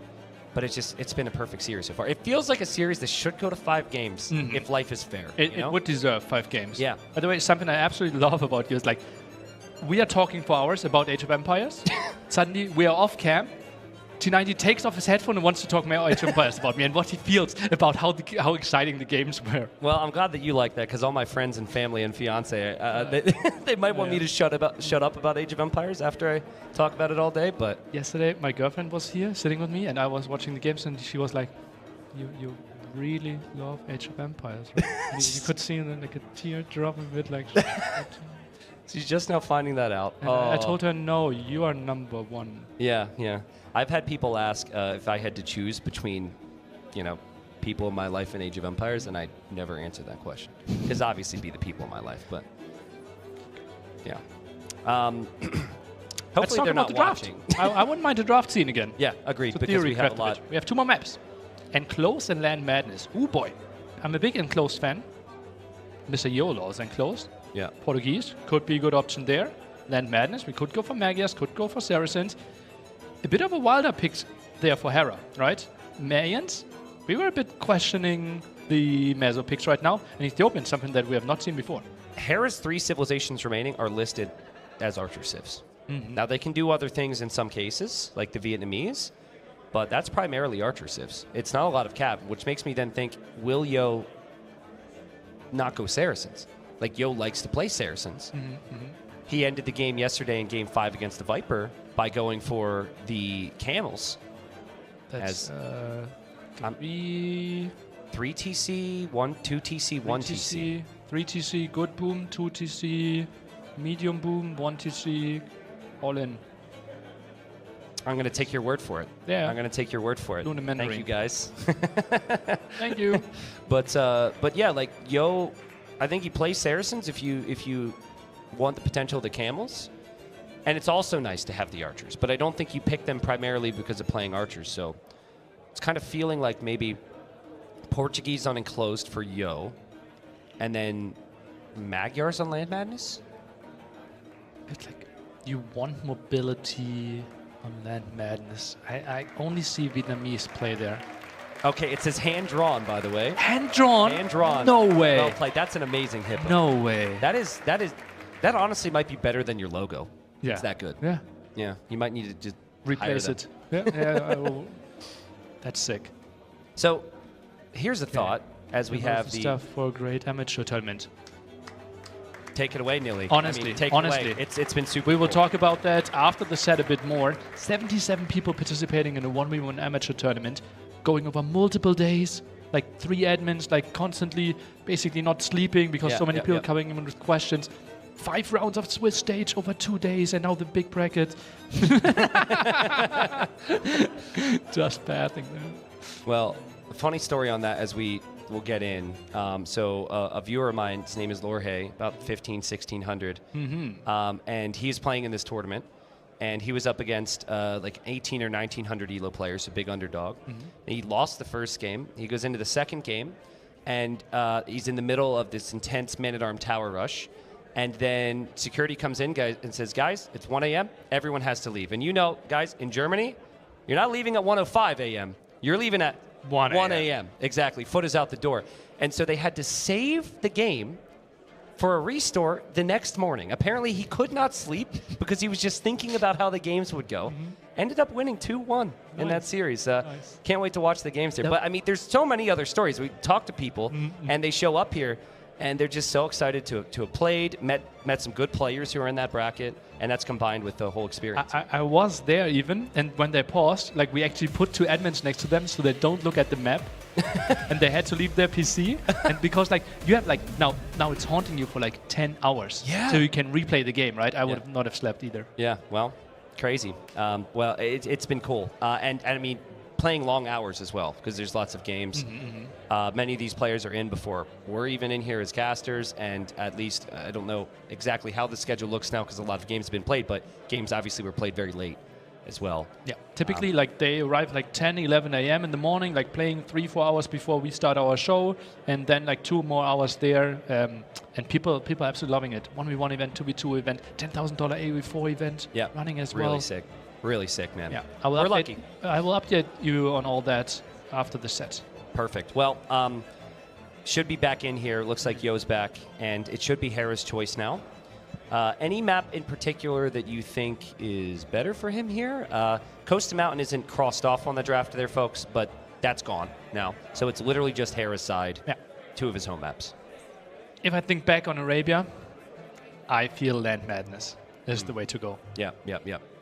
It's just like Hera looked so clean. I wouldn't even be surprised if he tries Ethiopian Spear Archer opening, try to be annoying that way, mix in some scouts against potential skirmishes, and then the crossbow timing. Hera's so good at that. Yeah. And Yo, yes, looking so shaky in game 1, and if he sees, okay, early timing attack is coming against me, he might crumble. All right, and he does go for Land Madness.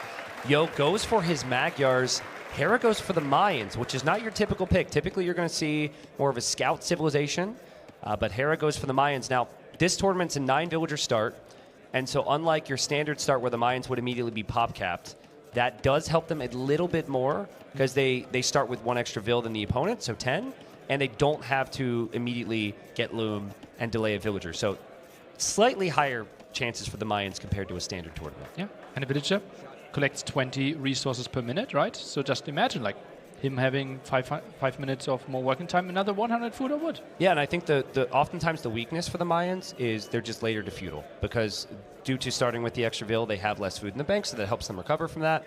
Now, when Hera plays Mayans, it's usually all about crossbowmen. It's very rarely do you see him ever even make an eagle. There's two differences of approaches. You can go... I've seen two different things. So this is going to sound contradictory to what I just said, but Archer Eagle, both at once, and to preemptively make the Eagles... I'm back, guys. Okay, let's go. This is Lamb Madness. Okie dokie. And let's see what we are going to see here. Magyars versus the Mayans. Well, usually the Meso Sieves were not the best in this map.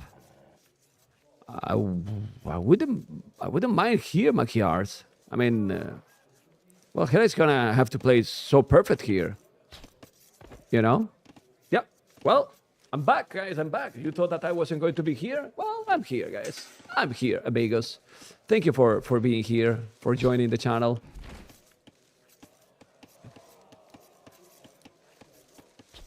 We have 18 Belize Magyars, 18 Belize Hera. Now having one more, but he's doing the loom. And then Hera is going up 19 population. Wow, so fast. That's really so fast. Yeah, I might go with a crazy build order and then gonna go archers probably. Yeah. Yeah, but the cities are, you can see, it's 2-1 now. Cities are great.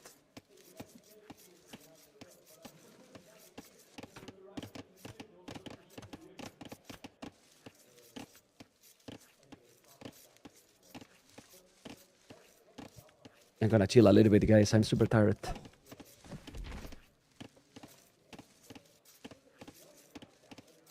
Magyar's 20 population. What he can do here? Because, well, first he has to find his opponent. It's very important, right? You casting Viper after this? Viper Liereyy? Not so motivated to Viper Liereyy. Are you guys motivated with Viper versus Liereyy? It's okay, serious, you know. Well, let's see. You know? Yeah, but if I cast here. You don't mind, right? Is for you the same that I cast here, or you like a lot more when I am with in the main cast? It's a bit different with the co-caster, right? Oh my god, Negodrama, vamos!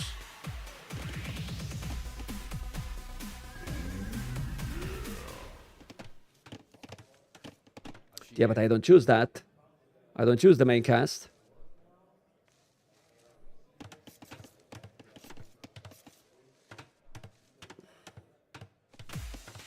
Vamos. Vamos, Neguito Drama.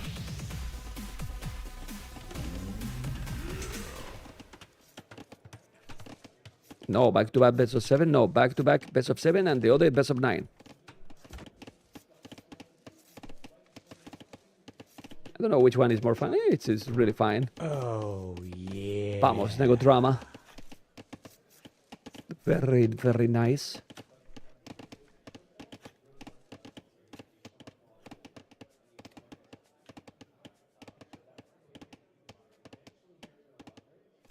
He's going to scout, but then he's going archers. I believe he will have to do the archer range. The scouts are cheaper. We'll have to go with the skins, but need to play so smooth, Mr.yo here. He will need to do an archer range already. Yeah, I think he need to do it, but he's not doing for now. He's also not doing horse collar, which I'm skeptical.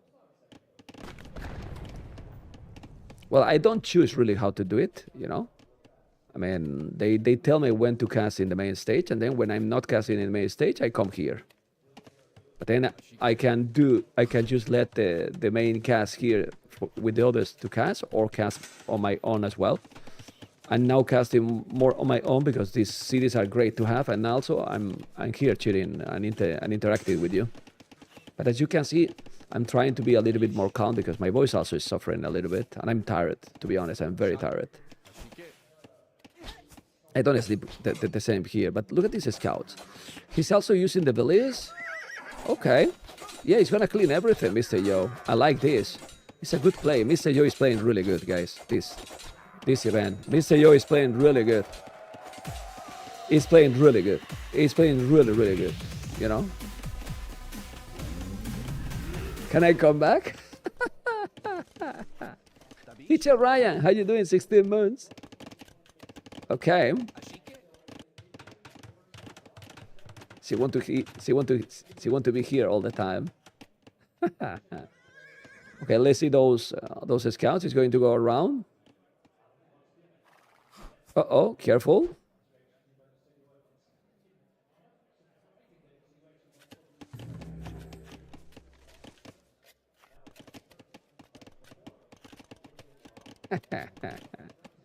Good message by Teambot.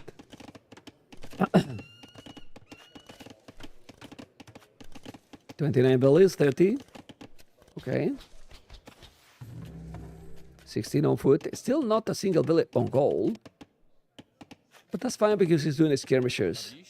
He's going to have a lot of very good farming. He's going to take here. Oh, go, man. It's only one eagle and one archer. Where he's not going? What the hell? Where he's going away? You don't get it. One village down. Gonna take more villages down. It's gonna be a second down. 3 down. 3 villages killed. Now the skins, but the archers are with fletching, guys. The archers are with fletching. You gotta be careful. He's not gonna lose villages as well. 1 village down, 2. He's gonna go with villages. No, don't go. Please don't go. Please don't go. He lost another, so it's 3-2 now. Yeah, he's focused on the spearman. No, he's doing great now with the micro here, Hera. Yeah, really good. He's doing now finally fletching, but Morville is here in danger. Yeah, Mr.yo now 38 population. The skin will help, and he's fine now. Yeah, those scouts are powerful. Really powerful, as you can see. He's gonna kill the archers, and population basically the same now. Really the same. But there's one problem. Hera has a lot more resources collected. His macro is being now amazing. He has 600 resources more. Okay. Scale bard in armor.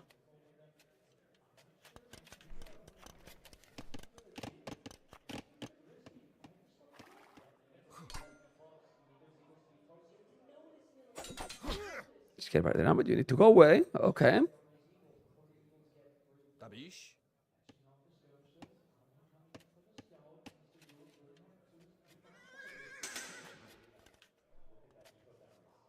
Shot it.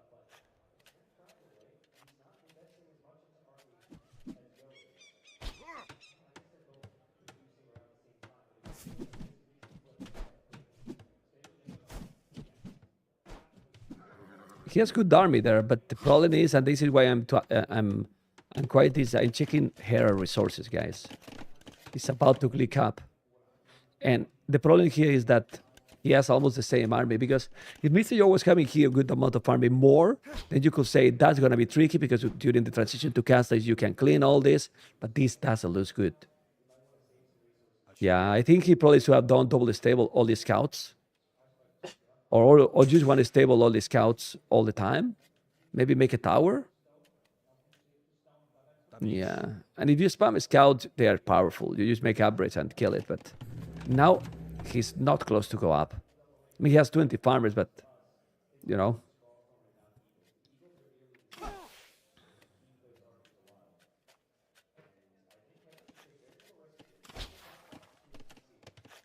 Yeah, but how are you going to raid? His opponent has army, more army even than him. Yeah, he's trying to kill the army. Not looking good.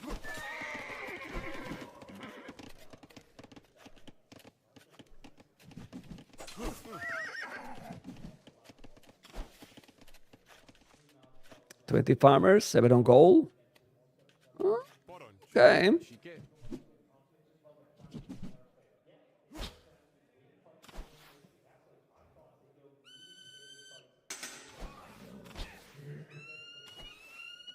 And then for the next series, well, we're going to see it, but let's focus on this one. It's not up yet.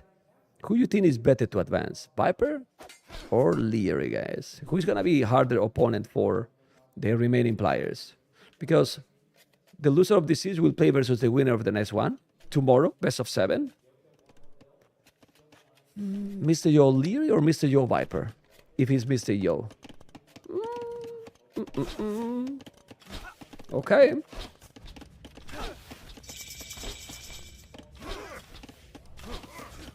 Yeah, he's up to castle, is Mr.yo. But Hera has now 23 army. Yeah. That's a lot of army. Mr.yo is doing a tower. He has to do it. He really has to do it. And I don't know if he's going to be able to make it in time. The Eagles are not having any upgrade, actually. All these squires. Okay. No. It's too many crossbows. It's really too many crossbows. I know that the score difference is not there, but... Yeah, he's a wall something. He's going to lose now Village on call. He's moving a little bit slow now. And this looks really, really good now for Hera. I don't know. He's taking many farms as well. Look at the population, and ladies and gentlemen. It really seems that Hera is going to be, as pretty much everyone expected, in the grand final tomorrow. Remember that Hera will be qualified for the grand final, best of 9 tomorrow. He's trying to repair the tower, but this is, guys, going to be the game. He has no Village on goal. And even if he's going to be in castle, it's in a moment. Oh, Mr.yo is ahead in the score. That's crazy. How this happened, I don't know. Yeah, it's just crazy. Well, because he's killing more, right? With the tower. Yeah. Well, at the end, it's only 4 villages difference, right? He's coming with the knights. Okay. But you need to save that tower.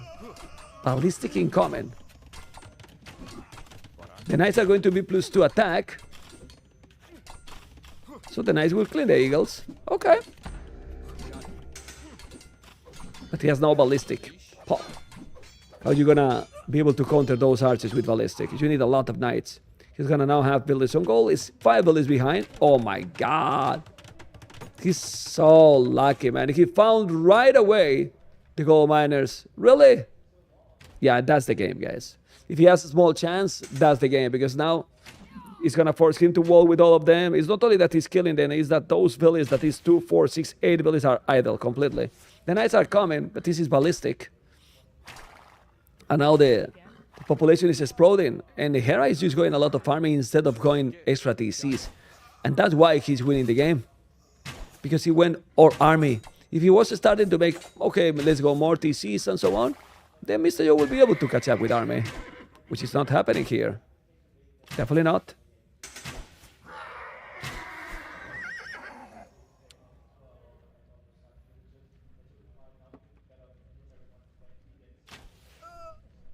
You'll do the main cast on the next set? No. I'm not doing the main cast on the next set. I don't remember who is going to make it.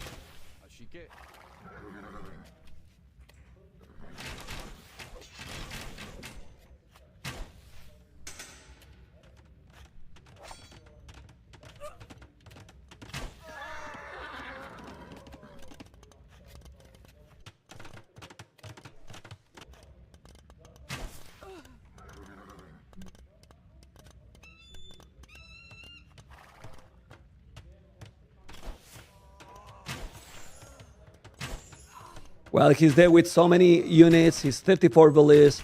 He should resign in a moment. And Hera, we will have to say just congratulations. He's playing amazing. And he's going to be... Well, he's raiding. He's trying, you know, Mr.yo, but look at the population. Yeah, the population difference is insane. The score is not a big difference, right? But... he lost a monk. There's an archer. But it's more than double the population. Yeah, at this point, when these kind of things happen, you just have to call the GG and clap, clap, clap, you know? Because he has played really good in this one. Good series. Mr.yo, just look. Mr.yo could be now 2-1 ahead, actually. Just think about it. And then we will have a decider, but he lost the king, guys. So this series has been a lot closer than than people maybe will expect, right?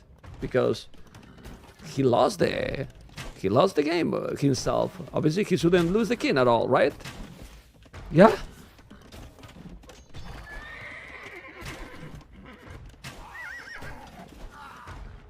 He's killing the knights. Gonna kill more?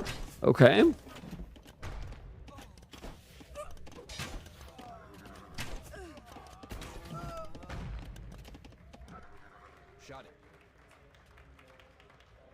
Still, Hera has 24 army, Mr.yo 4 military, only 3 TCs, only 1. Now I don't understand why he keeps trying. Like, it's impossible. I mean, he knows. He's mini 27 and he has 37 population. It's ridiculous right now, the difference that is in the game. No? No? Viper Liereyy, guys. GG, guys. Hera is in the finals. Hera is in the finals. Hera is in the finals, guys. I'll be right back, okay? And we talk about it. And it feels like the set would have deserved a 5th game there. Yeah. But Hera, yeah, he can simply get wins in situations where he's not supposed to. Yep, I can agree with that. Openings are solid, adaptability's there, motivation's there, of course. Hera. And must be a lot of fun to be able to play Age of Empires at that level. Has to be, and yeah, obviously both of them really good friends, thinking about the game. I'm pretty sure within the first 2 sentences something like King Snipe was mentioned. Yep, and probably from Yo, and I'm sure we'll remember that for a very long time. Hera will get to rest up a little bit, rest up the rest of the day, probably watch the next big series, which is arguably going to be even crazier, which we'll talk about in a moment. But he will be in the final best of 9 tomorrow. We just have to find out now who he eventually faces, but it's a bit of a journey to get there, right? Yeah, tomorrow 18 UTC, the best of 9 grand final, if you want to see more of Hera. But we still have to find the competitor, right? And it is the chance that Yo takes it, Liereyy or Viper, Liereyy and Viper, in the next set. Yeah, so winner of Liereyy Viper stays alive, will face Yo tomorrow. It's a benefit of Yo having won twice, got that far up in the winner's bracket that he's kind of a step up in that bracket. But if you would have picked the top 4 players in the world, maybe, or in this tournament, these might have been the 4, right? Probably expect Hera to go to the top. Yeah. Then after that, it's a conversation between maybe Yo, Viper, and Liereyy. I know there's some other names there, probably some TaToHs in some people's conversations. I'm sure there's a lot of people in Mexico who were screaming Kingston. But yeah, I mean, the exciting thing for me is just the level that we're seeing is extremely high. Even though Hera's been dominant in some of these sets, we've seen the people who go down to him play insane. I think Yo's got some things he can look to. I think Viper's got some things. Liereyy, I mean, they could bring another level. So exciting times, but looking forward to hearing from Hera, who's now joined us in the room, and we'll be sitting down with KP. Thank you, Tristan. Thank you, Nilly.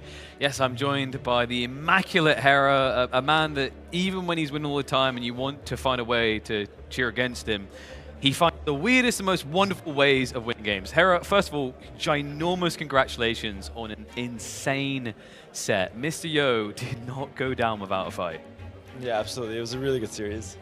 Yeah, we were talking a little bit before it got thrown over to us. I need to get your thoughts on that game number 2. I think what you just said to me is one of the best moments you've ever had. I think that might be like one of the best moments of AV2 history, to be honest. Like that was definitely the best thing I've ever done in any game, like be it ranked, tournament, anything. So that was that was really, like, my adrenaline was pumping. That was really, really crazy for me.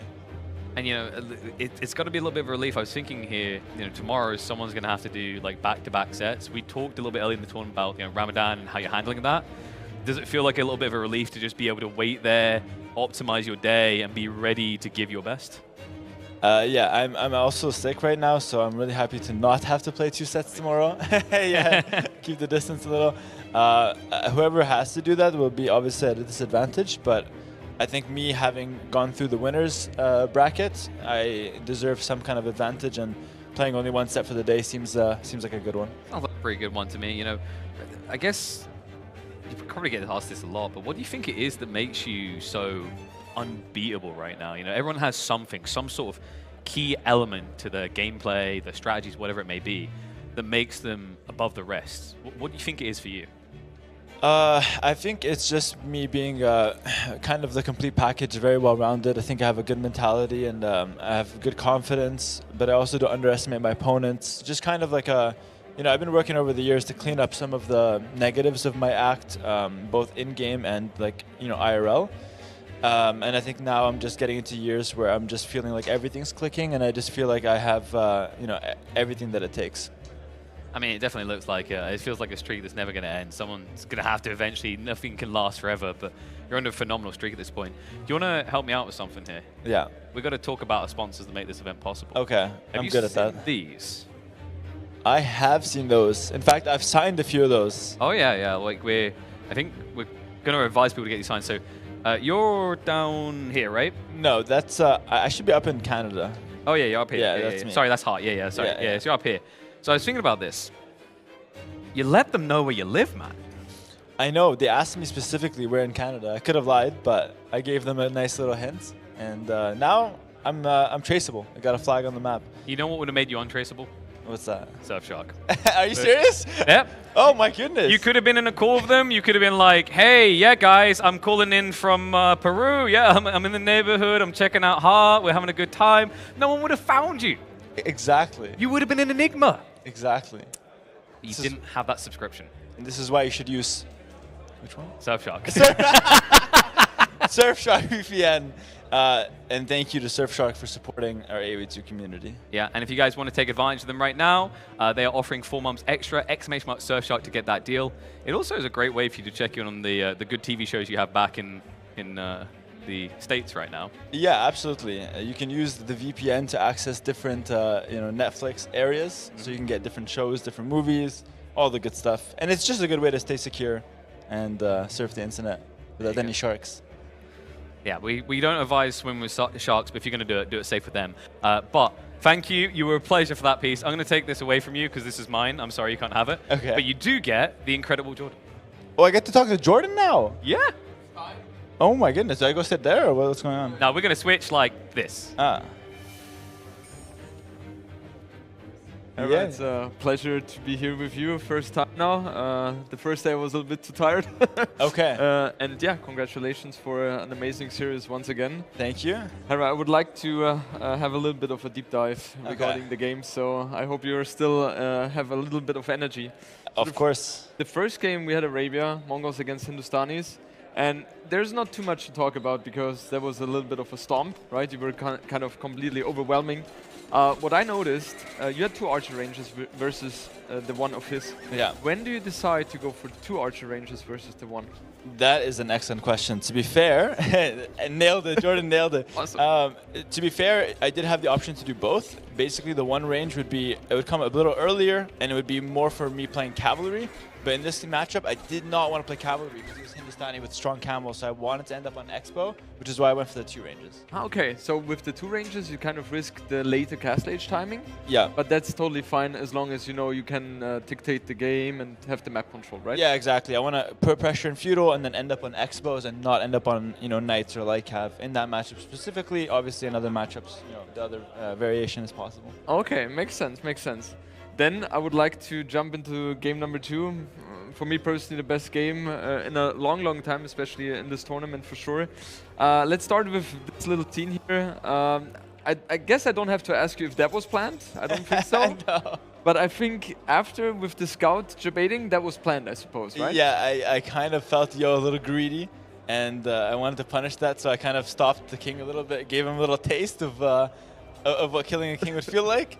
But then, of course, I had the castle ready, so that was... I'm surprised he fell for it, but I'm really happy it happened. He was just, look at his face, he was just smiling like, I was so close to get a win here.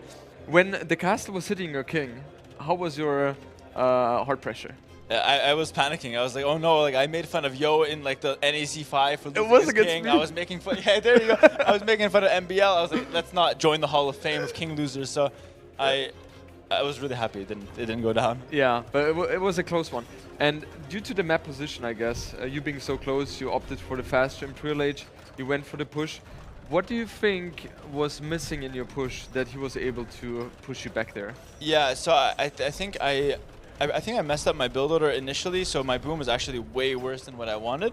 And so I just didn't feel like I had the follow-up that I needed. Also, it was kind of uncharted territory. I didn't prepare or plan this, so I was improvising. And I wasn't sure if I should go karambits, if I should switch to scrims earlier. I considered elephants, and nothing really felt like it was good enough. And I feel like karambits were okay, but his push was kind of unstoppable.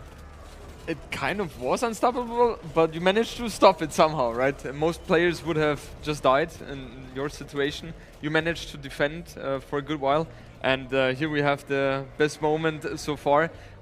So we had a discussion. Yeah. People were asking, was that planned? I said most likely Hera just wanted to raid. What's your opinion? Did you want to go for the king snipe? Yeah, yeah. Oh, you did? Okay. I wanted to go for the king snipe just because raiding does nothing at that point. I'm all in anyway. So my idea, I'm surprised it worked, but my idea was to push the trebs and then hopefully send Lycav there to force the king out and then flank. Wow. And the problem is the trebs didn't work. So my plan didn't work, but he was trying to play it extra safe, sent the king away, and so it ended up being good enough. And I have never felt adrenaline like that. Like I literally couldn't move. Insane. Yeah, that just goes to show how strong you are. It's incredible. So yeah, it was a perfect game, and also your the fact that you were able to keep in the game and fight for so long, that just shows how strong you are as a champion. So good job on that one. Thank you. Third game was Coastal Mountain, and he did a very early aggression with the forward. Did you feel like he dealt enough damage to get a little bit of an advantage, or did you feel like you defended well? No, I definitely felt like he did enough damage. He did a lot more than I expected, to be fair. I thought I read the game well with the 2 militia that I did initially, but then I didn't expect the follow-up in feudal. And unfortunately, none of my traps really worked. That was a really nice play from him. But yeah, ended up taking way too much damage. I think I lost like 2-3 vills, and the position was really awkward. Okay. Do you think that is the reason why you were losing the game? Was it the fight with the knights against the pike, which kind of allowed him to get the map control? What do you think was the tipping point there in this game? I think this is probably where I lost. Anything else would be considered a comeback for me. And like even here, position's kind of even. If I just don't take the fight and raid, I could win. But the problem is Goth kind of go to a better late game, and he had the relics. So I feel like I lost it in feudal, and I almost clawed my way back, but it was not enough. Okay, so you took that fight because you felt like, okay, if you try to raid, then he gets the better economy, still has time to expand and then overwhelm you. Yeah, exactly. Okay. I just didn't feel like I'm going to find that much value with the raid, so I wanted to keep the front and maybe a forward castle, something more powerful, and in the end I just completely got snowballed, so that was just good play from him. How do you cope with those losses? Because that's the first game you lost this tournament. Does that bother you at all? Sometimes I have the feeling that pushes you even more. Yeah, so I think that's something I learned from Red Bull Willow 06, where I thought I was playing like a really good tournament, and I wanted to go for the undefeated, like losing 0 games. Yeah. And I went in with the wrong mentality, thinking like the semifinals was going to go 3-0 in my favor. So when I lost the game, my entire image of the tournament in my head completely crumbled. So I've completely phased that out of my game and my tournament. So now I don't care to have a perfect record. I just care to get the job done. Amazing. So the losses don't affect me at all anymore. Amazing. I think I also heard you once that play each game like it's the first. Like don't even think about the past, right? Yeah, play the moment. Like we move to the next one. It's just mines, Magyars on Land Madness. There's nothing more to it, Awesome. Also, this game. I've noted perfect execution. Not too much to say there. Just one topic, like mines is not picked too often here, as they're like not the fastest civilization. Usually you have the more mobile civilizations. Did you feel comfortable going against Magyars? I suppose you expected that? Yeah, so Magyars would be what's considered to be like the best civ on the map, or at least the most played. But I honestly noticed a lot of weaknesses of the civ in practice and just over like the years, and I really feel like the meta has to shift on Land Madness. I don't think we're playing it correctly, and I think what I did with Mayans is more, is just stronger. Like I think if we can play this matchup like 10 times and Mayans would win 9. Oh wow! In equal skilled opponents. And the only danger is really if I get overwhelmed in feudal, but it's way harder to do that than you'd expect. And mines on 9 vil starter obviously a bit stronger than 3 vil because you don't need to get loom. So just a combination of reasons, I feel like mines are a lot stronger there than you'd expect them to be. And Magyars maybe a little overrated. Ah, okay, interesting. You say meta or the way people are playing it is not the best. What do you think can be tweaked before you spoil anything? You don't have to say, obviously. Yeah, no, I don't mind talking about it just because I think like other pros, if they see a game like that, they kind of can jump to the same conclusions. But basically, just opening scouts with a Civ that doesn't get an eco bonus is really abusable, and it's very predictable because then all I have to do is not take damage to the scouts, and I'm completely safe. So I feel like players have to recalibrate a little bit, maybe away from the scout rush, or do scouts with a Civ that has an eco bonus that can do the skirm follow up. Because right now, like a strong archer Civ just does not die to scouts early. Okay, because you also can wall and stuff like that, right? Yeah, absolutely. Okay, Hera, thank you so much for your input. I think you totally deserve the advantage tomorrow to only play one set. You deserve that one. And we will throw it over to Liereyy, who has a perfect update for us. The perfect update. Okay. Thank you, Jordan. Congratulations, Hera. So well deserved again, like how he's delivering set after set. Truly inspirational, I have to say. And yeah, what's also inspirational is what Being Esports is doing here. Because we obviously on the mainstream are watching Age of Empires 2 Pro event. More than $40,000 on the line, and that is even increasing with all your donations. Thank you so much for that. But you know, in the brackets, Liereyy versus Viper coming up next. They are setting themselves up. Mr.yo waiting for tomorrow. Hera waiting for tomorrow evening. But we have more events. We actually have a $1,000 Age of Mythology event happening. And we are down to the final two-player Rappel, who was the #1 on the ladder multiple times, is waiting in the final against Husk. So there, also organizer of like big $10,000 Age of Mythology tournament. So nice to see them having the final there. And then we have a 1v1 tournament, 77 participants overall. This is the top bracket with 16 players. As you can see, lots of big names in there. Freaking Andy waiting in the quarterfinal, running potentially against target Mihai, who was 1 game away from actually making the pro event here, fighting for 2,500 in the 1v1 side event. People are streaming that as well. You can tune in and there will be a lot of coverage. And if you want to see the coverage of the side events, we will have the 2v2 finals for you tomorrow between our pro event games. And as you can see, lots of big names there. Freaking Andy is playing, Mihai is playing, some German heroes like Running Target, probably the biggest favorites there to play this one out. Right now we are in the upper brackets, quarters and semifinals. And well, could be a long night for some of them still fighting through the lower bracket. They have to finish that all by tonight. People having viewer ticket, having player ticket, some new only player, some only viewer ticket. Pretty nice. But the big storyline there at the site is also $10,000 roughly Age of Empires 4 event happening at the site, cast by Rising Empires. They have a professional setup there. And yeah, as you can see, Beastie so far undefeated. The Muslim in a good position to advance to the playoffs there. Louis from China flew in. Kajadi against Cat, still fighting for their spots. Tomorrow that tournament is going to conclude as well. And as you can see, quite some money there on the line. The LAN area, so nice. We can give you a small look behind the scenes. Look at that. All the people discussing stuff. AUE4 crew in the front, then some AUM players in the back. More than 60 Age of Empires. 2 players trying to play this one out. Obviously now not every seat filled simply because they were just all watching the pro event. It's beautiful here over in Hamburg, Germany if you love Age of Empires, and it's going to be that for the rest of the evening with our upcoming set. Liereyy versus TheViper. Killer Pigeon will lead you in there. Thank you, Liereyy. It's always much beautifuler when he's involved in the broadcast. I am once again on the stage with Gideon from Being Esports. Gideon, not quite the full length we were looking for, but kind of interesting, right? Hera not impenetrable. I've kept saying that should have been a 2-2, of course, everybody knows that, but yeah, that happened. I basically saw the clip 10 times now with T90 saying, if that happens, my mind will break, and I guess it broke. Yeah, he's laying out back right now. He needs a little bit of a moment. But we have a little bit of an update, right? We've been seeing that tracker moving. You guys have been incredible. We've seen the extra money coming in to try and help cover these events and also increase the prize pool. But someone from the community reached out about something pretty cool, right? Exactly. We want to give a very special shout out to a person that I think many of you know, and if you don't know him, you've seen his work actually on site. I'm talking about a person named Burger, who has this very amazing project where he creates AoE related and also other game related merchandise, and he created some of these amazing outfits that you see running around here at the Garrison. And he actually provided us with a very nice gift to support the biggest contributor to our crowdfunding.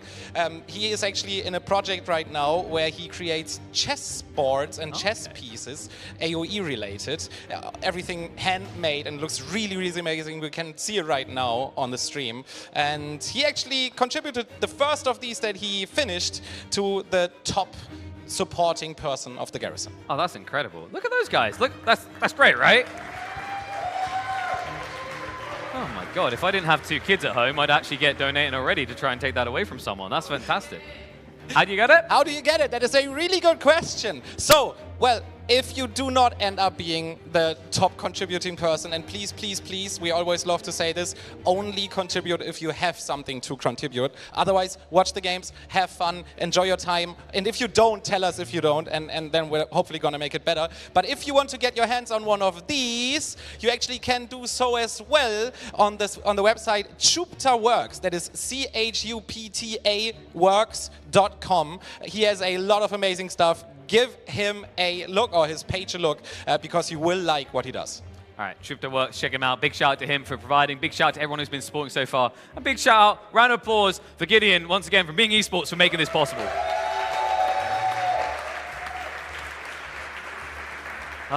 And he's made some fun things possible. I saw you guys. I was inspired by that support for Yo. That's what I want to see carried through, okay? I have a mantra, a rule here. 1 more game every single time, because I think you guys want to have 5-game series, right? I'm sorry, I said you guys want 5-game series, right? Alrighty then. Well, that's very interesting because we still have 1 more series. Now, I'm going to tease you a little bit here. This one is an interesting one. I checked the stats on this. The last 3 times these two clashed, it went all the way to a deciding game. Pretty hype, right? We have to deliver again. There's no way we get shortchanged here. But I need to do a vibe check. So obviously, everyone in the crowd is a Mr.yo fan. Is everyone in the crowd? Yeah? How about Viper? Okay. Liereyy? Ooh, okay. I reduced So the volume, with that in mind, guys. I think the Lierey's won there. So it only feels right, especially when he's so close to home, to kick off the stage by bringing in Liereyy!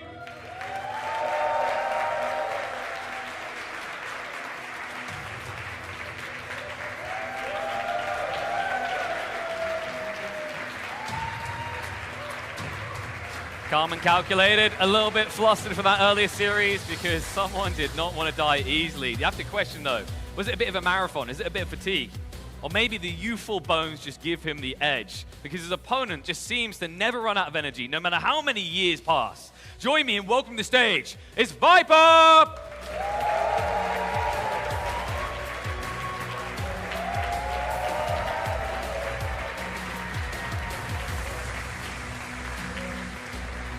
Always a pleasure to see these two on the stage and an interesting set ahead of us. I mentioned the last 3 times they matched up, it went all the way to a deciding game. But most interestingly, in the last 2 clashes, that was at NAC, where Liereyy was able to take the edge. Before that, we had to go back to Red Bull Wallow, where it was Viper cinching by in one of the most epic series of that tournament. This is a matchup that dictates the best. So let's head across to some of our best casters to make sure you're catered to correctly. Welcome back, everyone. This is our final set of the day, and what a way to finish things off here. on Saturday in Hamburg. We have the Viper, who already played earlier in the day, versus Liereyy. This is going to be intense, Jordan. It usually goes to the final game. I'm expecting the final game here. Viper said he had plenty of energy coming in. I know Liereyy is always ready to go. Are you ready to go? I'm 100% ready to go, Dave. And, you know, Liereyy against Viper, we have seen that being the finals for a couple of times already in the past. And it's interesting that we see that in the top 4 now, right? So games have changed a little bit. The entire scene has changed a little bit. And, yeah, I'm going to think we will see at least 4 games here. Oh, we have a sign for the snake behind us. I'm sure there's a lot of Viper fans in here. Liereyy trying to get things done. I think consensus throughout most Age of Empires fans and most players is that these are number 2 and number 3 in the world. You can debate what order that is, but currently these two are at the very top of the Age of Empires competitive scene. Obviously Hera, who just went through with an impressive display against Mr.yo, would be sitting at that number 1 spot, but you can bet that both of these guys want to get back to the winner's side of the bracket, to the grand final, to face the monster that is Hera. So we've got our civs here for this matchup. We can see the bans. That's what we'll look at before we know what the maps are. So Georgian's banned by Liereyy.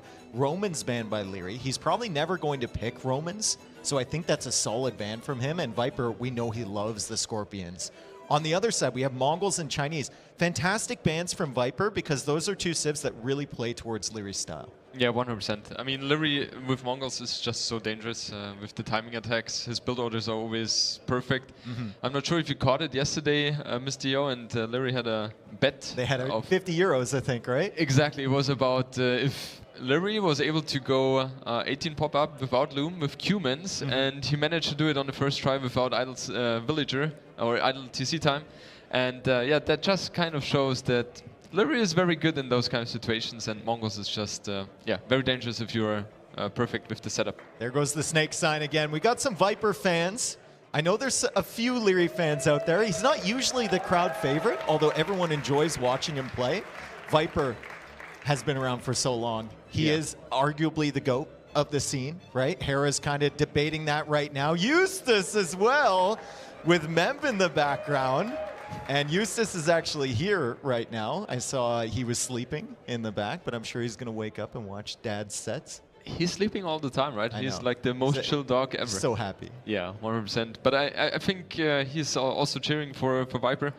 And yeah, I'm curious. Like, if we think about both players, both could win today. Thinking about tomorrow, they have to go for 2 sets. Maybe, right? So I think in terms of stamina, it should be a little bit better for Liereyy because he's a little bit younger than Viper. So yeah, maybe Liereyy can take the win today. But yeah, as you said, Viper is looking very good today as well, and anything can happen. Well, I asked Viper what his energy levels were, because that's always the concern late at night. And he gave me a thumbs up. He said, I'm feeling good right now. And he even had an espresso before he came out. And he was like, time to clap some noobs. Yep, so that's a typical Viper That confidence. was the feel for Viper. By the way, anyone who's at the venue right now, if you're listening to me, we have a signing session with some pros outside, and I believe T90's also out there. So in between games, if you want to make your way over there to get signatures from the pros, I'm not sure anyone would want signatures from T90, but definitely from the pros. I think that would be a great time to do it. I know we're going to also have a little gathering after these games tonight, and we're going late tonight at this venue. Yeah, right? It's going to be a good time, dude. Wow. Can you that's make my it? prime time. Yeah, Dave, okay. Come on. That's my prime time. No, that's your dream time. That's my dream time. Obviously, I will join because that's going to be a lot of fun. Yeah. And I think there are going to be a lot of people there, Dave. Yeah, I think so. This venue is packed. You may not see it a lot of times we cut to the crowd because everyone's out getting drinks or whatnot, but during the games, all the seats are filled. All the seats are filled. You can hear people cheering for a random villager being quick-walled, or, you know, one unit in Dark Age almost dying. Yeah, it's interesting because crazy. Yeah, it's interesting because people are even sitting on the stairs. Yeah. And it's hard to navigate through there because it's just so many people. And you see Liereyy focusing up. So the maps, we didn't talk about the maps. First map is Fractal, which might play into Viper's favor. Liereyy liking the more standard style maps. We've also got Arabia and Land Madness. No surprises there whatsoever for Liereyy. On Viper's side, Enclosed and Migration. Interesting. Migration is not the best pick, I would say, against Liereyy, because that's something where he just completely excels. For me personally, Fractal is, I don't know why, but I feel like that's the best map of the map pool.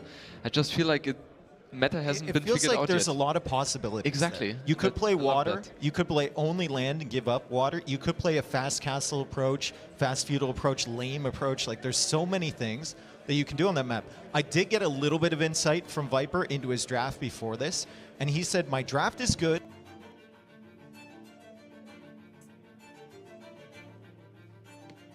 Okay, lover boys, you're gonna have T-West and me co-casting. I don't know if the whole series, because he said that he has no energy, but I'm gonna give you energy. You're gonna give me energy. Gonna give you energy. Let's go. Well, this is Viper. This is Viper Liereyy. We're gonna cast like if we cast without the camera, and then we cast like if we were professional in the casting booth. We can do it. I Yeah. mean, they're gonna have cameras too, right? It's gonna be a lot of stuff. Yeah, so it's a lot of stuff. We're gonna be casting pro, like if we were in the main scene without camera. I don't know that though. Yeah. And the Viper, me closer to the west, not you come closer.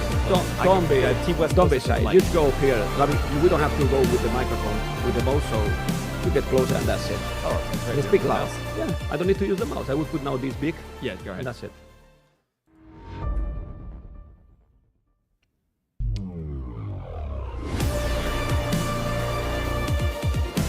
Videos are 10 times more epic Than anyone else, right? It's good videos from Liereyy, right? Yeah.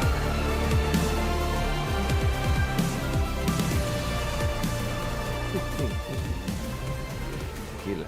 Okay, who is the favorite for you? Liereyy, Byzantines, Bengalis, Fractal already? Fractal. Fractal I already. was talking to Viper before this. He said he had 2 plans for his draft, and it depended on what Liereyy picked for game 1. And he said that one plan was better than the other. I don't know if this is the save he wanted Liereyy to pick, but he will have a plan based on the fact Liereyy picked Byzantines for this map. Okay, he has explored probably already. The only thing that we don't have with the casting here is that sadly the observer is not going to listen us. Yeah, we can't tell. I was watching on the TV in the other room, and I just wanted to tell Vodka to go click on stuff. Right? Yeah. I mean, it's the only thing that is kind of needed, you know. Otherwise, this will be the same. That being in the other cast, right? And we just got to hope that Dave and Jordan tell Vodka to click on all the things we want him to click on. Well, Dave maybe, but Jordan might be thinking on sleeping, you know, at this time. So That's true. What time is it? It's over 9. 9:30. So Yeah, Jordan's 9:30. asleep by now. He will be 1 hour and 30 minutes already sleeping, you know. You know, last year for cartographers, I needed to get them to schedule a 2v2, and the players were Jordan, Viper, ACCM, and Slam. Wow. And it's 4 different sleep schedules. You can imagine. Well, what do you prefer here, Byzantines or Bengalis? That's a good question. If you're the Bengalis, I think you have to go for that dock to block the Byzantine fires. If you don't do that, I think they kill all your fish easily. Yeah, and the Viper, if he had been watching before, he should probably go for the block dock as well and not do what ACCM did, because from there it is snowball. Yeah. And that's why we casted that game together. Yeah, and here it's tricky if you're wanting to go for the Rathas because of how cheap the Byzantine skirmishers are. So maybe save that actually could counter the Rathas. Okay. Yeah, I mean, Byzantines is so powerful. Right. Like he's really, really no powerful. eco bonus early on, but still, aside from having an eco bonus, they have everything you want: the fires, the skirms, and then the cheaper imp later on. Well, imagine if you give the civilization eco bonus. what bonus should we give them? How about 5% faster working TC like the Persians? Wow. Then they're broken. Then they're really broken. If we give that to them, broken or like Romans, right? But he's going forward, Liereyy. He's building something there, huh? What? But he didn't see the walls. So he's gonna make a dock to block, but he has a barrack there. He's gonna make a tower. He's gonna make a tower in the wood. So do you think he anticipates Viper going for a fast castle, so he wants to try to block it? Because Viper doesn't look like he's fast castling. He's up, and he doesn't have a dock either. Yeah, but he's gonna make a dock blocking finally. He's gonna make it the dock blocking. He's doing the barrack.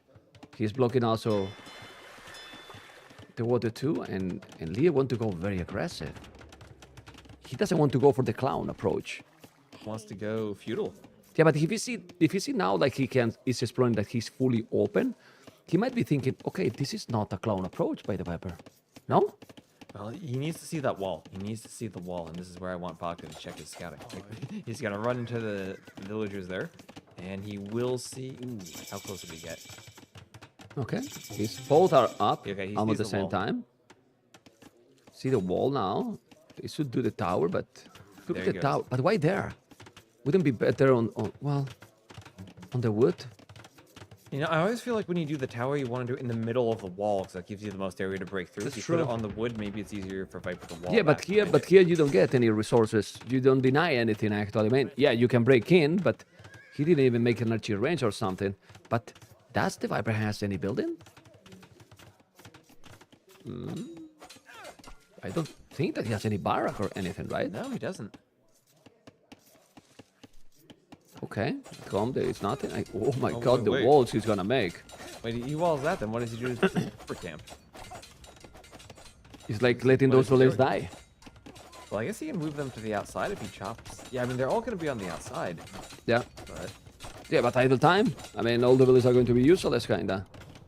He's going to wall. He's gonna have their village. He's not mining a stone. and he's going for a range. What he doesn't have is any... yeah, exactly. He's no vills on stone, so he's not going to have a second tower. No. He should wall maybe. That palisade, but he didn't. Well, this is starting like almost all the time this map. Like a weird game, but now Viper is safe. He's doing the tower now and he's no running. damage. He's moving those villages, okay. I think he should probably leave one vill up there just so he can re-wall behind that in case he needs to. Okay. What he doesn't want is Liereyy getting a position where he could maybe dock that area, right? Because it's safe right now. He has the fish. If Liereyy breaks through that palisade, he could dock the outside. Wow, look at and then Liereyy. Byzantine fires. Lee's doing a lumbercan there. Well, he has the tower, he's doing the lumbercan. He doesn't want to move all the time with the village because it will be a lot of idle time. 7 seconds Liereyy idle TC, 3 seconds idle TC. How Mr.yo has been playing, who can be more dangerous opponent for Mr.yo tomorrow, Liereyy or the Viper? I feel like Liereyy has an easier shot against Mr.yo. Maybe Viper might be better if he makes it to the grand finals against Hera, though. Okay. He's 7 on a stone. You think Viper can have more chances against Hera in the grand finals? I don't think either would beat Hera. I think Viper won't get swept, probably. Okay. I mean, But Liereyy- Mr.yo already he could have won 2 games today. He won 1 and the second, the one with the king, he should have won also. He should have won. Yeah, so honestly, I think probably the hardest opponent against Hera might be Yo again. Maybe. Or not. What people think in the chat? We're checking, guys. We're checking. We're guessing because right now they have wall. He's gonna mine gold here, and the Viper is just playing. Really, Viper just towers, and that's it. I'm booming. Yeah, but Viper isn't even like reacting to the towers. No military buildings, no towers of his own, just some fishing ships. So no, 8, already 9, almost on the way. While only 5 now for Liereyy. Oh man. Bengalis is a shitty civilization against Byzantines, in my opinion. You agree? I think Byzantines have answers to pretty much everything they do, but you can say that for pretty much any civ, right? I mean, I think Byzantines... The question is just what do the Bengalis do with their eco and their Rothas? If it goes late game, Byzantines, I think, win the matchup easily. Okay. And the question is just how do you get skirmish to attack the Rothas? Tell me, guys, how is the volume with the microphone for West and me? You hear both of us good? Please let me know. That's important. I mean, if you are not complaining, probably you hear everything good. Okay. Viper believer here? Yeah. You have There's Viper many believers in your chat? There's many Viper believers, I believe. You know? Okay. Okay, both good. Okay, both Nice. good? I'll try to talk a bit louder then. Yes. So you are over me. Yeah, I gotta be louder than Mem now. Well, but it's impressive how Liereyy... Well, there's a lot of fish also here, but look at Liereyy. He's about to go up castle age quicker. Leaves down walling the whole thing. But the Viper will go up soon too, and he'll have the stone And for Liereyy the wins the castle. scout fight. That's nice, but he's gonna buy the resources to go up. Lee doesn't have the buildings. Tell me that he's building it. Yeah, he's building. He's building here. You can see in the minimap, he's doing some building. That might be whatever he's missing to go up. And there's Viper clicking, using the market, buying 200 food for 300 gold. That's expensive. That's very expensive, It's like actually. going to the supermarket nowadays. It's expensive. Yeah, man. You don't want to go back, right? I don't want to go those expensive egg prices now. Definitely not. He has 4 villages on a stone. If he's doing a castle, might be castle at home. I don't think it's gonna be forward, but I think this map is becoming a 1 TC approach. I think it is. I mean, it has been a 1 TC approach for a long time. What we didn't see here is the aggressive. I mean, I guess Liereyy went for the tower rush, but not really an aggressive landing stone repeated tower rush. It's not like he picked Teutons or poles to trush on this map. It's like trying to get a little bit map control and don't let that his opponent is gonna do exactly what he's doing, but then also come forward. I bet. I mean, I don't know. That's why he's still there with the outpost, with the villager, you know, and with few skirms and a spear, not a lot of army. Viper is gonna make the castle on his TC, I guess. Yeah, I mean, Liereyy does not want to face another castle drop like he did against ACCM, right? He probably had enough of that castle war with the petards. He doesn't want to deal with petard pathfinding again. Yeah, as you can see, he's doing galleys himself. Viper doesn't want to be without any navy. But what is gonna be the following here for Liereyy? That's the question. Is it just gonna be skirms? What else do Byzantines do? Skirms and camels. Uh-oh, that is scout. Oh, that is scout. Bye-bye. Paying attention on the Viper, huh? Yeah, we can hear the audience really is hyped up by that scout kill. Yeah. I think the audience is going for with the Viper always, right? I think in so. general, I mean, unless he's playing against Doubt. Yeah, but sadly Doubt is not here. Okay, fletching. Gonna have fletching. He's gonna take Doubt fire galley. Okay, doing another dock, making sure he stays walled. Still has a lot of fish. And Castle, yeah, there goes the castle. I mean, he can see it. So he's doing War Galley Hybrid, Botkin. He's gonna have now... Is that university a monastery? I mean, he has Byzantines, he can go imp fast, but he doesn't have any food for it. Well, it doesn't, because look at all the upgrades he's doing. If he was doing the upgrade and make a castle himself, he will go Imperial. Yeah, he almost has the stone for a castle, too. Well, he forced him to make another dock. And remember that you don't want to fight against Byzantines or water. Absolutely not. Even as Bengalis, like, they're a good water save. They heal over time. But still, you don't want to fight Byzantines at all. Especially not in these very small, narrow choke points where they can just go fire. Would you come to that area where the goal and the stone is there in front and put a castle? Look at the stone for Liereyy. You might be confident, like, hey, I'm Byzantines, I might go up quicker, no matter what, than my opponent. And you can see he's going ballistic for 8 skirmishes, not even elite, but ballistic is going to help a lot. And if he's doing elite skirmishes, those Rathas are going to go to the damn hell. Look, yeah, even without elite. It's the only unit that deals with the Rathas, the skirmisher. And that's the tricky thing against the Rathas. They kill almost everything, but not the trash unit, the skirmisher. Yeah, I mean, they kill them too, but they die against them. But they die, right? You can go to melee mode and try to run them down, but they still die. Those villas in danger. Don't lose it, man. Come on, Liereyy. Come on, Liereyy. He's not paying attention. Come on, Liereyy. Only Vodka's paying attention here. Oh, come on, Liereyy. Oh, come on, Liereyy. Oh, come on, Liereyy, man. Didn't... Okay. Didn't come on, Liereyy. Three villages, man. It's true that now he's more focused on don't let that he's gonna have the mass with Rathas, but now 5 villages more for the snake. And what does he do with the Rathas now? He's just running to the side of the map. I guess he can get the skirms out of the way. But I think you're right. Literally, if he has the stone for a castle and with some skirms, he's tempted to go forward with it. I hope he does. That's what makes the game fun if he goes forward.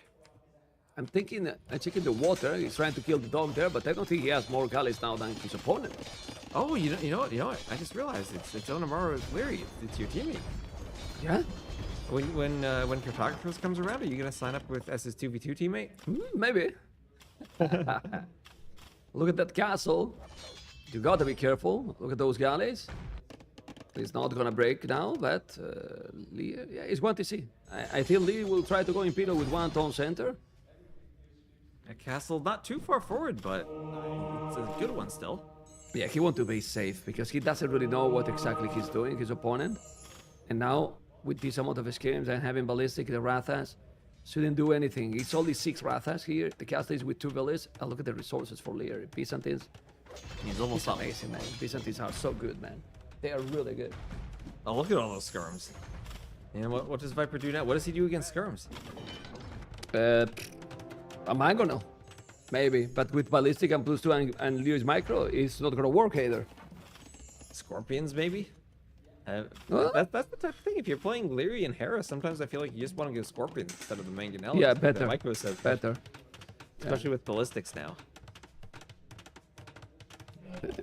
Why the Scorpions get affected by ballistic but not the mangonels, right? That's a good question or not? Because Well, why not?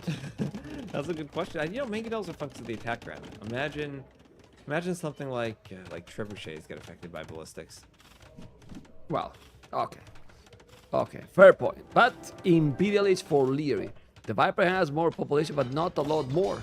He's gonna kill that archer range. I like Liereyy's position here. Of course, I mean, now he's doing the +3, and then what? Yeah, up to Imp, he has the skirms to protect against trebuchets and monks, and Viper did go for that mangonel. And it just comes, if Viper can get good mangonel shots, he's in the game. If he can't, then, well, I think Liereyy has this easily. But he has the castle there, and now the mangle is down. That's an amazing one. That's an amazing one. He took so many damage here. Skirmishes keep coming. This is gonna be devotion now. And now the Viper is, yeah, you could see even in the camera, he was like, didn't like that. Resources for the Viper are definitely not great. Not Byzantine civilization, you know. He has 31 on wood. 51 on wood, 10 farmers only. Liereyy also have a good balance. And Byzantines here, Byzantines, those houses with Town Watch and Town Patrol on them. He sees everything that Viper's doing. Yeah. He knows where the mangonels are. He can choose where he engages. It's like having outposts forward. Okay, well, let's see those skirmishes. He's gonna go now. No, he's going back. Well, you wait till Imperial, right? Wait till Imperial, make some trebs, then you push. And Ratha, I mean, Rathas, they can go melee mode and try to snipe the trebs, but probably not with all the skirms. He has to be careful there. Really, really careful. That he's not getting this, because if you lose the fish, you know, I mean, you need a minimum economy, but he has 800 food, man. He has a lot of resources now. 800 food as he hits him. Yeah, it's crazy. And Treb queued right away. And if he's doing now the +3, but don't lose those galleys. Just put behind, and then when you have the +3, you can hit from with better range. You can even put a drone behind the dock now. Yeah, good point, man. Okay, well here comes the first Treb. And what's that in the back? A market? Did he not have a market? Yeah, he had to have had a market to brought stuff up earlier. Yeah, but look at the echo for Viper. 40 villages are on wood. He's not balancing. He's not doing farmers. I mean, you need wood for the Rathas. Yeah. I mean, his fish is the fishing ships. His food is the fishing ships. 10 on food, 10 fishing ships. He has a 0 farms. Well, one farm, but he's not even using. He has fish traps. Well, fish traps again with the worst efficiency ever, man. Well, I mean, they're only 1 tile away, right? It's not that bad. Okay. It's not like they're 2 tiles away. Stop defending the Viper, man. I'm not just saying they're just as efficient. Even if they are, it does look like he's, you know, he's maybe not on point though. He's not putting them right next to the dock like he usually would on Black Forest. He has to pay attention to micro the Rathas. Okay, husbandry. He did light cat upgrade. He has 2 husbandry. Armored elephant, but look at the food he has. He has no food. Same population. The Viper is still with the score difference, but that's so complicated to make it work. He didn't get the dock up. He didn't get the dock, and now Liereyy is in on the fish. Yeah, it's on the fish. It's game over. It's game over, guys. Liereyy is taking the first game. The Viper has the score lead, but the Viper soon, when he loses the castle and lose the fish, he might call it. He's gonna snowball so badly the score now. Well, he has few monks here, okay, but he can move and then kill all the fish. That's crazy. Yeah, kill the fish traps, and Liereyy with the score lead now. That flipped very quickly. Oh, okay. This is it. He needs to win this fight with the Rathas. He needs to kill a lot of skirms. He has the castle. He has the castle, he has conversions. He has his own mangonel, gets 1 mangonel. Yeah, it's total destruction, guys. Oh, look at those Rathas. And he's calling the GG. It's game over. Liereyy 1-0. The Viper losing the first game 1 more time in the city is not a surprise, right? Definitely not a surprise. Oh baby. Oh baby, oh baby. But we will bring the cameras when the break is here. Yeah, in between. And what's a quick game actually? Civilization loss? Not only civilization loss. I mean, yes, it's better, but the economy he got, and the approach was just better as well. Yeah, like, I mean, he did a macro properly. I think that is for the most part a civ loss. I don't know what you do against all those skirmishers, but I mean, he did what we wanted, right? He did the dock, so that he didn't lose the fish right away. He had a really good fishing economy, but just not enough against the Byzantines. Definitely not an oath. Definitely not an oath. Who's the co-caster? I am. He is Viper brother. Viper brother. Do we look the same? But you would like to be the brother. I mean, I think I have a bit more hair still. Oh my God, man! Don't attack the Viper, man! I mean, seriously, that was so harsh, man. So brutal, man. Can you believe? I'm so dumb.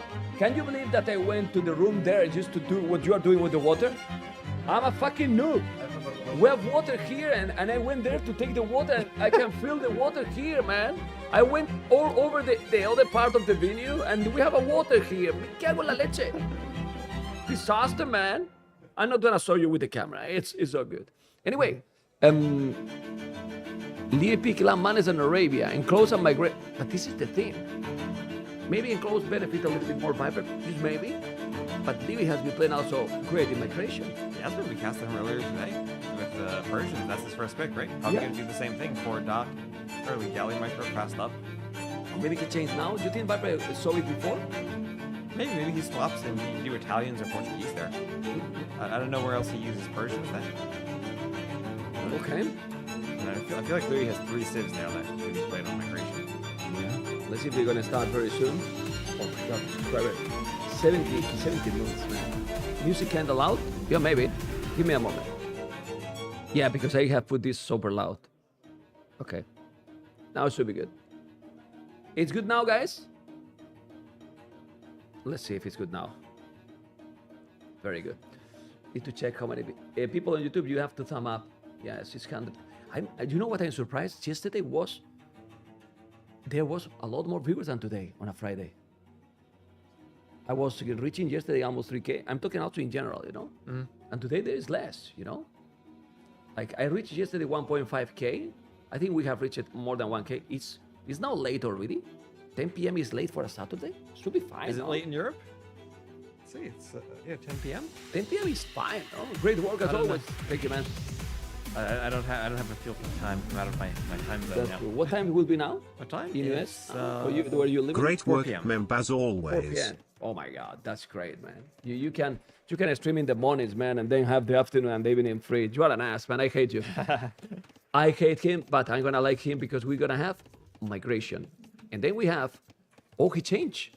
Liereyy Italians, TheViper Malay. Italians, Malay. Okay, Maybe. well, Italians. I mean, great migration save, right? Yeah. You can play them kind of similar to the Persians, like you did earlier, if you want to go for that fast stock. Italians Malay late game, if you just want to maybe fast castle. I mean, Karambit Warriors are scary, but I think that's really the one advantage that Malay have in the middle. Malay has a good timing here, you know, because of the bonus they have, but Italians, cheaper resources to go up in every age, kind of catch up and compensate that bonus. I mean, I don't know. Obviously, the timing is so important here, but if they can go for the longest game, I don't mind Italians. I don't know what you prefer here. I don't know. I think both civs have their pluses and minuses. I think the timing of the Malay and the ability to go for the Karambits is what they really want. I mean, they're both good monk civs if you want to go monks in the middle. Italians, maybe. I don't know. I mean, they both have good skirms. They're pretty similar. And they do a lot of the same things, that fast imp for skirms and cannons. But probably in this kind of map is again about how you are doing that transition to the middle, right? Right. And how you are also going to have your water, if you're going to have some fish left or not. So feudal aggression here or fast castle, because Malay could be extremely quick for both. For going feudal galleys or for going for a fast castle. Right. What do you think is going to be better here? Yeah, I don't know. I don't know what the play style of Viper is going to be on migration. I've cast even more with this set. This set is awkward. Right. Because Malay, you kind of want to stay in the Dark Age longer and benefit from the extra bonus. From the extra bonus, right? From the going up faster, so you have more eco when you go up. And he's looking at a bird. Very important. Yeah. That's also why vodka. You know, maybe vodka effect. Vodka effect. You know, we were in the other room. They were out of water, so I don't know what he found to drink. Oh my God. Okay. Let's see what's gonna happen here. Also, gotta wonder when we see the transports. Well, if he's gonna be a transport, we're gonna have an idea of this. Does it look like fast castle for both players? Like 21 plus vills? And they keep doing more fish. He's going fast castle both. Yeah. Okay, we haven't really seen this. Usually some players are going to go for that forward dock. Honestly, I like fast castle here. I mean, I want to avoid as much as possible the Gallier rats. So if they go fast castle, this is 27 population with Italians, which is definitely fast castle. I mean, it's 22 villages, 4 fishing ships, being cheaper those fishing ships as well. And you have the transition cheaper to go up. And then Viper is later. doing it at least almost the same build because you are going a little bit later because you are Malay. Yeah, and pretty similar from both. So fast castle, maybe making a couple galleys or fire galleys on the way up, upgrading to war galley, and then going to the middle to fight over the relics. Okay. Let's see. Did Twitch increase the sub price $4.99 to $6.49? Depends. If you are checking from the mobile, it might be more expensive. But if not, I don't think it should be more expensive. And what country you are. Because I don't think that subscribe costs 6.49 euros. What do you think? In the US, it's $5.99 if you use some from desktop. I don't know about Europe. Yeah. So you have to tell me what country you are and if you are using a mobile. Don't subscribe with the mobile. Mobile usually, especially Apple, is more expensive. Right. Yeah, it includes the App Store fees. Yeah, on the App mobile. Store. There is App Store has fees. Remember that. Well, let's see if he's gonna say the price. But let's focus now because we are in a professional stream. So we have to check the chat just a little. This is professional? More or less. More or less. But it's not fast castle. Actually. They just went a little bit later feudal with more echo. So they might go quicker than if they went up faster, but not directly to fast castle. Look at this. Well, interesting. They're both going for galleys. Usually if you go galleys, you want to go up as fast as you can so you get the galleys out as soon as possible. But we'll see what they're able to do. This is a rather big island to sail around. Sometimes you get those migration maps where the islands are closer together. Here they're pretty far apart no matter which way you sail. Yeah, but this middle island is big. It's very big. It's very big. It's a lot bigger than all those generations. It's very wide, right? Sometimes you see those generations where the two ends are very thin. Here, it's pretty wide throughout the entire island. Yeah, but look at Liereyy, guys. I mean, he just did 150 foot more or a little bit more, and then he's going up to castle. Benefit of Italians. And if Viper wanted to fast castle, don't think he was up fast enough. I mean, don't think he was up slow enough. Yeah, and he's going galleys. While Lierey's going fire galleys. I mean, if the Viper mass a lot of galleys, he's gonna definitely get the advantage on water. What should do now, Lee, is to make some galleys himself or keep going with fire galleys? Because for now, he's just producing 4. If you're trying to go to the castle age, I think you can get away with going for the fires. If you're gonna stay feudal for a while, then I think you have to go to galleys. Is up already? What is this build, man? The other side is going forward and trying to pressure the fish, but Viper's able to defend. We have a lovely picture-in-picture. How does Vodka do that? How does he use two PCs at the same time? With 2 PCs, yes. Does he have, what, 4 hands? It's crazy. Does he have, like, foot pedals to control one of them? Yeah, but you can do that, you know, because when you are not live and you have to take just care of those things, you know, it's 2 very specific tasks, you know. When you try to do that and you are casting as well, then... And you're reading the chat? Reading the chat and so on, then it's impossible, right? But, I mean, we know how fast Malay is if you click, but it's not close to click yet. This transition to castle age for Liereyy is quite sick. And the most important here is that he has the same navy. He's now even doing a transport ship. He sells 100 stone, so he still have 100 stone. I don't know what Viper is going to do now, because if he's doing the war galley upgrade, he's going to go and take the fish. Yeah. Viper is clicking up soon. I mean, he's not going to be too far behind. He's the Malay. Yeah, but still, he's still not clicking, and it's only 40 seconds, so it's still going to be that minute and 17 seconds, I think it is, or 30 to go up. So it's still a problem. And galley numbers is more for Liereyy now. What the hell? I mean, he has 10 villages more thanks to Malay. But the timing and the momentum, be careful there. And he still needs to go up. He needs to go up really soon. Doing the low. He's up. Or galley upgrade, and it's still 1 minute 30 seconds. Now he's going to make a TC, I believe, here. They're on the goal. If you see the wood, it's a perfect tone center. There he goes. Has to be careful. He's coming now through the north, but look how far, how big it is that You need to go all over around what you were mentioning before. Yeah, it's a long distance, and it gives Viper time to go up. But he needs to go up and get War Galley. Yeah, but the War Galley upgrade is there already, and now this is not gonna good for the Viper. This is not gonna good for the Viper.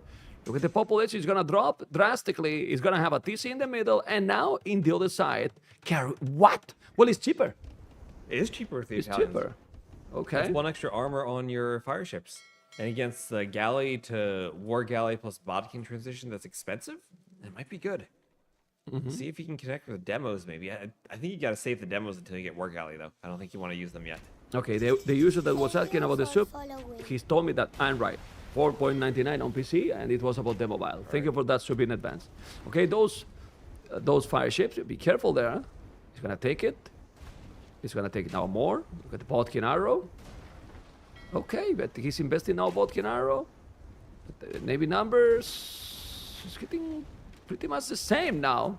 Very close, but here's the timing. He's still there. Huh?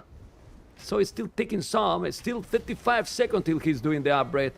That is a long upgrade now. Yeah. But I think he has enough. I think he'll take out the fires. He might lose a couple of fish. Well, he should be okay. Losing 4. And now he needs the transport. Now he needs to transport right away. But he lost 4 fishing ships. You know, so all the eco advantage is gone. Like really gone. Yeah, and Liereyy with more vills now with that TC, or at least making up for the melee advantage. Yeah. Yeah, and in the middle he might have some outposts. He's doing the university. Why? He's gonna go ballistic? Does he need it for the ships? I mean, I don't understand this. Like, he's going galleys instead of fire ships, you know, but you need 300 wood, 175 gold. If you go for that on the water, when you're gonna go to the middle? He's doing ballistic now. If he's doing that, he's not going to the middle. Like, he still doesn't have a transport ship. Is Viper gonna try to play this, like, maybe 1 TC on the home island and not go go water? to the middle and go full water? Water into Imperial and then galleons? That's not how we see people play the map these days, but he could try it. And then, yeah, like, cannon galleons, maybe? I mean, Liereyy could get 5 relics if Viper does that. Yeah, I don't know. This is very weird, as you can see. A ballistic or scholar.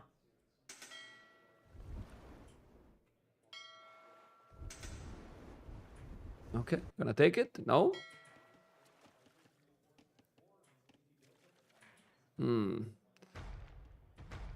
Viper and Liereyy, as you can see, are fighting for the spot to face tomorrow Mr.yo with a completely different approach, both players. At least they have more food and gold in the bank. Oh, now it's gonna be dangerous. Yes, now it's dangerous. Is there loom? Is there loom vodka? Check the bill. Yeah, yes, he did the loom. He did the loom. He did the loom just when he went to transport, but now there's so many fire ships, man. He's gonna take everything here. Liereyy is gonna do an amazing job. He's gonna kill absolutely everything. The Viper is gonna melt right now. It's losing everything, and Liereyy is in the middle of the map. And if you are not on the middle of the map, oh my God! Viper even invested ballistics for that fight. Yeah, he got now 6 galleys, while his opponent 12 fire ships. He has second tone center. He already took 1 relic, second relic on the way.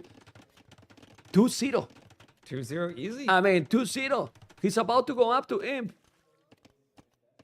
Yeah. 3 villas is not worth it, losing all the Navy, right? No, definitely not at all. not, man. Well, now he's killing some fish, okay, but he's still there with the fire ships. Well, if he goes fires, I think Liereyy already has careening, right? He already has the better upgrade for the fire. Oh, I forgot about that. You're right. That's why he took that easy, let's say. My goodness. Okay, I mean, Liereyy, I don't know how Viper still has the score lead. Well, now he took some good fight. He killed fish. Look at the Eco KD for Liereyy here. But he can just buy the food now, go in, you go fast fire ship, and then what you do? Yeah, and it's a cheap imp for the Italians. Yeah. Yeah, he needs the building. He doesn't have the building. Liereyy still doing some more galleys. And the key is the middle. He has already 2 relics, a second tone center, and he keeps more Navy than his opponent. That's brutal, man. That's brutal. Well, I know that there's a lot of Viper fanboys, but is Viper... I'm gonna make a question that is crazy, right? But is Viper never going to be back as how he was? Probably not. And that's sad, right? Because we need the snake, not the Viper. We need The snake. You know what I mean, right?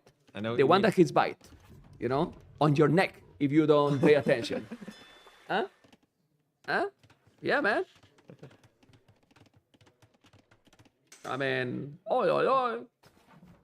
Entering his doubt. Don't call him doubt yet. Maybe he is doubt though. Maybe. Maybe.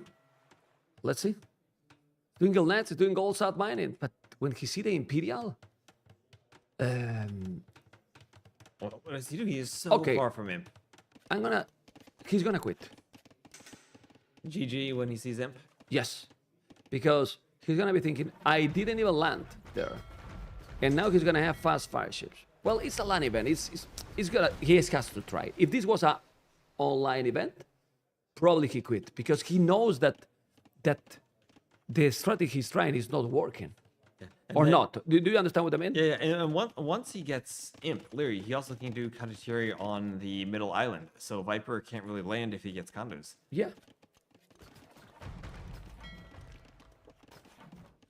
Population is the same, you know, like if you are in Imperial, but at least you have, if you are not in Imperial, but at least you have 30 population more than your opponent, you say, okay, I mean, they don't know this because we know, right? But, well, let's see. It's true that the Viper score is scary. Because he's killing that's there. his score, though. Yeah, that's the just score doesn't matter, you know? He's ahead in the KD, but once Liereyy, he can just redock, get fast fire, and clean everything. Yeah, the fast fire You can't ship fight is- fast fires when you're in the Fast fire capital ship age. is, fast fire ship is insane, you know? Man. Fast fires are not ready with Upgrade. careening. Yeah. Is doing the fast fire ship or not? Yep, right right away. away. Right away. Not waiting for anything else. Oh, those monks. He see it. That was good catch. Oh, but dodging only ballistics. one, dodging ballistic. But when the fast fires are going to be there, I see also Gal is now on the left here. Will take some of the fish is still alive. Hey, Yeah. Viper clicks up. Yeah, but into what? Into GG. Well, this is Carini now. And now the fast fire ships, pooh, I mean, they kill the Navy. Look how fast they kill. I mean, he still have a lot of numbers there, but he's coming with the others. Look. I mean, when the others arrive, he's gonna clean everything, man. He's really gonna clean everything. Check the score now, because he's just gonna switch in 30 seconds. He's gonna take a lot. He's killing even more here. He's on the front too. Yeah, it's all over. He's doing the third tone center. Population is more for Liereyy. The score is gonna be now switch it in a moment. I'm even surprised that he didn't switch already, but sticking the score lead now. Not yet. Okay.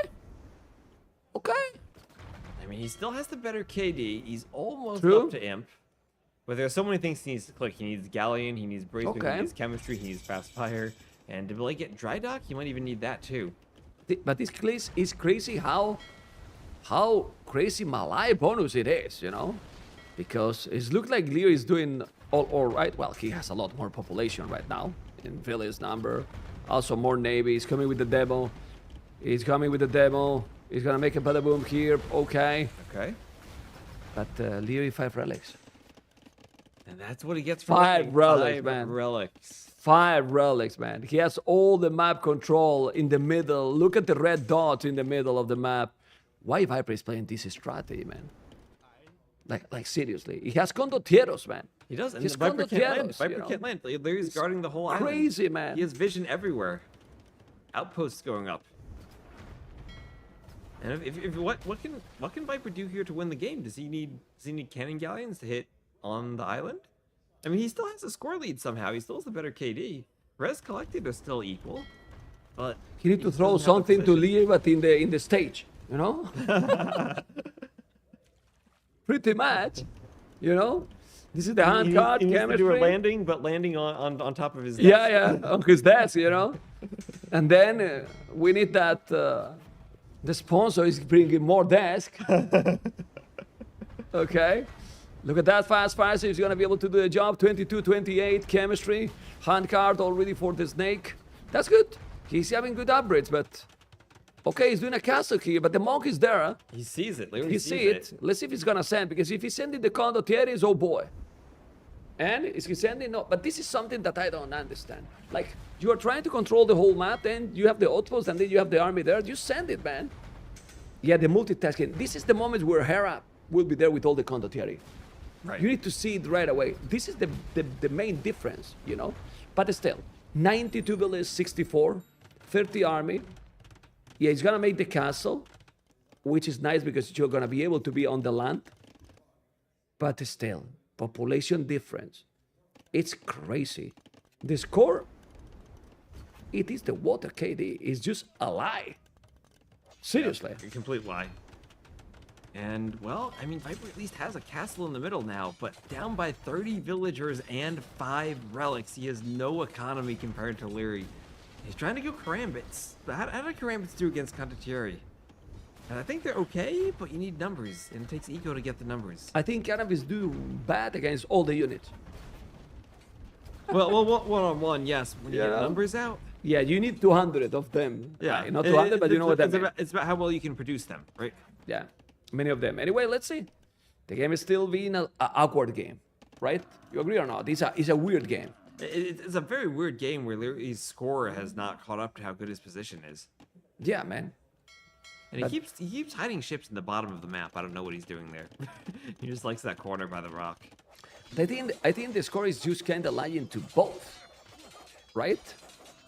Liereyy might be a little bit more respectful because he said that the score and he's thinking, okay, what's going on? But he's doing the castle at home, not well at home, in the middle of the main map, the mainland on the hill. Still 36 army for Liereyy. It's 32 villages more, and he's landing now. He's doing a second TC here, man. That's crazy. This is what you never want to stay, you know? 32 minutes into the game. While he's landed in the Conquerors rating, does that TC like lose villagers going up? Yeah, well, there's a demo here. He's gonna try to kill that. He's killing just one, disappointing one. That's a bad demo. Yep. 10 galleys, 6 fast fire ships, 20 fast fire ships by Liereyy. They're not all in the same spot, but he's ready more and more. And I gotta tell you this right now. The first 2 games feels too easy for Liereyy. Feels 3-0. I'm sorry.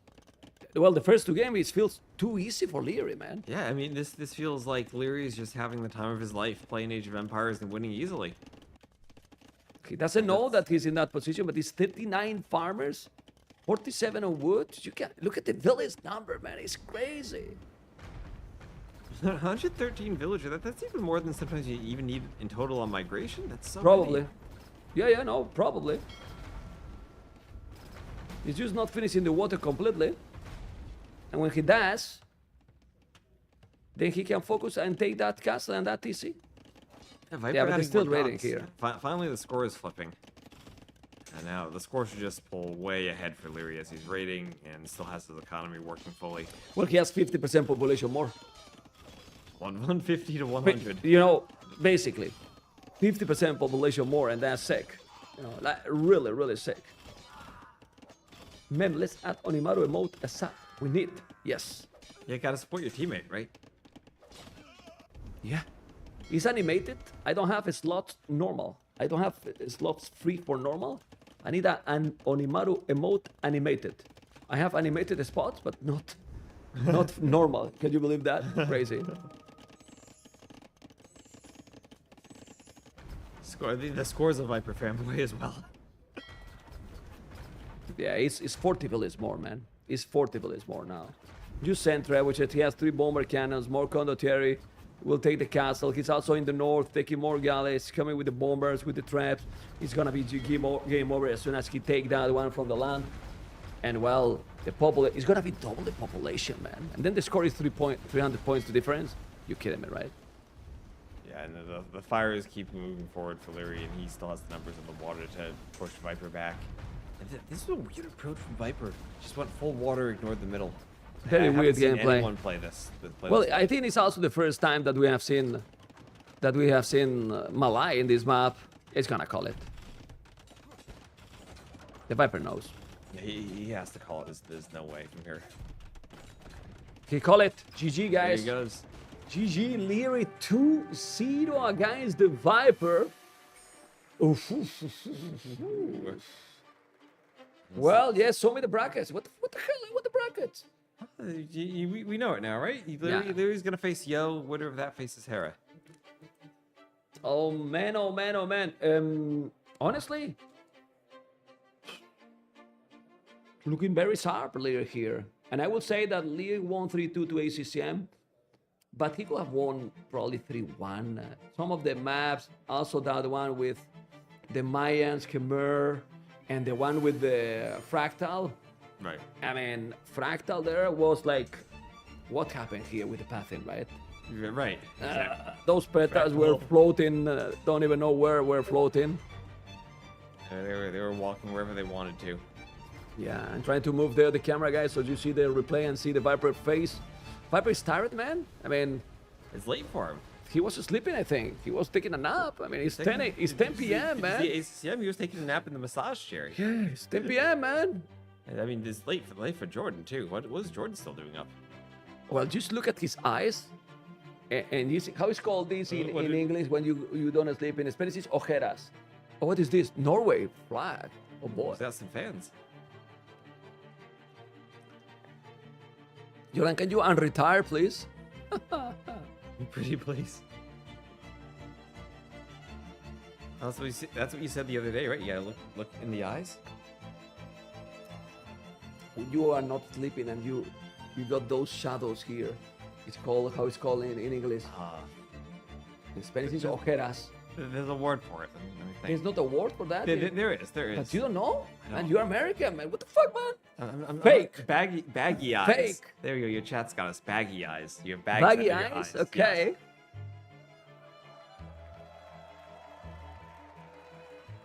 Let's see what he said. Let's see what he said. You're there. Anyone? They're getting more quiet, I feel. They're getting more quiet. Oh, they woke up. They woke up. There you go. How could you not? You know, after seeing that reaction, it's hard to say no, right? It brings the Hey, tear to Jordan, the right? eye. Yeah. That actually makes me feel a little emotional. Yeah, Just for you, second Look at Jordan, look at Jordan. Yeah, absolutely. feeling. But it's amazing to see such a great reaction from so many people. So thank you so much for that, and guys, also thank you so much for being here for this special, amazing event here. And you know, Viper now has a down 2-0. Down to 0, yeah, and has a very big task in front of him. Yep, very big task because we look at the maps here. Arabia, one of Lierey's best maps, if not his best map. Land Madness, one of Lierey's best maps, if not his best map. Enclosed, one of Lierey's best maps, if not his best map. Now, I know Viper's an absolute demon on Enclosed. Like, he is incredible. It's an extremely technical map, and Viper does everything right and gets the timings right, but Liereyy does the same we have thing. extra information. And Lierey's got a more that aggressive style to Enclosed as well, and I think that might catch Viper off guard. So Viper's going to have to really pick the next map. There he is. Yeah. If I'm not mistaken, Viper could have even the lead against Liereyy on Enclosed, so maybe that's something he wants to pick as well for next map, considering he wants to boost his subscriber. Never mind. Unbelievable. Never mind. Like I said, Viper likes to go for his opponent. Wow, it's still, man. Oh, come on. Tier 3 from now on, okay? Make up for all the prime. Okay. Okay, good point. Okay. Ideal switch, guys. We have switched already, and now we have Mayans. Oh, Hindustanis is good. Hindustanis is great against Mayans. Gulams. Oh my God, this is. I mean, but to get into the Gulams, you have to get there. You have to get there. Okay, right? Fair enough. He's going with his Mayans archers, but this is a very fun matchup, really. If he can get there, the Gulams. I mean, Mayans don't have answer to the Gulams. No, not at all. Eagles die to them. All died. And archers die. I mean, but like plumed archers are the best they can do, but that isn't even that great. Oh my God. Okay. Yeah. It's like the good old Mayans Goths days, but it's like the Goths now have an insane economy. Yeah, true. It's true. Wow, it's 10 hours already today. That's why we're tired, right? I mean, there's so many hours here, Mr. Yes. And Mr. West. I casted before this too. Yeah. Honestly, I casted a sling. The sling just exhausted me. Yeah. Well, I have cast everything too, except the first series of the day. You know that they cast more. Man, I didn't cast, but then I cast second. The previous cities I casted, and now I'm casting this one. So I have cast all the 4 cities, you know? Oh, who knows? This might be a quick one. Maybe Liereyy just sweeps 3-0 right here. What do you think, guys? It's going to be able, Viper, to have the timing to get into that Gulam's approach. But to do that, you will need some walls, because obviously, till there, you can have eagles, archers, you know. It's difficult to have that. And where is the stone for the Viper? It's in the hell, man. It's very far. I mean, he has wood at the back, but Berries is in front, gold is in front, and the other stone. To take there, you will need to make so many walls.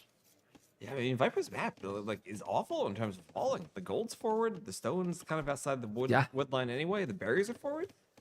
I mean, Lierey's map at least has a wood line on the front. Yeah, Viper's I don't know. Just open. Okay, let's see what's gonna happen. Lee has the goal in front. He has one at the back. I don't know if he has seen, but he's gonna do the barrack there, some palace side. We'll try to make some buildings between the barrack and the wood, right? Right. And then he's going for goal. Expected. But the opening is, the opening is not with the mining camp first, so he has the mill. Usually they are doing many times the barrack and opening with the mining camp, but no, not this time. Okay, interesting. So what's he gonna do from that barracks then? He's up to feudal, so it's not gonna be any type of men-at-arms. Pushing the deer to the mill? What? Well, I guess he had Vils there. Mm-hmm. Okay. Is the Viper gonna go scouts? Can you go scouts in this matchup? I mean, no, but you gotta be careful. Minus for Liereyy, the Viper Hindustanis. So we're just gonna fight and get as much HP off the scout as he can. And we'll have, is that a stable? Looks like a stable. He's gonna try to get the hill. Okay. Even with the hill, maybe he should lose that eagle. Oh, okay. Ooh, Okay. I doesn't like that. wanna Stop the eagle. Is he just gonna wait for more scouts? He got it. He got it. The crowd is going crazy just because he got the eagle, man. They are He now. needs to get something out of Yeah, this they day. need to get something to get Viper back into the game.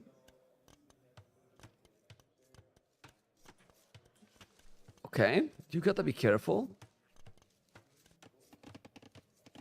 Also, he was here with family. He was with wife, with the kid.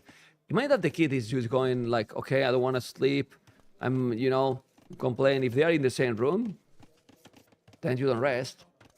They have separate rooms. They have 2 rooms. Ah, they have 2 rooms? They have 2 rooms. Okay, that's good then. Yeah, Viper has his own room, so That's good. he can sleep. Yeah, it has to be like this.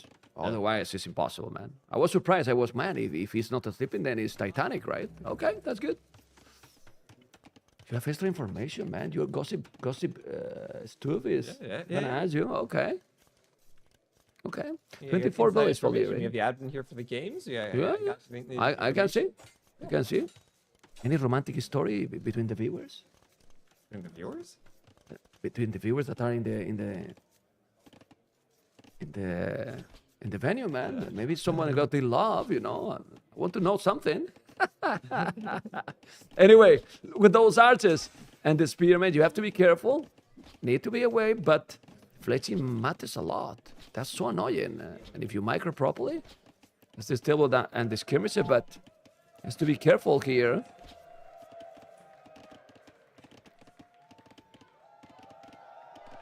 They're going crazy. Why they are going crazy? I have no idea. Get information. we need to know. We can why open they're the going door. crazy. What happened? We need to know. Yeah, we have a reporter. He's gonna open the door. and Maybe figure it there's extra food and that's why they're getting crazy. out. Yeah, maybe they got free waffles for everyone. Go ahead, man. Don't know, right? Maybe they finally delivered more still water for us. Yeah. Okay, they are just drunk. I mean, maybe he's right. Maybe it is free beer. It is Germany after all. Okay, Viper. Sorry, guys. 6 archers, 4 spears, 2 eagles. Man, I'm going crazy. What he can do here, the Viper, like, he's not on gold yet. And probably he cannot really attack right now. Like, he can attack, but he's going to make really damage. What he has at home? There he's mostly walled. And most importantly, he's walled around the gold, so he has to go through the TC. He can't do anything. I mean, he doesn't need to attack right now, right? He just needs to hold until he eventually gets the glums. Okay, you gotta be careful. Now, the series are not being 20 minutes. The series started at 9:30. This is 50-minute series for now. Is correct? It started 50 minutes ago, no? The series? Yeah. I mean, we have had 2 games. Okay, good. And remember that this is 9 villages start, so everything is going to speed up a little. Liereyy has a lot of farming. He has 1 villager more. He's doing the market now. Only 2 farmers that look his resources. Well, TheViper has a lot more farms. Okay, he will need more farms eventually. But guys, Liereyy didn't even make Dolby tags. What? Wow. Okay. That's kind of rare. You need to do that upgrade, Mr. West. Yeah, I mean, sometimes you want to go up super fast and you skip it, but skipping even double bit axes. No, double tags, you need to do it. You just skip Horse Collar. He's still in the stone. Oh my god. He's being greedy here, Liereyy. He's got... What? Look what he did. He bought it food for 300 gold. Bought it more food. Then he has no gold now. He's gonna click up very soon. He's not doing any more army. Yeah, just gonna drop the gold now and he's up. He's idling the TC on purpose. There you go. So FC pretty much and goes Eagles. Think he's not gonna go. He's gonna go Eagles. Maybe crossbows. Maybe just FC crossbow. Either way, it's tricky to deal with glums. And you have to do damage. Yeah, but I mean, TheViper is just even doing the scale guard and armor now, so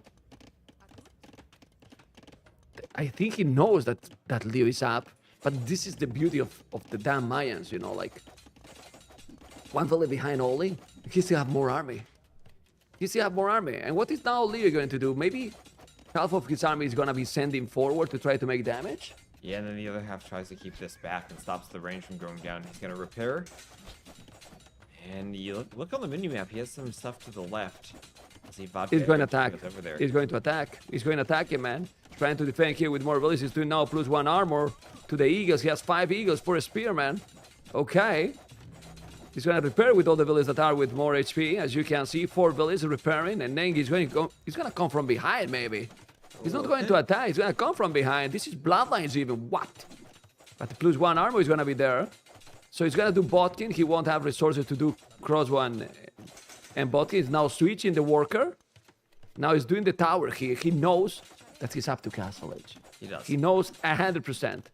You know? He sees the way he's playing. He knows it. And okay, he wants to maybe jump those Eagles before they Don't get lose villages. Don't lose the villager, man. Come on. You need to micro constantly. He repaired that one. And now those Eagles are going to be down. The scouts. Bloodlines, skill bar and armor. This could be a good fight. The Eagles get their Castle Age boost. We'll see what he can do. Oh my goodness. Well, it's a good trade for Liereyy, I still think, because those scouts, even if they clap, but they don't know that those scouts are with Bloodlines and skill bar and armor. So it's expensive scouts. Right. And now crossbow and Botkin arrow. Oh baby. Oh baby. If he's getting inside, resources are still looking not great. He can do a tower, 1 tower with his stone, maybe buy more for a 2nd tower. And where's he putting the tower? On the farms. Oh, man. Is that going to be in time? Oh, man. He's going to go in now. This is Botkin. Crossbow and Botkin. He might see everything. Please, Botkin, put me the fog of war. He needs to delete the farms and get more houses up, maybe. Yeah, but the problem now is that with all these scales, how you go up to Castle Age yourself? He has a market, but he needs to maybe sell stone? Buy his way up. Even then, he's just low on gold. Yeah, Liereyy still have not a single upgrade, not a single echo upgrade. You know, like TheViper did Quillbar or Horse Collar or anything, but Scout and Skirms should be fine here, no? Yeah, well, it's Botkin. Especially against Feudal Age Skirms, but he has the crossbows with Botkin. He should be able to camp the hill and do okay. Yeah, but let's see the battle. There's 3 spears now left. 1 is killed. You gotta be careful. Score is the same. The spears are there. You gotta be careful. He's gonna be able now to kill everything. The scouts are there. The skirmishes as well. These Castle Age units, feudal units. He's gonna kill it. He's gonna take a lot. He's killing all the scouts. No, he's losing everything against the Viper. And now Viper playing really great. He's just gonna go up to castle it because this greedy approach from Liereyy is not enough. But he's coming again. He's doing another tower. More towers. Yeah, well, he's doing great now, Viper. Right, and He's doing good. that's how you can defend against crossbows. You have a lot of towers up, and then if you don't have eagles to run under them, he's safe. And now you can safely go with a tower on the stone for that castle and Gulams eventually. Yeah, but the eagles are now going to be eagle warriors, and that tower is not going to defend the crossbows here. That's a problem. Yeah, crossbows on the outside of that tower. It does have Bodkin. Ooh. Yeah, the tower is doing the job. Fletching. Don't lose the eagle. Don't lose the eagle, man. Don't lose the damn eagle. Now he's not losing the eagle. Okay. Okay, he's in. And can pressure that wood line. Can get around the outside of the tower ranges. Yeah, but those towers are perfect, man. That He's defended got, a lot. what, 4 towers now? That's expensive, though. That's a big investment into stone. Yeah, but look what happened here. It's still with the same population. And now, resources collected the same. And he cannot take the stone anymore. I mean, he's going to be in castle, but what he's going to do? Scouts are coming. He's going to raid. Super intense. +2. +2 eagles already. But he's open, man. Wall the wood, wall the wood, wall. He walled it. He walled it. He's listening. He walled it, man. He walled it. He's paying attention. More crossbows coming. This is so risky, so tricky. He's doing the stone mine and arbret. He wants to go to the Gulams. He knows that the Gulams kill everything. But to get there, what we were talking, you need to mine a lot of stone. +1 armor. So he's going to buy the castle. Oh, baby. He needs to get a castle somehow. And if that's the only way, that's the only way. Yeah, Liereyy knows. And Liereyy is still without a single upgrade. No double attacks even. Crazy, you know. But Mayans are Mayans, man. Mayans are Mayans. Huns are Huns. Mayans are Mayans. Aztecs aren't Aztecs anymore, though. No. And Viper is not Viper anymore. Hey there. Sadly, because we love him. This is now 550, yes, 600 stone, but he's going in. He noticed he's going to try to go and make the castle, but those eagles with the +2 is going to kill a lot. The towers are there. He's coming with the eagles. He's going to kill all the skins. He might kill it. And then he's going to take that tower that is close to the stone. The chaos is real. Look at the population. Liereyy 66, Viper 45. He's doing the castle, yes, but it's an oath, that castle with the Gulans to kill absolutely everything. Village numbers is even better for the Viper, but army numbers right now, 25-1. 25-1, but how many Gulams does he need? 4 or 5, and he kills everything? He Do you doesn't think? need that much of an army. Okay. Do you think 4 or 5 Gulams kill all? If they have armor, do they have? He needs to do +2 armor against the crossbows. And he's doing. And he's doing it. Or 4 or 5 kills everything there. But Village down. Yeah. Look how he's microing, man. Like you and me together, man. My goodness. Okay, tower down. Still 4 villages behind. Look at the army numbers. The score is still almost the same. And his squires as well. I'm telling you guys this. If he's able to match Gulams, they melt the archers. They do. The eagles, I don't know how much they melt, but with the +2, probably they do as well too. But he's having a lot of eagles, and then he's doing monks now. This is great. If he have few monks and convert some Gulans, we forgot about the monks. Yeah. So unlike the eagles, the Gulams don't have that conversion resistance, even though they are pretty similar units. So eagles for Liereyy, crossbows for Liereyy, going for double gold comp. He needs those and monks, and then maybe he can fight.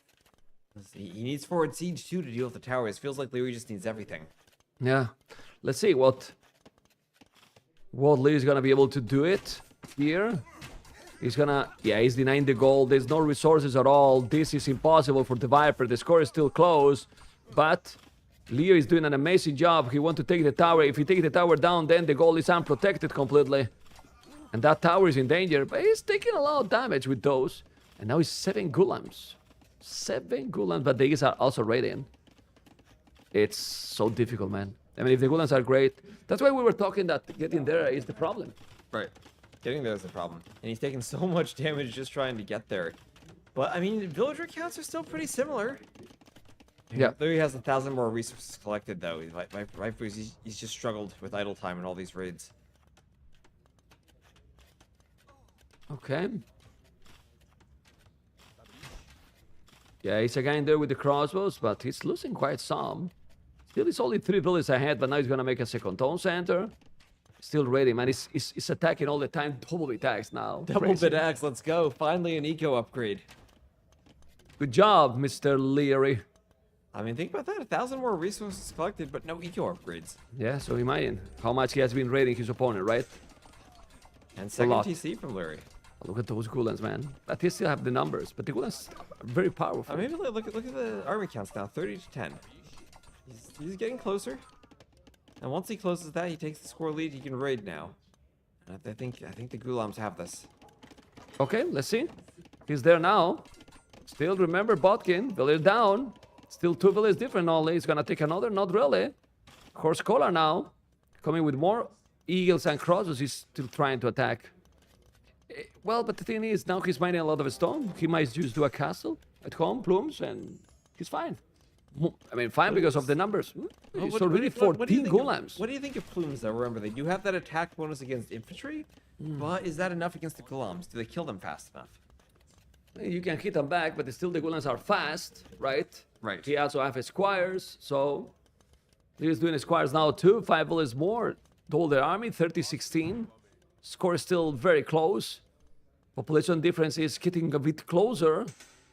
Oh, the Gulans, the archers going to disappear. They are going to really disappear. Look at the military numbers now. It's the same almost. The game is getting closer for sure. The archers disappear here. And the Viper is taking now a very good moment here in the game. He should go siege maybe? See, I think he just needs more Gulams, control the map. Yeah, another castle he's gonna make. Ooh, does that castle go forward? He has the asset. He's coming. He's coming. He knows that he needs to do something else. He's gonna make the castle just there, behind the woodline, maybe. Or here. In front of the artilleries and the blast on the stone, maybe. Okay. TC. Where are the vills going? Okay, this is where Viper needs to make sure he's knocked out. No.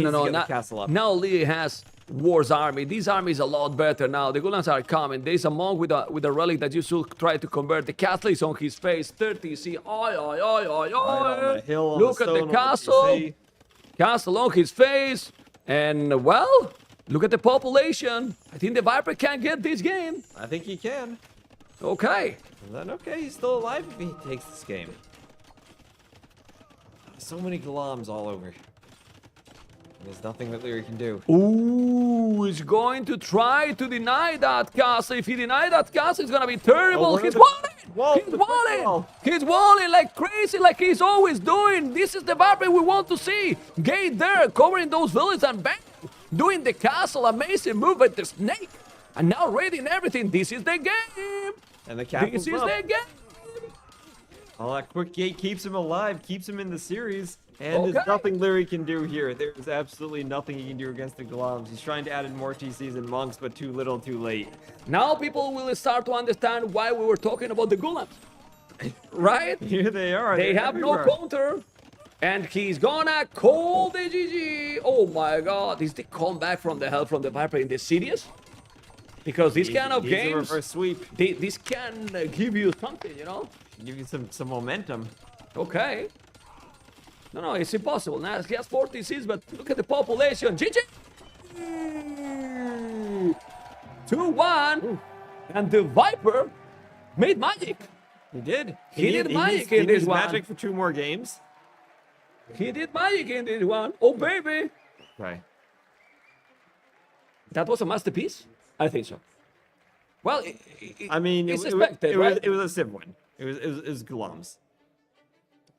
I don't know how masterful you can be with Gulams, but he won. He made it work. Well, but the masterpiece was the gate. Because if you deny the castle, castle, then maybe it's different. If he kills all those vills, it's different. Yeah. But the gate goes up. Okay. It's fine. But not having a 3-0 and now the 2-1, it can give. It's still Viper, man. It's still Viper. Don't forget about that. Oh, look at that flag! Look at that flag! Viper still has fans. I think it's not just Viper. I think it's the crowd too. And I think they're trying to 2v1 Liereyy. Yeah, let's see what's going to be. Do you like it, guys, or not? It was an exciting game, right? Okay, still land management and close civilizations. I mean, Portuguese for enclosed. Persian still for land madness for Liereyy, maybe? Very first pick. He probably wants to use them. He's gonna play Burgundians in enclosed? I think he wouldn't wants mind. Burgundians Or Saracens? Scorpions against Gulams. Are Scorpions against Gulams good? Someone ask in the chat. Absolutely not. I don't know. It's a good question. With ballistic? With ballistics? Maybe. With a ballistic, they die. I believe. I mean, you will need a lot of them. I mean, the Gulams are fast. I mean, you need a lot of Scorpions, right? The Gulams probably can pick them Scorpions off better than most units, or better than most infantry units, but still not great. I think. Okay. How is people on YouTube? Are you guys thumb up or not? Vamos. 700 on YouTube. You got more on YouTube now. Nice. Yeah, 700, almost 1K is 1,700. Yeah, but yesterday was, what is this? Unretired Jordan. Look. Was that handmade? Oh, it's handmade. Is it handmade? No, don't look in the screen, dude. It's right here. That's handmade? Yeah, it's handmade. That looks amazing. That looks better than my logo. Jordan. Oh, that's nice. I like that's that. A nice drawing. Yeah. 100%. I like that. For sure. So Persian's first pick, there's just no way that he's not going to use that one. So I would be surprised. The question is, Persians on Land Madness or enclosed? I see them more on... Can you give me something? Closed. Give me one. And we I mean, it might be, the mix-up, the civ mix-up we were talking about. But anyway, we have a short break here. The players need to rest for a couple minutes. We are going to take a look at our conversation we had with Liereyy earlier in the week. Yeah, let's do that. Let's do that. Okay, well, we need Viper to win again, I think. Conversation we had with Liereyy. Liereyy, Persians, your first pick. Are you really interested in leaving that unused? Yeah, it's a plan because my opponents always beat me with Persians, right? So I wanted to pick it right away to get it out. Then have the other civs for the maps I actually picked. Yeah. Okay. I think that might be the civ discussion that I had with Viper earlier about which one he was going to pick, and he ended up picking Byzantines instead of Persians over I think on they're taking a Fractal, break. and maybe Persians aren't going to be used. Maybe But anyway, are. we have our conversation we had with Liereyy earlier in the week. All right. Oh, wait. What is the difference for a player? Yeah, they're taking a break. You've seen this site. If they're taking a break, I'm going to take a quick break too. You know, online it's very comfortable. You sit at home, you have your chair, you have your routine, you have your food maybe, you have your setup. It's everything chill, you know what to expect, you know what you're getting into. You're not that nervous, you're not that shaking, you know. Here we have different setup, different settings, different environment. The temperatures, even the temperature, you know. Some people say it's cold, you have to put a jacket on. Everything is different, so it's a new challenge. Then you have the people, the crowd. That's a different factor as well, and obviously ping issue as well. Here you're playing with no ping, so you can actually play the game perfectly. So all those things play a role, and you know every single one of those details play into the game, and it affects each one of us differently. For this tournament, there was a little bit difference of seeding. What are your thoughts on that? I think it was. Well, let me remember the seeding. I think 1 to 4 were the invited players who got through by qualifying or winning through tournaments. And I think those players got seeded by the order of how they won their events. So first who got qualified, or first seed is Hera, because he won the first tournament, which you could qualify. Second one was ACCM, I believe? I think at least. I think it was ACCM, then third Viper and fourth me. I mean, it doesn't really matter that much, but I don't necessarily agree with the order. I think it should more be like, okay, those 4 players have to be seed 1 to 4 because they performed the best the last couple of months, and then you have to seed those players accordingly to their performances in the last 4 months as well, rather than just the order of the tournaments they qualified through. How do you prepare for double elimination versus single elimination? I think the same way as for single. I think this is the first time we have double elimination. I love it, honestly.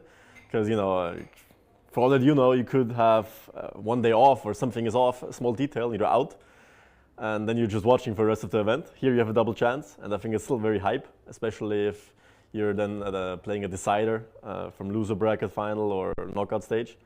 So I'm a big fan of double elimination stage. I'm happy to see it. I think the settings are very good as they are right now. The first couple of games, best of 5s. Then I think once we have knockout games, and I think winner bracket final and semi-final, if I'm not mistaken. We have best of 7s and final best of 9. I always think final should be something special. Should always be set apart from the other games. So it should always be higher from the best offs. And the rest, I believe, best of 5s and best of 7 mix is pretty good. which opponent are you looking forward most to play against? To play against? I could choose two ways to answer this. I could either choose the challenging hard one, which would be Hera, because I still have a revenge to take, or I could be like actually Kingstone, because it's the first time I play him in a LAN event. I don't think I've played him in the last couple of years, so we'll be in something new and something nice. So I'm looking forward. How do you beat Hera? Because he's been quite dominant of late. Yeah, he's sitting next to me in the practice room, so maybe change the settings, and he doesn't look. Don't tell him that though. Nah, I mean, he's still human. He also cooks only with water like we do, so he still makes mistakes as well. More rare than us, but there's still some ways. Do you have anything to say to the community? The community. I mean, keep going. You guys are amazing. That's the only reason why we're here today. I remember back in the days we played HD, then I switched to Woobly when I was 14, 15, and ever since the community has been growing and growing and going strong. So the only reason we're here is because of you guys. So whatever you do, thanks for everything, and yeah, let's keep going. There's a book based on your life. Did you read it? If so, what do you think about it? Some people mentioned that. I haven't read through it all. I read like certain, some people told me about it, some verses. It's very interesting. I like it. I mean, who doesn't like to have a book written about themselves, right? It's like very specific, but I kind of feel proud and honored. Welcome back, everyone. We're about to head into game number 4. Viper getting a much-needed win. Liereyy still has a chance here to lose a game, and he's got one in hand, right? Viper, it's just end of the line if he loses this next map, and we talked about it earlier. Land Madness, Lierey's very good. Enclosed, Lierey's very good. It's an uphill climb all the way for Viper. I mean, Viper, as you mentioned earlier, he's not really used being in the position of having 3 match points against him, so it's a tough task, and especially against Liereyy, he's a very cold closer, and we see both of them very focused. I'm pretty sure we will jump into game number 4 very, very soon. Yeah, looks like they're in already. So Viper with his gamer face on, Liereyy always just looks so calm, doesn't he, when he's playing? You never see a reaction of this guy, except for maybe occasionally he gets a little bit frustrated when he doesn't micro something correctly. Yeah, and we saw something special today as well with the petards. Ah, true, yes. That's where we saw some reaction from him as well. All right, so we're going to Land Madness. So my suspicion was correct, where Viper wants to go to the home maps from Liereyy, so he has his own coming home.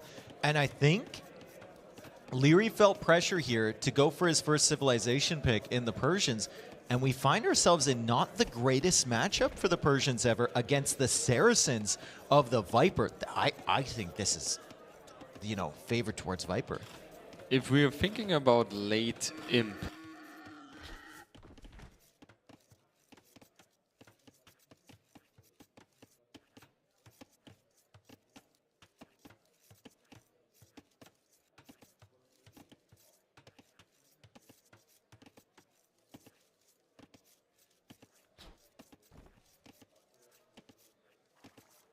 All right, are we not muted now? Are we good? Are we good? I don't know what he's doing. All right. Okay, we're good. Wonderful, wonderful. All right, so it's Land Madness. Viper, I heard him talking backstage. He was debating whether to open scouts or not. So it's going to be Saracens for Viper and Persians for Liereyy. Viper, the vodka is double-clicking on all those wood lines back there. So what do we have here? Forward gold there for Viper. Kind of forward for Liereyy. Liereyy actually has a horrible map in terms of gold. Viper can go to the back for gold. All of Lierey's golds are forward. Safe for berries, but that's about it. Huge wood line for Liereyy. That's absolutely enormous for Land Madness. So he'll be pushing in some deer. Why do you pick Saracens on this map? Camels. Camels market. Can open scouts, can open archers. Interesting we get Persians here. Persians, they weren't used on migration. Maybe save them here for Land Madness. Oh, who is that? Is that Mem? There he is. There he is. Mem's back. Taking over for you. Good. Land Madness, right? Madness, Saracens, Persians. Ooh. Persians here? Persians here? What do you think, man? Where else are you gonna? You're not gonna use them on enclosed. Has to be here. Yeah. Well, I mean, I don't know what the perfect thing is, Saracens, if the game go normal. Better tech 3? Better tech tree? Persians better eco early on, though, and on Land Madness, maybe that's all that matters. That's true. That's really true. How is the map for the players? It's better for who? Map, I think it's better for He didn't even Viper. pause me. Look, drinking water, and he Drinking didn't during the even game. pause. He doesn't need to It's pause. It's Dark Age, right? Nothing going on. He's on the way to Fiddle, right? Yeah, all his vills are where he needs them. He doesn't need to pause at all. He's good. Okay. Oh, that wood for Liereyy. What is this? That's huge, but it's forcing all the golds forward, right? Like, look at Lierey's gold position. Yeah, that's all forward. Well, it's not like the Viper gold is great. You know? It's not great, but, late game, we've seen how players wall this True. map, right? They play Arena. And Viper And plays he Arena, has he has so many golds. 1, 2, 3, 4. One at the back in the corner at And 9 Stone's o'clock. in there too. Oh my God! He has 2 stone in that spot at the around 9 o'clock if he explored properly. Okay. Still, as you mentioned, Persians, if he's going aggressive like he likes to go, for a scout, archers, scout skirmishes approach, crazy economy, right? And it is a stable opening from Viper. Okay, he was debating. He was in the back room debating with TaToH whether this was the right approach. Okay. He's gonna go for that stable. You didn't know if they wanted to cast the whole series, but it's Viper Liereyy, man. It's Like, Viper Liereyy. At the end, it's like we feel like being sit down there watching and not because we're gonna be watching, right? I mean, we can cast it and just debate about it because we're going to be doing the same, but sit down in the crowd, basically. Right. Yeah. 21 village Saracens, 22.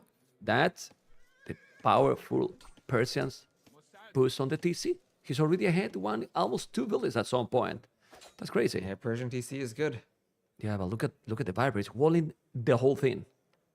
He's walling. He's not walling with Goldston though. He's walling very, very tight to the TC.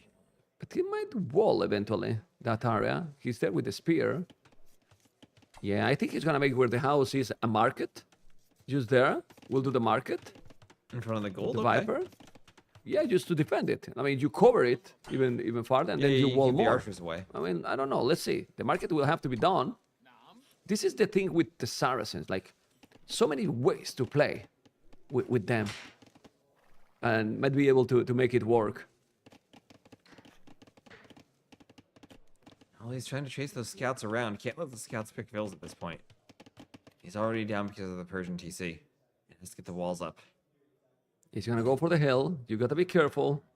Yeah, he needs to chase. He can't let the scouts get a free pass on that walling vill on the hill.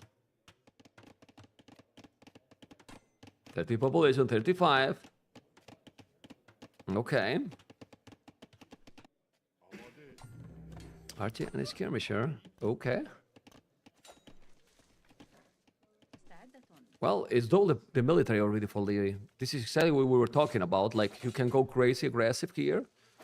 Still also got some idle TC, more than he sold. Need to go back.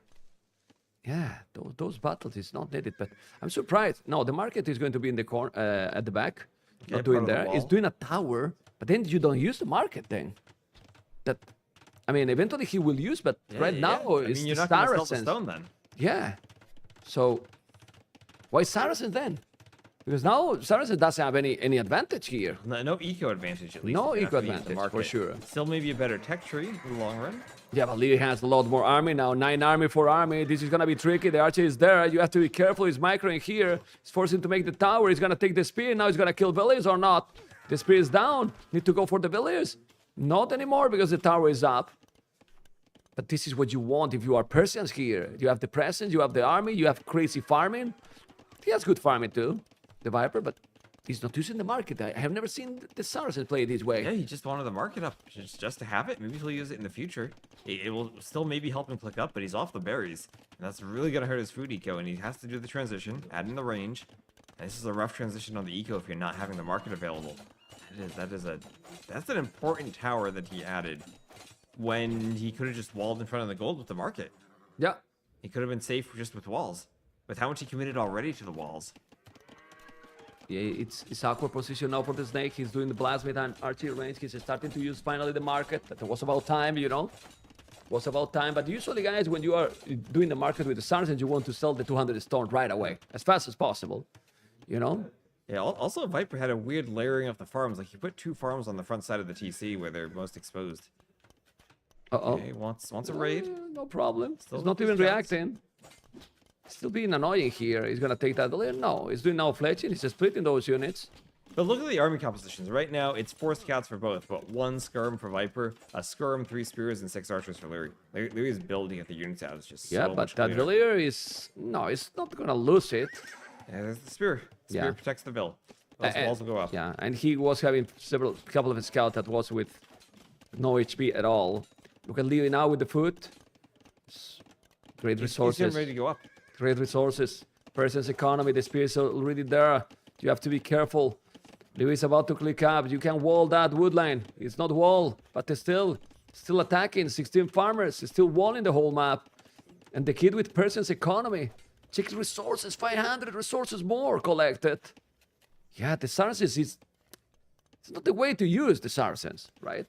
No, I mean, everything about that felt weird, right? It felt like what he wanted to do is market in front of the gold, use the market as a wall, and then sell the stone. Play Saracens with their eco advantage. Now, Lierey's up. And I feel like Lierey's already won this game. Look at that wall from Liereyy. Almost all the way to the edge of the map now. He's going to try to play arena. He's up to Castle Age. He's up to Castle Age. We wanted a decided series, a decided game, but this is going to be tricky now. Is Liereyy going to save this one? No. He's gets taking the the bill. bill here. The Yes. crowd's happy. Viper just gets something. Well, Viper is it's not that far anymore to going up. Okay. And now he's having 3 scouts here and he's still not walling. Might be able to kill another villager because Lee is, again, sloppy. He just lost a villager there. He just lost another villager there. He's going to lose more, probably. Yeah. Because the spear's going to be in time. Oh, the wall. Oh. Yeah. Wall forces Viper out towards the spear and he gets poked. Of course, Kolar, Goldmine in Arbit, and that's probably the Blasmith. But now, Viper is on the way to Castle Age. Well, I mean, being many 30 seconds slower than person is something that you can kind of expect with many civilizations. But the problem is the army, right? The problem is the army, and the problem is just the timing and the momentum that the Persians are going to have. Now, let's see. Dolo with Ascor Scholar for both players. You have to be careful. Those scouts that doesn't have any Arbit. He's now trying to micro those scouts to don't lose them, but he lost one. The others are very low HP, so they're kind of useless. Fletching now. Are we going to see Cap Archers with Persians? Well, he has 11 archers. He's going to go Crows for now, but then maybe switching. You could see Cav Archers. I mean, maybe tricky against camels, though, right? Maybe against the Saracens, you might just want to go standard crossbow. Okay. Have to be careful. Crossbow, Botkin arrow right away. And early ballistic. Early ballistic, he's looking to go for the kill then. Oh, man. He's not adding an eco, he's not adding in TCs, he just wants to finish him off. You think he's going to be able to finish? I think Liereyy wants to make sure he gets a good night's sleep for the finals tomorrow. Okay. Let's see if it's going to happen. He's 40 seconds away from the Castle Age. As you can see, 41 population, 40. And, okay, Bozo. He's picking the farms. Still Viper not on the berries. Viper's had such a rough food economy this whole game. Yeah, he's denying a lot here. He's only going crossbows, though. Because if he's doing ballistic... Oh, man. Oh, man. Ballistic as well. University for the Viper, yes. But now, Leo is still not doing ballistic. He needs ballistic. He needs university. Also, he's one of the players that is not going ballistic all the time. He's having 4 crossbows in the queue. He should unqueue them and go ballistic. Yeah, and that's a university from Viper. He wants ballistics. Yeah. He wants to get it right away. He's queuing archers from several ranges now. Looks like 2 ranges. And can Viper afford ballistics? Yes, he clicks it right away. Is the one who is not doing it. He's doing now. Both are going to have it a little bit faster, the Viper. But more archers for Liereyy. He's going to be able to micro those. Well, it's his trademark, right? Right. And they're running. Skirmishers now. Okay. Elite Skirm, that's expensive to do. Elite Skirm and crossbow. Yeah, but what he can do, he see that he has a lot more army, right? He see that he has a lot more army. Oh, Viper is going aggressive? He's going to keep the skirmishers at home and then he's trying to attack with the archers? Exactly, he's going to try to defend with the skirms. And, well, I mean, 5 skirms if he gets elite skirm, maybe enough. He does have ballistics first. My worry is that ballistics came in just before. But he spotted. He spotted. He has more army, and he's all over the map. Liereyy is gonna go inside. He has to be careful. The TheViper, if he loses the skirmishes, might lose the game. If he loses those skirmishes, might lose the game. He's +1 armor, even for Liereyy. Well, now the micro here is gonna kill the skirmishes. This can be the game. This can be the game. He has nothing here. He's gonna go with the village. If he's going with the village, it's a bad signal. And now the TheViper is kinda okay. The skirmishes are coming, but it's killing quite some here. More villages down, and another one. He's gonna take more. Liereyy with the domination here. Heal advantage, ballistic, and it's already 7 villages down. It's so many villages down, man. This is it for Viper. There's no coming back from this. Liereyy is fully walled at home. He's not going to be raided. Well, he has 16 army, 20 for Liereyy. Doing now is kill than armor, and that's the problem. The Viper is gonna keep trying to attack. Okay. Siege Workshop, but he's playing perfect now, Liereyy. He's playing really good. Playing really good. The TheViper knows that he's in troubles, so he's gonna try to be aggressive now with the army. It's not a big difference with the military. 18-21. Yeah, and having a skirmishers. Yeah, that's a huge difference in the vills. That's for sure. And even the resources collected. Look at that, 12k to 13.6k. This is good for Liereyy. Ooh, yeah, and population difference as well. Oh baby, the score difference now is starting to be big for sure. +2 for the TheViper. He's gonna try to be aggressive, but it's not easy to be aggressive anymore. Yeah, it's a lot of army on the field. Okay, the skims will help. Let's see the micro. Do armor for this fight. Lierey's micro is just so good here. This is okay, right? Yeah, it's just okay. It's really okay. He has a mango and also 2 knights. So many farmers for Liereyy. Oh, Mangonel. Can he land a Mangonel shot? If he lands a Mangonel shot on those crossbows, this game's even more over. And Viper killing the deer so he doesn't misclick them. Mangonel's in the area. Viper Saracens, Liereyy Persians. And well, he's gonna stay at home. I think he felt already that I did the damage. I don't need to take any risk anymore, no? Yeah, I mean, Liereyy can just boom and wait until he's comfortable moving out. In the map control, eventually for the golds will be important. As we said at the start, no golds behind his walls, really. We thought that we were going to see a lot more cabarches in the tournament that we have seen. Well, that's a good point. We can see even more crossbows. Is it the right year? Remember? Is it still 2025? Did we get older? Are we no longer 25? Have we seen really cabarches in the tournament? A couple of games, but no, not really. It's crossbows here. Whoa. Okay. Thank you for following. Thank you for that follow. Thank you everyone for watching. Don't forget to thumb up on YouTube. This is the bloodlines now for Liereyy. Doing another TC, that is the TC number 3. The village number is stabilized. Difference, 13. It didn't go farther. And that's okay because against Persians, you know, it's tricky. But it's coming now with the knights. Bloodlines is coming. There's a mangonel too. This is really hard. The score difference is now speaking by itself. The population difference is not so big because Viper has a lot of farming. It really does. But you need to micro now against the Mangonel. Let's see. Yeah, Mangonel coming to chase that army back. And even if he doesn't fight, even if the army just goes back, this is going to be great for Liereyy. He's making a nice switch, adding in husbandry. Because he can. Jump that. Because you know that he can with Persians do that. He can afford the economy, and it's not like he's going to be really behind to the transition to Imperial if it's gonna happen, right? Right. I'm gonna Mangonel down to that workshop. Okay. Krobos is still on that hill, so he's gonna take the siege workshop. He need to focus. Yeah, the problem now is that with the hill, that Mangonel that Viper has is not gonna achieve anything. Yeah, it won't. Not with the hill. You can't one-shot another Mangonel, no more delete bug. And that workshop will go down. Viper still, look at that, look at his resources. Doesn't really have any, just spending everything constantly. Liereyy is starting to float a tiny bit. Gonna start affording the more expensive upgrades. Yeah, even +2 armor. Wow. Yeah, more army for the Viper. This might be the last battle of the game. Let's see. Okay, good shot. But now he take it back, 1-1. Knights is gonna make a shot, okay. But now the Mangonel. He's taking the Mangonel. He forced him to go back. The Viper has a lot of army. He knows that he has to do a lot of farming, otherwise it's gonna be impossible. The Mangle is gonna be down, okay. All right, +2 coming in on the Knights. He can think about jumping when he gets +2 if he has enough. Don't think he's quite there yet, though, on the numbers. I mean, if Viper could be up to Imperial quicker, you know, but it looks unlikely, right? 68 villages, 14 farmers. He has so many crops, but the Knights are +2. He doesn't want to fight there. Okay. Population is almost the same. Can Viper, with the Sarses market, go up to Imperial quicker than his opponent? He's doing another TC, though. And village difference is not that big. Look at the res collected, though. 4K. Yeah, that's true. I think that's really good to look at throughout games because it tells you, like, the history, not just the current picture of the vill count. Yeah, but since he's still doing a lot of Knights, he's not going up. And he's happening also this because he has so many farmers.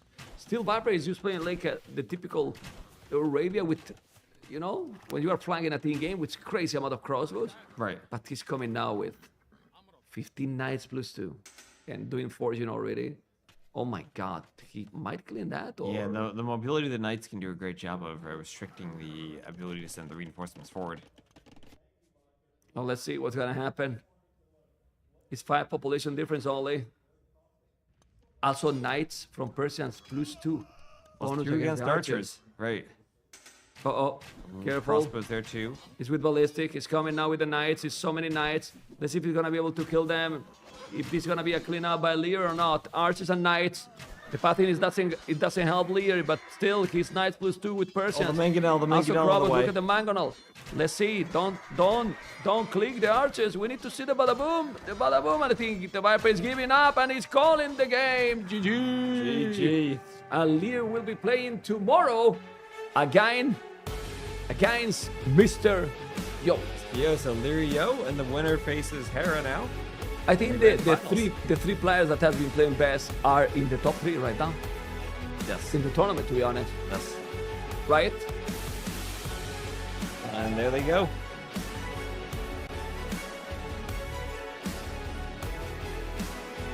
Liereyy is happy. Definitely happy. He's going to be there against Mr.yo. Liereyy versus Mr.yo. That'll be crazy. Can be a banger, right, guys? What do you think, guys? Liereyy versus Mr.yo. It can be sick. It can be. It can also, be really sick. Can also be a sweep in favor of Liereyy. Huh? No, should be good. A sweep for who? For Liereyy. For 0 versus Yo? Go away, man. Okay, you know, maybe not 4-0. Maybe not 4-0. Maybe 4-1. I like Liereyy. I got faith in Liereyy. No, it's 4-3. 4-3 tomorrow. 4-3. You have that much faith in Yo. 4-3. Tomorrow 4-3 Liereyy Okay. Yo. The problem is the final. The final we will see. But Liereyy versus Yo is gonna be insane. Well, now that we are here and we are like at home, is Liereyy versus Yo the final of the tournament? I mean, the final aside from Hera, right? Don't tell. I mean, that's why we have double elimination, right? That's why it's double elimination. We can get to this point. Hera, he just has the upper bracket. Whatever. 4-3 for Yo. Don't Yeah. care about him. I mean, Liereyy versus Yo will be the first Yo. series. Well, let's see. I mean, 4-3 either way will be great. Yeah. So tomorrow, I think it's what? It's Liereyy and Yo. That's the first set. Liereyy Yo the Then first set. There's a break, then a break between the finals, and you and me are gonna cast the 2v2 tournament finals. That's gonna be going on. That's what I've heard. I'm not gonna cast that. You're not gonna cast that. What? What? Is that like a soul match? That's on the schedule now. They're gonna play on the stage. They can play on the stage. Well, maybe then. Maybe then we can cast. See, Okay, you and see. we throw We'll that. test you, we'll test you. Okay. We'll see. And then the finals Might will be be Andy. after that. It might be Andy there. It might be. Maybe. I saw the finalists. I saw one of them. One of the teams is, I think, it's the favorite. It'll be running in target. Ooh. And the other team that's doing well has been Mihai's team. It's Mihai and Kiddo. I don't know who Kiddo is, but he's a 2K plus player teaming with Mihai. Okay. Okay, guys. I'm gonna leave you the signal. I will be back and we will close the stream. But let's see. I believe it's gonna be interview with Liereyy, right? It should be. It's Yes. gonna be right. Be right back, guys. Thank you, Mr. West, for casting. Give me a hug, man. Give me a hug. Amazing. I mean, and also, look, we are both with similar colors, so we're twins. Badges too. We're matching. With badges too. Guys, I'll be right back. Let's listen the interview, okay? Don't go away yet. The opposite playing styles. What do you think, Dave? Who's going to win that one? I don't know. I'm honestly, Yo is kind of a slow starter in most of the tournaments, so I thought he was going to lose day one against ACCM. I had ACCM as the favorite, but he came out, he had 3 wins against him, and then he goes through the Viper, which is incredible, and then he should have been up 2-1 against Hera. Yep. And who knows, if that goes to game 5, who knows which direction that one's going to go. We could have seen Hera in the loser's bracket. He ends up losing 3-1 off of a brilliant king snipe from Hera. My brain is telling me Liereyy, my heart is saying Yo.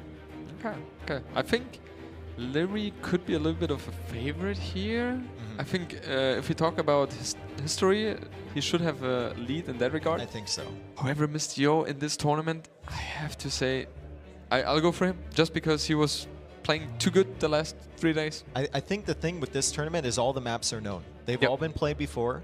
So Yo knowing the maps and not having to prepare specifically for like one-off maps is insane, right? He can just play League of Legends and then show up and be an absolute god at Age of Empires if only we could do the same thing, right? We've got the Crusade going in the background there, so I hope they make it to the Holy Land.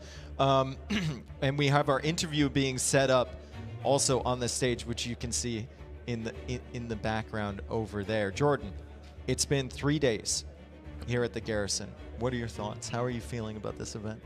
It's kind of the first time they're doing it with Age of Empires, but it feels like they have done that for years already. It's so professional.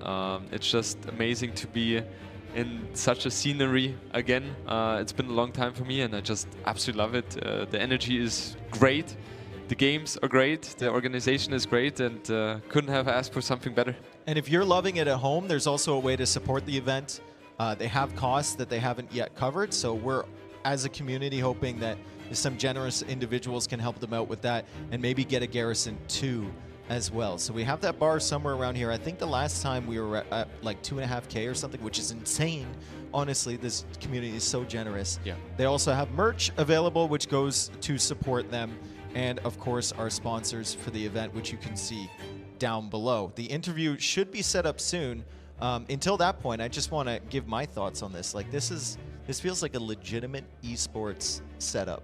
100%. You know, which we've had the castles. Obviously, the castles are once in a lifetime experience. I don't want to sell those short, but like when you look at this venue and the things that they've done here, it feels like I'm in not just Age of Empires, but any popular esports game. Right? It's beautiful. The crowd is very interactive. We hear them all the time behind us.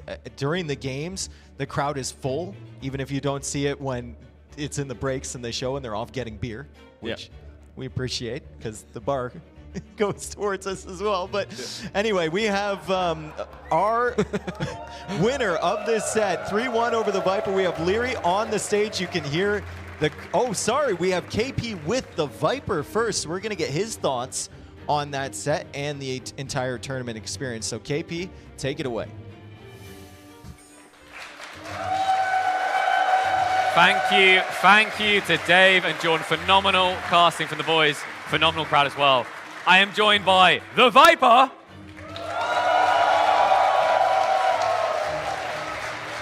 I think that says it all, mate.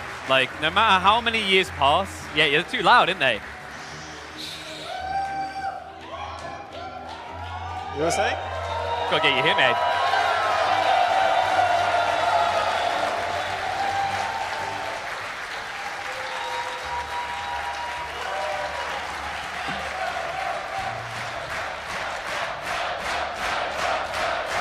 They ain't gonna let you talk.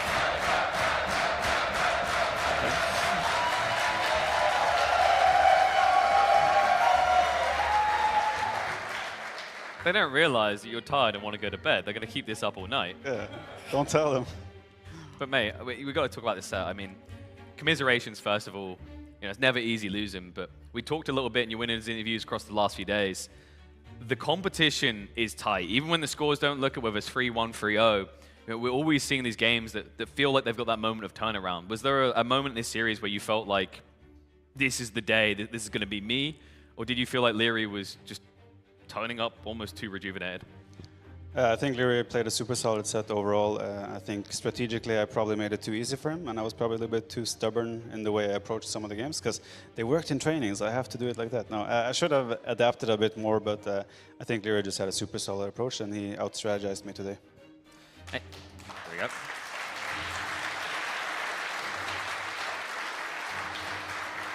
Win or lose, it must always be heartwarming just how many people turn up for you. You know, when I went around and asked people, you were like the most common one to come up outside of everyone saying it's just going to be Hera. You know, what do you have to say to the fans there? Because I feel like it doesn't matter, even if, like, similar to Hera's doing it now, if we saw you win like 20 events in a row, I feel like people would still be cheering for you. I mean, I've had quite a lot of support over the years, and I couldn't be more thankful for how many people always show up and cheer for not only me, but everyone here, right? Every LAN event is an amazing experience because of people like we have right here, and everyone watching at home as well. So yeah, I'm honored and blessed to have so much support.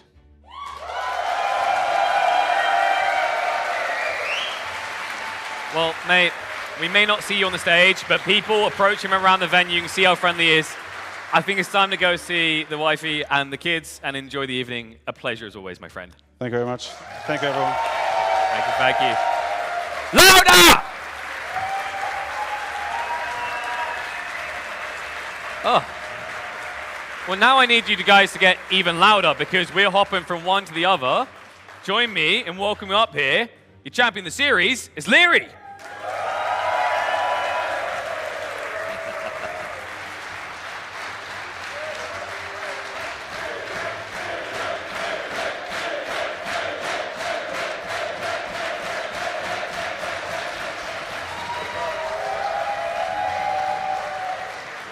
I think they know the bar's almost open. I think so as well. That's why they're clapping. Well, there's plenty of partying to come, and for good reason. You should be partying as well. I mean, let's talk a little bit about this matchup against Viper, because the interesting thing, you know, I said at the start of the series, every time you guys meet, it goes all the way. What felt different this time around? I think I had a pretty good draft. Games were pretty straightforward.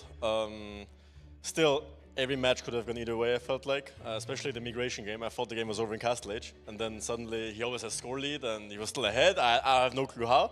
I felt like I didn't do a single mistake, played perfect, and somehow he's leading. So it was a bit confusing, but in the end, it turned out well. Well, how are you handling like the overall flow of things here? Because, you know, it's been a long day. We were just talking a little bit over there about how kind of tiring it is, and it almost feels like anyone here, if you just show a little bit of fatigue, a little bit of not 100%, they're going to wipe you. Yeah, we saw with ACCM earlier, and every match so far has been a banger. And if you don't show up your 100%, very likely you go down. So highest competition ever, and there's a reason for that. Oh, yes. Talk to me about tomorrow, because we've got to lean on a little bit. You know, it's Yo, it's Hera. You know, what are you taking forward from that Hera series? What have you been looking and seeing for Yo? Like, how are you feeling confident-wise going into the final day? I'm gonna pick Fortress against Yo. See if you can predict his king better this time.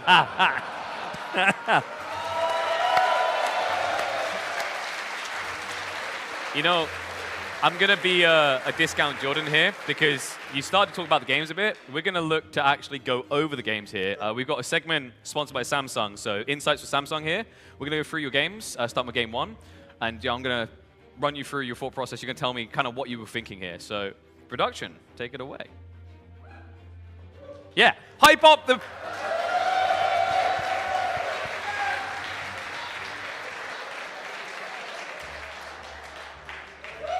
There we go. Okay, so we're hopping straight into game two here. This must have been the most morale-boosting moment of the series. That's when I thought the game was over, but somehow he came back, I guess. Game wasn't over back then, so I mean, looking at the stats, it seems somewhat even. But yeah, those choke points, that's why I prefer to go fire ships over Galleys. And talk to me about the thought process approaching the center, because I thought this was phenomenal. The way you spread your units out, it felt like you had completely starved him off of the map once we got to the central island. Yeah, that's the advantage you have with fire ships, right? Fighting on one spot won't get you far. He can just hit and run forever.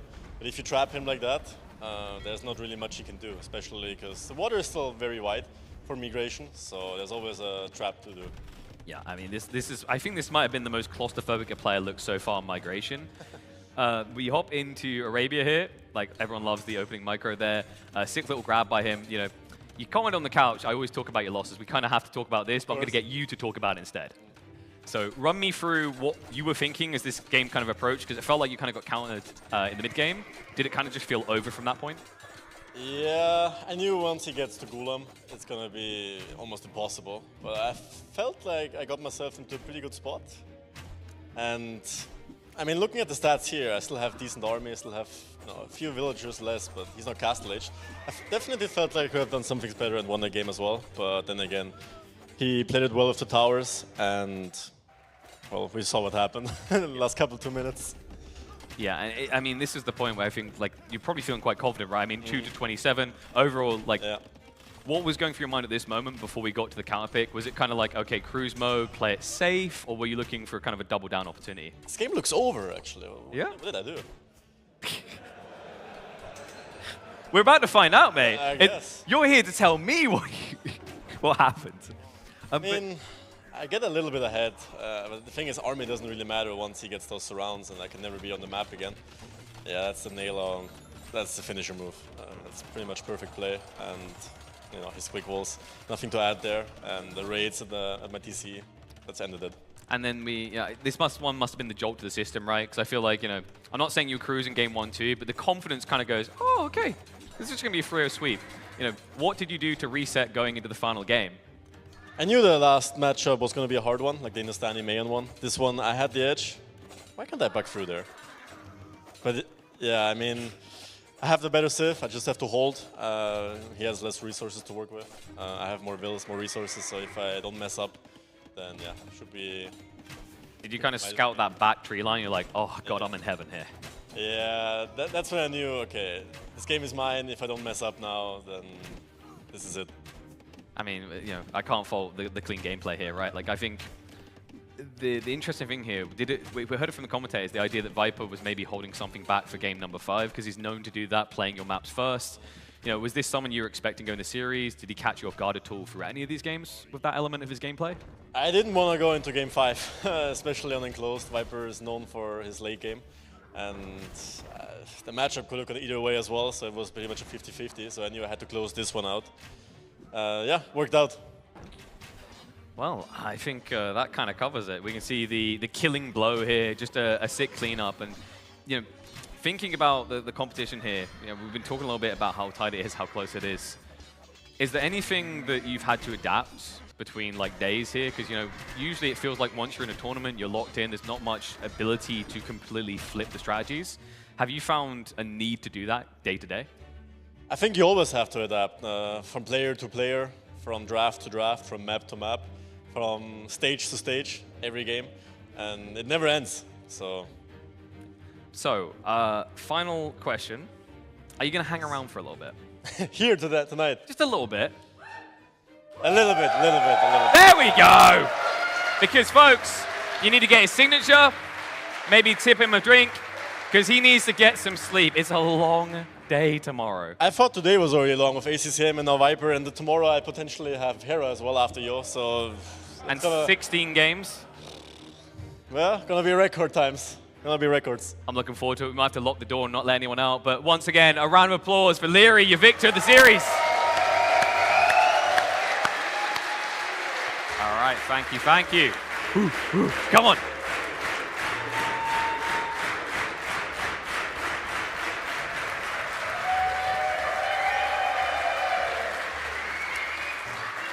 A phenomenal competitor and a fantastic series for him. And after that, folks, we are down to our final 3. That's right, tomorrow we will crown a champion. We should be beginning, I believe it's going to be 2 p.m.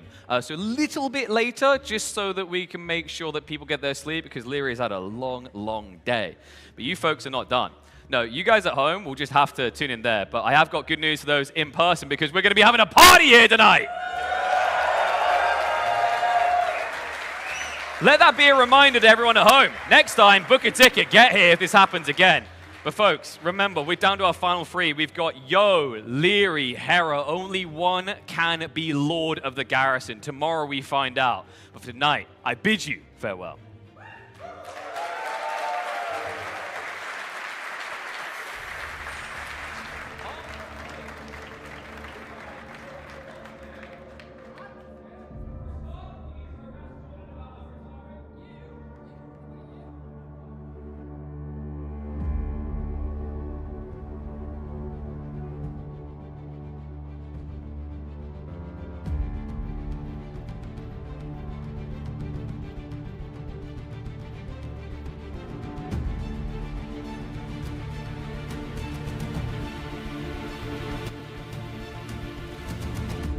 guys, have you enjoyed the stream or not? Did you see how the crowd went crazy?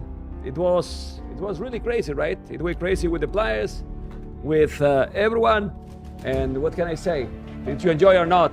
You can hear the crowd. They say that there's gonna be a party here, but I don't know if I'm gonna stay in the party. Are you gonna stay in the party? Huh? I'm old, man. I'm very, very old. Yeah, I will stay for a bit too. Guys, tomorrow, you can see when we start. Tomorrow more. Come up on YouTube, guys. And hopefully tomorrow we are going to join Liereyy versus Mr.yo, okay? Bye-bye, Dave. Bye-bye, bye-bye. Bye-bye. Good night, guys. Take care.